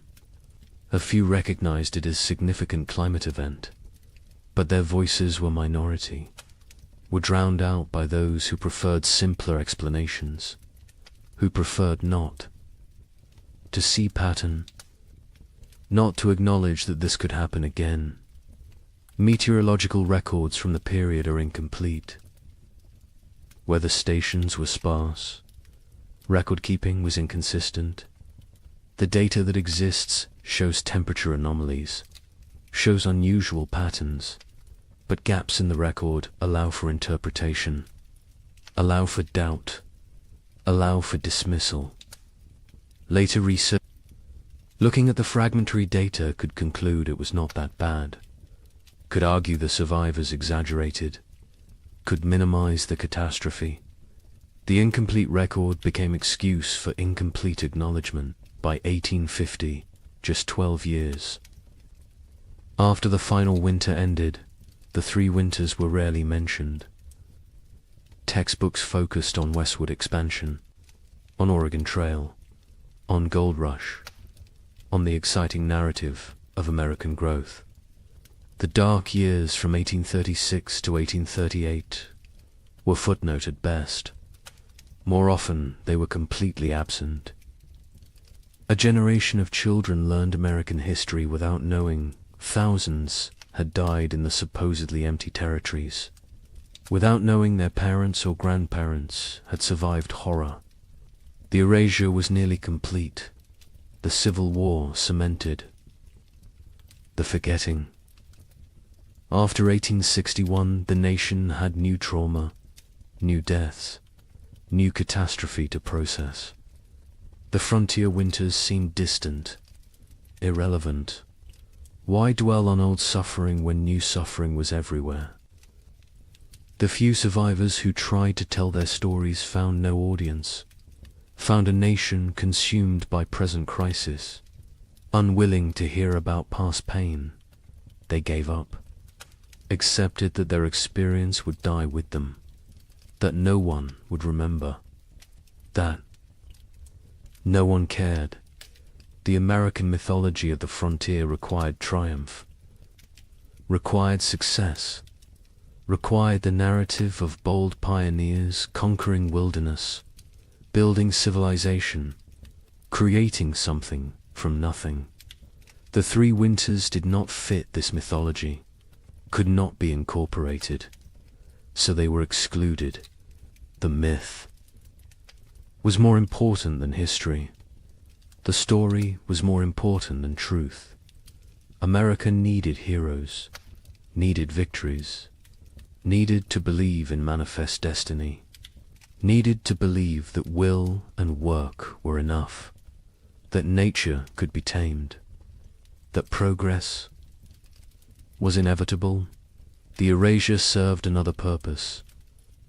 It protected those in power, politicians who had encouraged westward expansion, who had promoted territorial development, who had promised safety and opportunity. Acknowledging the winters meant acknowledging failure, meant admitting they had. Sent people into danger, had promised what they could not deliver, had prioritized expansion over safety. This admission was politically unacceptable, so the winters were forgotten. And the politicians continued promoting westward movement, continued making promises, continued prioritizing growth over caution.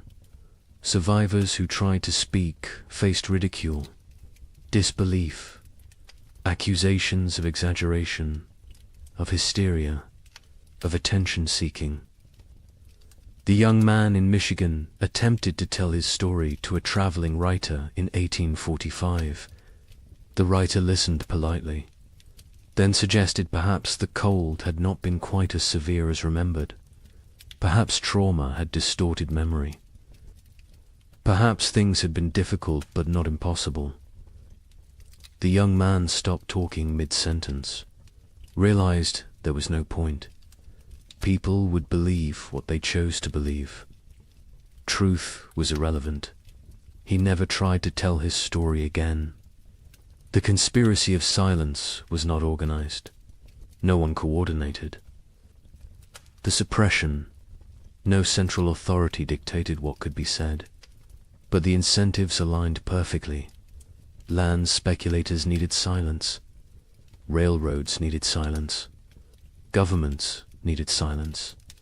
Churches preferred silence. Survivors chose silence. The result was comprehensive, effective, devastating. Within 20 years, the three winters had been nearly erased from collective memory. Within 50 years, they were completely forgotten. A climate catastrophe that killed thousands and destroyed. Hundreds of settlements simply disappeared from history, vanished, as if it never happened, but evidence remained, buried, hidden, waiting, in journals stuffed in attics, in letters preserved by accident, in graveyards with too many children's stones dated 1836 to 1838. In the population records that did not add up, in the archaeological evidence, in the tree rings, in the ice cores, in the gaps in genealogies where entire families simply ended. The evidence was there, scattered, fragmentary, ignored, but there, waiting for someone to look, someone to ask questions, someone to remember. Wait until you hear what we found. Modern science has uncovered what deliberate forgetting tried to erase. The evidence exists, scattered across disciplines, buried in places most people never think to look. But it is there, consistent, compelling, undeniable. The 3 winters happened, were as severe as survivors claimed, perhaps more severe than they could articulate. The truth has emerged slowly, piece by piece, building into a picture that validates everything the survivors tried to tell us. Tree ring analysis provides the most objective evidence. Trees record their growing conditions in their rings. Wide rings mean good growing seasons. Narrow rings mean stress, cold, drought, poor conditions. Researchers examining old-growth trees across the Midwest discovered something remarkable. The rings from 1836 to 1838 are extraordinarily narrow, some of the narrowest in the entire record. These trees were stressed, struggling, barely growing. The pattern is consistent across species, across regions, across thousands of individual trees. The cold was real, was widespread. Was severe ice core samples from Greenland tell a similar story. Each layer of ice preserves atmospheric conditions from when the snow fell. Chemical analysis reveals volcanic particulates, sulfur compounds, evidence of major eruptions. The layers from 1835 and 1836 show unusually high concentrations, multiple eruptions. The volcanic material entered the upper atmosphere, circled the globe, blocked sunlight, lowered temperatures, created the conditions for catastrophic cooling. The ice remembers what humans forgot. A volcanic eruption near Japan in late 1835 was particularly significant. Mount Osama, not as famous as Tombora, which caused a year without summer in 1816, but substantial, combined with other eruptions in the Pacific. In Central America, the cumulative effect was devastating. The particulates in the atmosphere created a cascade of cooling, blocked solar radiation, disrupted weather patterns.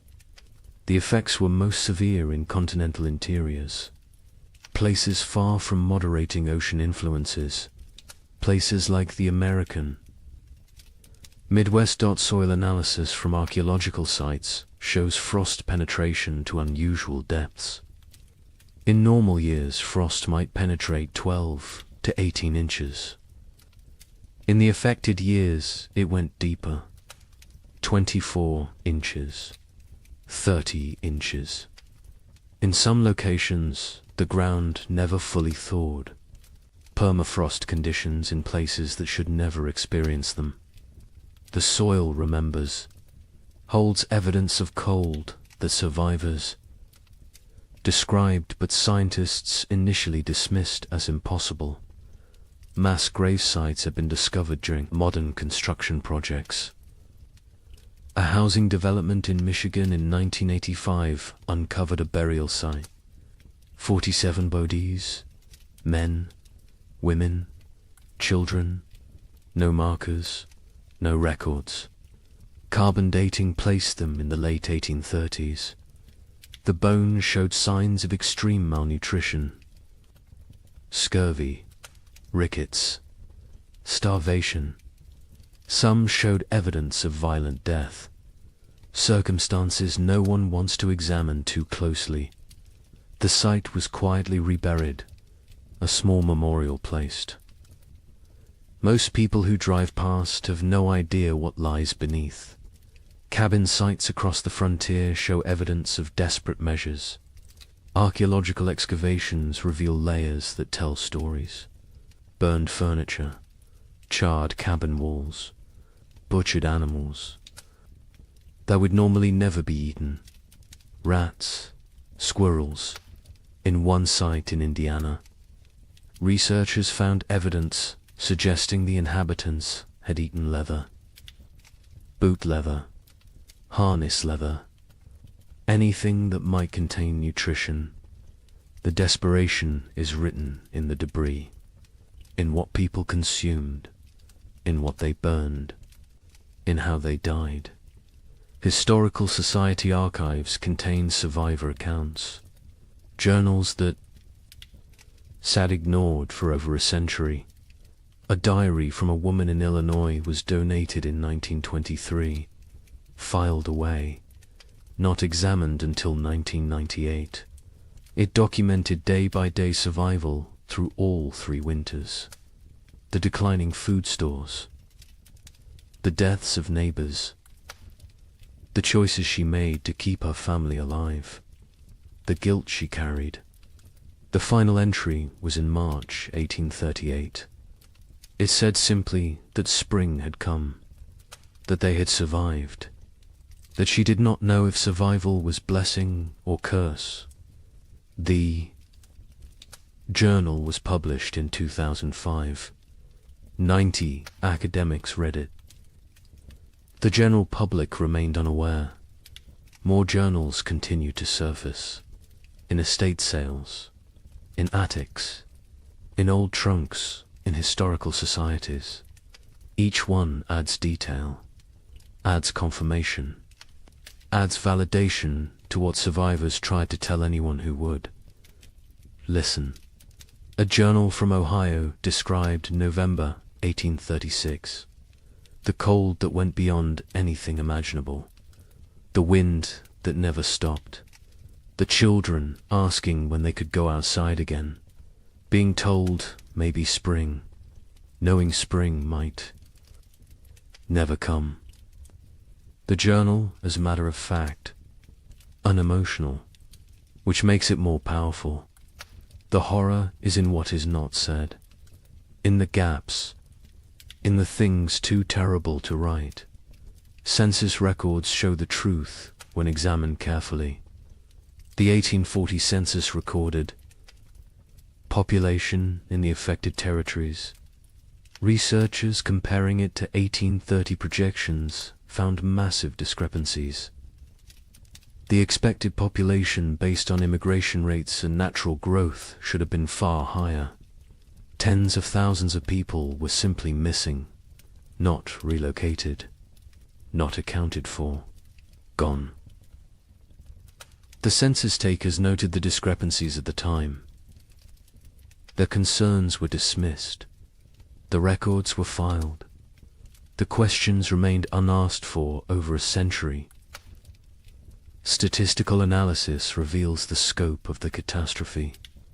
Researchers in the late 20th century compiled data from multiple sources: church records, land claims, tax rolls, census data, letters, journals, everything available. They built demographic models. The model showed that approximately 15,000 families entered their affected territories between 1830 and 1835. The 1840 census showed fewer than 7,000 families. The missing 8,000 families represented perhaps 40,000 individuals. Some fled, but many died. The exact numbers will never be known, but the scale is clear. This was demographic catastrophe. Climate modeling supports the survivor accounts. Modern computers can simulate historical climate conditions, input the volcanic eruptions, the solar activity, the ocean currents, Run the models. See what temperatures they produce. The models consistently show severe cooling in the continental interior from 1836 to 1838. Temperature drops of 10 to 15 degrees below normal. Extended growing seasons by 30 to 60 days. The kind of conditions that make agriculture nearly impossible. The kind of conditions that kill. The models validate what survivors said. Validate what written records document. Validate what physical evidence proves.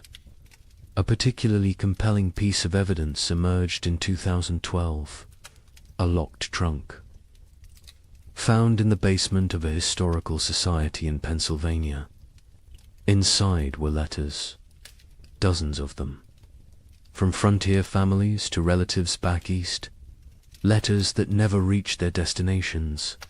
Letters that had been intercepted. Saved by the postal clerk who could not bring himself to destroy them, but could not deliver them either.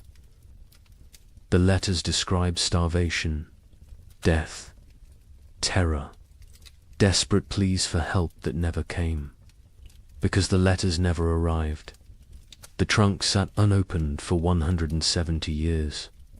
The stories inside died with those who wrote them, until the trunk was finally opened, finally read, finally acknowledged. The letters paint a consistent picture. Cold that started early, that would not end. Food running out. Neighbors dying. Children dying. The grinding daily battle to survive another day. One letter from a mother in Michigan described watching her daughter grow thinner, watching her stop playing, stop laughing, stop being a child, becoming instead a small, starving creature focused only on survival. The letter was dated January 1837. It is unclear if the daughter survived. The mother's name appears in no later records. She likely died. The letter is her memorial, her testimony, her proof that she existed, that she suffered, that she tried. Genetic evidence provides another layer of confirmation. Population geneticists studying Midwest families found bottleneck events in the late 1830s. Sudden reductions in genetic diversity, indicating that populations declined rapidly, that only certain family lines continued, that many lines ended completely. The genetic record shows what historical records obscured, shows the true impact, shows that entire family trees simply stop, branch after branch ending in the same narrow window. 1836 to 1838. Native American oral histories mention the hard years. Tribes in the affected regions have stories of the time when winter would not end, when buffalo disappeared, when people starved. The stories were not prominent, were overshadowed by other traumas, removal, disease, war, but the stories exist. Another source of validation, another voice confirming what happened, confirming that the cold was real, was widespread, was catastrophic for everyone in its path. European records provide external confirmation. Observers in England and France noted unusual weather patterns in North America, received reports from travelers, from ships, from traders. The reports described severe cold, crop failures, humanitarian disaster. These reports were published in European scientific journals, were discussed in academic circles, were known at the time, but were forgotten in America, were not incorporated into American historical narrative, were treated as foreign observations of foreign problems, not as documentation of American catastrophe. The evidence is overwhelming, undeniable, consistent across every discipline. every source, every method of inquiry. The 3 winters happened, were as bad as survivors claimed, killed thousands, destroyed hundreds of settlements, set back westward expansion by years, changed the trajectory of American development, and was systematically erased from memory, deliberately forgotten, buried under more palatable narratives. But the evidence remained, waiting, and now it speaks, loudly, clearly, demanding that we remember, demanding that we acknowledge, demanding that we ask why this was forgotten, and what else we have chosen to forget. Societies choose what to remember, what to forget, what stories to tell about themselves. America chose to remember triumph, chose to remember westward expansion as inevitable, as heroic as the march of civilization across wilderness. The 3 winters did not fit that story, so they were extruded, erased, forgotten, not through conspiracy exactly, but through collective decision that some truths are inconvenient. Some realities undermine necessary myths. Some histories are better left buried, but forgetting comes with costs. Modern Americans facing climate uncertainty have no cultural memory of how quickly weather can turn catastrophic, how fragile our systems truly are, how thin the line between civilization and survival. We believe we are insulated, protected, that technology and infrastructure make us safe.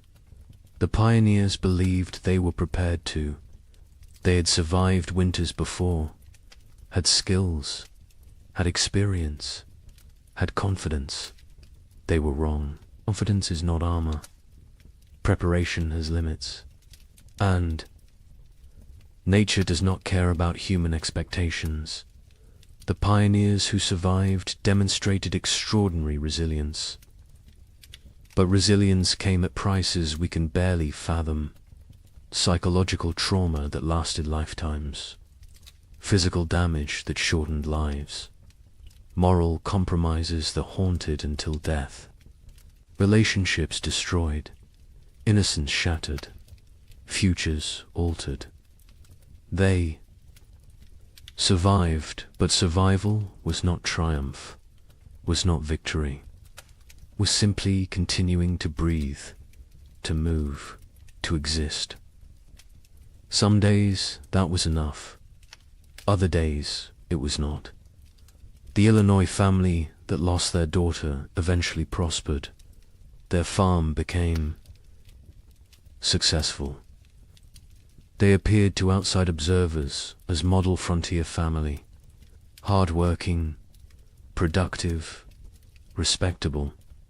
But the father never spoke of the hard years, not to his children, not to his neighbors, not to anyone. When he died in 1871, his wife burned his journal. She said it contained nothing anyone needed to know. The children did not question her, did not push.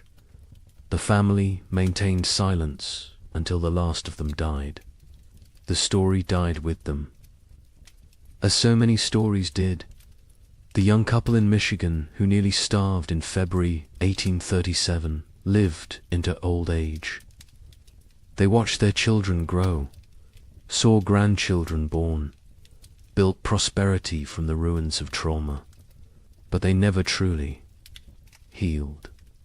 The wife developed hoarding behaviors, stored food obsessively, could not throw anything away, could not trust that abundance would continue. The fear never left. The husband, startled at sudden noises, had nightmares until he died, woke, screaming about cold, about hunger, about his daughter dying. They lived together for 40 years after the winters ended. But part of them never left those years, never fully returned to the present, always remained trapped in the cold, in the fear, in the desperate fight for survival. We need to remember their stories, need to understand what they endured, not to glorify suffering, not to romanticize hardship, but to recognize truth, to acknowledge that American expansion was built on uncounted graves, unforgotten tragedies, unerased catastrophes. The triumphant narrative is incomplete, is dishonest, is disrespectful to those who suffered, who died, who survived but carried wounds forever. Climate catastrophe can happen faster than we imagine. The pioneers of 1835 had no warning, no time to prepare. Within months, their world transformed from abundance to survival. They believed they were equipped for anything, believed their skills and determination were sufficient. They were wrong. Today, we believe similar things, believe our technology protects us, our infrastructure shields us, our wealth insulates us. We may be wrong too. The lesson is not despair, is not that preparation is futile, is that respect for nature's power is essential, that humility matters, that confidence without caution is dangerous, that systems can collapse rapidly, that we are more vulnerable than we pretend, that forgetting painful truths does not make us safer, makes us more vulnerable, because those who forget history are condemned to repeat it, and those who never learnt it are condemned to be surprised. The pioneers who lived through those years are all gone now. The last survivors died in the early 20th century. They took their full stories with them, the memories, the details, the small human moments that made the horror real. We have fragments, evidence, documentation, but we do not have them. Do not have their voices, their perspectives, their truth in its fullness. That loss is permanent, irretrievable, another cost of the forgetting, another price of erasure. But on cold nights, in old cabins scattered across the Midwest, some say you can still hear something. The wind howling the way it did then, relentless, hungry, patient, the creaking of wood under extreme cold, the silence that came after the last piece of furniture was burned, the sounds of a world frozen beyond endurance. Perhaps it is just wind, just old buildings settling, just imagination. Or perhaps the land remembers, perhaps the earth holds memory, perhaps those who suffered left something of themselves in the soil, in the trees, in the stones, a presence, a witness, a reminder. Winter always remembers, even when we choose to forget. The sky changes first. It loses its depth. The blue becomes pale and thin. The sun rises later each morning. It sets earlier each evening. The warmth drains away slowly. Day by day, the world transforms. The tribe notices. They always notice. Their survival depends on reading these signs. An old woman stands at the cave entrance. She watches the horizon. Her skin remembers 50 winters.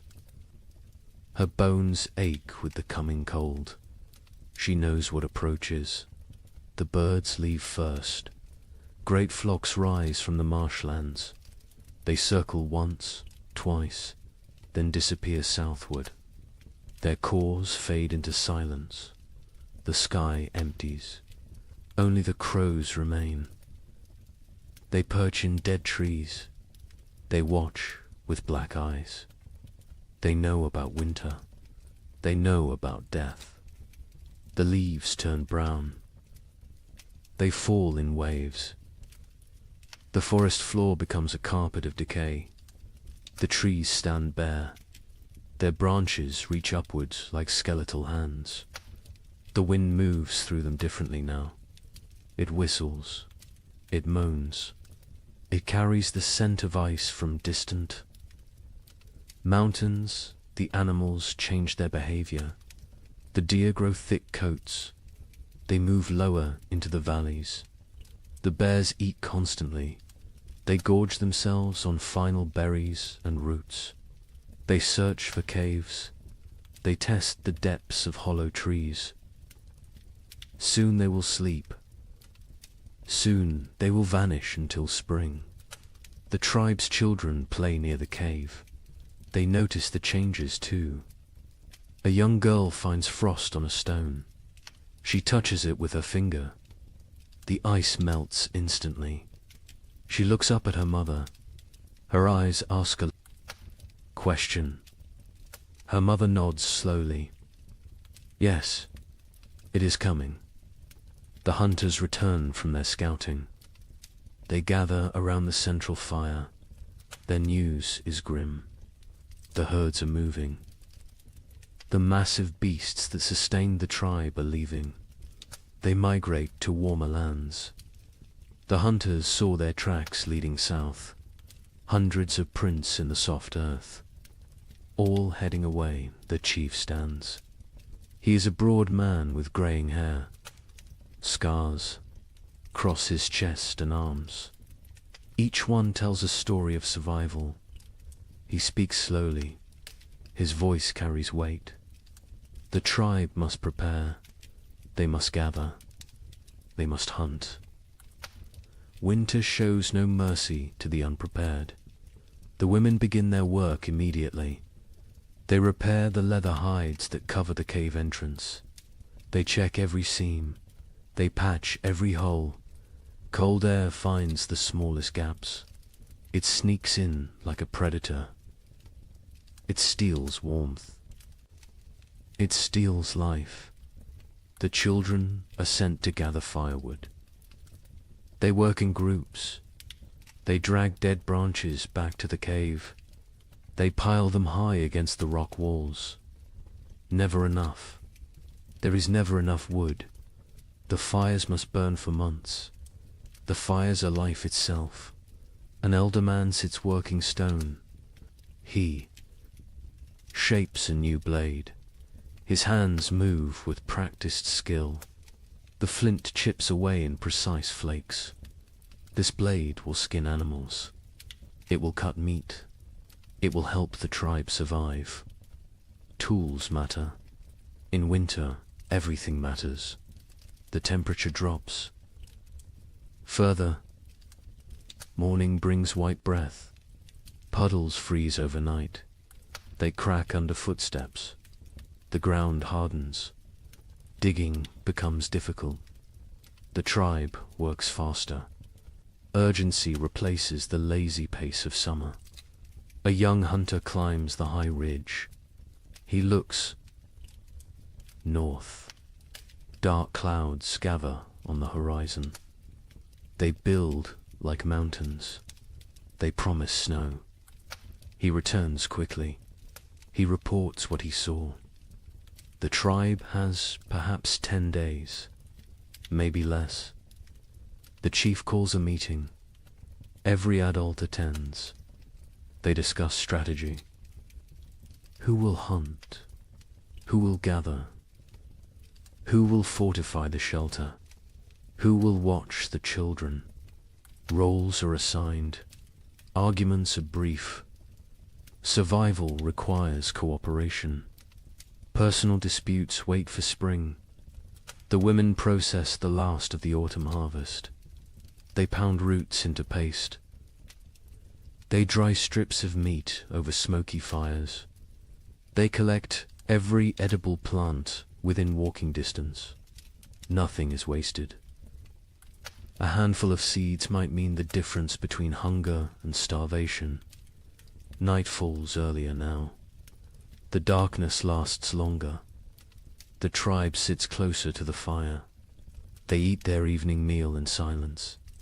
They think about the months ahead. They remember previous winters. Some were mild, some were brutal. No one knows what this winter will bring. A baby cries. Its mother holds it close. She wraps it in soft rabbit fur. The infant is barely 2 months old. This will be its first winter. The mother's face shows worry. The other women gather around. They offer reassurance. They share wisdom. They have kept babies alive through cold before. The old woman who watches the sky speaks. She tells of a winter. From her youth, snow fell for 20 days without stopping. The drifts rose higher than a man. 3 members of the tribe died. They ran out of food. They grew weak. The cold took them in their sleep. She tells this story as warning, as motivation. As truth, the fire crackles. Sparks rise into the darkness. They dance like orange stars before fading. The tribe sits in a circle. They feel the bond between them. They are family. They are survival partners. They will face the cold together. They will endure together. Or they will perish together. The wind picks up. It blows from the north. It carries the smell of snow. It carries the promise of winter. The tribe feels it. Every man, woman, and child knows what approaches. The season of death has begun its descent. The time of testing is here. Tomorrow, the real work begins. The hunters wake before dawn. 6 men rise from their sleeping places. They move quietly. They do not wake the others. The air inside the cave is cold. Their breath makes small clouds. They gather their weapons in silence. The chief hunter is called Kra. He has seen 30 winters.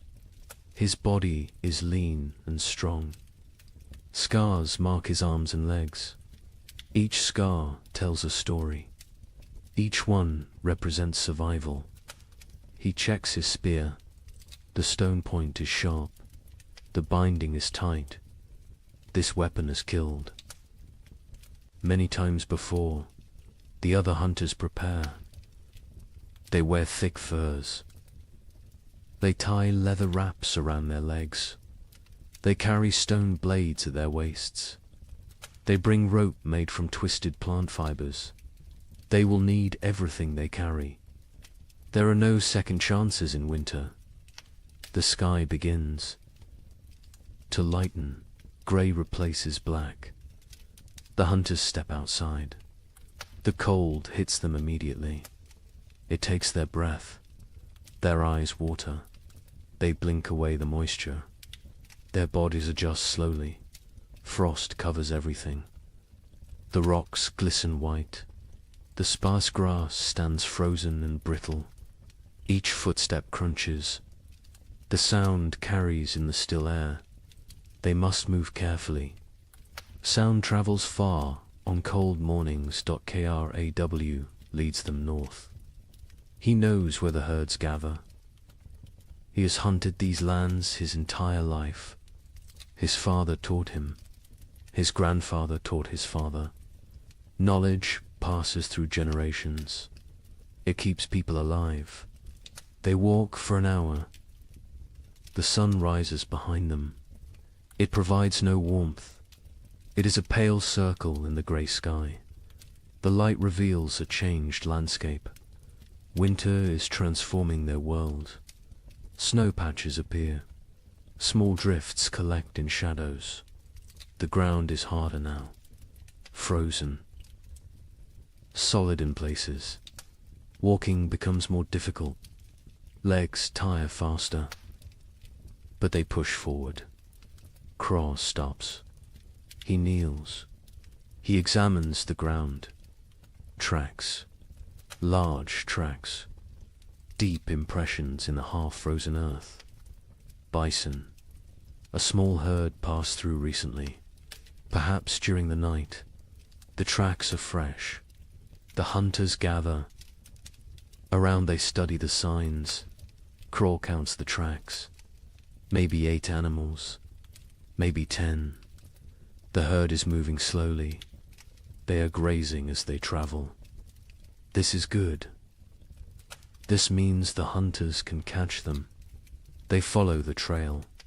The tracks lead northeast, toward the river valley. Bison often shelter near water. The valley provides protection from wind. There is still grass there, brown and dry, but edible. The wind picks up. It blows from the north. It carries tiny ice crystals. They sting exposed skin. The hunters pull their furs tighter. They lower their heads. They keep moving. Another hunter named Dren speaks quietly. He points to the sky. More. Clouds are building, dark and heavy. They roll in from the mountains. A storm is coming. Everyone sees it. Everyone understands. They must hunt quickly. The tracks become fresher. The eddies are sharp.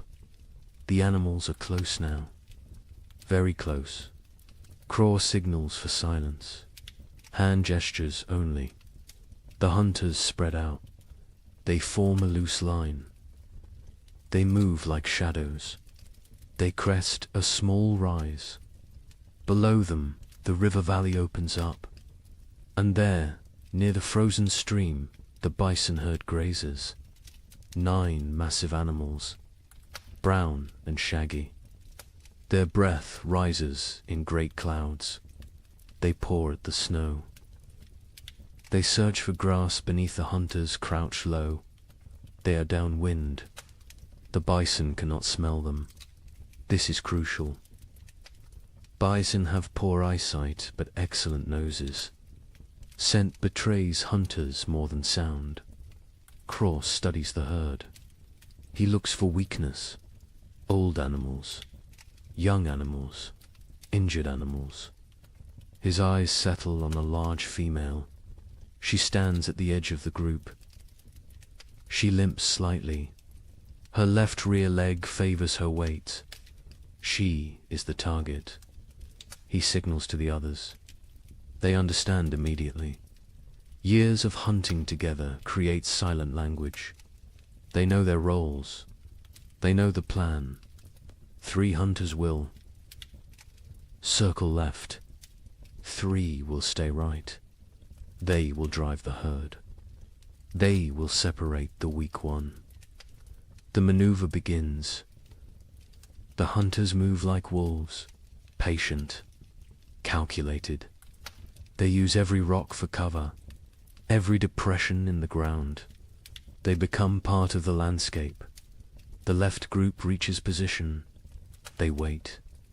Timing matters. Rush too soon and the herd scatters. Wait too long, an opportunity vanishes. Craw watches. He feels the moment. He rises. His shout breaks the silence. The other hunters echo him. The bison startle. Their heads snap up. Panic floods through the herd. They bunch together. They begin to run. The injured female falls behind. She tries to keep pace. Her bad leg betrays her. The gap widens. The hunters close in. Their legs pump. Their lungs burn. The cold air sears their throats. Craw is fastest. He closes the distance. The female sees him. She turns. She tries to change direction. Too slow. Crow throws his spear. Years of practice guide the weapon. The stone point strikes true. It sinks deep into her shoulder. The bison bellows. Pain and rage combine. She spins. Blood sprays across the snow. bright red against pure white. She charges at Craw, massive and furious. Death approaching on 4 legs. Craw dodges, barely. The bison's horn scrapes his side. His fur tears. He rolls away. Another hunter throws his spear, then another. Both strike the animal's flank. She staggers. Dren moves in close, very close, dangerous close. He thrusts his spear upward, into the chest, between the ribs, toward the heart. The bison's front legs buckle. She goes down. The hunters surround her. They wait. She kicks twice. Her breath comes in gasps. Her eyes roll, then stillness. The fight ends. The hunt succeeds. The hunters stand panting. Their bodies steam in the cold. Sweat freezes on their skin. They look at each other. Grins break across their faces. They survived. They won. They have meat. But celebration is brief. Craw points at the sky. The storm clouds are closer, much closer. The wind grows stronger. Snow begins to fall. Light flakes at first, then heavier. They must work fast. Butchering takes time. This animal weighs more than 10 men combined. They cannot carry everything. They must choose. They must prioritize. Stone blades come out. Sharp edges gleam. The hunters begin cutting. They work with practiced efficiency. The hide comes off in sections. The best meat is removed. Organs are carefully extracted. The liver, the heart, the kidneys. These provide vital nutrition. Blood stains the snow. It pulls and freezes. The hunter's hands go numb. They ignore the pain. They keep cutting, keep working. Their survival depends on speed. They bundle the meat in the animal's own hide. They create packs they can carry. Each hunter takes a load. Heavy loads, impossibly heavy. But fear provides strength. The storm provides motivation. The journey back begins. The snow falls. Harder. Visibility drops. The wind howls. It pushes against them. Every step requires effort. The meat weighs them down. Their legs shake. Kraw leads by memory. He knows these lands, but the snow obscures landmarks. Everything looks the same, white and grey and endless. He trusts his instincts. He walks steadily south. One hunter falls. The weight and exhaustion combine. The others help him up. They redistribute his load. No one is left behind. This is the unspoken rule, the absolute law. Hours pass. Terrible, grinding hours. Cold seeps through their furs. Their fingers lose feeling. Their faces go numb. Frostbite threatens, but stopping means death. They push forward. Dren sees it first. A dark shape in the swirling snow. The cave. Home. Relief floods through them. They stumble faster. The last 100 paces feel like miles. They enter the cave. Warmth hits them. The central fire burns bright. The tribe has kept it strong. Faces turn toward them. Eyes widen. They see the meat. They see success. The hunters drop their loads. They collapse. Their bodies give out. Women rush forward. Children crowd around. Everyone wants to see. Everyone wants to touch the meat. The chief comes forward. He examines the kill.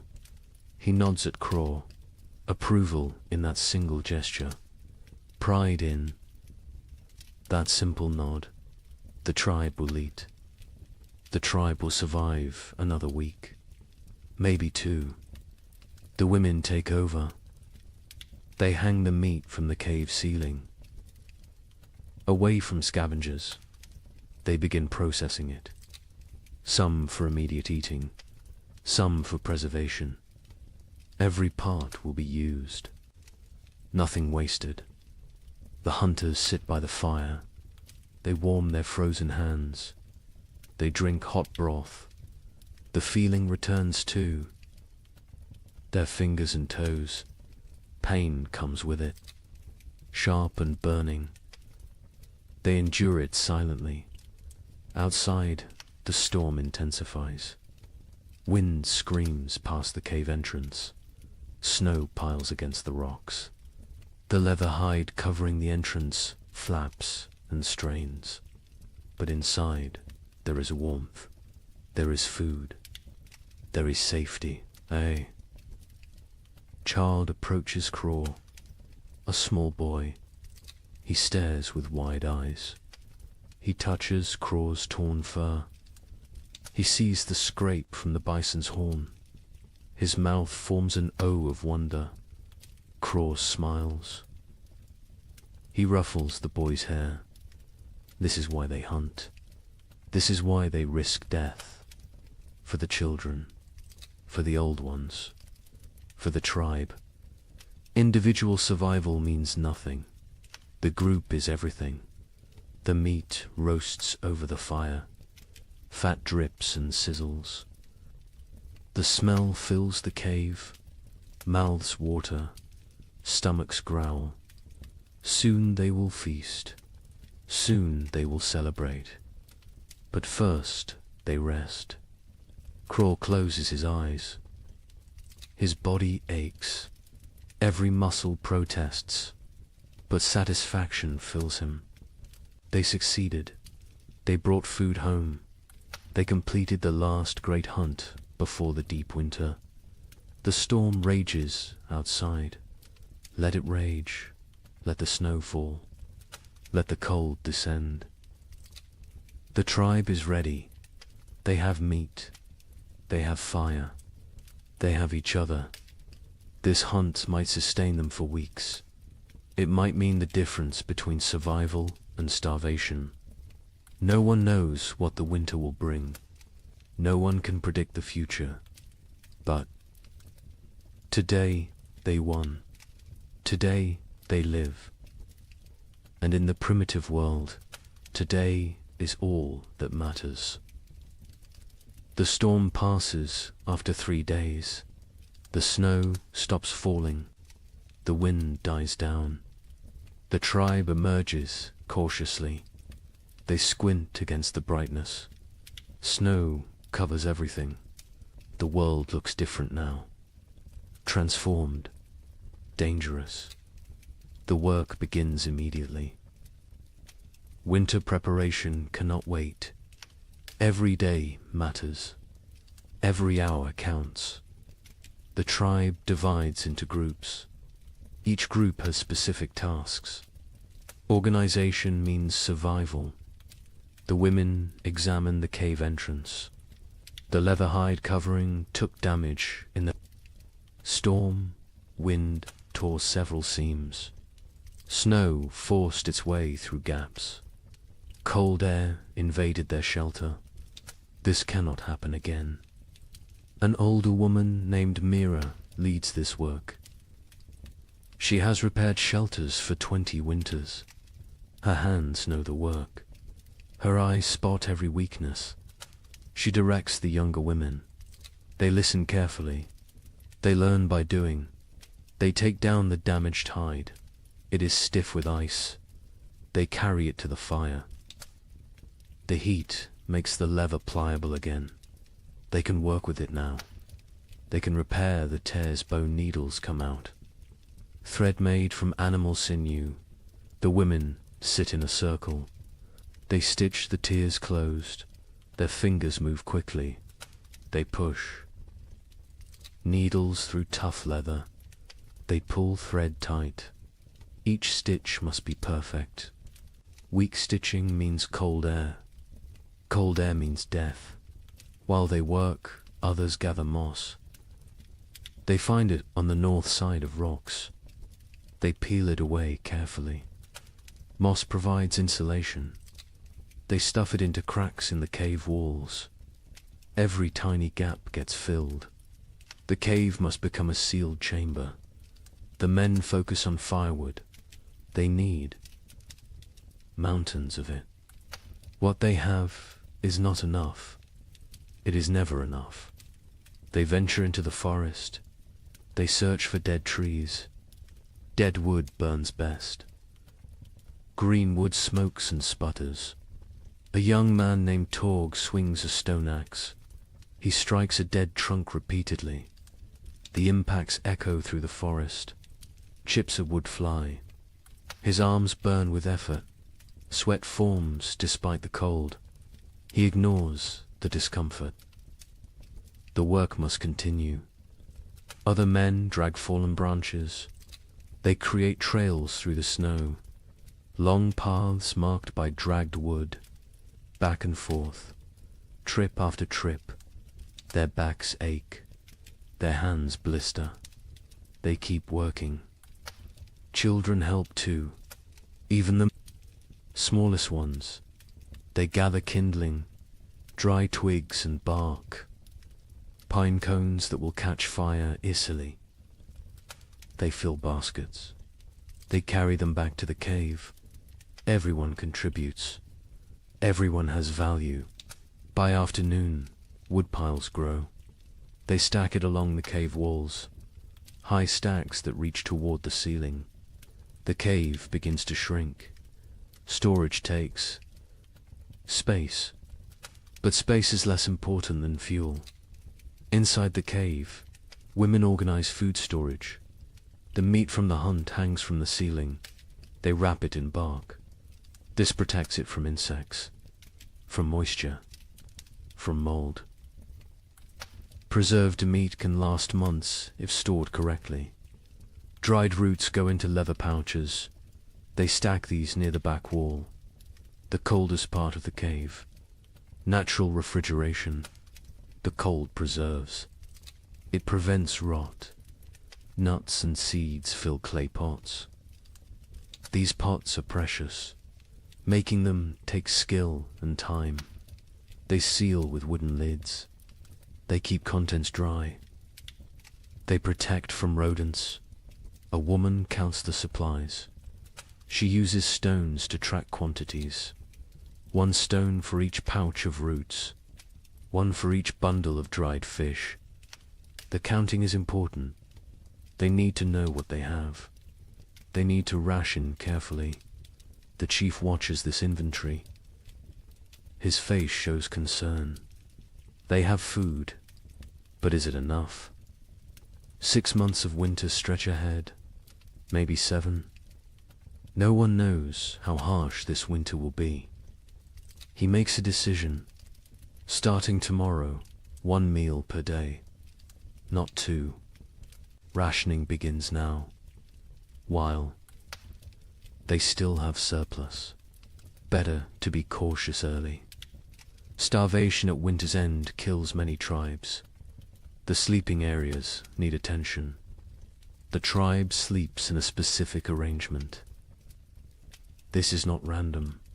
This is survival strategy. The weakest sleep closest to the fire.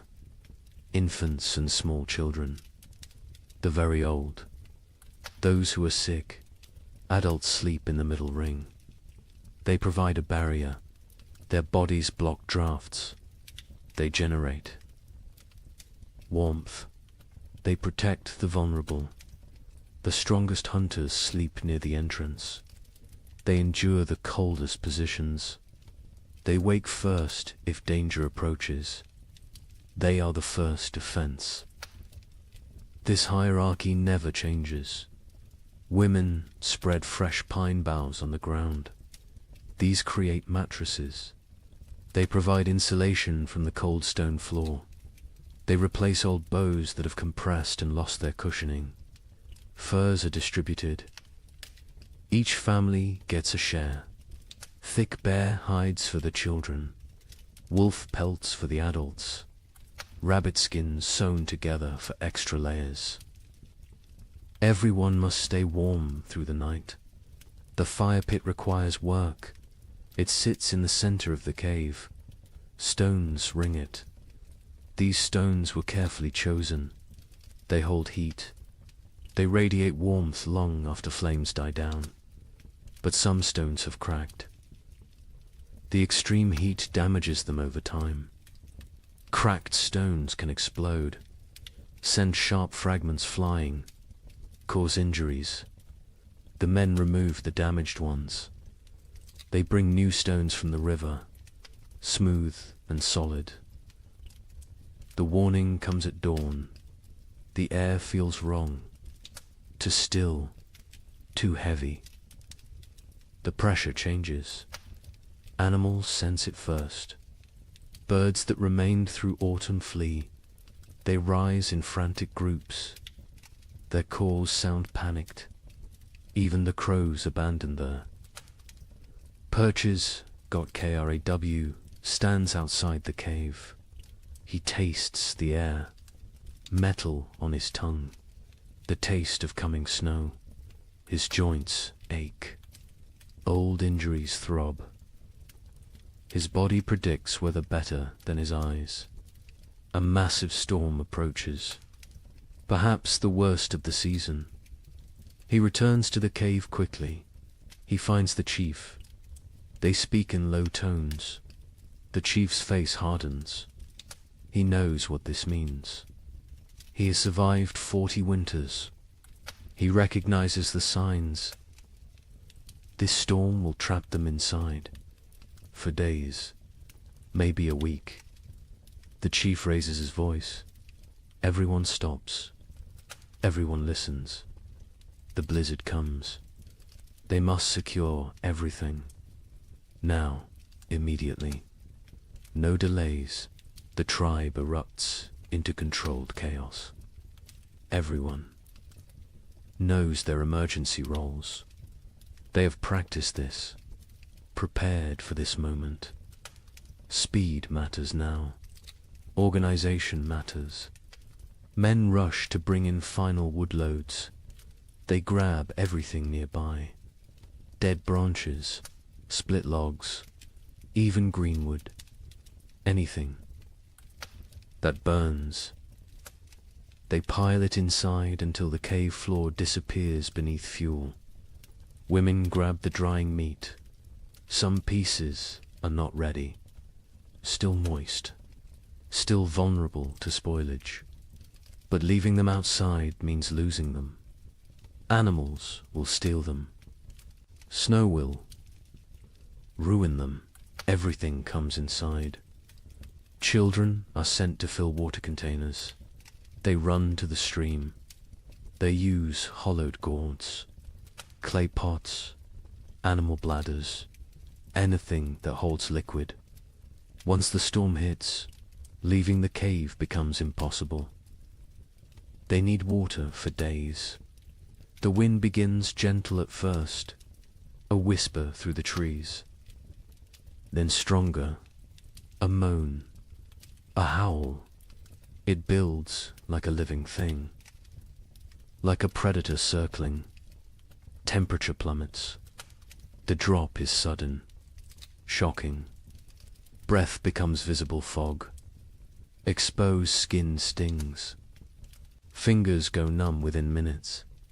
The cold announces the storm's arrival. The first snowflakes fall, large and soft. They drift lazily, almost peaceful, but more follow, then more. Within minutes the air fills with white. Visibility shrinks. The forest disappears. The world becomes a swirling void. The tribe retreats inside. The hunters enter last. They pull the leather hides tight. They secure every fastening. They add the extra layer. The interior darkness deepens. Only firelight remains. The storm intensifies. Wind screams past the cave mouth. It sounds almost human. Anguished wails and shrieks. The leather hide strains against its bindings. It flaps and snaps. The noise is constant, overwhelming. Snow drives. Horizontally, it finds every tiny gap. Fine powder forces through the leather weaving. It dusts the cave floor near the entrance, creates small drifts. The tribe watches with concern. They cannot stop this invasion. The fire becomes their universe. They feed it constantly. Wood disappears at an alarming rate. The cold outside is so intense it steals heat from the cave. The flames must fight harder, burn hotter, consume more fuel. Smoke becomes a problem. The usual draw through the ceiling hole weakens. The storm disrupts normal airflow. Smoke gathers in the cave's upper reaches. Eyes water. Throats burn. They cough. But they cannot reduce the fire. Cold is more dangerous than smoke. The first, they pass us slowly. Time becomes strange. Without sun, without normal rhythms, hours blend together. The tribe sits in their designated areas. They wait. Patience is a survival skill. Children grow restless first. They are used to running, playing, exploring. Now they must sit still, stay quiet, conserve energy. This is torture for young bodies. They squirm and fidget. A little girl begins to cry. She wants to go outside. She does not understand. Her mother holds her, rocks her, sings softly, old songs, wordless melodies. The girl eventually quiets. She falls into fitful sleep. The adults fare better, but tension builds. Too many people. In too small a space, personal conflicts simmer. Old grievances resurface. A young hunter glares at another. Some past dispute, some imagined slight. The chief notices. He moves between them. His presence prevents escalation. Mira tells stories. Her voice cuts through the wind's howl. She speaks of ancient times, of the first people, of how they discovered fire, how they learned to speak, how they survived when the world was even colder. The children gather around her, even the restless. Once her words captivate them, transport them. For a while, they forget the storm, forget the confinement. They live in her stories. Night comes. They know this only because their bodies tell them. Fatigue sets in. Eyelids grow heavy. The fire must be maintained through darkness. The hunters establish a watch rotation. 2 men awake at all times. 1 feeds the fire. 1 watches the entrance. Sleep comes hard. The wind is too loud. The cold too present. The cave floor too hard despite the pine boughs. Bodies shift. Seeking comfort that does not exist. Seeking warmth that is scarce. The baby wakes crying. Hungry. Always hungry. Its mother nurses it. But her own hunger makes her milk weak. Thin. The baby feeds but does not satisfy. It cries again. Other children wake. The mother's face shows exhaustion, desperation. An older woman brings warm broth. made from bones and snow water.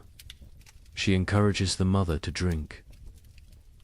Liquid helps produce milk. The mother drinks. The broth is barely warm, barely flavored, but it is something. The second day brings no relief. If anything, the storm worsens. The wind reaches new levels of fury. It sounds like raging beasts, like angry spirits. The entire cave vibrates. Small stones fall from the ceiling. Dust rains down. Fear creeps in. What if the storm never stops? What if they run out of wood? What if the cave collapses? These thoughts spread silently, visible in worried eyes, in tense shoulders, in clenched jaws. The chief sits straight. Projects. Confidence. But privately he worries. The woodpiles shrink rapidly. Too rapidly, he calculates. 3 more days, maybe 4. Then they burn sleeping firs. Then they face choices. Terrible choices. Food rationing becomes stricter. 1 small meal, barely enough to sustain. Stomachs growl constantly. Children whimper. Adults endure silently. Hunger is familiar. Hunger is survivable. For a while, Torg's hands have healed from the axe work. Now they crack from the dry cold. Blood seeps from split skin. He wraps them in leather strips. The bleeding stops, but the pain remains. He says nothing. Complaining helps no one. A hunter notices moisture on the cave walls, condensation from their breath, from their bodies. This moisture freezes, creates a thin layer of ice. The cave becomes a frozen chamber, beauty and danger combined.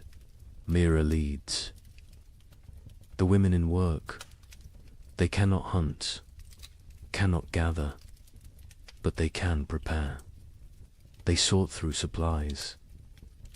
They repair torn clothing. They sharpen stone blades.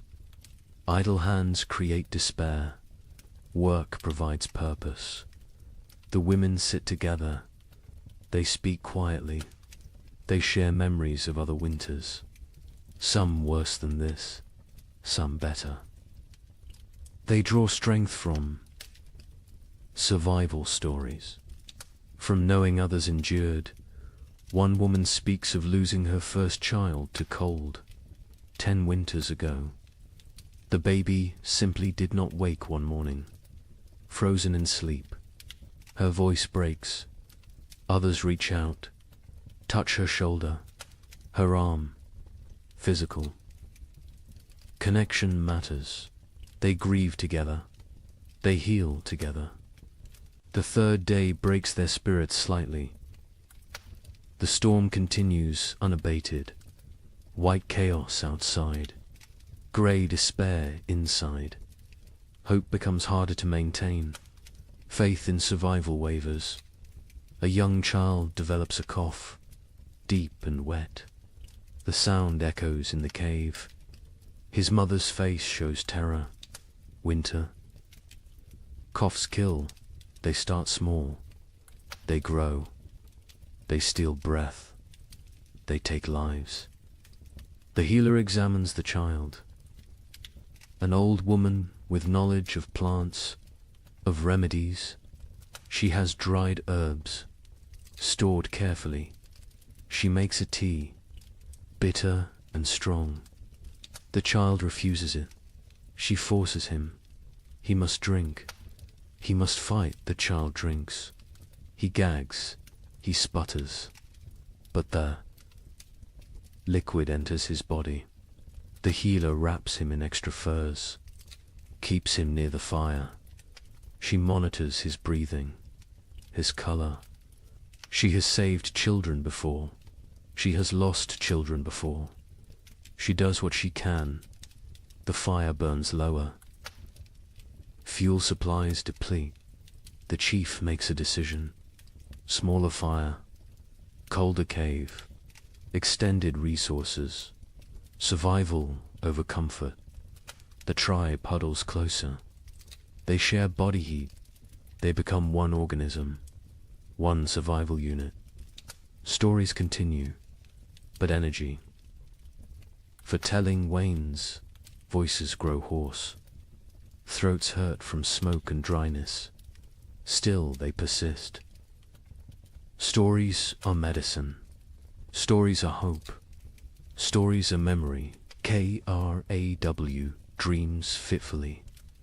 He dreams of the hunt, of running through snow, of warm blood on cold ground, of meat and plenty. He wakes to cold and hunger. Reality disappoints. But reality is what they have. The fourth day brings a subtle change. The wind decreases slightly. Not much, but enough to notice. Enough to spark hope. Ears strain, listening for further improvement. Praying for silence. By afternoon, the wind drops to a steady roar instead of a scream. The leather hide stops its violent flapping. Stillness seems possible, seems real. The tribe exchanges glances. Cautious optimism. The chief crawls to the entrance. He carefully lifts the hide edge. A tiny gap. Snow immediately blows in, but he can see outside. Barely. The world is still white, still falling, but less violent, less deadly. He drops the hide. He turns to face the tribe. His expression gives them their answer before he speaks. The storm weakens, not over, but weakening. They will survive. They will see the end. Relief flows through the cave, visible, tangible. Shoulders relax. Faces soften. Tears form in some eyes. The trial continues, but the worst has passed. That evening, the coughing child breathes easier. The healer's tea worked, or luck worked, or sheer will worked. The reason does not matter. The child will live. This small victory lifts everyone. The tribe eats their meager ration with less complaint. The end approaches. They can endure. They can last. The wood will suffice. The food will suffice. They are strong enough. The fifth morning brings silence. Actual silence. The wind has stopped. The storm has ended. The sudden quiet feels strange, wrong. Ears ring in the absence of noise. Kraw approaches the entrance again. This time he fully opens the hide. Daylight floods in, blinding and beautiful. The tribe shields their eyes, adjusts slowly. The world outside has transformed. Snow everywhere. Drifts higher than a man. The landscape is unrecognizable. Every familiar feature buried, erased. They look upon an alien world, white and pristine and deadly. But the sky shows blue, clear blue. The storm has truly passed. The tribe survived. Every member, every child, every elder. They made it through together. They do not celebrate loudly. They have no energy for celebration, but quiet satisfaction fills the cave. They endured. They protected each other. They remained human in inhuman conditions. The first blizzard has ended. Many more will come, but this one is done, and they are alive. Cold, hungry, exhausted, but alive. That is enough. That is everything. The days after the blizzard bring cruel clarity. The tribe emerges to assess their world. Snow covers everything in impossible depths. Walking is exhausting. Each step sinks to the knee, sometimes to the waist. Movement becomes a brutal task. The hunters try to venture out. They search for game, for any sign of life. But the animals have vanished, gone deep into dens, hibernating, or dead, or fled to distant warmer lands. The forest stands empty, silent as a grave. They check their trap.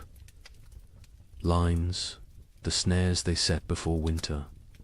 Snow has buried them all, invisible, useless. Days of work erased by one storm. They dig frantically. They find 3 traps, all empty, all sprung by falling snow. The tribe returns to the cave. Their faces tell the story. No food, no prospects, only what they stored, only what hangs from the ceiling, only what sits in clay pots. They must make it last. They must ration carefully. The chief counts the supplies again. He uses his stones. He moves them slowly. His count confirms his fears. Not enough. Even with strict rationing, even with 1 meal per day, they will run out before spring arrives. Weeks before, he does not share this calculation. Not yet. Fear helps no one. Panic kills faster than hunger. He will wait. He will hope. Perhaps another opportunity will come. Perhaps luck will shift. The moon rises full and bright. It illuminates the frozen landscape. Everything glows silver, beautiful and deadly. This moon marks the deepest part of winter. The coldest nights, the longest darkness. The tribe calls it the moon of hunger. Every winter it appears. Every winter it tests them. Food becomes an obsession. Stomachs growl constantly. Sleep brings dreams of feasting, of plenty, of meat dripping fat. People wake disappointed, wake to cold reality. Wake to emptiness. The single daily meal shrinks. Further, what filled a palm now fits in fingers. Barely enough to taste. Never enough to satisfy. Children cry after eating. Still hungry. Always hungry. Mothers have nothing more to give. The baby suffers most. Its mother's milk dries up. Her body has nothing left to convert. She tries to nurse. The infant sucks desperately, gets nothing. Its cries become weaker, more pitiful, more heartbreaking. The women try to help. They chew dried meat until soft. They feed this paste to the baby, tiny amounts. The baby takes it, swallows. But infant bodies need milk, need fat, need nutrients this paste cannot provide. Mira grows weaker. Her old body has few reserves. Age makes winter harder. She sleeps more, moves less. Her skin seems to hang on her bones. Her eyes sink into her skull. She knows what is happening. She accepts it. This is the way of things, but she still tells stories. Her voice is thin now, barely audible. The children lean close to hear. She speaks of abundance, of spring, of flowers and green grass, of warm sun on skin. She gives them hope. She gives them something beyond hunger. A hunter named Breck volunteers to venture far, to search for game in distant valleys. Perhaps the herd's sheltered somewhere. Perhaps hunting is possible. The chief considers this. The risk is enormous. But starvation is certain.